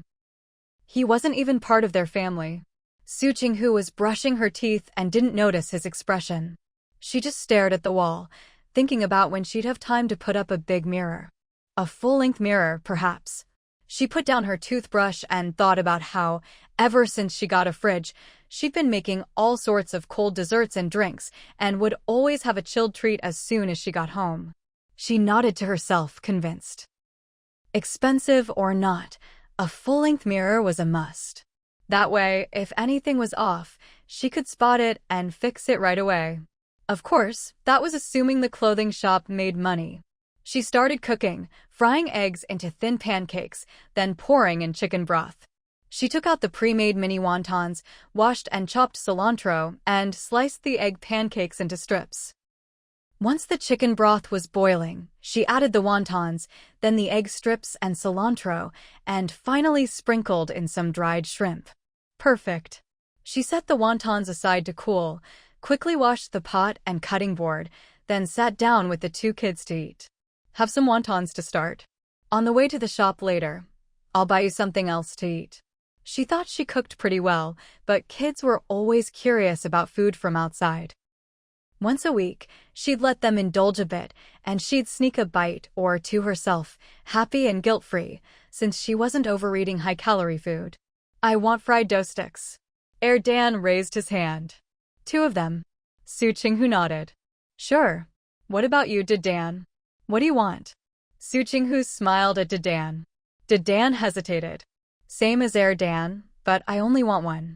If he didn't speak up, she'd just buy whatever, and if it wasn't good, the three of them would have to force it down. She always called it cherishing food and not wasting the blessings of peace. After breakfast, Su Qinghu packed a chilled mung bean soup for each kid, and off they went. On the way to the bus stop, she bought the fried dough sticks, took a couple of bites from Dan's, and started watching the crowd while waiting for the bus. Perfect, no one was wearing the same outfit as her. She was still the one and only fashion queen. Just as the kids finished their fried dough sticks, the bus arrived. When they reached the bustling street, Su Qinghu's eyes lit up. The foot traffic was great. Xiao Su, hurry, over here. Mrs. Meng was already waiting at the shop entrance, anxiously watching the time tick by. The auspicious hour was almost here, but Su Qinghu hadn't arrived yet. She glanced at her watch, looked up, and spotted Su Qinghu in the crowd. She froze for a second, then realized it really was her daughter-in-law and quickly called out. Hurry, hurry. Mrs. Meng waved. We need to set off the firecrackers. No need for a ceremony. Just put out one of those thick tomes the older generation always read. Okay, Su Qinghu replied, walking quickly but gracefully over to her mother-in-law. By now, some people had turned to look, drawn by their conversation. Grand opening, free gifts inside. Su Qinghu caught the eye of a woman she'd already spotted, winked, and walked on. The woman was surprised, then smiled. Such a stylish person. She was curious to see what kind of clothes the shop sold. They opened the doors, set off the firecrackers at the auspicious time, and the shop was officially open. Mrs. Ming took Dan and Dan to a nearby spot. She felt that this shop wasn't really suitable for kids or people her age to hang around in. As the rolling shutter went up, the vintage glass windows and simple yet upscale decor were revealed, along with some tasteful little ornaments and a small fitting room. It really made people want to linger. Su Qinghu, waiting for the first customer. Sure enough, the woman she'd winked at came in. She was stunned by the shop's setup. Just 3 styles? Long dress, skirt, white blouse. Feel free to look around. Su Qinghu kept a polite distance. These clothes are waiting for you to discover their beauty. Her mysterious, treasure-hunting expression piqued the woman's interest, and she started browsing. The long dress was elegant. The skirt was interesting. It had a side slit, so with each step, a bit of skin showed, visually lengthening and flattering the legs. The white blouse had cuffs fastened with a round, pearl-like button exposing the forearm. That was rare to see on the mainland. How much? The woman asked.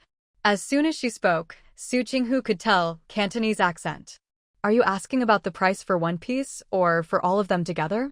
Su Qinghu smiled sweetly, but was furiously calculating in her mind.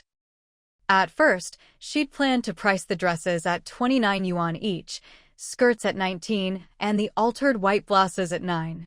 But then she realized even a pair of cloth shoes could sell for 4 or 5 yuan, so she wanted to raise the prices. So the night before, she changed them. Dresses 29.9 yuan each, skirts 19.9, blouses 9.9. The woman asked, how much for one? And for all of them? For single items, it's 29.9 for the dress, 19.9 for the skirt, and 9.9 for the blouse, Su Qinghu said with a smile. If you take them all, of course it'll be much cheaper. The woman looked at Su Qinghu, almost amused, then fell into thought. The pricing was interesting. The shop's decor was interesting. Are you a fashion designer? The woman asked, her accent obvious. Or have you studied under some master tailor? Su Qinghu shook her head. No. Then, on a whim, she added, I haven't, but the person who made these clothes for me is a female tailor with years of experience. She's a talented, elegant woman. Her designs are innovative and suit East Asian women very well, Su Qinghu said with a smile. If you two met, I think you'd really hit it off. She didn't care how the clothes sold, as long as they sold. So if this lady bought them just to meet the tailor in Jinling, that was fine too. She cared about results, not the process. You're an interesting one, the woman laughed. She said, "If I buy all your clothes, will you give me the tailor's contact information?" Wasn't that information the source of her steady income? Was she stupid? Or was this woman trying to fool her? Back in the 1980s, there were no copyright laws, so it was hard to protect your rights when it came to fashion design. If someone wanted to find out where she sourced her goods, it wasn't hard either. They could just have someone follow her. After all, once the stock was sold out, she'd have to restock. Whether she made a call or went somewhere in person, it was easy enough to find out. The legal system was still developing rapidly, so it was only natural that some areas were less than perfect. Su Qinghu's goal was clear: to make her first pot of gold as quickly as possible. Then, around National Day later this year, she'd make a trip to the Magic City, catch the latest trends, ride the wave, and dabble in securities trading. She never planned to run a shop forever. No, Su Qinghu shook her head with a smile. "I want a bundle sell." The woman was taken aback. "What?"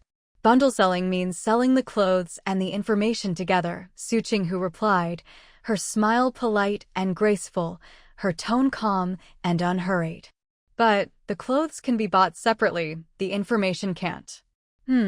Judging from her observations of this woman, maybe she could ask for a sky-high price later.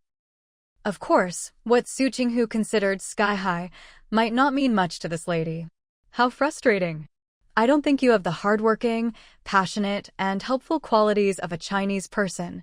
The woman's expression lost its previous ease as she finally understood Su Qinghu's meaning. "Or are you trying to extort me?" Su Qinghu laughed, the gentle warmth she'd forced onto her face vanishing, replaced by a brisk, businesslike sharpness. "Hardworking, passionate, and helpful. That's for ordinary people. I may be an ordinary person, but right now, facing you, I have another identity, a businesswoman. In business, we talk business. Don't you agree?" Su Qinghu's gentleness was gone, but she wasn't overbearing either. Her smile was appropriate. "The choice is yours."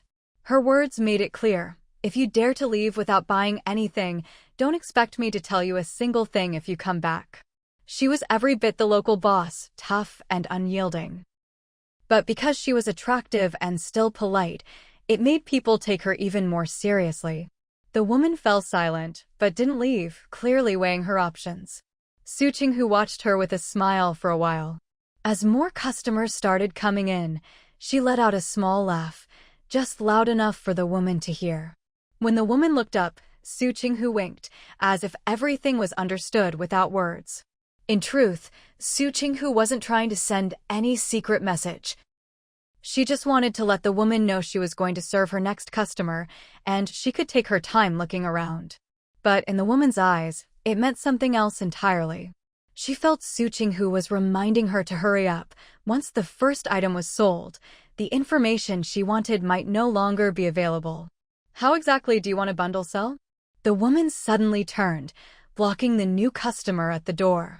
"Sorry, we're discussing something. Could you come back later?" The customer, hearing her accent, paused, then turned and left. Su Qinghu. Once the person was gone, the woman got straight to the point. "If it's a bundle, how much are you asking?" Now that China had opened its doors, other countries were already scrambling to grab a share of the market. They needed to understand Chinese preferences and sizing, which required research. And getting first-hand information from a Chinese clothing designer was the fastest way. So far, the only designer who'd caught her eye was this woman in front of her, who was clearly different from other Chinese women. Su Qinghu held up her hand, indicating a number. "What?" The woman was shocked. "Just for a piece of information?" She actually dared to ask for that much. "You see, you instinctively know this information is valuable, don't you?" Su Qinghu beamed. "You haven't even considered the clothes yet." The woman didn't deny it. "The information is valuable, but not that valuable. Even if you give me the info and I find the person, what happens next depends on my own abilities. How can I be sure that just having the information will get me what I want?" "But what you wanted in the first place was just the information, wasn't it?" Su Qinghu still smiled easily, her eyes relaxed. "I give you the info, you give me the money, that's a fair trade." As for what you do with it and whether you get what you want, that depends on your own skills. Or do you think that even if you make the connection, you still won't be able to get what you want? It's been so long since I've had the chance to talk someone into something like this. This damn, long-lost, intoxicating scent of money. You don't need to provoke me, the woman said, her face now expressionless, though still maintaining her composure. Su Qinghu. I'm not trying to provoke you. Under the woman's suspicious gaze, Su Qinghu pointed outside and sighed. I'm just urging you to make a timely decision. After all, today's my first day of business. I don't want to waste my time on something fruitless. The woman stared at her. You might not even make a sale. Oh. Su Qinghu smiled. Wanna bet? Give it a day. If I succeed, you give me $1,000. The woman looked at her, her face unreadable, but she was already wondering what had made Su Qinghu so sure she had dollars on her. Wanna bet? Su Qinghu asked with a smile. The woman shook her head. I don't have a habit of gambling. Su Qinghu, what the heck? Why does she make it sound like I'm the one who loves to gamble? So, yes or no? Give me an answer. Su Qinghu pretended to be helpless. It's been half an hour, and you even flipped my open sign, so no one else could come in. You're holding up my business, ma'am, Su Qinghu said with a smile. Our capital city is developing fast. Why not go visit the Forbidden City? Or check out the Friendship Store or the department store? Finally, the woman spoke. It's too expensive. You want a bargain? Before the woman could nod, Su Qinghu looked up and sighed. Fine, let me break it down for you. Woman. You've been in the capital for a while now, right? How far along are you in your work? How efficiently do you use your time each day? What are your daily expenses? How many foreign companies are coming to China to investigate the market every day? How many of them actually make deals? You've got powerful backing, you should know better than me. Su Qinghu continued, every day you delay, your backers lose a bit of their advantage. What if some policy for attracting foreign investment changes? She let out a long sigh. Honestly, just thinking about it for you makes me feel a little anxious. Woman. Oh, and by the way, our country's laws and regulations are developing rapidly these days. You'd better tell your backers to hurry up, Su Qinghu said, then clicked her tongue and looked at the woman. By the way, how efficient is your country? Is there a lot of red tape? How long does each step take? Now, that's just asking a question you already know the answer to. In Su Qinghu's mind, she could practically see a meme of herself giving a sly side-eye and smirking. Haha, all's fair in war and business. She was just here to check on work efficiency, and she'd already mentioned earlier that the laws and regulations were being rapidly improved. This kind of thing, who can guarantee when it'll suddenly go bang and come crashing down? Time is money. Speed is money. Su Qinghu gave her a look straight from the heart. With your business acumen, I'm sure I don't even need to explain the opportunities here. The woman took a deep breath. No way. $40,000 is too much. Su Qinghu almost choked. Damn, I knew it, I still asked for too little. She'd meant to ask for 40,000 RMB, thinking there'd be room for bargaining. Maybe they'd haggle it down by 10 or 20,000, and even 20 or 30,000 would be fine. But in this woman's eyes, her asking price wasn't in RMB at all, but in US dollars. How much is 40,000 US dollars in RMB again? What's the exchange rate this year? Sorry, she hadn't had a chance to pay attention to exchange rates before. Su Qinghu, I've always admired career women, and I've thought about starting my own business too. Meeting you today, I feel like I've reached a new level of enlightenment. So, I'm willing to give you a friendship price. After saying this, she started thinking, hesitating, but her fingers on the counter were moving. 3 fingers move, 2 fingers move, 3 fingers move, 2 fingers move. Just as she was about to settle on 3, the woman spoke up. I think 20,000 is just right. In China, the number 3 sounds like scatter or break up, right? It's your first day doing business. You wouldn't want that kind of bad omen. Su Qinghu almost raised her eyebrows. This woman really knows her stuff. She must have gone abroad later, right? Sometimes her expressions were really exaggerated, even her pronunciation. Well, Su Qinghu pulled back her emotions, frowned, and looked a bit troubled. You know, these clothes will all be yours soon, and I'll even deliver them to your door. See? See? Isn't she considerate? I can only offer 20,000. Whether you accept or not, the choice is yours. The woman smiled. Even if she was being taken for a ride, time and speed really could earn more money. Wasn't this just throwing Su Qinghu's own words back at her? Su Qinghu sighed. Even in our country, no one bargains as hard as you, not even in the wholesale clothing markets. You're basically making pure profit here, the woman chuckled. It's fine to go a bit cheaper. Su Qinghu waved her hand. No, that's not how it works. If you poach that tailor who's been making clothes for years and is so innovative, it'll be a huge loss for me. So big I might not even be able to keep my shop running. Who doesn't know how to play the pity card? The woman agreed with Su Qinghu in her heart, but felt no sympathy for her future. Business is business, and Su Qinghu was right about that. You have a choice, the woman said with a smile. As for that, oh, I mean the tailor's contact info. I'm still taking on the risk that it might be fake, you know. Su Qinghu, you really don't have much risk. She wrote her contact info by hand and gave it to me. It's still in the inner pocket of my bag. I haven't put it anywhere else. At this point, the two locked eyes, falling silent again. The woman said, I'm only offering $20,000.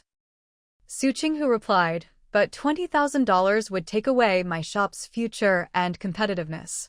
I really can't accept that. After she said this, silence fell again. The woman was thinking, and Su Qinghu was waiting. In this era, no one could resist the lure of going abroad.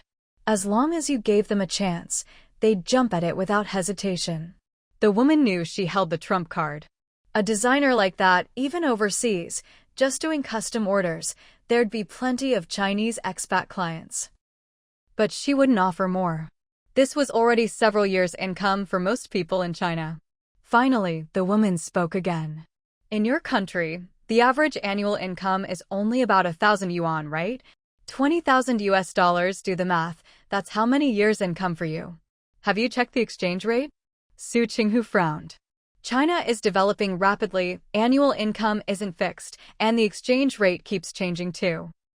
She didn't know the current rate, but she'd read about exchange rates in later years.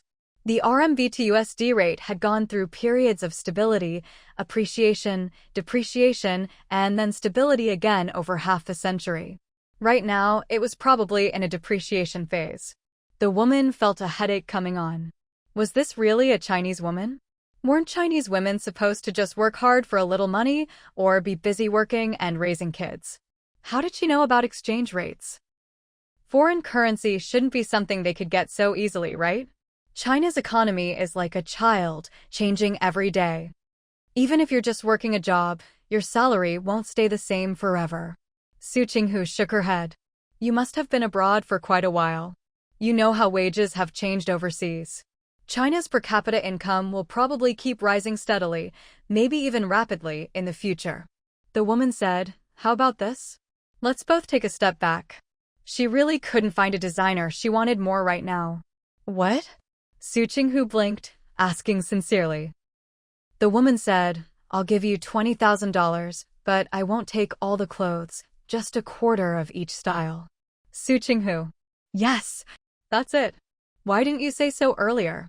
She was exhausted. This woman finally got smart. She was nodding like crazy inside, but on the surface, Su Qinghu stayed calm and conflicted. Well, these clothes aren't worth that much in dollars anyway. Her eyes needed to send that message. If you agree, I can pay you right now. The woman saw Su Qinghu hesitating and knew she was wavering. Cash. Not a damn check or anything. Su Qinghu, I want to. But how could I just agree so easily? So, under the woman's gaze, Su Qinghu's expression began to shift. After a long, tortured struggle, back and forth, she finally hesitated. I don't know how to tell if the dollars are real or not. The woman almost exploded. If you can't tell if the dollars are real, how am I supposed to trust the info you give me? We can write up a contract, the woman said, holding back her anger. Su Qinghu, that would be great. Let's both sign something so we can both feel secure, and if there's any problem, we'll have proof. A written agreement was best. Not that she was overly cautious, but right now the country was very friendly to foreign business. If this woman turned around and accused her of fraud and the authorities got involved and made her pay the money back, where would she even go to argue her case? The two of them hit it off immediately, drew up a written agreement, and then just had to wait for the money to arrive before signing and stamping their fingerprints. After the agreement was settled, Su Qinghu suddenly remembered something. Was there a limit on how much cash you could bring in and out of the country in this era? If there wasn't, then fine. But if there was, could this woman really come up with that much money? But then again, Su Qinghu's eyes sparkled. These weren't things she needed to worry about. As long as she got paid, everything would be fine. Come with me, the woman said. She had brought travelers' checks to China, which weren't affected by customs restrictions. After arriving, she'd already cashed out a portion of them. Su Qinghu nodded. Wait for me to wrap up your clothes. They'd agreed she'd only take a quarter, so Su Qinghu packed up a quarter for her. The rest would remain hers. After packing, she hailed a car, loaded the goods, and waved her over. Get in. Aren't you going to close your shop? Don't you worry about theft? Are people in China really that honest? Su Qinghu snorted with a laugh. If I come back later and the shop's empty, so be it. It won't be. Su Qinghu didn't explain further. Once I finish your business, I need to come back and keep working, so let's hurry up. Seeing her insist, the woman didn't argue and got in the car, telling the driver the address. The driver responded cheerfully, all right, sit tight. Off we go. Not far away, Dayton squatted and watched the scene, eyes narrowed in confusion. What was she doing? Why would she leave with someone without closing the shop? Erden's eyes widened. After thinking for a moment, he rubbed his chin and hissed, then said to Mrs. Meng, who was standing behind him, Wow, my mom just landed a big deal. Did you see how many clothes she was carrying? Is she delivering them to the customer? Before Mrs. Meng could reply, he nodded to himself. She must be making a delivery. That's what I do too, door-to-door delivery. She just started and already sold so much. His mom never failed to broaden his horizons. So all those handicraft baskets she sold before were just child's play?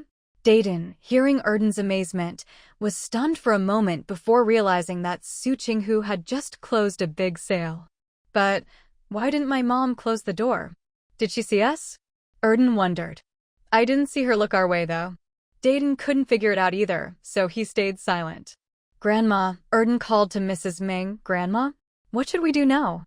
Does Mom want us to watch the shop and maybe sell some clothes? Mrs. Meng withdrew her gaze and strode forward. Your mom's gone out, so we need to watch the shop. Grandma, did Mom see us just now? Erden was curious. If she didn't, and still dared to leave the shop open, she's got guts. Maybe you should give her a nickname, Sue the Bold? We came out of the shop and have been standing here. Maybe your mom didn't see us inside, but it's easy to spot us from outside. Mrs. Meng was already at the shop door. Erden, she really saw us? I've been watching her the whole time, but I never saw her look our way. So strange. If she saw you, she saw you. It's not like she has to make direct eye contact for it to count, right? Mrs. Meng stepped into the shop and asked Dayton, do you know the prices for these clothes? Dayton nodded, then shook his head. I used to, but not anymore. I only know the old prices too, Erden chimed in, listing the previous prices, then added, I only know she said this morning that prices might go up, but she didn't say by how much. Mrs. Meng rummaged around the cash register, but didn't find anything useful. She sighed. If someone came to ask about prices, what should she say? Tell them to come back in the afternoon? Wouldn't that be a bit rude? But if she sold something at a different price than the last customer, that could cause trouble later. Grandma, I think we should just wait, Erden said, rubbing his chin thoughtfully. If we sell too much, the other customers might feel bad. If we sell too little, we lose out and feel bad. If everyone's unhappy, we might as well not sell at all. If they really like the clothes, they'll come back. Mrs. Meng smiled at him. Don't laugh, Grandma, I'm being serious, Erden pointed at himself. I love listening to the old folks chat at the alley and in the park. Even if something upsets me, I'll still go back in a couple of days. Dayton said, Grandma, we can let them try things on, but not sell yet. Right, I'll keep an eye on how long they try things on. If someone takes too long, I'll go talk to them. Otherwise, some of those aunties who can sew might figure out how to make the clothes and just go home and make them themselves. Erden patted his chest. I absolutely won't give them a chance to figure it out. Mrs. Ming laughed. Oh, you're quite the schemer, aren't you? Who isn't? Erden shook his head, acting all grown up. If I wasn't, my brother and I would have been bullied to death by that woman. Life forced him to be this way. Erden looked up and sighed, full of grievances. I really like my new mom, but sometimes she's even more outrageous than I am, and she likes to bully me too. If I were a bit older, I wouldn't be so easily fooled by her just because I don't know enough. So sad. Dayton had been worried when Erden said Su Qinghu bullied him, but after hearing the rest and seeing Grandma smiling, he finally relaxed. Mrs. Ming was curious. How did she fool you? Erden pouted. Family shame shouldn't be spread outside. At first, he didn't really get it. But thinking back, he realized he'd been pretty clueless. Now that he understood, it was obvious how silly he'd been before. He wasn't stupid. No way he'd tell Grandma, or she'd think he was dumb. How is that family shame? Even if it is, we're family. What's the harm in telling me? Mrs. Ming chuckled. Or, do you not think we're family? Erden froze. Huh? Weren't they talking about family shame? Why was she bringing up whether they were family? Dayton looked away, pretending not to see Erden. His silly little brother not only dug holes for himself, but for others too, and most of the time, it was because he talked too much. We're family, Erden sighed. But even if we are, I can't let you find out I'm a little dumb sometimes, right? That'd be too embarrassing. Besides, he was a gang leader now. He'd have to lead his gang to prosperity and not disgrace the name of Qingjianhai. After some back and forth, they basically decided not to sell anything until Su Qinghu came back, trying their best to keep any customers around until she returned. But the three of them soon realized they were overthinking it. After Su Qinghu left, not a single customer came into the shop. The most they got was people glancing over from 2 meters away, or pointing at the storefront and whispering to each other. Then nothing more. Erden frowned. Didn't they like the clothes? Why won't they come in? He had sharp eyes. He could really see the sparkle of interest in their eyes. Probably because we don't look like we're in this business, Ms. Ming said, glancing at her own clothes, a plain short-sleeved shirt and long pants. Nothing fancy, just the kind of thing most people her age wore. The two kids were dressed nicely, but anyone could tell at a glance they weren't the ones in charge. It wasn't until noon that Su Qinghu finally came back. The moment she walked in, the whole shop seemed to brighten up. She strolled in at a leisurely pace, swinging her bag and beaming, "Let's go. There's a restaurant not far from here. I'll take you all to have hot pot." Hot pot in the middle of summer, with a cold drink on the side. Now that's the good life. Mom. Erden dashed over, tilting his little face up, eyes sparkling. Mom, did you make a lot of money? A bumper harvest. Su Qinghu raised her eyebrows. Why, do you have something to say? Want to split the money now? Or is there something else? So eager, smiling so sweetly, and even a bit obedient, he must want something from her. How are we selling the clothes now? Erden tugged at her skirt, swinging it back and forth. Can I be your little shop assistant? Huh. Su Qinghu couldn't help but laugh out loud. Is this little shop assistant working for free? Erden, I guess that's fine. Long dresses are 29.9 yuan, skirts are 19.9, and white shirts are 9. 9, Su Qinghu said, patting his head. But you can skip being my shop assistant. I don't want to employ child labor. If some do-gooder reports us to the Women's Federation, the fine is nothing, but the embarrassment and lecture would be a big deal. Erden looked disappointed, wanting to argue. Su Qinghu pressed down on his head. Wait. Don't argue with me, I know you're good at it. So, I've come up with a solution. If customers come in with kids, you two can play with them for a while, so the adults have time to shop. As for payment, We'll go by hourly wages, 1 yuan a day. Erden, if no adults bring kids, do we still get paid? Erden sighed. She'd heard the old folks at the alley and in the park say that once a woman gets married, everything goes to the kids. They'd go years without buying themselves a single new outfit, but as long as they could, they'd buy new clothes for their children every year. Though some moms were like his own, loving beautiful things, what the old folks said was true for most people. If no one brought kids, then he'd be working for nothing. So, no pay then? You just do your job. Whether people bring kids or not is up to them. Su Qinghu let go of him. If there are kids, play with them nicely. If not, just relax. Why worry so much? If you're really bored, go home tonight and give your little undies an extra scrub. Speaking of the kids washing their underwear and summer clothes, Su Qinghu always wanted to frown. Dayton washed carefully, but Erden just let the clothes touch water and called it done. But to avoid having to wash for them herself, she held back from saying anything. With Dayton supervising, at least Erden's undies would get properly washed. She could take it easy. Though sometimes Dayton slacked off on supervision. Forget it, not worth thinking about. Mom, let's close up early this afternoon, and I'll take you all swimming, Su Qinghu said to her mother-in-law, Ms. Meng, with a smile. Ms. Meng smiled back. Next time. Today's our first day open, we should see it through properly. For good luck. Su Qinghu nodded. All right. She'd been thinking of closing early, grabbing her swimsuit at home, and heading straight to the pool. If not today, there'd be another time. She just felt like, now that she had money, she could finally enjoy herself in the summer. After that, maybe even get a massage. That would be perfect. Just thinking about it felt wonderful. Let me put up the sign, Su Qinghu said cheerfully, heading to the counter. She pulled out a piece of cardboard decorated with flower stickers, quickly wrote the afternoon business hours on it, and hung it on the door. All right, let's go eat. Su Qinghu turned around, lightly picked up her bag, waved, and led the way out of the shop. Ms. Ming followed with an excited Erden and the expressionless Dayton. Su Qinghu waited for them to come out, her hand just touching the doorknob, when someone called out, Hey, don't close yet. I want to look at the clothes. She'd passed by the shop several times and never saw anyone who looked like the boss. Now that she finally saw someone, she wasn't about to let the chance slip by. Su Qinghu turned around and smiled.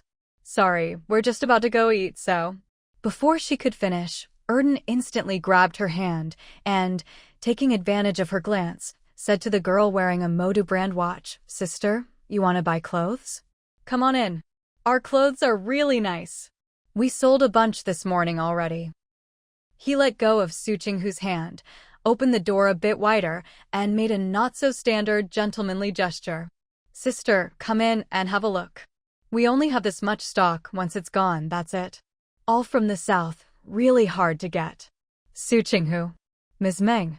Even Dayton started staring at his silly brother. Was it only when money was involved that his brother stopped saying dumb things and digging holes for himself? Wow, really? They're really from the south? The fashionable young woman looked pleasantly surprised. So I'm one of the first customers? Of course they're from the south. Erden pointed at Su Qinghu. Look at her, doesn't she have the gentle vibe of a southern girl? She's not usually this gentle, but these clothes really suit her. Su Qinghu, I want to smack this kid. Still, she kept her expression composed, showing only the demure grace of a Watertown woman. The girl was delighted. Seeing how the long dress looked on Su Qinghu made her even more tempted. Can I try it on? The girl asked uncertainly, pointing at the curtain labeled fitting room. I saw it says fitting room there, so I guess I can try these on. Su Qinghu nodded. Go ahead. These clothes really did look good on, and letting customers try them would give them a more direct impression. With confidence, there was nothing to fear. Letting them try meant a higher chance of making a sale. Why not? Whenever there's money to be made, Erden gets ridiculously enthusiastic. This time was no different. Half an hour later, with Su Qinghu watching the whole process and occasionally answering questions from young women about prices, Erden managed to sell a skirt and a blouse. He grinned at Su Qinghu, His whole face lit up with excitement. With the girls sweet-talking and Erden chiming in, Su Qinghu gave her a small discount, selling the skirt and blouse together for a total of 29 yuan. The girl bargained down about a yuan, and when she left, she happily gave Erden a hug and showered him with praise. Su Qinghu glanced at her watch. Well, look at that, 12:35. If it were up to her, eating would be the priority, but she couldn't resist the looks from her kids and mother-in-law, silently urging her to put business first. She ended up watching the whole thing because Erden, that kid, has a real gift of gab. Once he knew the prices, nothing could stop him from showing off his skills. Seeing the girl liked both outfits, especially the dress, but thought it was too expensive, Erden made the decision for her, suggesting she go with the skirt and blouse. He said that pairing the skirt with other tops makes one outfit, and the blouse with pants or another skirt makes two more. So, buying these two pieces, which cost about the same as the dress, would give her 4 different outfits to wear throughout the week. Su Qinghu almost wanted to applaud him on the spot. That little brain of his, so clever. Of course, if only he hadn't helped the girl haggle at the end. Mom, I sold a set of clothes. Erden looked up, beaming.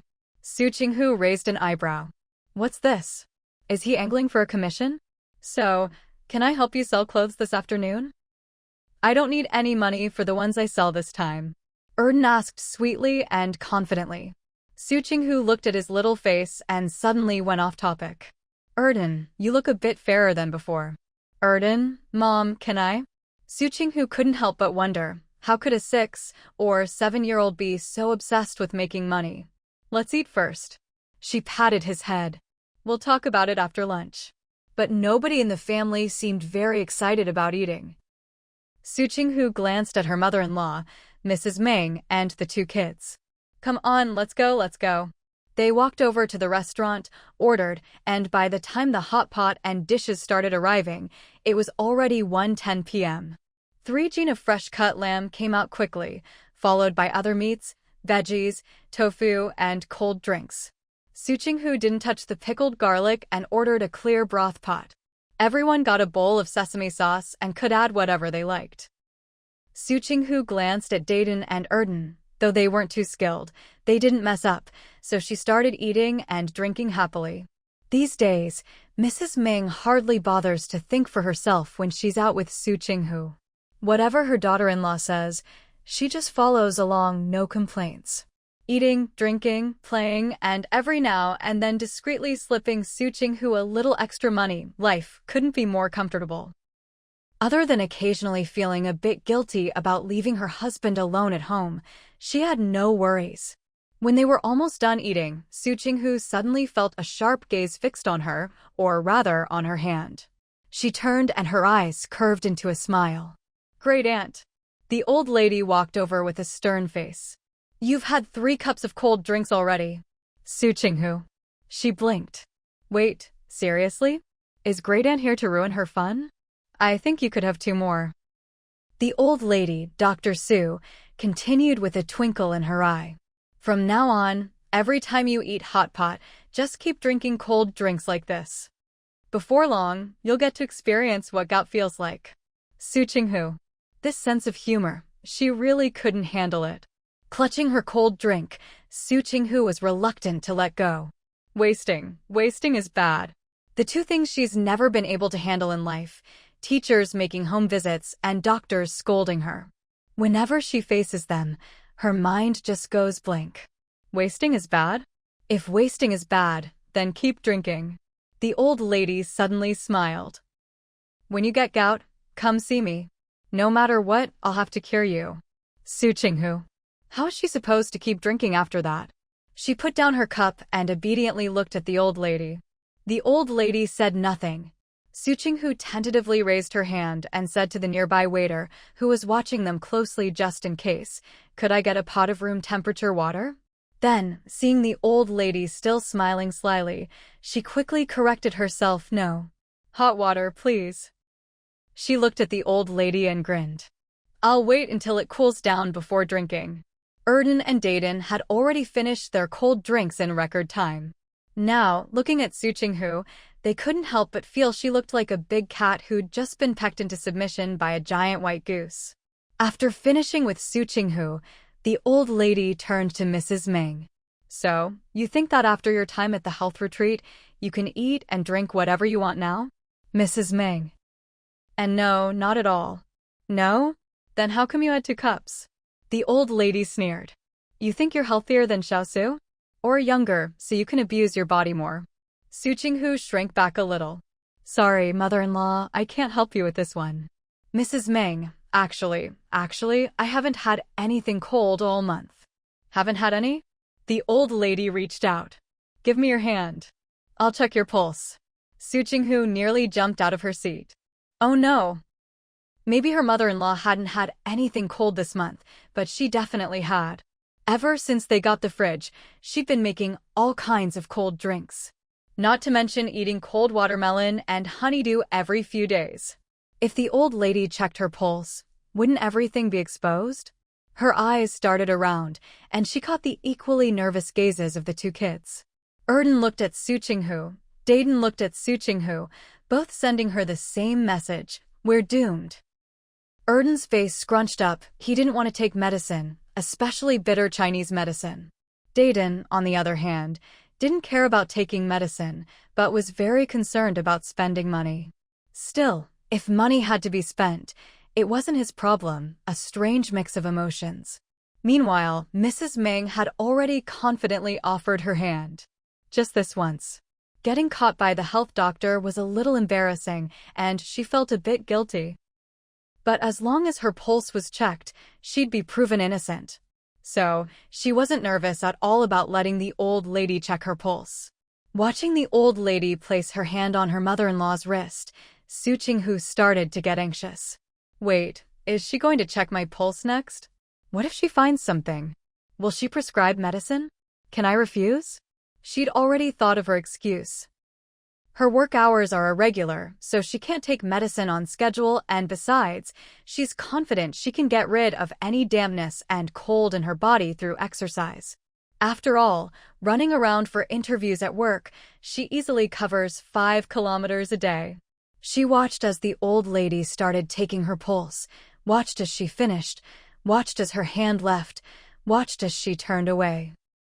Su Qinghu suddenly took a deep breath, focusing all her energy, ready to resolutely refuse to take any medicine. Seeing her like this, did Dan and Dan both sucked in a breath. Here it comes. When you don't take care of yourself when you're young, you'll only regret it when you're old. The little old lady glanced at Su Qinghu, then walked back to her own table with her hands behind her back. Su Qinghu. That's it? No stormy lecture to torment her, this delicate little wildflower?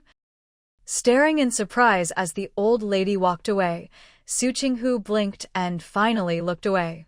She was just about to whisper to her mother-in-law, Mrs. Ming, that they were safe, when she noticed her mother-in-law was muttering to herself with a look of having narrowly escaped disaster. Su Qinghu asked, "Mom, don't tell me you've been eating cold stuff too?" Mrs. Ming glared at her. "What are you talking about? I don't even put watermelon in the fridge. At most, I just soak it in a bucket of water for a while." Su Qinghu, the more she explains, the less I believe her. How cold can tap water get? Mrs. Ming scolded with a laugh. Just listen to yourself. You basically confessed. What do you mean too? From now on, you shouldn't eat so much cold stuff either. The fridge I bought you is for keeping food fresh in summer, not for you to eat cold things. Su Qinghu gave an awkward but polite smile. Got it, Mom. Let's hurry up and eat. We still have to get back to the shop after. She couldn't let this topic drag on, or she'd only expose more. If her in-laws thought she had poor self-control and needed watching, that'd be a disaster. Su Qinghu's table finished eating first.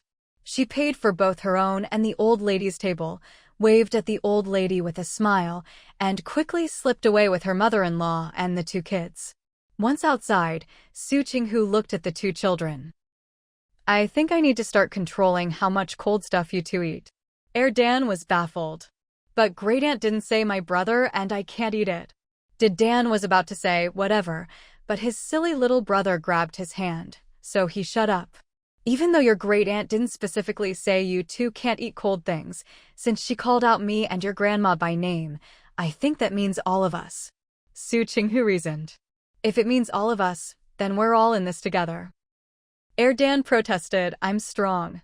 My brother is strong too. Heh. Su Qinghu gave him a look. I can pick you up with one hand. Dan fell silent. A real man, being picked up with one hand, that's just embarrassing. So no more arguments. From today on, we're all cutting back on cold stuff. Su Qinghu made the decision. You two also have to keep an eye on Grandma. If she eats anything cold, report to me immediately. What's the point of tattling? Dan pouted, unhappy about the cold drink ban, turning into a little contrarian. If Grandma eats cold stuff, what are you going to do? Beat her up? Grandma's not a kid, and she's an elder. Even if she had 10 times the guts, she wouldn't dare lay a hand on her, right? Su Qinghu gritted her teeth. If you tell me, I'll tell my great-aunt. And if I tell her, she'll definitely have a way. Prescribe medicine. Acupuncture. Massage. Cupping. What can't she do? Mrs. Ming couldn't help but laugh as she listened. It was the first time she'd heard someone so openly and righteously threaten to tattle on her. Dan was silent for a while. Sometimes you want us to tattle, sometimes you don't. Grown-ups are so unpredictable. So frustrating. Su Qinghu said, that's why you have to be flexible and handle things case by case. Joking and bantering with the kids, they soon arrived at the shop. Su Qinghu took down the sign and reopened for business. That afternoon, she sold 2 dresses, 3 long skirts, and 2 blouses. At 6 o'clock sharp, Su Qinghu closed up and left. Mrs. Meng was still staying with her, and during the day she'd take the kids to the family compound to keep her lonely husband company. Su Qinghu felt a bit guilty and thought about signing the kids up for some extracurricular classes to free up her mother-in-law's time. So after work, she asked a few colleagues with kids for recommendations and wrote down the names of the teachers they thought were best. Then she went to find Yuan Hang and Sisterly.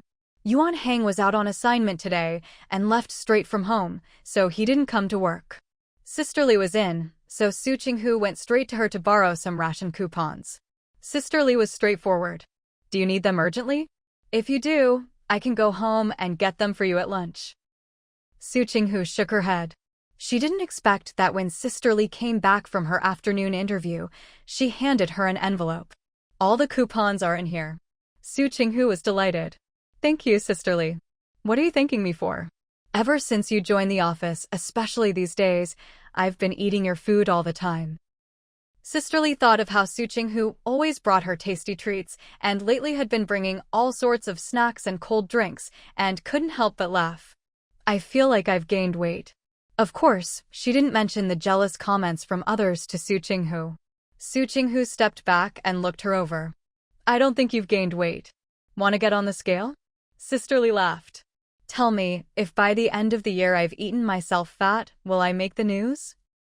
These days, getting fat from eating is really rare. Ha ha ha. Su Qinghu laughed. Don't worry, Sisterly. If you really do get fat, I'll come up with the easiest weight loss plan for you. I guarantee you'll slim down in no time. Sisterly laughed. I don't want your weight loss plans. Just bring me less food. We should share the good stuff.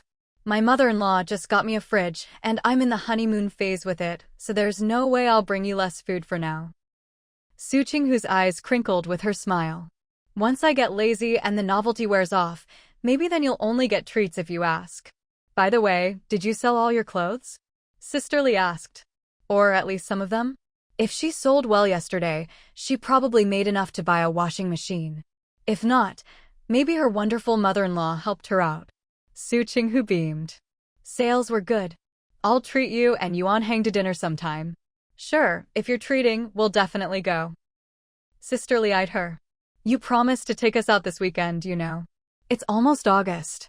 It's too hot right now. Let's wait until it cools down a bit, Su Qinghu said with a smile. After chatting, they each got back to work. When it was time to clock out, Su Qinghu grabbed her bag and dashed straight to the department store. She handed over the coupons and cash together, pointed at the foreign brand, and said, I want that semi-automatic twin-tub washing machine. Did you see the price clearly? The sales clerk looked at her skeptically. Su Qinghu smiled politely. Did you count the money? Didn't you see I've got the money and coupons already? I came here just for this. The saleswoman was momentarily stunned, frowning as if about to say something. Su Qinghu tapped the money and voucher lightly with a half smile, then pointed at the semi-automatic twin-tub washing machine. Or are you saying washing machines have gone up in price lately, and what I have isn't enough to buy this one? The machine she was pointing at was the most expensive in the section, being an imported model. There's been no price increase, but someone else has already reserved it. If you want it, come back another day and ask, the saleswoman said, rolling her eyes obviously and giving Su Qinghu a fake smile as she looked her up and down. Who knows, maybe the other customer will back out and you'll get lucky. She really couldn't stand women who acted all high and mighty just because they were good-looking, thinking they were something special just because the man they latched onto had some money. Su Qinghu slowly glanced around, then gave a cold laugh. Is your section manager here? What for? The saleswoman was getting impatient. I told you, it's already reserved. Even if you ask our manager, I'll say the same thing. Su Qinghu couldn't help but laugh. What, you don't dare tell me? This saleswoman really had an official's attitude. If that washing machine really was reserved like she claimed, that would be the real surprise. In that case, since this kind of washing machine needs to be reserved in advance, I'll speak to your manager or supervisor and put in a reservation myself, Su Qinghu said with a half smile. Let's go through the proper process so I don't come back later and find it still unavailable. The saleswoman replied, I can just write your name down. Come back next time. This washing machine is expensive, but it's good and in high demand. Who knows when the next batch will arrive? Just check back often, maybe you'll get lucky. The more pointless trips, the better. Su Qinghu picked up her money and voucher, pointed at the saleswoman from a distance, and said, I don't trust you. With that, she turned and walked away.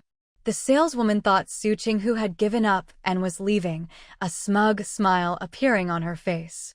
Whether she sold one more or one less made no difference to her.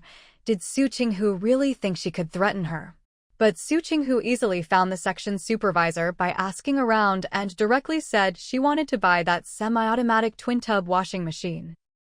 When the supervisor brought Su Qinghu over, the saleswoman was standing around idly, occasionally snapping at people not to touch things if they weren't buying. Are you sure you want this one? The supervisor confirmed, looking at Su Qinghu. It's the most expensive one here. Su Qinghu nodded. I came specifically for it. The supervisor smiled sincerely and turned to the saleswoman, telling her to write up the receipt. The saleswoman glanced nervously at Su Qinghu and hurried to fill out the paperwork. She had only written a couple of characters when Su Qinghu drawled, Hey, didn't you just say this washing machine was reserved? Why am I able to buy it now? She looked at the supervisor, raised her chin, and chuckled unhurriedly. You all really need to work on your communication. How can you serve the people like this? Or do you just not want to serve the people? The saleswoman felt a chill under the supervisor's stare and stammered, She doesn't want it anymore. So fast? Su Qinghu feigned surprise. In the 10 minutes I was gone, the customer who reserved it changed their mind? The saleswoman replied, Yeah. She sounded so confident, and her composure returned so quickly, it was obvious this wasn't her first time pulling this stunt. Su Qinghu smiled and looked away, congratulating the supervisor. Congratulations. Even though the other customer didn't buy it, you don't have to refund their deposit, right? And now that I'm buying it, you haven't lost anything. In fact, you made a little extra. The saleswoman's eyes bulged. Deposit? What deposit? There was no deposit. What deposit? Was she going to have to pay out of her own pocket? Of course, the supervisor understood what was going on, but he couldn't scold the saleswoman in front of a customer, so he just smiled and changed the subject. You must have come in a hurry. Did you buy firecrackers? Su Qinghu. That was a clumsy change of topic. Firecrackers? Why would she need firecrackers to buy a washing machine? Was this some kind of forced bundle sale? Thinking of how she'd treated that Chinese-American customer before, Su Qinghu suddenly felt calm. Fine, she'd buy them. Worst case, she'd just store them somewhere high at home and set them off for New Year's. If you haven't bought any, I'll give you a string of firecrackers. When you wheel the washing machine out, set them off for good luck, the supervisor said cheerfully. You mentioned you came straight here after work, so you probably haven't arranged for movers. I'll have someone help you and the washing machine get home. How does that sound? He couldn't handle being accused of not serving the people. This young woman looked inexperienced, but she clearly wasn't new to society. She could set a trap with just a few words. He glanced at the saleswoman. She'd had at least 10 complaints about her attitude in the past 6 months. It was time for her to take a break and get some retraining. Su Qinghu was still a bit shocked. So, buying a big appliance in this era meant setting off firecrackers? And they didn't even deliver to your door? Well, thank you, Su Qinghu said, not making things difficult for the supervisor. She bought the washing machine, got the extra services, and was fairly satisfied with how things turned out. As for the saleswoman, even if she didn't get docked pay, she'd definitely get a talking to or at least worry about her job for a while.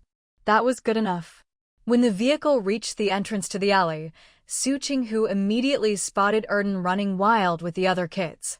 The children were all curious about the vehicle, and when they heard the noise, they looked over. Erden saw Su Qinghu smiling at him from the truck, blinked, then let out a loud "whoa" and charged over, yelling excitedly. Mom, what did you buy? Is it a big TV? Erden shouted as he ran. Is it black and white or color? Su Qinghu. What was he thinking? TVs were so expensive. An imported 14-inch color TV cost over 1,000 yuan, and 18 or 20-inch models were even pricier. Even domestic ones. 14-inch color TVs cost 1,000 and 18 or 20-inch ones were only about 100 yuan cheaper than imports. With that kind of money, wouldn't it be better to open an account in Shanghai at the end of September or early October and let the money grow? The driver stopped, unloaded the washing machine onto a handcart, and wheeled it forward. Su Qinghu walked behind them, shoulder to shoulder with Erden, and nodded toward the cart. See? It's a washing machine. Erden sighed. I thought it was a big TV. A washing machine isn't good enough? It saves everyone from the pain of hand-washing clothes, Su Qinghu said, giving Erden a look. Let me warn you, if you dare throw your little underwear in there to wash, I'll smack you. This kid was very diligent about sweeping, but when it came to laundry, he'd cut every corner possible. If Dayton wasn't watching him, he'd rather not wash at all. Just air the clothes out until they didn't smell, or at best, soak them and pull them out again. Oh. Erden nodded. Su Qinghu saw how readily he agreed and looked at him suspiciously. Then, as if remembering something, she added, and you can't put socks in the washing machine either. If anyone dared to put socks or underwear in the washing machine, she'd have words with them. Erden nodded again. Okay. Su Qinghu thought for a moment and added, and don't throw your shoes in there, either. Huh. Erden looked up abruptly, eyes wide with shock. You can wash shoes in the washing machine? Su Qinghu, you can't put them in. Wash them by hand. And then, Erden nodded, then asked, but you really can wash shoes in the washing machine? Worried he might try some disastrous experiment while she was out, Su Qinghu took a deep breath and nodded. You can. But I won't allow it. Erden nodded thoughtfully. Seeing this, Su Qinghu suddenly grew anxious. Was this rascal planning to trick his brother into trying it out for him? No way. When they got home, she'd have to give the two brothers a thorough rundown again to prevent any ignorance-induced mishaps. The technician sent by the manager was clearly skilled. He installed and set up the washing machine before preparing to leave. Su Qinghu tested it, made sure everything worked, and then handed out some homemade mung bean popsicles to the pleasantly surprised workers as she saw them out. Turning back, she started explaining to the two boys how to use the washing machine, emphasizing what must never go in, how to separate dark and light clothes, tops and bottoms, and so on. Only after confirming they'd memorized everything did Su Qinghu finally relax. By the way, where's your grandma? Su Qinghu asked, realizing her mother-in-law, Mrs. Meng, wasn't around. Did she go back to the compound? Yeah, Grandpa's friend came over, so Grandma went back for the night. She'll be back tomorrow, Erden replied, happily licking his mung bean popsicle as he looked at Su Qinghu. Mom, can we go swimming with Grandma tomorrow? If you really want to swim, go to the compound, Su Qinghu thought for a moment. I'll pick you up from there tonight. The pool over there was probably cleaner, and her in-laws wouldn't have to split up to watch the kids. The children could run around freely in the compound without needing constant supervision. After making the boys wash their hands, Su Qinghu got ready to take them out for dinner. As she locked the door, the boys watched her. Erden asked, Mom, I counted, we sold 14 dresses, 29 skirts, and 28 shirts. We spent about 500 yuan on meals yesterday and buying the washing machine today. And they hadn't even opened the shop yet today. Su Qinghu locked the door and turned to smile at them. Don't worry, I'm only spending my share. Yours is still safe. She'd already done the math, excluding the money made from selling information, and rounding down to a 1,000 yuan investment. Each child had 100 yuan in, and when it came time to split the profits, she wouldn't deduct any costs. Just divide the final amount proportionally and return their principal. Each kid should end up with nearly 500 yuan. If it was close to 500, she'd round it up for them.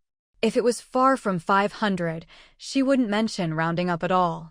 Over dinner, Su Qinghu asked the boys how they felt about interest classes, but after their clear refusal, she dropped the subject. If they didn't want to go, so be it. After all, kids these days weren't as competitive as in later generations. As long as their grades didn't drop, a happy childhood was most important. The clothes didn't sell out as quickly as Su Qinghu had hoped. They weren't gone by early August, but only completely sold out by August 20th. As soon as everything was sold, Su Qinghu immediately asked her supervisor for leave, submitted her planned topics and all the articles she'd written after her interviews, and, under her supervisor's suspicious gaze, as if wondering if she only had so much time to write because she'd been given too little work, cheerfully announced that she was taking her mother-in-law, Mrs. Meng, and the 2 kids on a trip. Her father-in-law had arranged for a car, so she accepted his decision to have someone accompany them. The man had just left the army, came from a rural background, and had some resettlement money. He'd heard the South was developing well and wanted to check it out before heading home. It was a win-win. He got to travel and earn a fee, and they had someone reliable along. As for why there were suddenly 3 kids instead of 2, that was because Qian Duoshu joined them. Chenyan didn't want her son to go, and Qian's parents couldn't bear to let their precious grandson travel alone, so they wanted to refuse or go along themselves. But Qian Yin's parents were elderly, the weather was hot, and Qian Yin didn't want them to take the risk or let Su Qinghu and her mother-in-law shoulder it alone, so he persuaded them to stay. Qian Yin supported his son going out to see the world. So, on the morning of their departure, he finally convinced his wife and parents to stay home and let their son go. Su Qinghu couldn't help but laugh when she thought of the authorization letter Qian Yin had written her, along with the at-your-own-risk disclaimer.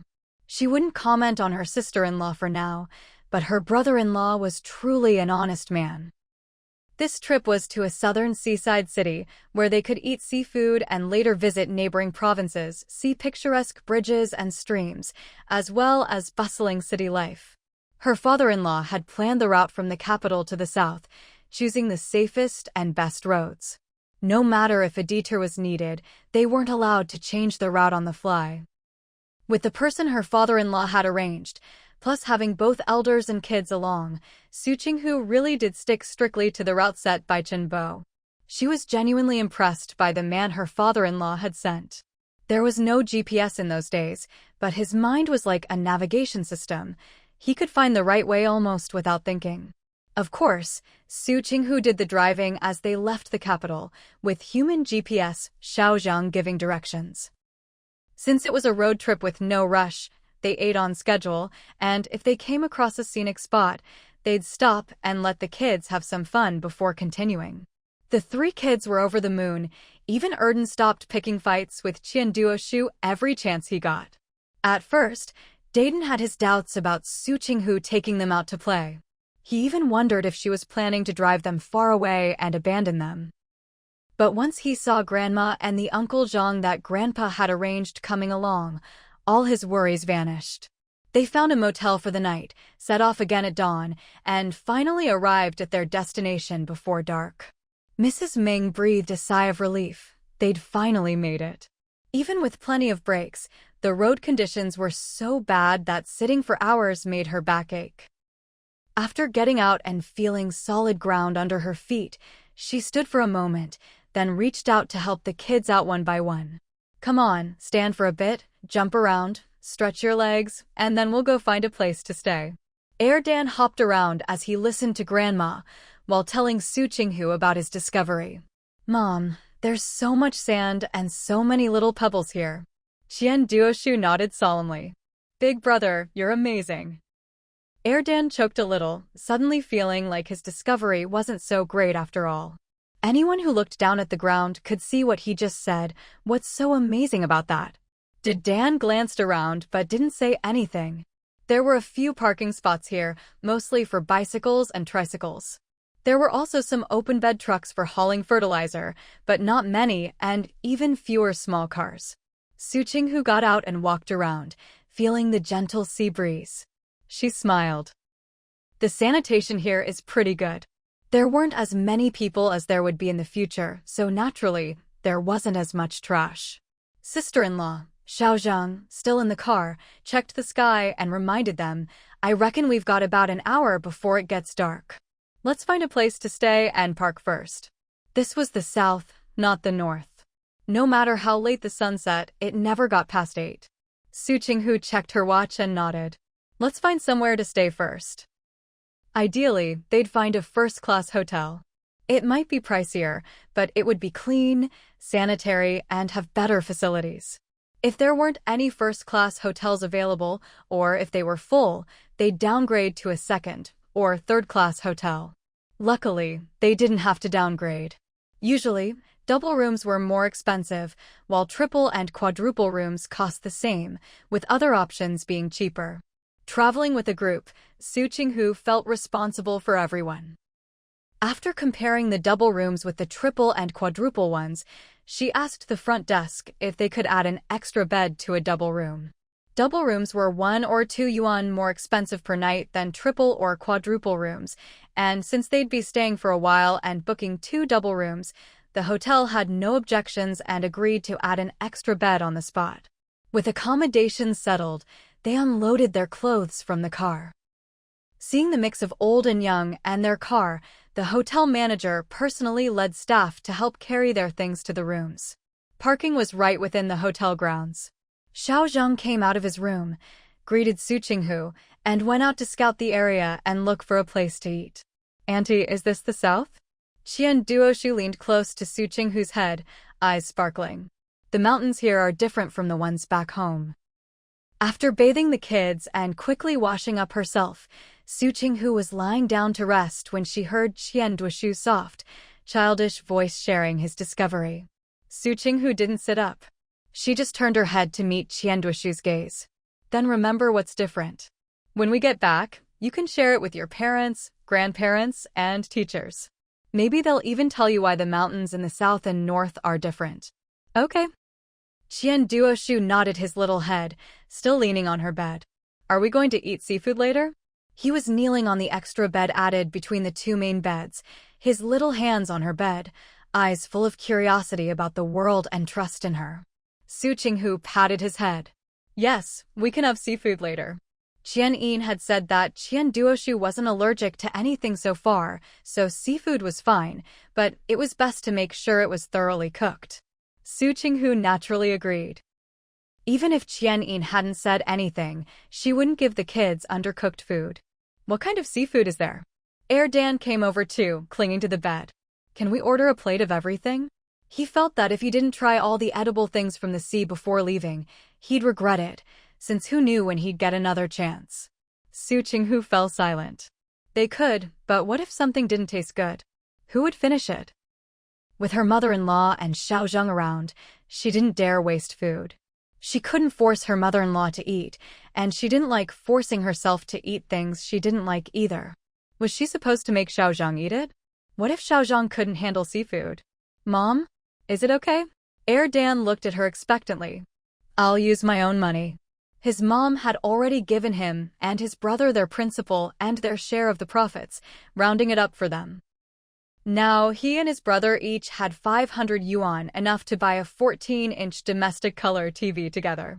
But his brother refused to pool their money. Qian Duoshu started rummaging through his own pockets. Auntie, I have money too. Let second brother eat whatever he wants. Su Qinghu couldn't help but laugh at Qian Duoshu's neatly stacked bills. Clearly, the Qian family had prepared this for him, but the kid had kept it hidden until now.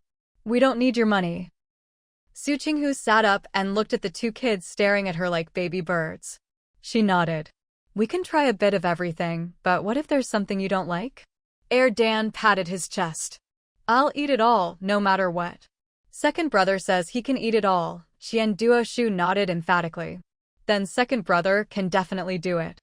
Dan looked at Qian Duoshu with satisfaction, feeling that taking care of him on the road had been worth it. Su Qinghu smiled meaningfully. All right, we'll do as you say later.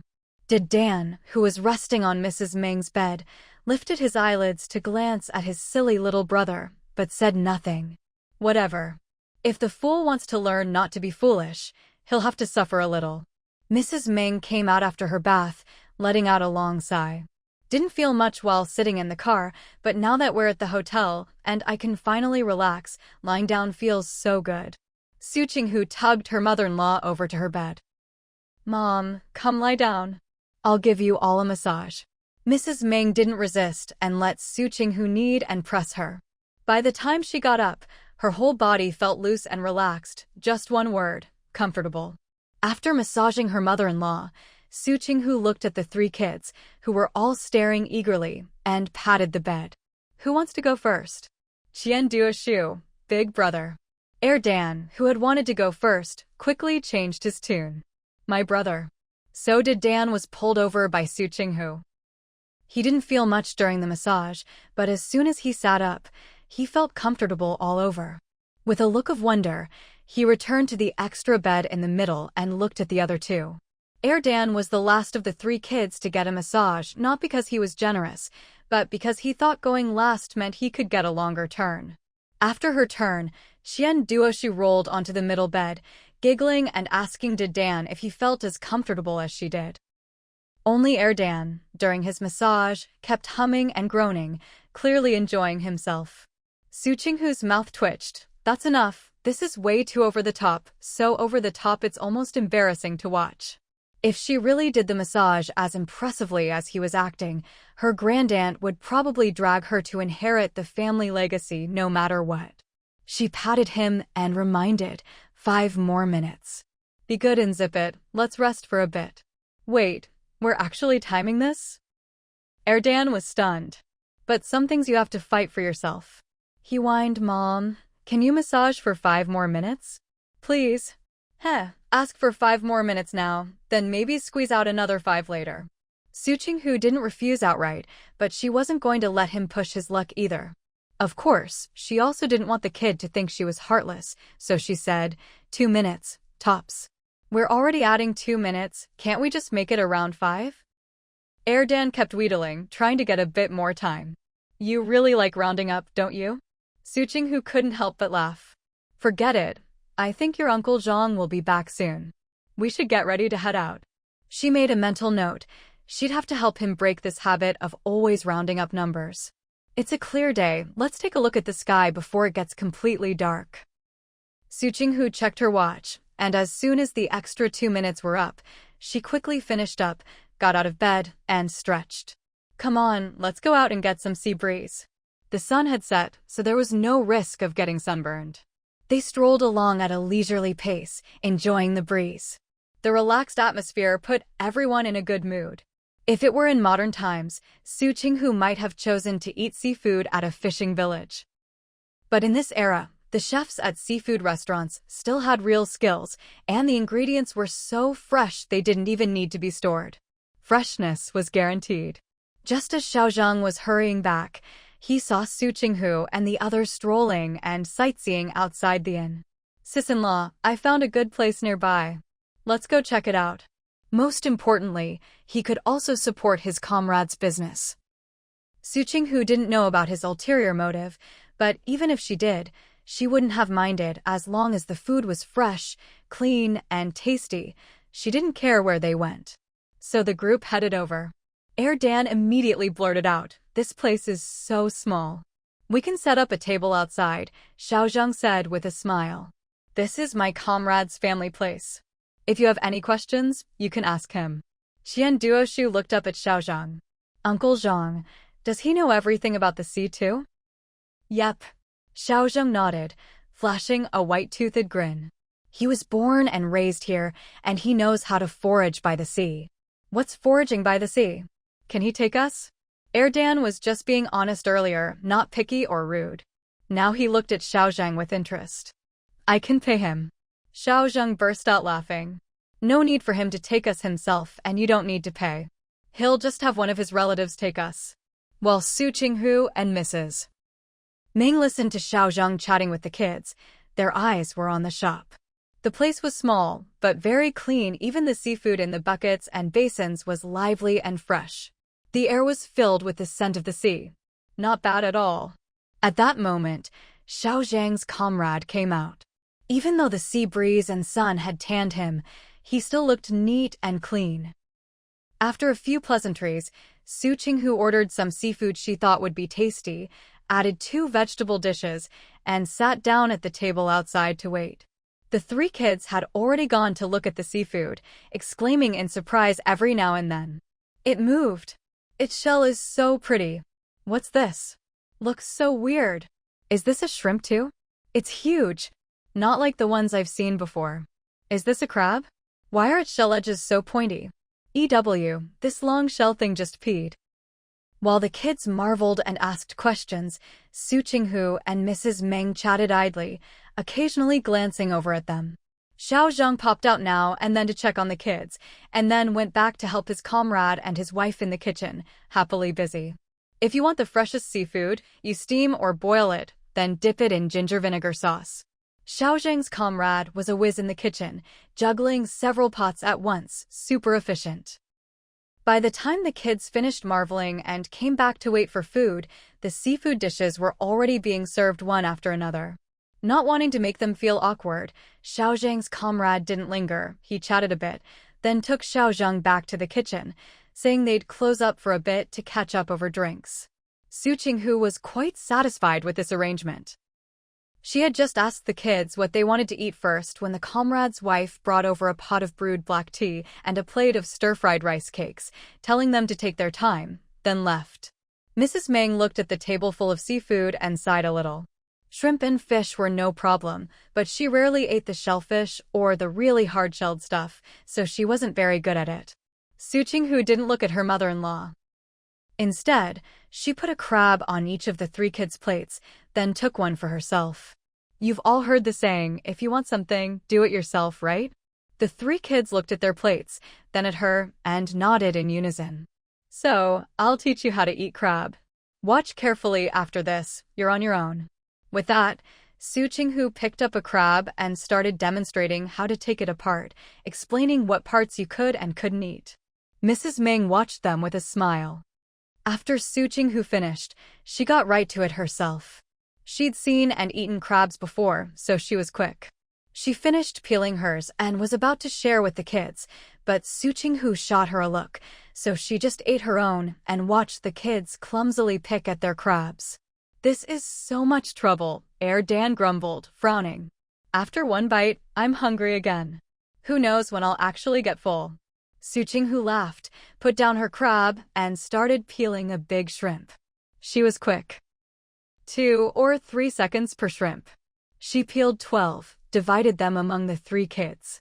"Here, eat some of these to fill up a bit." "Auntie, can I dip it in that?" Qian Duoshu pointed to the ginger vinegar sauce and asked. "Can you handle ginger?" Su Qinghu asked with a smile. "If you can, go ahead." "Qian Duoshu, I can." Since he said yes, Su Qinghu passed the ginger vinegar sauce to him. Dan, I want some too. So Su Qinghu moved the sauce between the two of them. Dan ignored his silly brother and Duoshu's competition for attention, focusing on the seafood in front of her. The fish she ordered didn't have many bones, but when serving the kids, she still checked carefully to make sure there were none before putting it in their bowls. Mrs. Meng did the same, eating while looking after the kids. She also learned from Su Qinghu, only helping the kids with things that had tricky bones or irregular shells. As Su Qinghu was finishing her meal, she started paying attention to the sounds coming from the kitchen, controlling the pace at which she ate so as not to make Xiaozhang and his comrades feel rushed. Xiaozhang had come south to learn, and he also had the responsibility of looking after their group. His comrades wouldn't let him drink much, and as they ate, they kept encouraging him to develop his career in the south no matter what. When it came time to pay the bill, there was the usual back and forth. Su Qinghu pulled out her trump card for eating with acquaintances, jokingly asking if refusing her money meant they didn't want her to come back. Only then did they let her pay. While they were eating, drinking, and having a great time, things weren't so pleasant for Chenbo, the elderly man left behind at home. He didn't know how word got out about his wife and daughter-in-law going on a trip, but now that people couldn't find them at home, they came to him out of curiosity. "Old Chen, you're home alone? What does your daughter-in-law do for work? I heard she only started working this May or June." "Yeah, if that's the case, your daughter-in-law's salary must be pretty high. These days, people can just drive off on vacation. Never mind the cost of food and lodging. Just the gas money is enough to make your eyes water." Chenbo smiled and deflected. "They're just taking the kids out to see the world a bit. Nothing you'd really call a vacation. You know how elementary schoolers go on spring outings? It's pretty much like that. I also heard your younger daughter-in-law opened a clothing shop, and the clothes are really expensive." Chenbo replied, "The costs are high too. The clothes are shipped in from out of town, and the shipping alone isn't cheap." They'd ask their questions and leave quickly. He felt like he was on display, like a monkey in a zoo. Clear blue water, sky, sandy beach, and sea breeze. With no sunscreen, Su Qinghu could only put extra moisturizer on the kids and dress them in light, long-sleeved shirts, with shorts for the beach. But by the end, the kids got so excited that they took off their shirts and started splashing around in the water. It was then that Su Qinghu realized just how exhausting it was to bring 3 kids who could all swim to the beach by herself. Watching the kids dive under and pop up 2 or 3 meters away, Su Qinghu quickly gestured for them to swim back. How to describe this feeling? It was like standing in the middle while 3 horses galloped off in different directions, and you had to keep shouting, reminding them to come back, or even swim over to bring them back yourself. Even though her mother-in-law, Mrs. Meng, was there, in Su Qinghu's eyes, she was still a swimming novice. She hadn't even had time to teach her the basics of water rescue. The kids were having a blast, but Su Qinghu was on high alert, constantly watching the old man sitting on the high platform watching the sea just in case he gave any signal she could get the kids out quickly. Fortunately, nothing unexpected happened. After 3 hours, Su Qinghu made the kids take a break, gave them water and snacks, and reapplied moisturizer to their necks and arms. "Mom, why don't you go for a swim?" Su Qinghu said. They hadn't gone far from the shore, and from here, they could see everything happening on the beach. Mrs. Meng was tempted, but still felt the kids were more important and shook her head. Only after Su Qinghu urged her a few times did she finally go for a swim. Swimming in the sea was nothing like the pool. No strong smell of disinfectant, the seawater was clear, and near the shore, it was warm. Sometimes the waves would gently rock you as you swam, and the comfort was indescribable. "Auntie, you should go too. We'll wait here for you." Duoshu patted Su Qinghu's arm, her eyes crinkling with a smile. "My brother and I won't run off." Su Qinghu said, "You not running off doesn't mean there's no danger. What danger could there be here?" Blinked, pointing at the old man on the high platform. "I think that grandpa is really awesome. He can work just by sitting there. He must be very capable." Su Qinghu smiled at the old man and nodded. "He is very capable, but he's watching the sea. He might not notice things happening away from the water. You kids are very good and can wait for me, but what if, after I leave, someone big and strong like your Uncle Xiaozheng comes and carries you away? The three kids' mouths dropped open. Kidnapping. Qian Duoshu blinked in shock. Are there kidnappers everywhere? Su Qinghu nodded. Some dangers shouldn't be hidden from children. I can shout for help, Erden frowned, and find a police officer. Dayton didn't say anything, just stared at the sea, lost in thought. Su Qinghu glanced at him, let him be, and lowered her voice to talk to Erden and Qian Duoshu. What if the kidnapper is really big and the police are far away? What could you do to save yourselves? The two kids fell silent, looking a bit dejected. So, there's nothing they could do? If you notice someone trying to take you, look for someone nearby with something valuable or someone wearing new clothes and break it. They'll definitely stop the person and call the police. Su Qinghu shook her wristwatch and continued, or tell a tall adult nearby that your mom is a big boss, and if they can get you back to her, she'll give them a job and lots of money. Qian Duoshu and Erden stared, mouths agape. You can do that? And another one, say your dad is a soldier who protects the country, and your mom works at a newspaper. Su Qinghu gave examples. Of course, even if your dad isn't a soldier or your mom doesn't work at a newspaper, you can still use those identities to ask for help. Qian Duoshu and Erden. But why say soldier or newspaper? Suddenly, a voice cut in from the side. Wouldn't it be better to say your family is a high official? Su Qinghu turned around and saw 3 or 4 families standing behind her. So they'd come to eavesdrop on her little lesson in child safety. Dayton was startled out of his thoughts by the sudden voice, blinking in confusion, not sure what was going on. Erden and Qian Duoshu looked at the newcomers, then at Su Qinghu. Yeah, why not say their family is a high official? Su Qinghu withdrew her gaze and continued talking to the kids. No matter what method you use, you have to latch onto one person and call for help. Focus on one person, so that others don't think someone else will step in if they don't. The two kids nodded. Hey, young lady, tell us, why not? Why not say you're the child of a high official? Su Qinghu didn't want to answer. What did they expect her to say? Say something bad about officials? What if someone here was connected to those kinds of people, or was one themselves? If she ran into them later, would she have any face left? Would she be able to get things done? But not answering didn't seem right either. They clearly weren't planning to leave. I just think these two are more effective. Soldiers protect the country. Who doesn't have a soldier in the family? That's a natural advantage. As for newspapers, in the public's eyes, they report on good deeds. If someone saves a child and it makes the news, isn't that an honor? After she finished, Su Qinghu got up and led the 3 kids back to Mrs. Ming. After a few steps, she turned back and asked the families, would you like to learn some first aid skills? At that, 2 families left immediately. The remaining ones, seeing that she was good-looking, asked, what's first aid? After Su Qinghu explained what first aid was and how to do it, they left too. Su Qinghu. Great, first aid awareness promotion. Failed +1. She was still feeling a bit down when, before the kids could even think about comforting her, they suddenly heard a cry. Someone's child had been swept away by the sea. Oh my God, that kid dragged an adult in with him. There are more of them.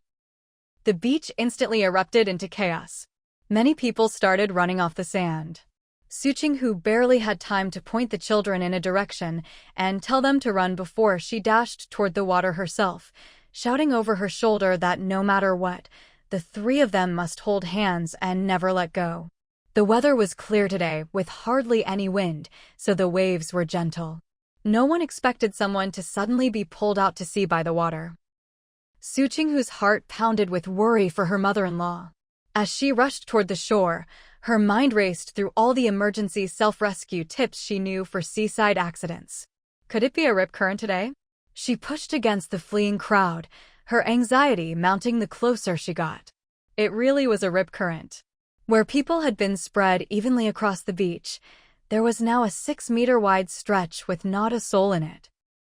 Those near this area, under the direction of the lifeguards, were desperately swimming away from it.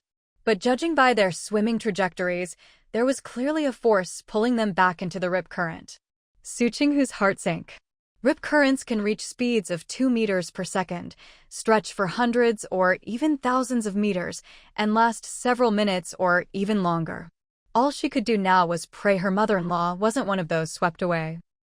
If she was caught in the rip current, Su Qinghu hoped she could stay calm, not struggle too much, not fight the current, conserve her strength, and just float along with the water as much as possible.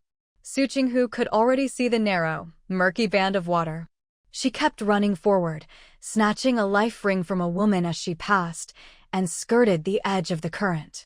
Under the astonished eyes of the beach rescue workers, she climbed straight onto a boat. "I'm a strong swimmer and I know first aid," Su Qinghu called as she quickly boarded, standing on tiptoe to scan the rip current. There were quite a few people bobbing up and down in that 6-meter-wide band of water, many of them desperately trying to swim back to shore.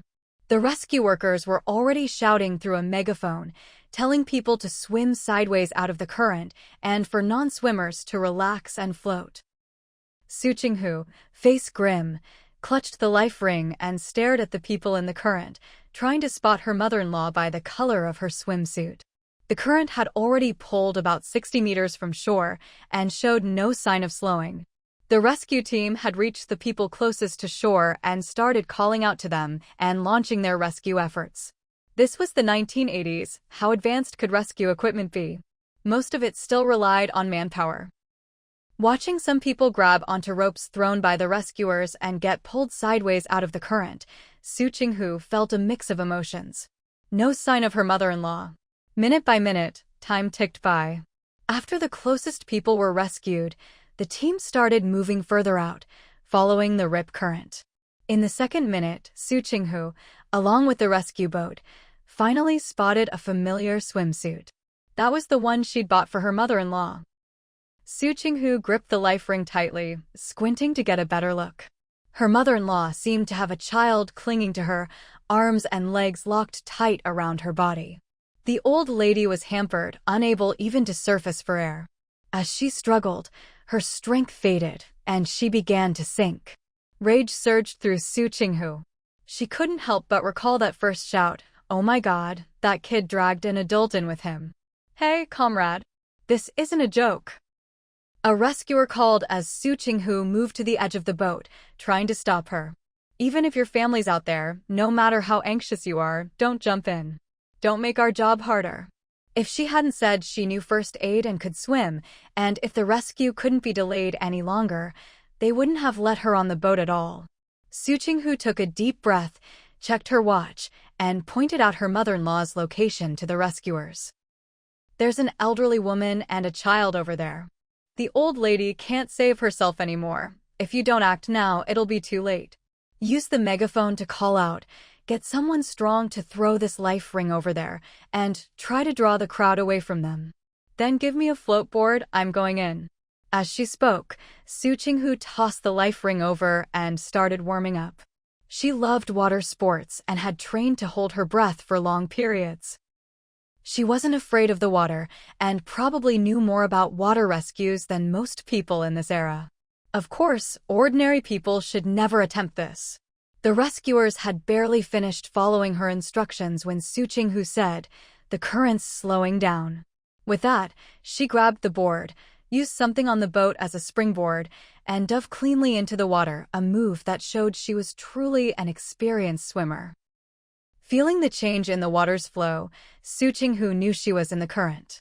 She deftly dodged a burly man trying to grab her board, checked her bearings, and continued swimming toward her mother-in-law. When she entered the water, the boat was lined up directly with her target. With a calm mind and perfect coordination, Su Qinghu finally reached the boy with the long hair at the back of his head, her arms already aching. Her eyes flashed coldly as she dove underwater. Just in time to see the boy using her mother-in-law as a stepping stone, pushing off her body to try and leap to the surface. "Son of a bitch." A curse burst from Su Qinghu's lips. She found the right angle, avoided the boy's front, and quickly swam over, grabbing her now abandoned and unrestrained mother-in-law and hauling her up to the surface with all her strength. After much effort, she got her mother-in-law onto the floatboard. Treading water, Su Qinghu looked up to spot the rescue boat, then started pushing the board in that direction. She'd barely gone a few strokes when she suddenly felt something grab her leg. It was the same kid who dragged her mother-in-law under. For a split second, Su Qinghu had a dark thought. She wanted to kick the kid away. But she took a deep breath, held it, and used her legs and the water's buoyancy to haul the child up as well. With both of them in tow, Su Qinghu swam desperately for the rescue boat, her arms burning and her heart pounding. The rescuers were already waiting at the side. As Su Qinghu drew near, they tossed her a rope loop. She tied her mother-in-law on first so they could pull her up, then used another loop to secure the boy. Once both were safely aboard, Su Qinghu finally let herself relax, her arms trembling as she lay back on the water to catch her breath before grabbing the rope and letting them haul her up. This doesn't look good. No sooner had she climbed aboard than she heard the rescuers say something that made her knees go weak. Pushing through the crowd, Su Qinghu finally saw what was happening. The person trying to save the old lady was clearly a novice, nervous and clumsy. But the one helping the child, who was almost a drowning victim, was skilled and experienced. Su Qinghu didn't have time to worry about the details. She rushed to the old lady's side and barked, "Move aside." The novice froze for a moment, and in that instant, Su Qinghu squeezed past, checked that there was nothing blocking the old lady's mouth or nose, and immediately began CPR. She repeated the motions mechanically, over and over, with only one thought in her mind. However the old lady came out with her, that's how she had to take her back. Not a single one of them could be lost.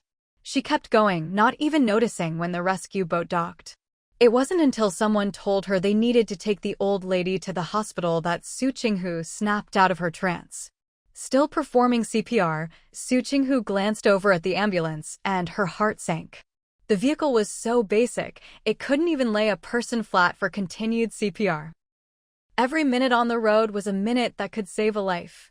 She couldn't just hand over those precious moments so easily. She'd always known medical conditions in this era were poor, but she hadn't realized they were this bad. In a place like this, ambulances were probably few and far between. Su Qinghu didn't dare stop.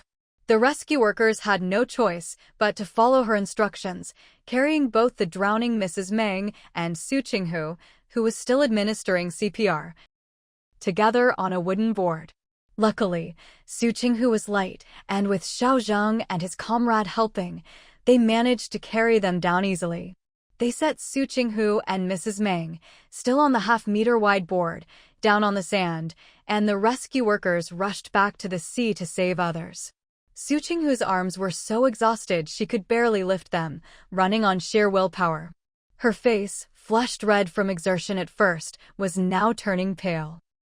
20 minutes into CPR, as Su Qinghu's head began to spin, she didn't even notice Mrs. Meng coughing up a few mouthfuls of water.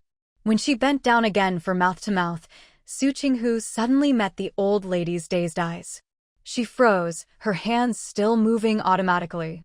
Mrs. Meng coughed and spluttered, her eyes gradually regaining their light, finally focusing on the tears clinging to Su Qinghu's lashes still wet with unshed tears.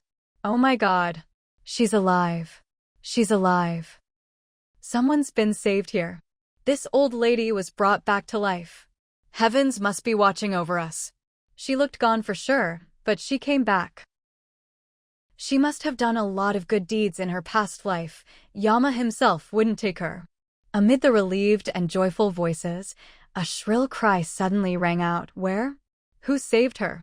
The crowd fell silent for a moment, then a man carrying a child and a woman pushing through the crowd rushed towards Su Qinghu. The woman's voice was frantic, tinged with hope. "Save my son. Please, someone save my son. Over here. Over here. Hurry." It was this young lady who saved her. "Run faster. There's no time." The crowd parted, urging the man and woman forward. Su Qinghu smiled at Mrs. Meng, a smile so bittersweet it made Mrs. Meng's heart ache. Mrs. Meng, weak and aching all over, couldn't even lift her arms. But when she heard someone else needed saving, she instinctively tried to get up, even though her mind hadn't caught up yet. Su Qinghu bent down, pressing her forehead to Mrs. Meng's, holding her in place. Mom, don't get up yet. I don't know if something might happen if you move. I'm scared. The tears in Su Qinghu's eyes and the trembling at the corners of her mouth stunned Mrs. Meng, who didn't dare move again.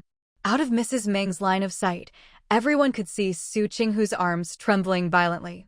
At that moment, everyone began to doubt whether Su Qinghu had the strength to save another person. Xiaozhang called out, "Sister-in-law? Are you all right?" Seeing Su Qinghu's arms hanging at her sides, shaking uncontrollably, her slender fingers trembling, Xiaozhang was filled with guilt. He'd been in the army for years and had never seen how people dressed at the beach. When he finally did, he felt embarrassed. Out of respect for Su Qinghu, he'd excused himself and hadn't come to the beach with them. That one decision had almost led to disaster. Xiaozhang could hardly forgive himself. He even wanted to slap himself. His comrade felt bad too. For something like this to happen on their watch, he and his buddy would have a hard time explaining. "Xiaozhang, go, get the car. We need to go to the hospital." Su Qinghu took a deep breath and spoke to Xiaozhang. Her voice was hoarse and weak. Xiaozhang quickly agreed and turned to leave, but Su Qinghu called him back, forcing out her words, "Near the lookout. 3 kids." She didn't need to say more. Xiaozhang understood. "Don't worry, sister-in-law, I'll find them." His comrade said, "I'll go. You get the car." He turned to Su Qinghu. "I've seen those kids before. I know what they look like. I'll bring them over." "No, don't bring them here." Su Qinghu frowned. "Xiaozhang, take them back to the hotel." The rescue was still ongoing, and no one knew if those pulled from the water would live or die. She didn't want such young children to witness something so traumatic. Xiaozhang paused, then understood. He gave a habitual salute and strode off. His comrade was stunned, realizing how naive he'd been. After hearing Su Qinghu's explanation, he finally understood. Those 3 kids were so young, if they witnessed a shipwreck and saw the victims with their own eyes, it could scar them for life. He glanced at Su Qinghu, thought for a moment, then grabbed a local and asked him to tell his wife to go keep the kids company. After all, Xiaozhang would need to come back with the car soon. Before he could finish, a woman rushed over, grabbing Su Qinghu's arm, her voice trembling, "Please, please save my son." "You could save this old lady, you can save my son too, right?" Su Qinghu replied, "I don't have the strength anymore." In the rip current, even if you're not swimming against it, moving parallel to the shore is exhausting enough. She'd basically swum back and forth with 2 unconscious people, and only sheer willpower had kept her going through CPR until Mrs. Meng woke up. Now her arms were shaking so badly her whole body trembled. She didn't even have the strength to stand, let alone save another person, unless she was some kind of immortal. "You have the strength to talk, but not to save someone," the woman shrieked, her fingers digging into Su Qinghu's arm. "You just don't want to save him, do you? You want to watch my son die, don't you? I'm out of strength. If you want your son to live, hurry up and find someone else." Su Qinghu glanced at the arm the woman was gripping so tightly and frowned. "How can you be so heartless? Are you even a woman? You'll have children of your own one day. Don't you want to do some good for your own child's sake?" The woman's eyes were bloodshot, her emotions wild and frenzied. "You have to save my son today. If you don't save him, I'll never let this go." Su Qinghu suddenly felt a sharp pain in her arm, as something warm slid down from where the woman's fingernails had dug into her skin. Her face darkened. "Get lost." Comrade Xiaozhang stepped forward, trying to reason with the woman. "Comrade, look, she can't even lift her arm. How is she supposed to save your son?" "I don't care. How do I know she's not faking it?" The woman clung to Su Qinghu, her eyes fierce. "If you dare touch me, I'll accuse you of molesting a female comrade." In this era, a charge like that could get you convicted on the spot. Xiaozhang hesitated. Earlier, Su Qinghu had been wearing a thin silk shawl as sun protection, but it had long since disappeared during the rescue. Now, she was only wearing a swimsuit that left her arms exposed. With the woman digging her nails into her flesh, Su Qinghu felt a burning pain, and she could even smell blood. She was about to look down at her arm when Mrs. Ming shoved the woman away.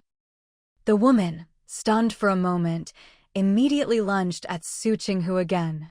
Mrs. Ming stepped in front of Su Qinghu. "If you really care about your son, go find a doctor to save him instead of making a scene here." She'd been lying down earlier, and Su Qinghu's swimsuit had ruffles added at the armholes and neckline, but Mrs. Ming had been too focused on Su Qinghu's expression to notice. Now that she saw, how could she let anyone bully her? At the mention of a doctor, the woman panicked and even started kowtowing to Su Qinghu. "Please, I'm begging you, save my son. If you save him, I'll give you money, lots and lots of money. If you want to go abroad, I can even get you a spot. He's my only son, I'm begging you, please save him. If he dies, I'll have no son left. I've been sterilized, I can't have another son, woo-woo." The woman's attitude softened. "You can't be so cruel, you just can't." Su Qinghu was burning with anger. What an absolute idiot. Does she not even look at the situation? If Su Qinghu had even a bit of strength left, how could she just stand by and do nothing? "Go find a doctor," Su Qinghu shouted. "If you keep wasting time, your son really will die." But as soon as she finished yelling, a pale-faced child was placed in front of her by a man, who also began to kowtow and beg. "Please have mercy, save him."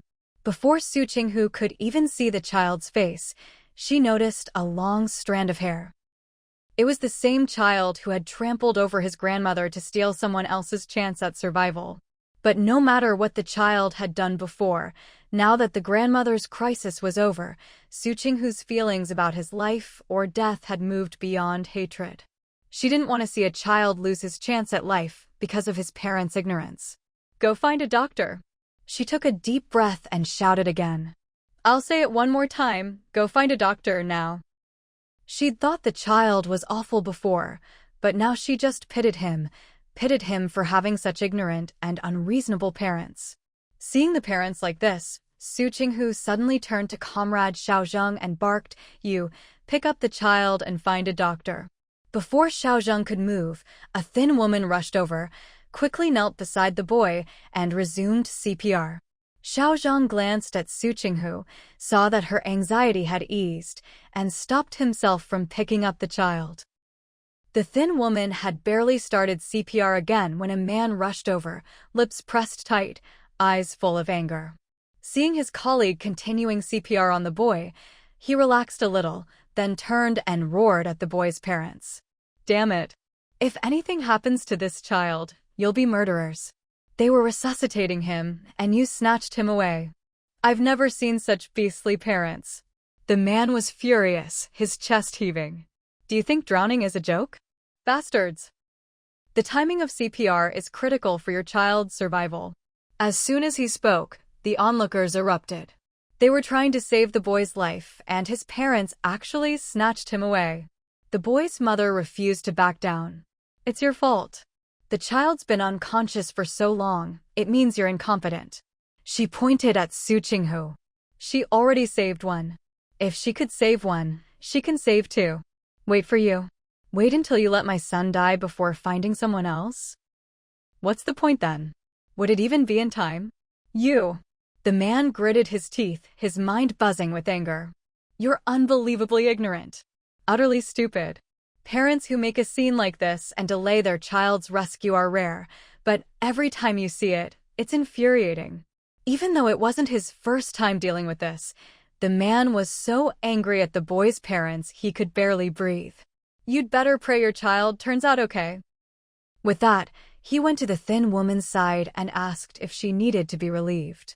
The thin woman kept up the CPR and shook her head weakly. "It's probably too late, but I'll keep trying. Maybe there'll be a miracle."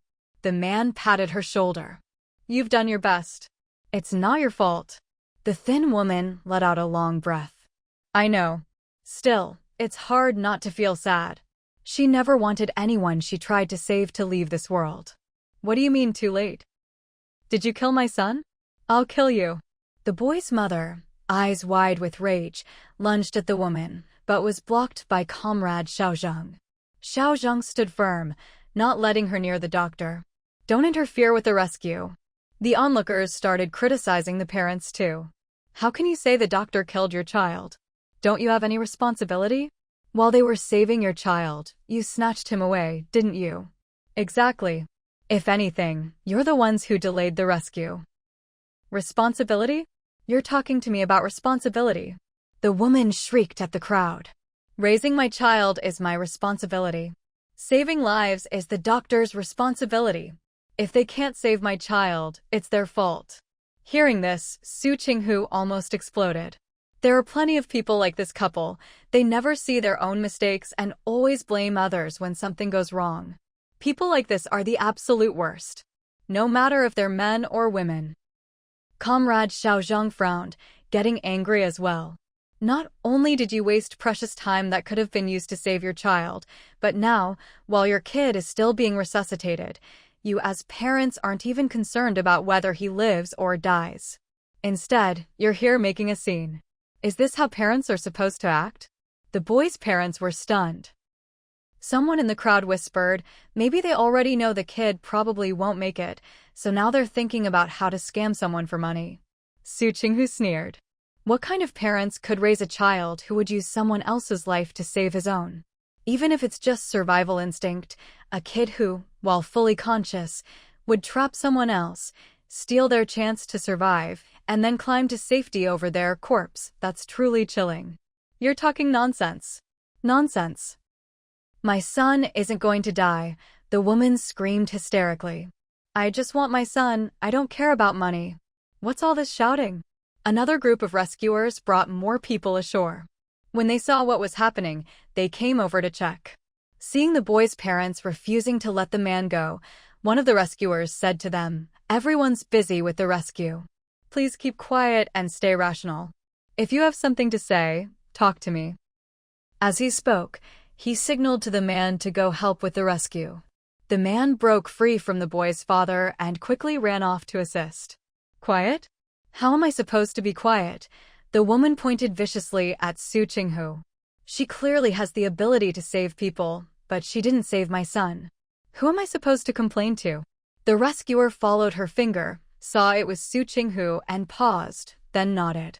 Thank you for your hard work. By now, Su Qinghu had been helped up by her mother-in-law. She just curled her lips and said nothing. Xiaozhang still hadn't arrived. Had something happened? She was a little worried. You two should actually be thanking her, the rescuer said, pointing at Su Qinghu and taking a swig of water to recover his strength. If she hadn't gotten your son onto the rescue boat, you might have. He trailed off, not wanting to upset the parents further, and said, she saved 2 people all by herself in such a dangerous situation. She was even the last one to get on the boat. She saved 2 people? The woman immediately latched onto what she wanted to hear, her face red as she screamed at Su Qinghu, why didn't you just save my son? If you'd only saved him, he would have survived. You're the one who delayed saving my son. Su Qinghu. Damn, she'd never seen such shameless people in her life. If it weren't for that brat of theirs, her mother-in-law would have been at least 30 centimeters away from the rip current. How could she have gotten caught? Even if she had, how could she not have had a chance to escape? If that little bastard hadn't been squeezing her mother-in-law's space to survive in the water, how could a woman who'd weathered so many storms lose her strength so easily? If it weren't for my mom, do you think your son would have survived long enough for me to rescue him? Su Qinghu stared coldly at the woman. Don't push your luck. You really don't want to know what your son did to an old lady in order to survive. What, you think I'm scared to hear it? The woman, already half-crazed by the possibility her son might die, shouted, you're the shameless ones. You. If you were all rescuing people and all bringing them to the boat, why didn't you save the child first? Why save some old hag first? Su Qinghu took a sudden step forward. Go to hell. She knew there was no point arguing with people like this, but if she didn't let out her anger, she'd suffocate. She said, fine, I'll make it clear for you. If you dare to listen, then listen up. I'll let everyone hear what your son did. Everyone. My mother-in-law was over there in that part of the sea, Su Qinghu pointed, at least 20 or 30 centimeters away from where the accident happened, the safest spot to escape from. She glanced at her mother-in-law, Mrs. Meng. I don't know if my mother-in-law got into trouble trying to save your son, or if your son dragged her into the danger zone, but you have to admit it was one of those two, right? The onlookers instantly fell silent. They looked at Mrs. Meng, then at the boy's parents. Yeah, she was fine, so how did she end up in the danger zone? She couldn't have jumped in herself. The boy's mother glared at the crowd. Are those the only two possibilities? Isn't it possible she jumped in on her own? The crowd was dumbfounded. Who would jump into danger for no reason? People come here to have fun, not to seek death. Su Qinghu looked at her coldly. When I found my mom, your son was clinging to her for dear life. As she started to sink, he climbed on top of her, not giving her a single chance to breathe. When I swam over, my mom had already sunk underwater from exhaustion. And your precious son was using her shoulders and head as a springboard to push himself up for air. Just describing it, Su Qinghu felt a surge of uncontrollable anger. The onlookers were first angry, then conflicted. On one hand, it was a child's survival instinct, but on the other, what he did was truly heartless. But in the end, no one looked at Mrs. Meng. Whether she lived or died seemed unimportant compared to the child's fate. Su Qinghu frowned but said nothing. Parents of that generation were mostly self-sacrificing types. If the child was okay, they were okay. The boy's mother was stunned, listening to Su Qinghu's account. Thinking of her son, terrified underwater with a dying person, she couldn't help but cry. Others thought she was remorseful and tried to comfort her.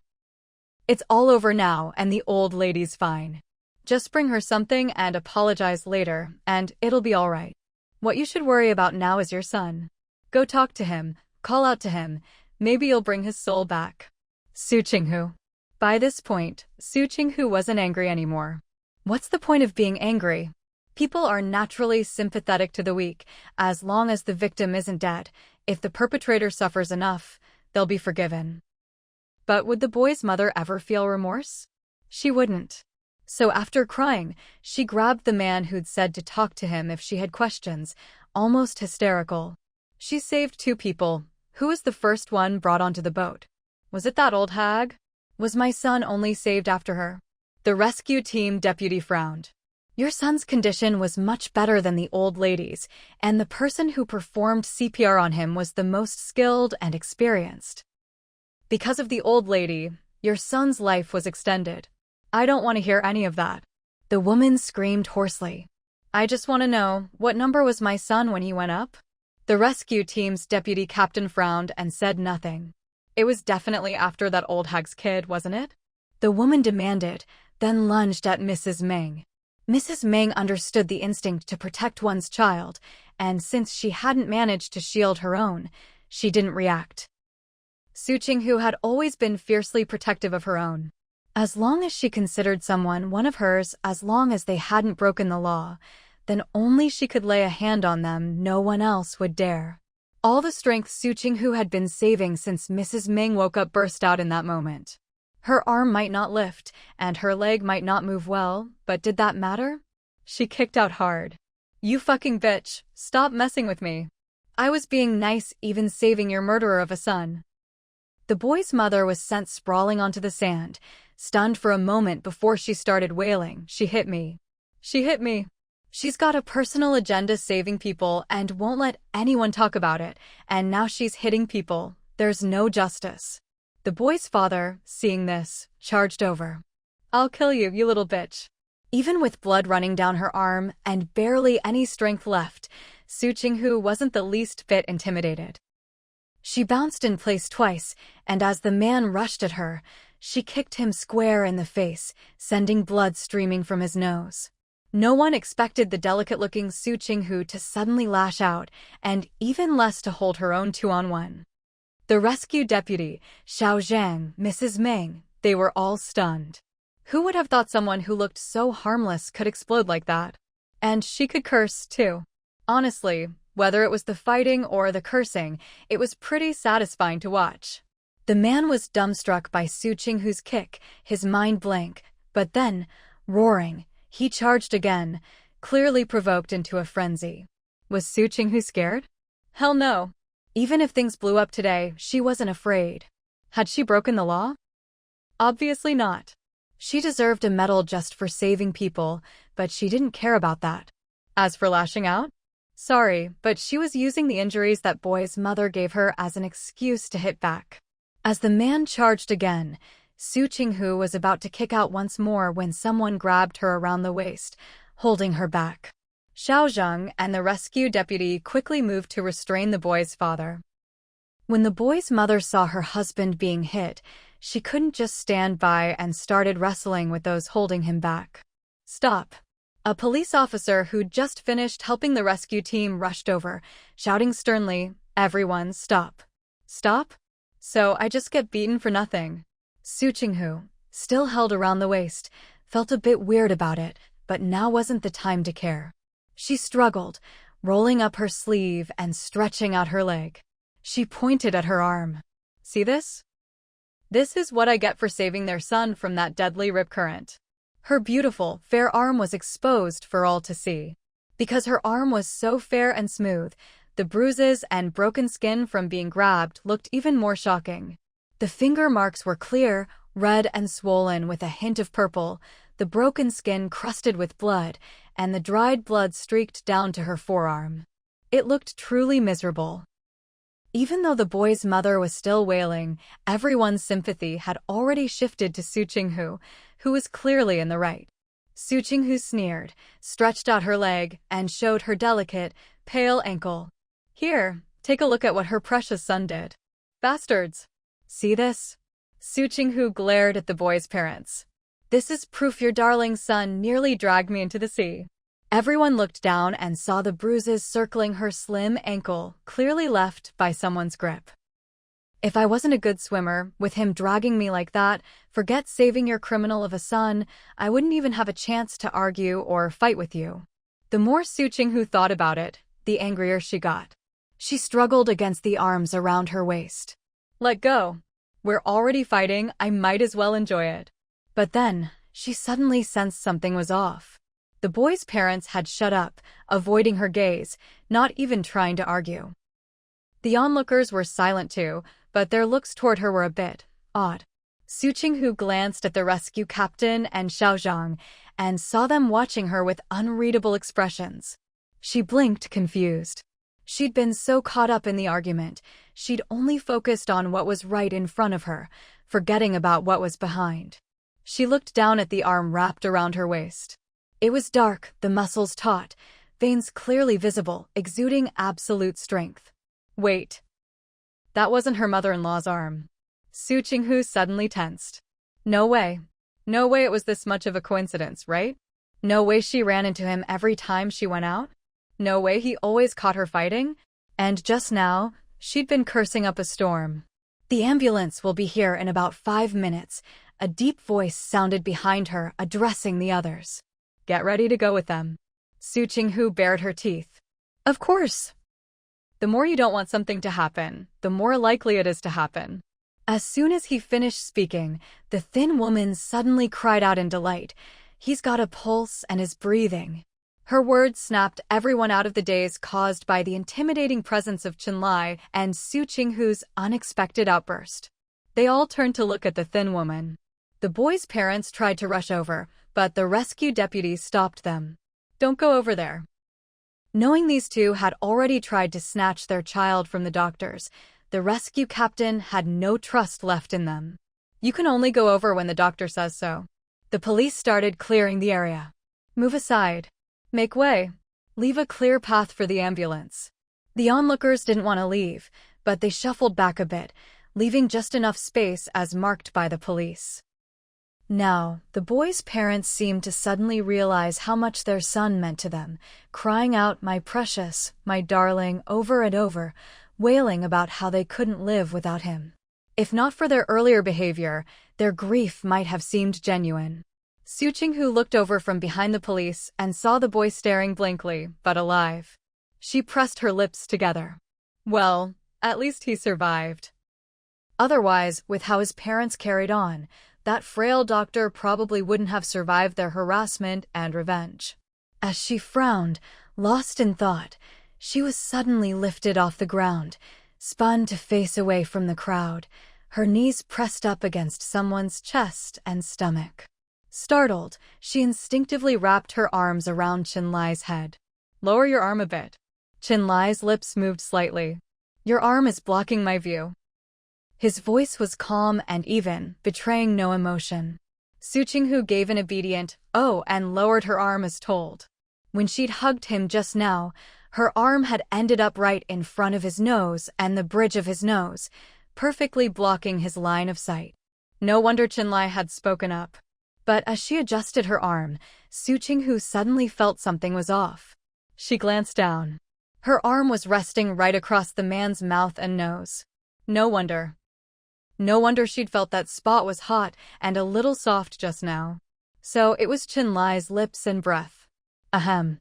Dragging her wandering thoughts back, Su Qinghu loosened her arm a bit, lowering it further, and gently wrapped it around Qinlai's tanned but clean neck. Is this okay now? Now she wasn't blocking his view or his breathing. Qinlai's expression didn't change, he just nodded. He was about to start walking when he suddenly felt Su Qinghu lean in close to his face. A soft, warm breath brushed his ear.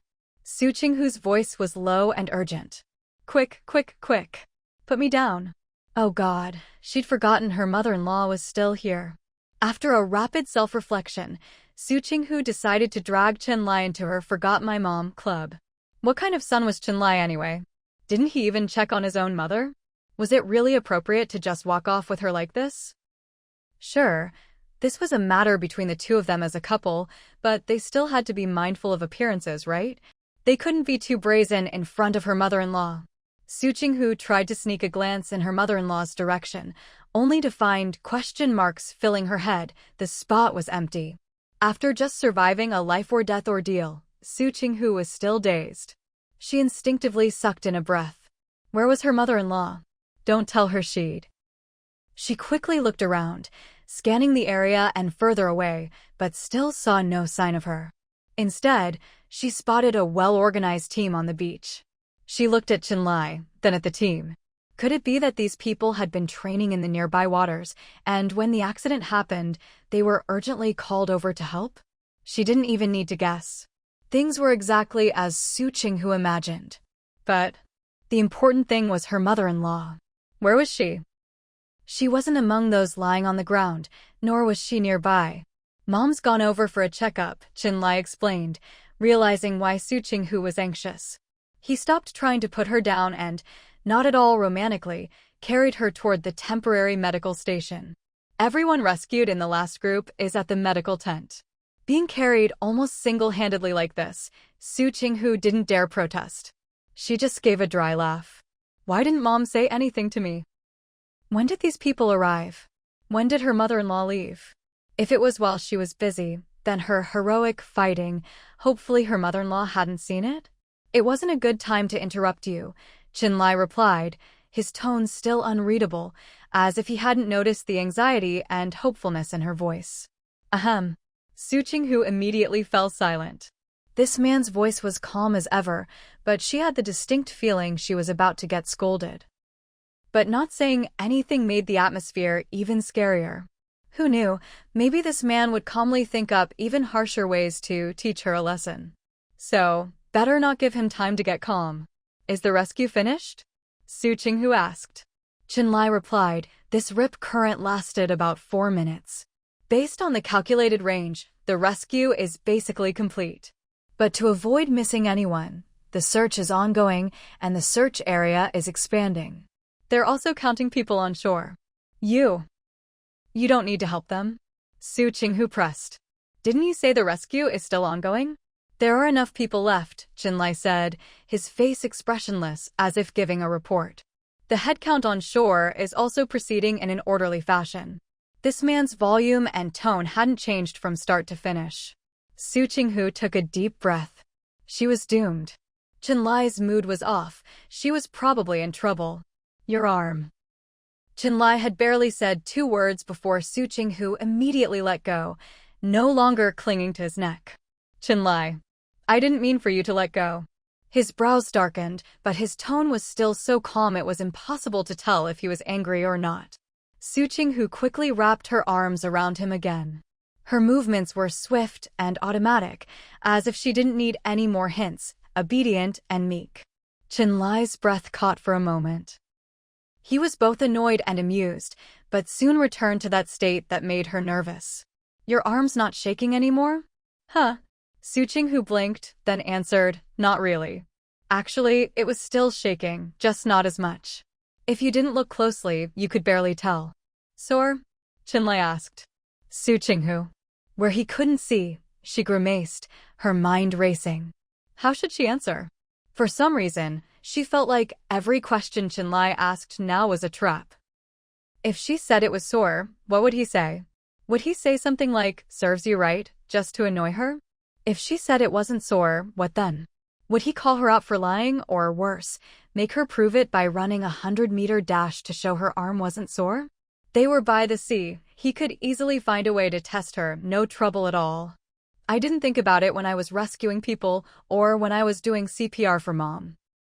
Su Qinghu slumped against his shoulder, sighing softly. When we get home, I don't even know how I'll explain this to Dad. When you don't know how to answer, just change the subject. But it couldn't be totally irrelevant. Something ambiguous was best. Like her answer now, wasn't it perfect? So, your arm is sore? Chenlai dragged her back to the original question, even summarizing for her. Su Qinghu. This man, did he have to be so persistent? Wasn't he being a bit too difficult? Couldn't he just let her muddle through? Then will you massage it for me? Su Qinghu, not wanting to lift her arm, rubbed her head against his cheek and ear, her voice soft. If you massage it, everything will be fine. If she couldn't get away with dodging, she'd just switch tactics. How about acting cute? Would he accept that?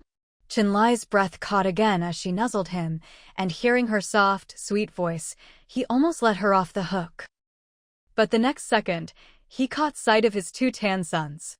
He narrowed his eyes, staring at them for a moment, then glanced at the obedient figure snuggled on his shoulder, and let out a low laugh. Almost got fooled by this act. Could she really be that well-behaved? Maybe sometimes, but honestly, when she got wild, almost no one could rein her in. As soon as this thought crossed his mind, Chenlai's brain automatically replayed the scene of Su Qinghu's fierce fight earlier, unfurling it in vivid detail. Her arm was still trembling, yet she dared to go head-to-head with someone just now. She was a tough one. To put it more bluntly, she was the kind of person who, once she got riled up, would stop at nothing to vent her anger. Su Qinghu noticed he'd been silent for a long time, thinking he was weighing whether to let her off the hook and drop the matter for good. Determined to make Chenlai give up on picking a fight with her, Su Qinghu's eyes curved with a sly smile as she prepared her next bold move. So, just as Chenlai was about to say something, Su Qinghu's soft lips brushed against his ear. Chenlai. His heart thundered in his chest. Chenlai, Su Qinghu rubbed her head against his, whining, "Rub my arm for me, will you? Really, if you just give it a little rub, I'll be all better." Would this be enough to make him let her off? Sometimes, fighting is just impossible to avoid. When the mood hits, if you don't let it out, you might just die of frustration. Are women allowed to get angry? Of course not. Swallow it, and you risk ovarian cysts. Take a step back, and you get breast hyperplasia. For the sake of her own health, when she's standing on the moral high ground, she's got to strike while the iron's hot.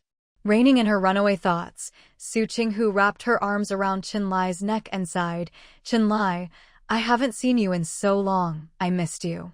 Facing such a handsome, testosterone-fueled man, Su Qinghu found it effortless to act cute and coquettish. And as for ways to act cute, dozens of options popped into her mind without even trying. Chenlai subtly adjusted his breathing, then said in a low voice, "Su Qinghu, be serious." Even though her actions were discreet, they were still in public, and he couldn't shake the feeling that people were watching. Besides, before he could finish, Su Qinghu flatly refused, "No. Why should I be serious? I haven't seen you in so long, I can't be serious." Dodging the question had already failed, so acting cute was her only option. No way was she giving up. Chenlai reminded her in a low, grave voice, "The kids are coming." Su Qinghu frowned at his words. Seriously? She'd practically been flirting with him, and not only did he not react, He was using the kids as an excuse to shut her down? Unwilling to believe her own charm had failed, Su Qinghu could only give Qinlai a mental thumbs up. Qinlai, you're a real man. Unshakable. Did this man really have no worldly desires? Impressive. A true man. After analyzing the situation, Su Qinghu decided to give up for now. She turned to look in the direction Qinlai was facing. Weren't the kids coming? She might as well play along. Then Su Qinghu. He wasn't lying? The 3 kids were being led toward the beach by Xiao Zhang's wife. As soon as they spotted Su Qinghu and Qinlai, they veered off and ran over. Erdan ran while shouting, "Mom!" Qian Duoshu tilted his little head, saw Su Qinghu being held by someone, frowned, pursed his lips, and waddled over like a penguin. Auntie, are you hurt? Dan didn't say anything, but his steps quickened unconsciously, though his face was as serious as ever. Su Qinghu felt utterly defeated. It was bad enough that Qinlai wouldn't give her a smile, but now to Dan too? Couldn't Dan just be like the other 2, simply showing concern instead of looking like he wanted to lecture her? Suddenly feeling a little sad, Su Qinghu looked at Erdan and Qian Duoshu, who had rushed over, and sighed. Someone pinched me. Pinched? Erdan was stunned. Pinched you. Qian Duoshu blinked, his little mouth open. Pinched her leg? Did it hurt a lot? He glanced at the man holding Su Qinghu, then looked away. He didn't know this uncle, but the uncle looked tall and strong, so he should be able to hold his auntie well and not drop her. Okay. Feeling reassured, Qian Duoshu looked at Su Qinghu with concern. Su Qinghu nodded weakly. Yeah. Someone pinched my arm. It hurts so much. Qian Duoshu looked up at her, completely forgetting his earlier theory that she'd been picked up because her leg was hurt, and said softly, then later, Duo will rub it for you. If I rub it, it won't hurt anymore. I can even blow on it for you. Su Qinghu was touched and nodded vigorously. Okay. Right, a little rub and it won't hurt anymore. Yet someone just refuses to say yes. That someone was, of course, Qinlai. Erdan, beaten to the punch by Qian Duoshu, sulked for a moment, then frowned at him. You're too little, not strong enough. I'll do it. Qian Duoshu blinked. Second brother, aren't you supposed to rub gently? Wouldn't rubbing too hard hurt even more? Children's eyes are always so clear. When they look at you like that, their meaning is obvious. Erdan got the message and, because he did, he fell silent. Sure enough, this little rascal hadn't changed, still full of mischief. He'd been careless, hadn't thought it through. Rubbing should be gentle, otherwise it would just hurt more, right? Qinlai, who had been completely ignored by the 3 kids, didn't feel anything was amiss. He just carried, well, half-carried Su Qinghu toward the temporary medical station in his own way. The 3 kids followed closely behind, their eyes fixed on Su Qinghu, fussing over her as if they weren't the children she was. Su Qinghu's gloomy mood was instantly cured. Right now, she felt like the most beloved, prettiest baby in the world. Xiao Zhang's wife saw Su Qinghu being carried so intimately by a man and hesitated, unsure if she should remind Su Qinghu. Her mother-in-law was still here. If she saw this, even if she didn't say anything now, she might bring it up later if there was ever a conflict. Just as she was about to speak, Su Qinghu smiled and greeted her, then introduced Qinlai. This is my husband, Qinlai. Then she explained to Qinlai how she knew Xiao Zhang and his wife. She kept it brief, but it was clear. Qinlai nodded at her and said, Thank you for taking care of them these past 2 days. Xiao Zhang's wife quickly waved her hands. No, it's Xiao Su who's been taking care of us. Su Qinghu really had helped their business and even gave them useful advice for their restaurant. That was rare and valuable. Su Qinghu accepted her praise with a bright, smiling face, thanked her for looking after the kids, and urged her to hurry back and tend to her restaurant. When Su Qinghu arrived at the temporary medical station, her mother-in-law, Mrs. Meng, had already finished the basic checkup, and it was pretty much confirmed that she was fine. The medical staff were busy, so Mrs. Meng was arranged to rest off to the side. Occasionally, she would chat with the people there. Knowing that her son was watching over her daughter-in-law, she didn't rush over. Of course, she also thought that it would be more convenient for the young couple to have some private time to say sweet things to each other if she wasn't around, so she deliberately left them some space. She thought about it, and just did it. But there was still one thing she couldn't quite let go of. She was worried that her lively, beautiful daughter-in-law might get hurt and become listless. She had been pulled to the medical station by a young doctor at her son's signal, but before she was taken away, she saw her daughter-in-law fiercely protecting her, ready to fight anyone who got in the way. Mrs. Ming was a little worried, but also a little amused. Let her fight if she wants, just as long as she doesn't get hurt. When Su Qinghu was still a meter or two away from the medical station, she insisted on getting down and walking by herself, so when she saw her mother-in-law, she wasn't the least bit embarrassed about not being carried over by her husband. "Mom, are you all right?" Su Qinghu walked straight over to Mrs. Ming. "Were you scared?" As she spoke, her hand naturally reached out and gently patted Mrs. Ming's back, coaxing her as if she were a child. Mrs. Ming hadn't even replied yet, but was already amused by her actions. "You silly child. I'm not a kid, I don't need to be comforted, and I wasn't scared." She'd been through plenty of dangerous situations before. This was just the first time she'd encountered danger in the sea, so her reactions weren't as quick. At first, the feeling of having nothing to push off from above or below was a bit unsettling, but after she relaxed, it got much better.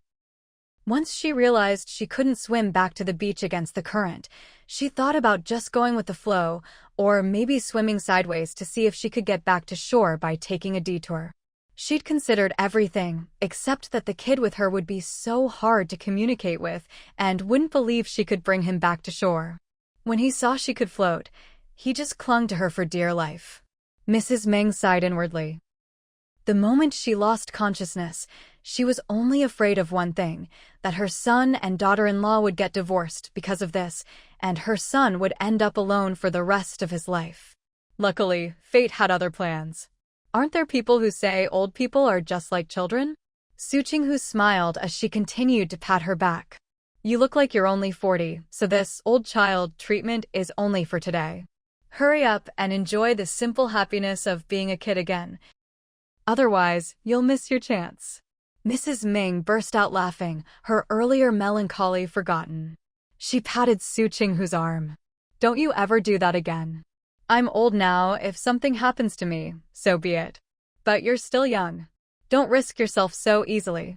She was talking about Su Qinghu jumping into the rip current to save her. Su Qinghu almost gasped, "Mother-in-law, what are you saying? Do you know your son has never smiled at me since he saw me fighting?" If he found out she'd been bold enough to jump into a rip current. Su Qinghu didn't dare think further, because she could already feel the pressure radiating from Qianlai behind her. So, would Qianlai listen to her talk about rip current safety, or how she timed it right to go in and save people?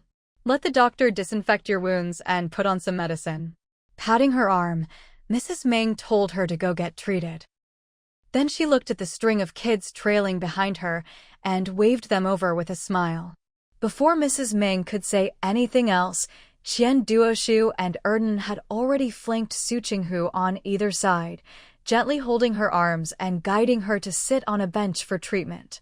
Then they ran back, volunteering to help comfort the old child, Mrs. Ming. Su Qinghu said, "I'll leave her to you. Make sure you cheer her up." Mrs. Ming was sitting down, and Erden could easily reach her back, so he immediately started patting her back from top to bottom, imitating Su Qinghu's motions. Qian Duoshu, just a 4-year-old little bean, grabbed Mrs. Ming's hand and fussed over her, calling her grandma with every sentence. Su Qinghu was thoroughly amused. She pointed at Mrs. Ming and laughed. "This little friend here got scared just now. See if you can help her not be afraid." "She got scared?" Erden raised his eyebrows and blurted out, "Then we need to call her soul back." Qianlai. Dayton. What am I supposed to do with my superstitious little brother talking nonsense about spirits in front of the army and doctors? Qianlai was just about to frown and scold Erden, but Su Qinghu caught his movement and shot him a warning look, freezing him in place. Then everyone heard Erden say, "The grandpas and grandmas at the alley and the park say, if someone gets scared, you have to go back to where they got scared and call their soul back. That way, they won't be afraid anymore and won't have nightmares. Shut up. Dayton frowned at Erden when he saw everyone fall silent. There are doctors here. Do you really need to spout such unreliable stuff? Erden and Dayton had years of tacit understanding, honed in real-life situations. Hearing his brother's words, Erden immediately caught the key point in Dayton's tone and gaze. Realizing the problem, Erden blinked, looked around at the adults, tilted his head, and asked humbly, "That's what the grandpas and grandmas say, but some retired teachers say it's a good method too." The teachers say that even though it looks like superstition, from another perspective, calling the soul back is actually a way to comfort people's emotions. Some people in our country really believe in this. If they do it, they feel everything will be fine, so their hearts settle down and they're not scared anymore. Noticing the adults' changing expressions, Erden grinned innocently. There's nothing wrong in the first place. If you're not scared anymore, then there's no problem at all, right? Su Qinghu looked at Erden's overly innocent smile and felt a strange sense of familiarity. Before she could figure it out, she sensed Dayton looking at her. She turned to look, but Dayton had already turned his head away. Su Qinghu, so, does Dayton think Erden just copied her smile?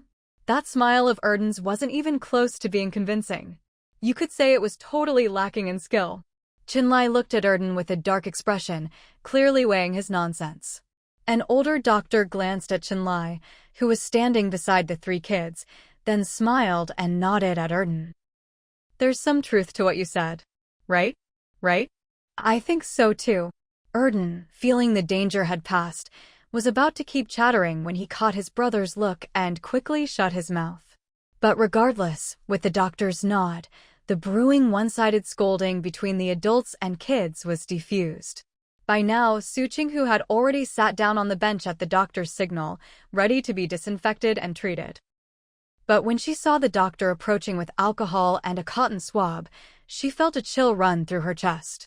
Alcohol disinfection. She swallowed nervously, watching the doctor get closer and closer, and suddenly had the urge to bolt. Given the wounds on her arm from someone's fingernails, plus the earlier sand from the beach, she probably didn't just need a gentle dab of alcohol with a cotton swab. She'd need to have the whole thing rinsed out with alcohol first, right? Qian Duoshu and Erden, who were both keeping a close eye on her while comforting Mrs. Meng, froze in their tracks. Erden looked at the doctor holding the alcohol and cotton swabs and suddenly felt a chill on the spot on his, but where he always got his shots. No, he could already feel his butt hurting. Su Qinghu really wanted to suggest to the doctor that they use iodine instead of alcohol, but she didn't want to make things more complicated, so she just closed her eyes, took a deep breath, and braced herself. Alcohol it is then. How bad could it be? At worst, it would hurt so much that even her skull would feel it for a second. Just grit her teeth and it'd be over soon. Dayton moved closer to Su Qinghu, offering his arm. If it hurts a lot when they disinfect it, you can grab my arm. Before Su Qinghu could feel touched, little Qian Duoshu took a sharp breath, looked at her arm, and blurted out, "Auntie, you're definitely going to need a shot." Su Qinghu. What the heck? A shot for what? Qian Duoshu tilted his head, frowning, and muttered, "Is it going to be a tetanus shot or a rabies vaccine?"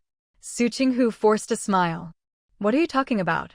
It's just a scratch. I don't need a shot, okay? Seriously?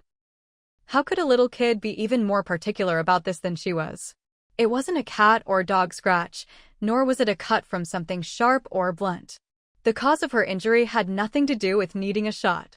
Erden sucked in a breath and looked at Su Qinghu. Mom, you should get both the tetanus and rabies shots, otherwise I won't feel at ease. Su Qinghu looked at the three kids with utter disdain.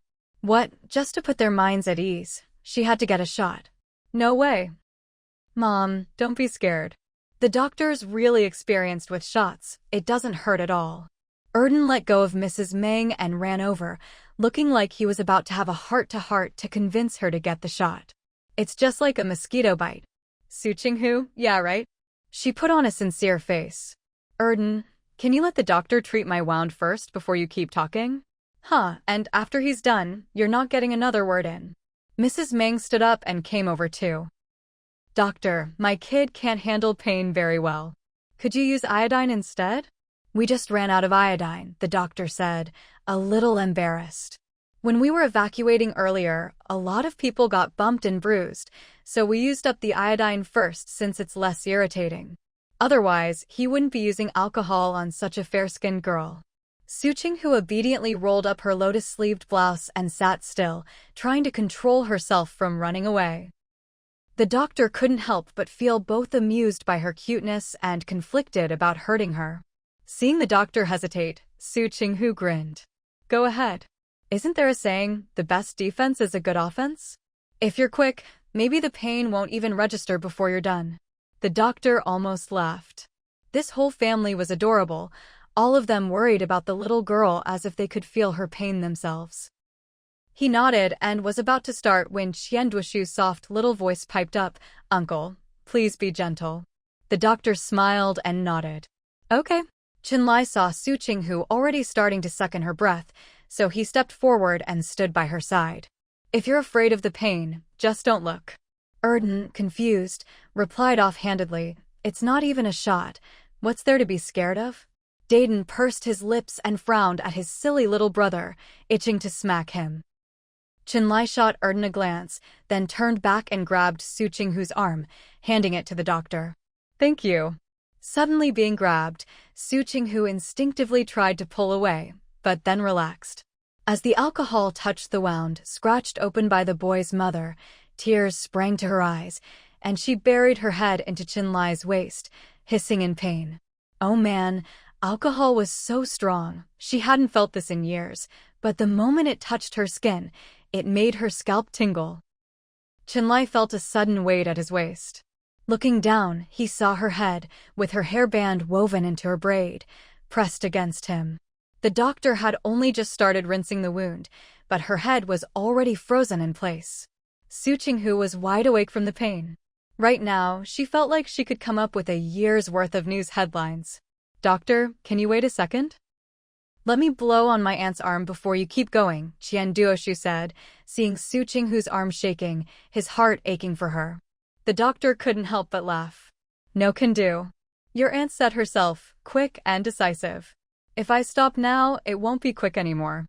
How about this? After I'm done disinfecting, you can blow on it all you want. Qian Duoshu pursed his lips and stayed quiet, but his little brows were still furrowed.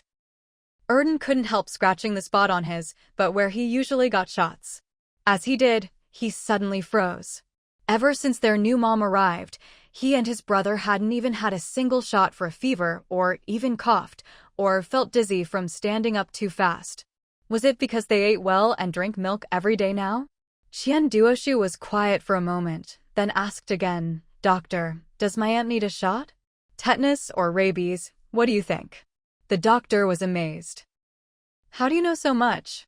Because I have a good memory, Qian Duoshu replied, sneaking glances at Qinlai. Who is this guy anyway?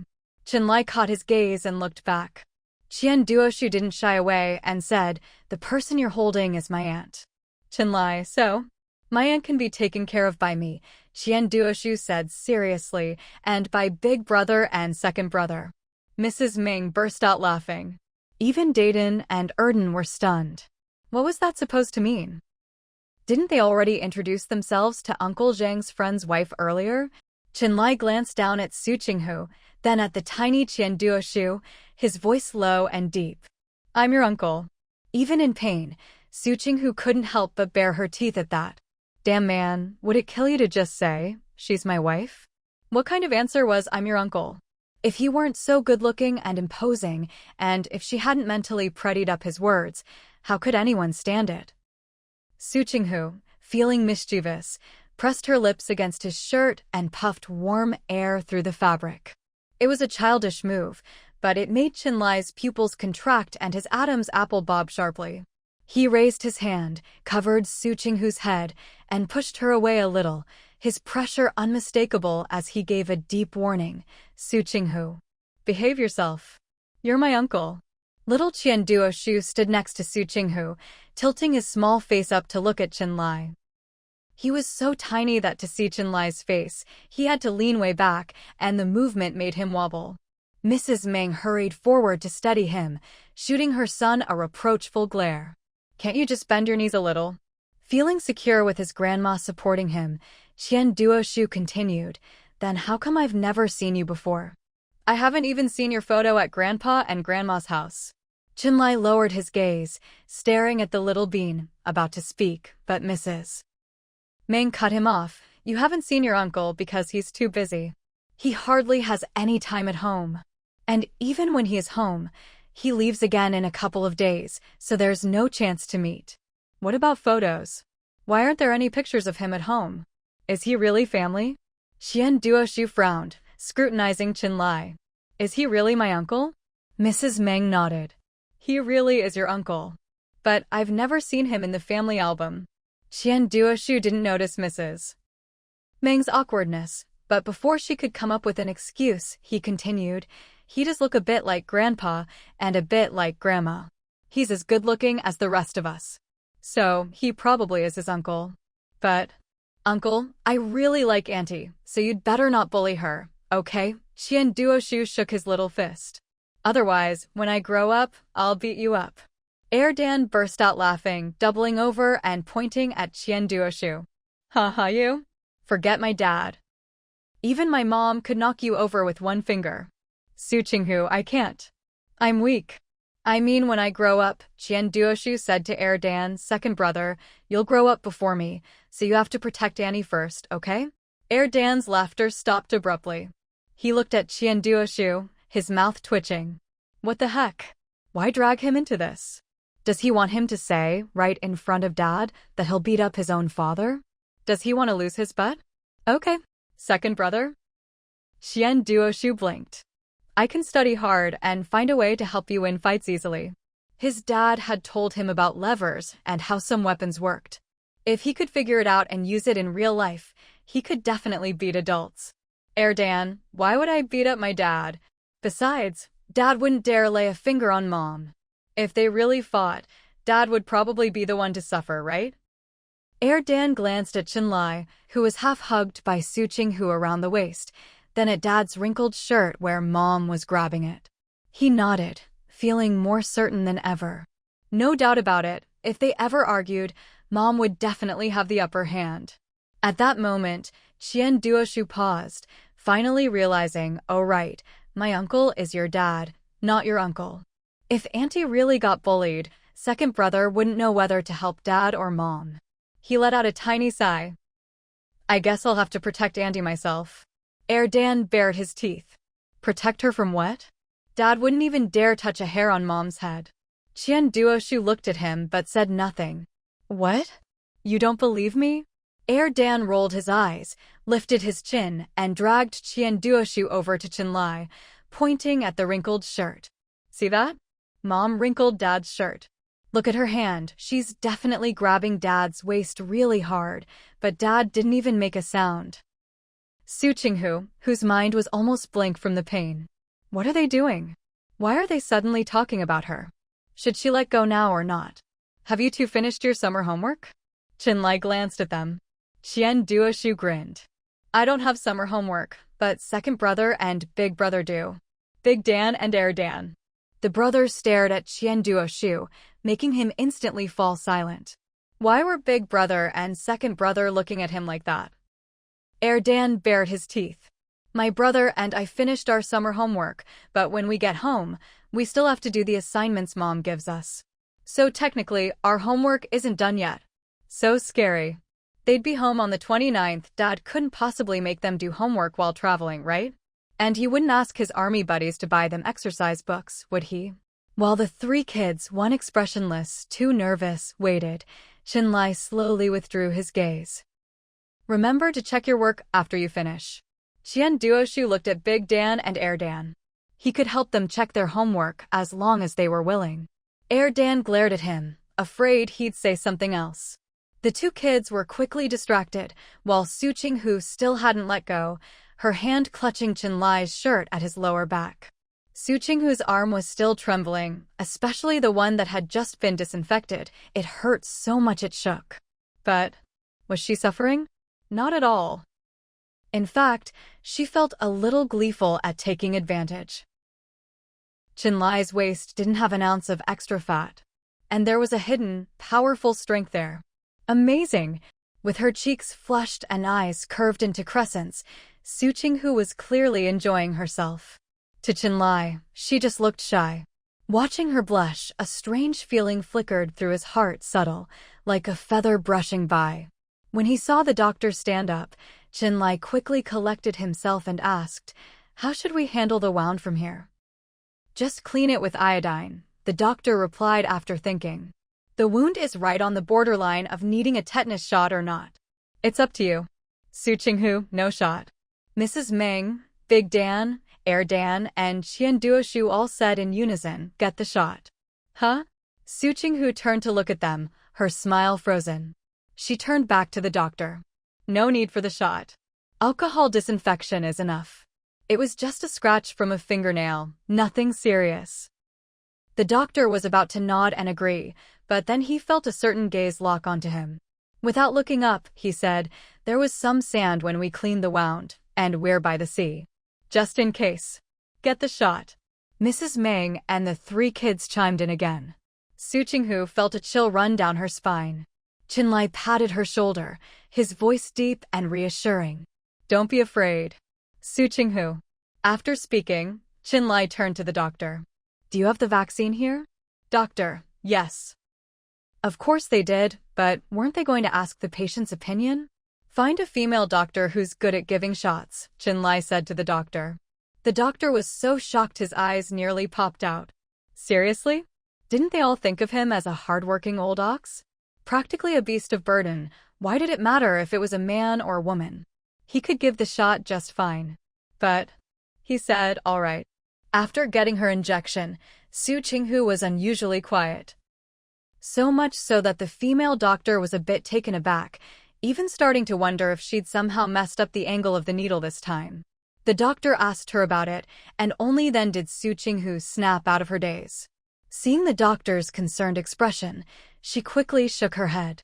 No, it's not your fault, it's mine. I always get like this after an injection. It's kind of like how some people zone out after a big meal." The doctor fell silent. "Still, why are your eyelashes wet?" She called for Chinlai, who was waiting outside. He came in. "Go comfort your family member," the doctor said seriously. "She's probably in too much pain to think straight." With that, she left. Su Qinghu sat on the bench, tilting her head up to look at Chinlai. He took a couple of steps toward her, but she didn't say anything. "Does it still hurt?" he asked. Su Qinghu nodded. "It does. Just not where the injection was." Chinlai looked a bit lost. "If your family says they're in pain, how are you supposed to comfort them?" He studied Su Qinghu, and she just stared right back at him, not looking away for a second.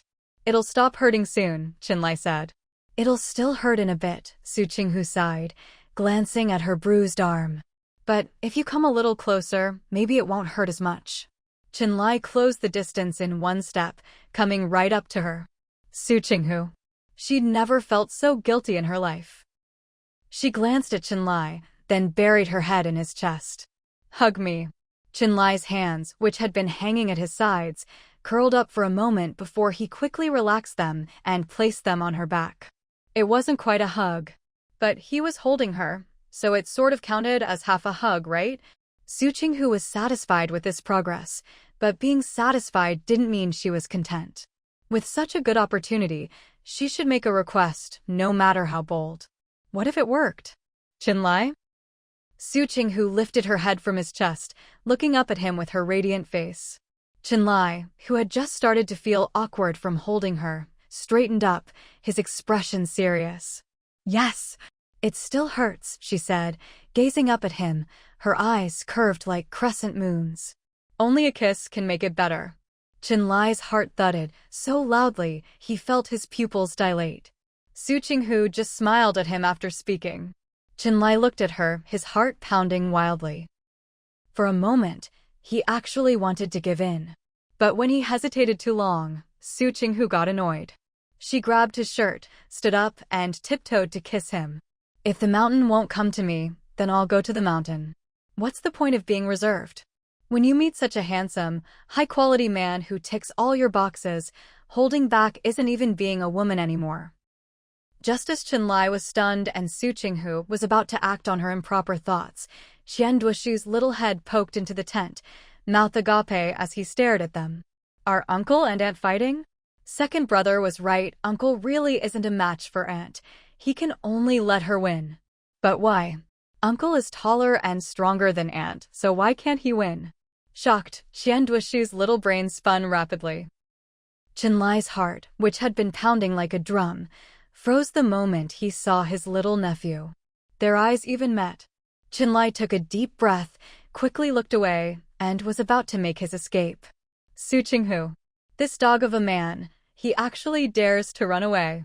Today, if she couldn't kiss him, could she at least bite him to vent her anger?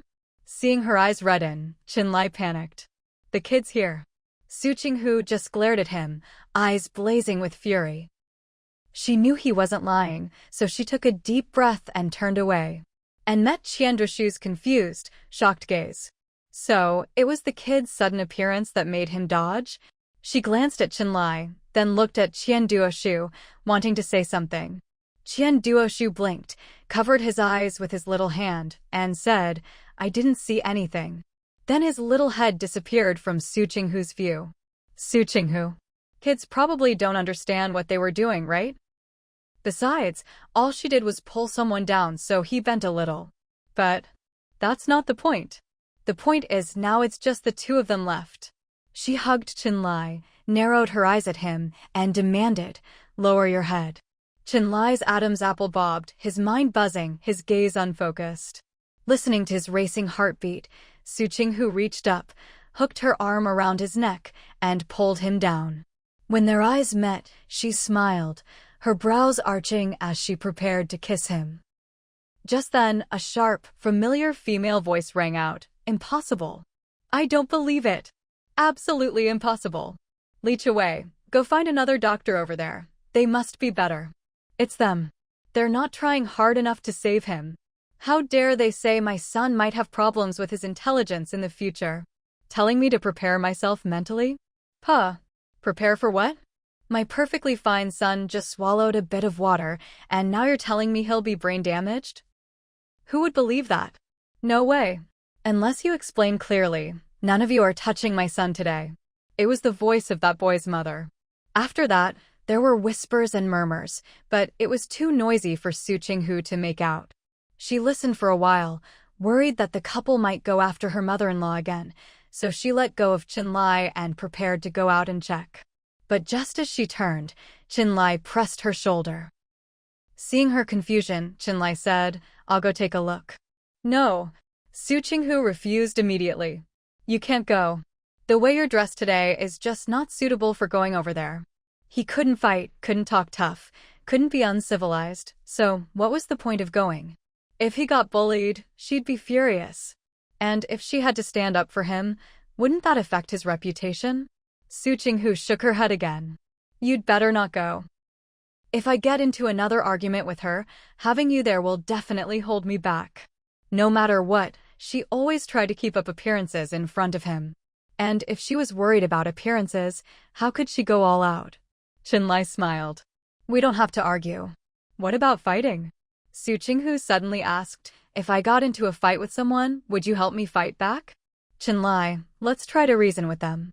Su Qinghu. If it's come to blows, who's still reasoning with whom? Footsteps approached from outside, hurried and chaotic. Doctor, I don't trust this small hospital. Can you take a look at my son? What's wrong with him? The boy's mother pleaded. He's just scared, right? Once he's not scared, he'll be fine, just like before, won't he? Wu Shixin followed behind the mother, about to try to persuade her, when she suddenly spotted Dedan and Erdan peeking out from the tent, watching them. Dedan and Erdan also met Wu Shixin's gaze. Dedan frowned but said nothing. Erdan blinked, thought for a moment, then tilted his head and asked Dedan, Bro, why do I feel like I've seen her before? We ran into her the first time we went out for fries. Dedan glanced at Erdan, remembering how his silly little brother had tried to suck up back then. Dan suddenly realized, oh, she's the one who called us shameless, but then turned around and started flirting with some guy, right? Dan gave a soft Honestly, those fries and burgers weren't all that great, nothing like what you see in the movies. The taste was just so. He thought soy milk and fried dough sticks tasted better. Of course, Dan didn't think it was good. That was a knockoff version of Western fast food, and they hadn't mastered the real techniques yet, so the flavor was just whatever. That woman making a scene over there, is that her mom? Dan rubbed his chin, looking at Wu's mother, who was also the mother of the rescued boy and Wu Shixin. Guess the old folks were right, like father, like son, like mother, like daughter. Wu Shixin called others shameless, but then turned around and started sweet-talking a guy in public. Now it was her mother's turn, refusing to let the doctors treat her son, but then blaming them for delaying his care. Dan shook his head. TSK, this whole family just loves blaming others for their problems. Dan didn't say anything, just watched as Wu's mother screamed like a madwoman at the people around her, "Find me the best doctor. I want the best doctor. I want the best doctor to treat my son." Meanwhile, Wu's father eyed the petite female doctor and the male doctor warily, as if afraid they'd team up and snatch his son away. The petite female doctor, having failed several times to get the patient back, was about to explode with anger. "If you really care about your child, give him to us. Let us continue treatment. If you keep delaying, he could get much worse. You treat him? You've almost turned my son into an idiot." Wu's mother spat at the petite doctor. "If I let you keep treating him, are you trying to kill him? Huh? What's your motive? And now you're cursing my son, saying he'll get worse? Puh. I haven't even accused you of taking advantage of my son, or gone to your boss to complain, just because I'm kind. What more do you want?" The petite doctor nearly fainted from anger. She took a deep breath. "Can you at least let us give the kid some oxygen? After that, you can complain to whoever you want, however you want, okay?" The onlookers were already whispering among themselves, glancing from the petite doctor to the boy in his father's arms, rolling their eyes so hard they nearly flipped. What is he, 12 or 13? Still a kid, how could a doctor take advantage of him? If anything, the doctor's the one getting the short end of the stick. Prolonged drowning causes irreversible brain damage. Giving him oxygen now can at least reduce further harm, the male doctor practically shouted. "We're doing everything we can to save your child, and you're sabotaging us. He's your son, can't you care about him even a little?" Uncooperative family members were driving the doctors crazy. On one side were military doctors, on the other, local emergency responders. With rip currents on both sides, they'd minimized unnecessary movement. In terms of treatment, there was almost no difference. If anything, their side had better equipment. But no amount of equipment could withstand these nightmare parents. The kid was in this state, the parents wouldn't cooperate, bystanders were afraid of getting dragged into trouble and didn't dare step in, other doctors were busy, and there weren't enough hands. The petite doctor simply couldn't handle the kid's medium-built parents on her own. After the couple managed to snatch the boy away, she had no choice but to call for a male colleague to help. "We're giving him oxygen right now." Wu's mother snapped, seeing the petite doctor signaling to the male doctor, all while guarding her son. There's oxygen everywhere in the air. The petite doctor was stunned speechless by Wu's mother's words, froze for a second, then took another deep breath and turned to Wu Shixin and Li Chui. "Please talk to them. Things aren't how she says. We need to treat the child right now." She desperately wanted to give the parents a crash course in basic medical knowledge, but now was clearly not the time to explain what oxygen actually was. Li Chui felt awkward and glanced at Wu Shixin. "You try talking to them." Wu Shixin had just called out "Mom," when Wu's mother started shrieking hysterically, "Shixin, you only have one brother." "Just one." "Mom, the doctors are the ones saving his life. Can you please let them treat my brother first?" Wu Shixin pleaded, but her mother wouldn't listen. When the patient's family refuses to cooperate or even rejects treatment, what can the doctors do? The male doctor discussed with Li Chui, asking him to help them take the boy for treatment. Li Chue said, "If you can tell my mother-in-law how confident you are that the boy will make a full recovery, she'll definitely cooperate." The male doctor, so the whole family's nuts. After all this delay, they'd be lucky to minimize further harm to the boy. A full recovery? That's what every doctor wants most, but is it possible? Even though Wu Shixin didn't know much about first aid, she knew this kind of delay was bad. She finally agreed to the male doctor's plan, and, with a feint, the group pinned down Wu's parents, grabbed the boy, and ran for the ambulance. Wu's mother screamed, but no one paid her any mind. Wu Shixin and Li Chue followed the doctors, leaving Wu's parents behind, raging and cursing helplessly. With a direct relative present, someone could sign the consent forms, so it didn't matter if the parents were there or not. The onlookers were left dazed by the whole spectacle. Who knew there were parents who'd interrupt emergency treatment again and again like this? The doctors refused to give up and managed to save the boy, only to be accused of not trying hard enough. Just as they were about to administer oxygen, the parents snatched the boy away again. Both times, it was the parents who caused the delay, but they blamed the doctors for not being fast enough, even threatening not to pay the medical bills and to sue for compensation. Su Qinghu had just come out when she saw Wu Shixin and Li Chue running off, carrying a boy. Then she saw the boy's mother collapsed on the ground, wailing and pounding her legs, and quickly pieced together what had happened. So Wu Shixin and her family were here with Li Chue for a vacation. But during the rip current incident, where were Wu Shixin and Li Chue?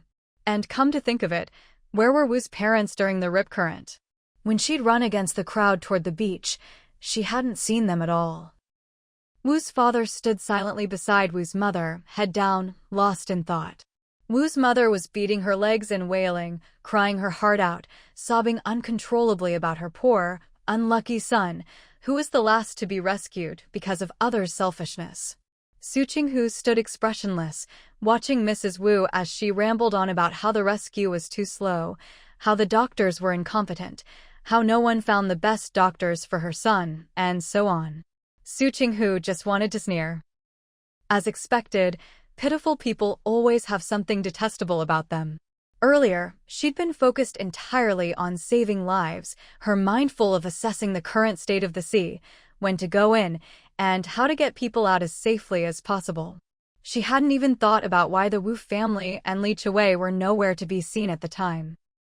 Now that she'd caught her breath, her arm had stopped shaking, her wounds were treated, and the injections were done, she finally noticed the family and realized what really mattered. Right, when she was running against the crowd toward the beach, why hadn't she seen any of them? Were they so selfish and self-absorbed that they forgot about their own child? But after the sea calmed down, where were they? Didn't they notice their child was missing? "Mom!" Erden called out as soon as he saw Su Qinghu. Su Qinghu nodded, then looked at the three children. "Didn't I tell you to wait at the hotel? Why did you come out here?" Dayton and Erden instantly fell silent. Only Qian Duoshu snuck a glance at Su Qinghu, then at Qinlai, then looked down, pretending innocence. He definitely hadn't seen his aunt scold his uncle. Nope. Standing behind Su Qinghu, Qinlai was rendered speechless by Qian Duoshu's look. Kids these days. Qinlai, the people who were rescued before she could finish, Qinlai understood. The unconscious ones have already been sent to the hospital for emergency care. So, the three kids hadn't witnessed anything too traumatic. Su Qinghu breathed a sigh of relief and turned back to the kids. "Erden, where's your grandma?" "Grandma went over there." Erden pointed to another temporary medical station. "She told us to stay here while she checked things out over there." Su Qinghu looked over, but with people coming and going on the beach, she didn't spot her mother-in-law, Mrs. Ming. No wonder, without Mrs. Ming here, the Wu parents had no one else to pick a fight with. She turned, about to say something to Qinlai, when he suddenly picked her up and moved her aside. "Su Qinghu." Before she could ask, Mrs. Wu rushed over, shouting, "It's all your fault. Why didn't you save my son? Why didn't you save him? He's so young. He's the flower of our nation. He's just a child." Mrs. Wu's face was streaked with tears. She truly looked pitiful. But Su Qinghu was unmoved. She felt neither anger nor pity. If you know he's just a child, then why didn't you keep a closer eye on him? Su Qinghu stood in front of Chenlai, calmly asking. Her tone was so even, her words not particularly sharp, yet they instantly silenced everyone. Mrs. Wu was left speechless, her mind blank for a moment. Mr. Wu said, in that situation, do you really think keeping a closer eye on him would have prevented what happened? That was an interesting response, but Su Qinghu didn't take the bait. She simply asked, so, did you keep a close eye on him or not? Before Mr. Wu could answer, Mrs. Wu jumped in, he's our only son. Of course we were watching him. What are you implying? Are you saying we let him get swept away by the sea because we weren't careful enough? How could we have known the sea would suddenly turn like that? So it's all our fault? And you, who didn't save my child first because of your own selfishness, are blameless.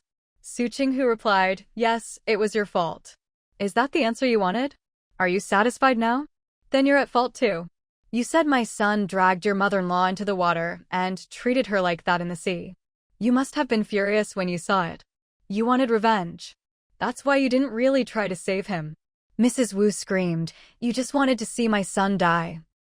You didn't try your best to save him, and that's why his rescue was delayed. My son is just a child. He's only about 10. What does he know? If you were angry, you could have saved him first, then scolded or punished him however you wanted later. Mrs. Wu sobbed as she looked at Su Qinghu, her appearance enough to move anyone to tears. Even some of the bystanders who'd been on Su Qinghu's side started to waver. Su Qinghu didn't need to look to know they were now blaming her for not doing her utmost to save a child. But if your son is so young, why did you just accuse the lady doctor of taking advantage of him? Erden piped up, what's there to take advantage of in such a little kid? Honestly, I think your son took advantage of the doctor. She may be a bit skinny, but she's pretty. Your son looks. Before he could finish, Dayton punched him. Don't insult someone's looks. That's their parents' doing, not the kid's fault. Su Qinghu. Here we go again, these two brothers and their comedy routine. Xian Duoshu nodded. That's right. My dad's teacher's friend said a child's looks come from their parents. Chenlai. Su Qinghu cleared her throat and called out to Xiaozhang, who was running over. Xiaozhang, take them back to the hotel for a shower and a change of clothes. Xiaozhang, who'd just been driving around helping with the rescue, quickly nodded and hustled the three kids away, not daring to look at Chenlai or Su Qinghu. Once the kids were gone, Su Qinghu glanced at the crowd, who were now wavering again, then turned to the Wu parents, who'd just been caught off guard by the kids' bluntness. The Wu parents were shocked by the kids' comments about looks and genetics, but couldn't think of a comeback. They glared at Su Qinghu, eyes blazing. What kind of parents raise such rude kids? All three of them are so ill-mannered. Did Su Qinghu care about their anger? Not at all. So she asked, do you have anything else to say? The Wu parents. Seeing Su Qinghu ask so directly, the Wu parents suddenly fell silent, their caution kicking in. They sensed a trap in her questions. Su Qinghu continued, all right, judging by your faces, I guess you have nothing more to say. If you're done, then I'll speak. When the rip current happened, where were you? How far were you from your child? When you were running back with the crowd, did you think about your child? When you realized your child was missing, what did you do? When your child was rescued, he was attended by the most experienced rescue personnel. Logically, since he took someone else's chance at survival and was the last to lose consciousness, he should have had the best chance of survival. So why was he the last to wake up? During the rescue, what did you do? Did you help the doctors, or did you make things harder for them? When the doctors tried to give your child oxygen, why did you stop them? Sentence after sentence, Wu's father and mother were left defenseless. Every time they tried to open their mouths to argue, Su Qinghu would immediately retort, where were you when the rip current happened? He's just a child. Why weren't you watching him? No matter what Wu Shixin's parents tried to say, Su Qinghu would always throw this line back at them, emphasizing, he's just a child. Weren't they the ones who accused the petite female doctor of taking advantage of their son while performing CPR? Weren't they the ones who called her shameless? Su Qinghu looked at them with a half smile, half smirk. Fine, today she'd indulge them and treat this boy, who looked 14 or 15, as a child. No matter who came, it wouldn't work. Today, he had to be a child. And since he was a child, how could his parents shirk their responsibility? What kind of reasoning was it to push the duty of watching over their child onto a stranger? There was no reasoning. Su Qinghu had worked at the newspaper for some time, and her understanding of this era had deepened. In this era, in the countryside, boys and girls were usually engaged by 15 or 16, and after a year or two, 17 or 18. They'd get married and hold a wedding banquet. Even if they couldn't get a marriage certificate right away, in those days, once the banquet was held, they were considered married. Things were a bit better in the city. As long as the child could keep studying, the family would keep supporting them, and education was valued more than in the countryside. But none of that was the point. The point was to cater to Wu Shixin's parents' little scheme and treat this 12 or 13-year-old as a child. He's just a child. What kind of parents are you? Why weren't you watching him? Su Qinghu looked at them disapprovingly and sighed. Now I have every reason to suspect that you were just having fun yourselves and neglected your duty as guardians. Wu Shixin's parents were forced back step by Su Qinghu, their faces turning pale. Their mouths opened and closed, but they couldn't muster a strong rebuttal. Her questions, one after another, struck like thunder, leaving them utterly defenseless. And when she got to this point, their faces suddenly flushed, then went completely bloodless. You, they stammered, unable to finish a sentence. You've slandered me, someone who risked her life to save your child, and even cursed an old revolutionary. This has affected me, and I reserve the right to take legal action against you. Su Qinghu's expression suddenly turned serious and stern. Of course, if you want to sue me, I'll be happy to see it through to the end. Wu Shixin and Li Qiwei were both educated, and Wu's parents didn't seem illiterate either. In fact, they had the air of minor officials, something hard to hide in this era.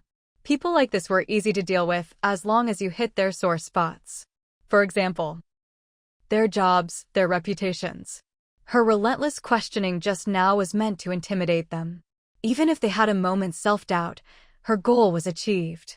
Clearly, she had succeeded. Now, for the final blow, using the law. That was enough to threaten what they cared about most, their reputation and jobs, making them think twice before causing more trouble. Wu's parents looked at the dazzlingly beautiful Su Qinghu, their hearts clenched tight, the color draining from their faces. They had thought she was just an inexperienced girl, but she turned out to be a fierce beast. Especially Wu's father, he was already backing down inside. In a few years, he and his wife would retire. If anything went wrong before then, their pensions wouldn't be guaranteed.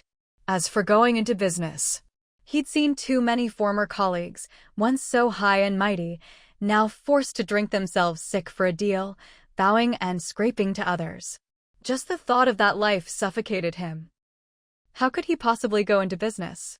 A nice, stable retirement, drawing a pension, maybe even being hired by a company for his design institute credentials, making extra money with ease after retirement was entirely possible. They were in the wrong to begin with, and this woman clearly wasn't short on money or patience. If it really came to a lawsuit, they'd be the ones who couldn't afford to drag it out. The key was, he didn't need a lawyer to tell him. The best outcome would be a muddled mess, with no one coming out ahead. Wu's mother was still blustering. Who are you trying to scare? You think we're easy to intimidate? Do you know who we are? Do you know what we do? Su Qinghu raised an eyebrow. Oh, this is the upgraded version of my dad is so-and-so. Oh? And who are you? What do you do? Su Qinghu smiled. I was just wondering how I'd find out your workplace and names otherwise. How could I send you a subpoena? Wu's mother looked at Su Qinghu, then at Qinlai. She didn't see any obvious sign of status on Qinlai, but she did notice how others treated him and the aura he carried.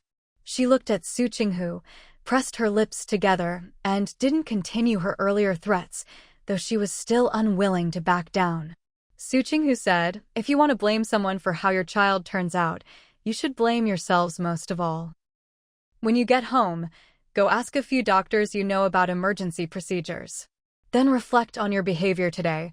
when the doctors were trying to save your child. Su Qinghu curled her lips in mockery. Really, I'm not lying. You'll end up hating yourselves even more for interrupting the doctors twice during the rescue. Whether they could bear the consequences would depend on their psychological strength and how ruthless they were. Earlier, Wu's father had been too shocked to think straight, worried his son might die or end up brain damaged. Now, after Su Qinghu's repeated cold splashes of water, he couldn't help but think things through. Wu's mother opened her mouth. But you. When I was saving your child, what were you doing? You were following the crowd to safety, right? Of course, I'm not saying evacuating was wrong, but I was the one who pulled your child out, and the doctors gave him the best possible care. And you too? You were the idiots who delayed your child's rescue. Su Qinghu sneered. The funniest thing is, these two idiots only wanted to argue, to shift blame, to find a scapegoat. Not once did you think to rush to the hospital to check on your child. The onlookers turned to Wu Shixin's parents. You should hurry to the hospital. Those two young people can't take care of your child better than you, his parents. I've never seen parents like you. Hurry up, there are other parents going to the hospital for checkups too, see if you can share a ride. Su Qinghu looked at them with a half smile. Go on, check on your child. Your daughter should know where I work, so don't worry about not being able to find me. Wu Shixin and Li Chuwei should know her workplace, right? If they dared to make trouble, she'd make sure to put this whole family in their place. With Wu Shixin's parents gone, the beach suddenly became much quieter. After a head count, the number of missing people matched exactly with the number of those rescued. That meant the rescue mission was complete. Of course, Qinlai's evacuation was just around the corner too. Watching the young soldier leave after notifying them of the evacuation time, Su Qinghu instinctively raised her hand to check her watch, only to realize her wrist was bare. She remembered then that she'd taken off her watch and left it at the hotel front desk for safekeeping. Qinlai glanced up at the sun. It should be 12:15 now, give or take 3 minutes. So, none of you are going to eat before you leave? Su Qinghu blurted out, then blinked and added, how's your food? Does it taste any good? That last question was a spur-of-the-moment addition. She was so considerate, she wouldn't let this man feel even a hint of sadness. If you want to try it, just let me know when. I'll put in a request, and you can come eat with us, Qinlai said with a smile. That smile dazzled Su Qinghu, making her heart race.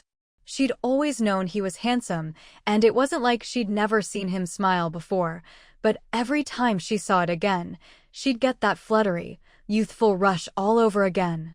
It was such a strange feeling, a kind of joy and lightness, like everything was coming back to life. Too bad all she could do was look and hug him, kissing was out of the question. No thanks. Su Qinghu lifted her chin, acting proud. We're not that close. If they really were close, wouldn't she be sneaking kisses every chance she got? Qinlai kept a straight face, trying not to laugh, but his eyes were full of amusement. Everything starts from not being close, and then you get closer. Su Qinghu, heh. Did you get the water and electricity sorted out at home? Qinlai asked, seeing she wasn't talking. Su Qinghu appreciated his effort to keep the conversation going and answered graciously, all done. My parents even got a fridge and a gas cylinder. I bought a washing machine myself, Su Qinghu said, waving her hand, her eyes crinkling with her smile. Ever since I brought that washing machine home, our place has been marching toward modern living. Thanks to Comrade Qinlai's protection, we can live happily and go out safely. Qinlai smiled. How's work? With my looks and my skills, of course work is going great. She sighed. With this good-looking man who also had an air of quiet authority, she just couldn't stay mad at him for long, especially since he'd be leaving soon. She said, Qinlai, when you have time, remember to mail my paintings back to me. And as for Erden's little trinkets, send those to me a month later. This man never took the initiative to write or contact her, which was a little heartbreaking. Sure, it wasn't easy to make calls or send things these days, but it wasn't impossible either. Now, she was giving him reasons to reach out to her, or rather, to her family. If he still didn't get the hint, she'd just tell him directly. Tell him to write her letters. She didn't dare hope for love letters, couldn't even imagine it. But just ordinary letters, chatting about anything, asking about this or that. Surely that was doable, right?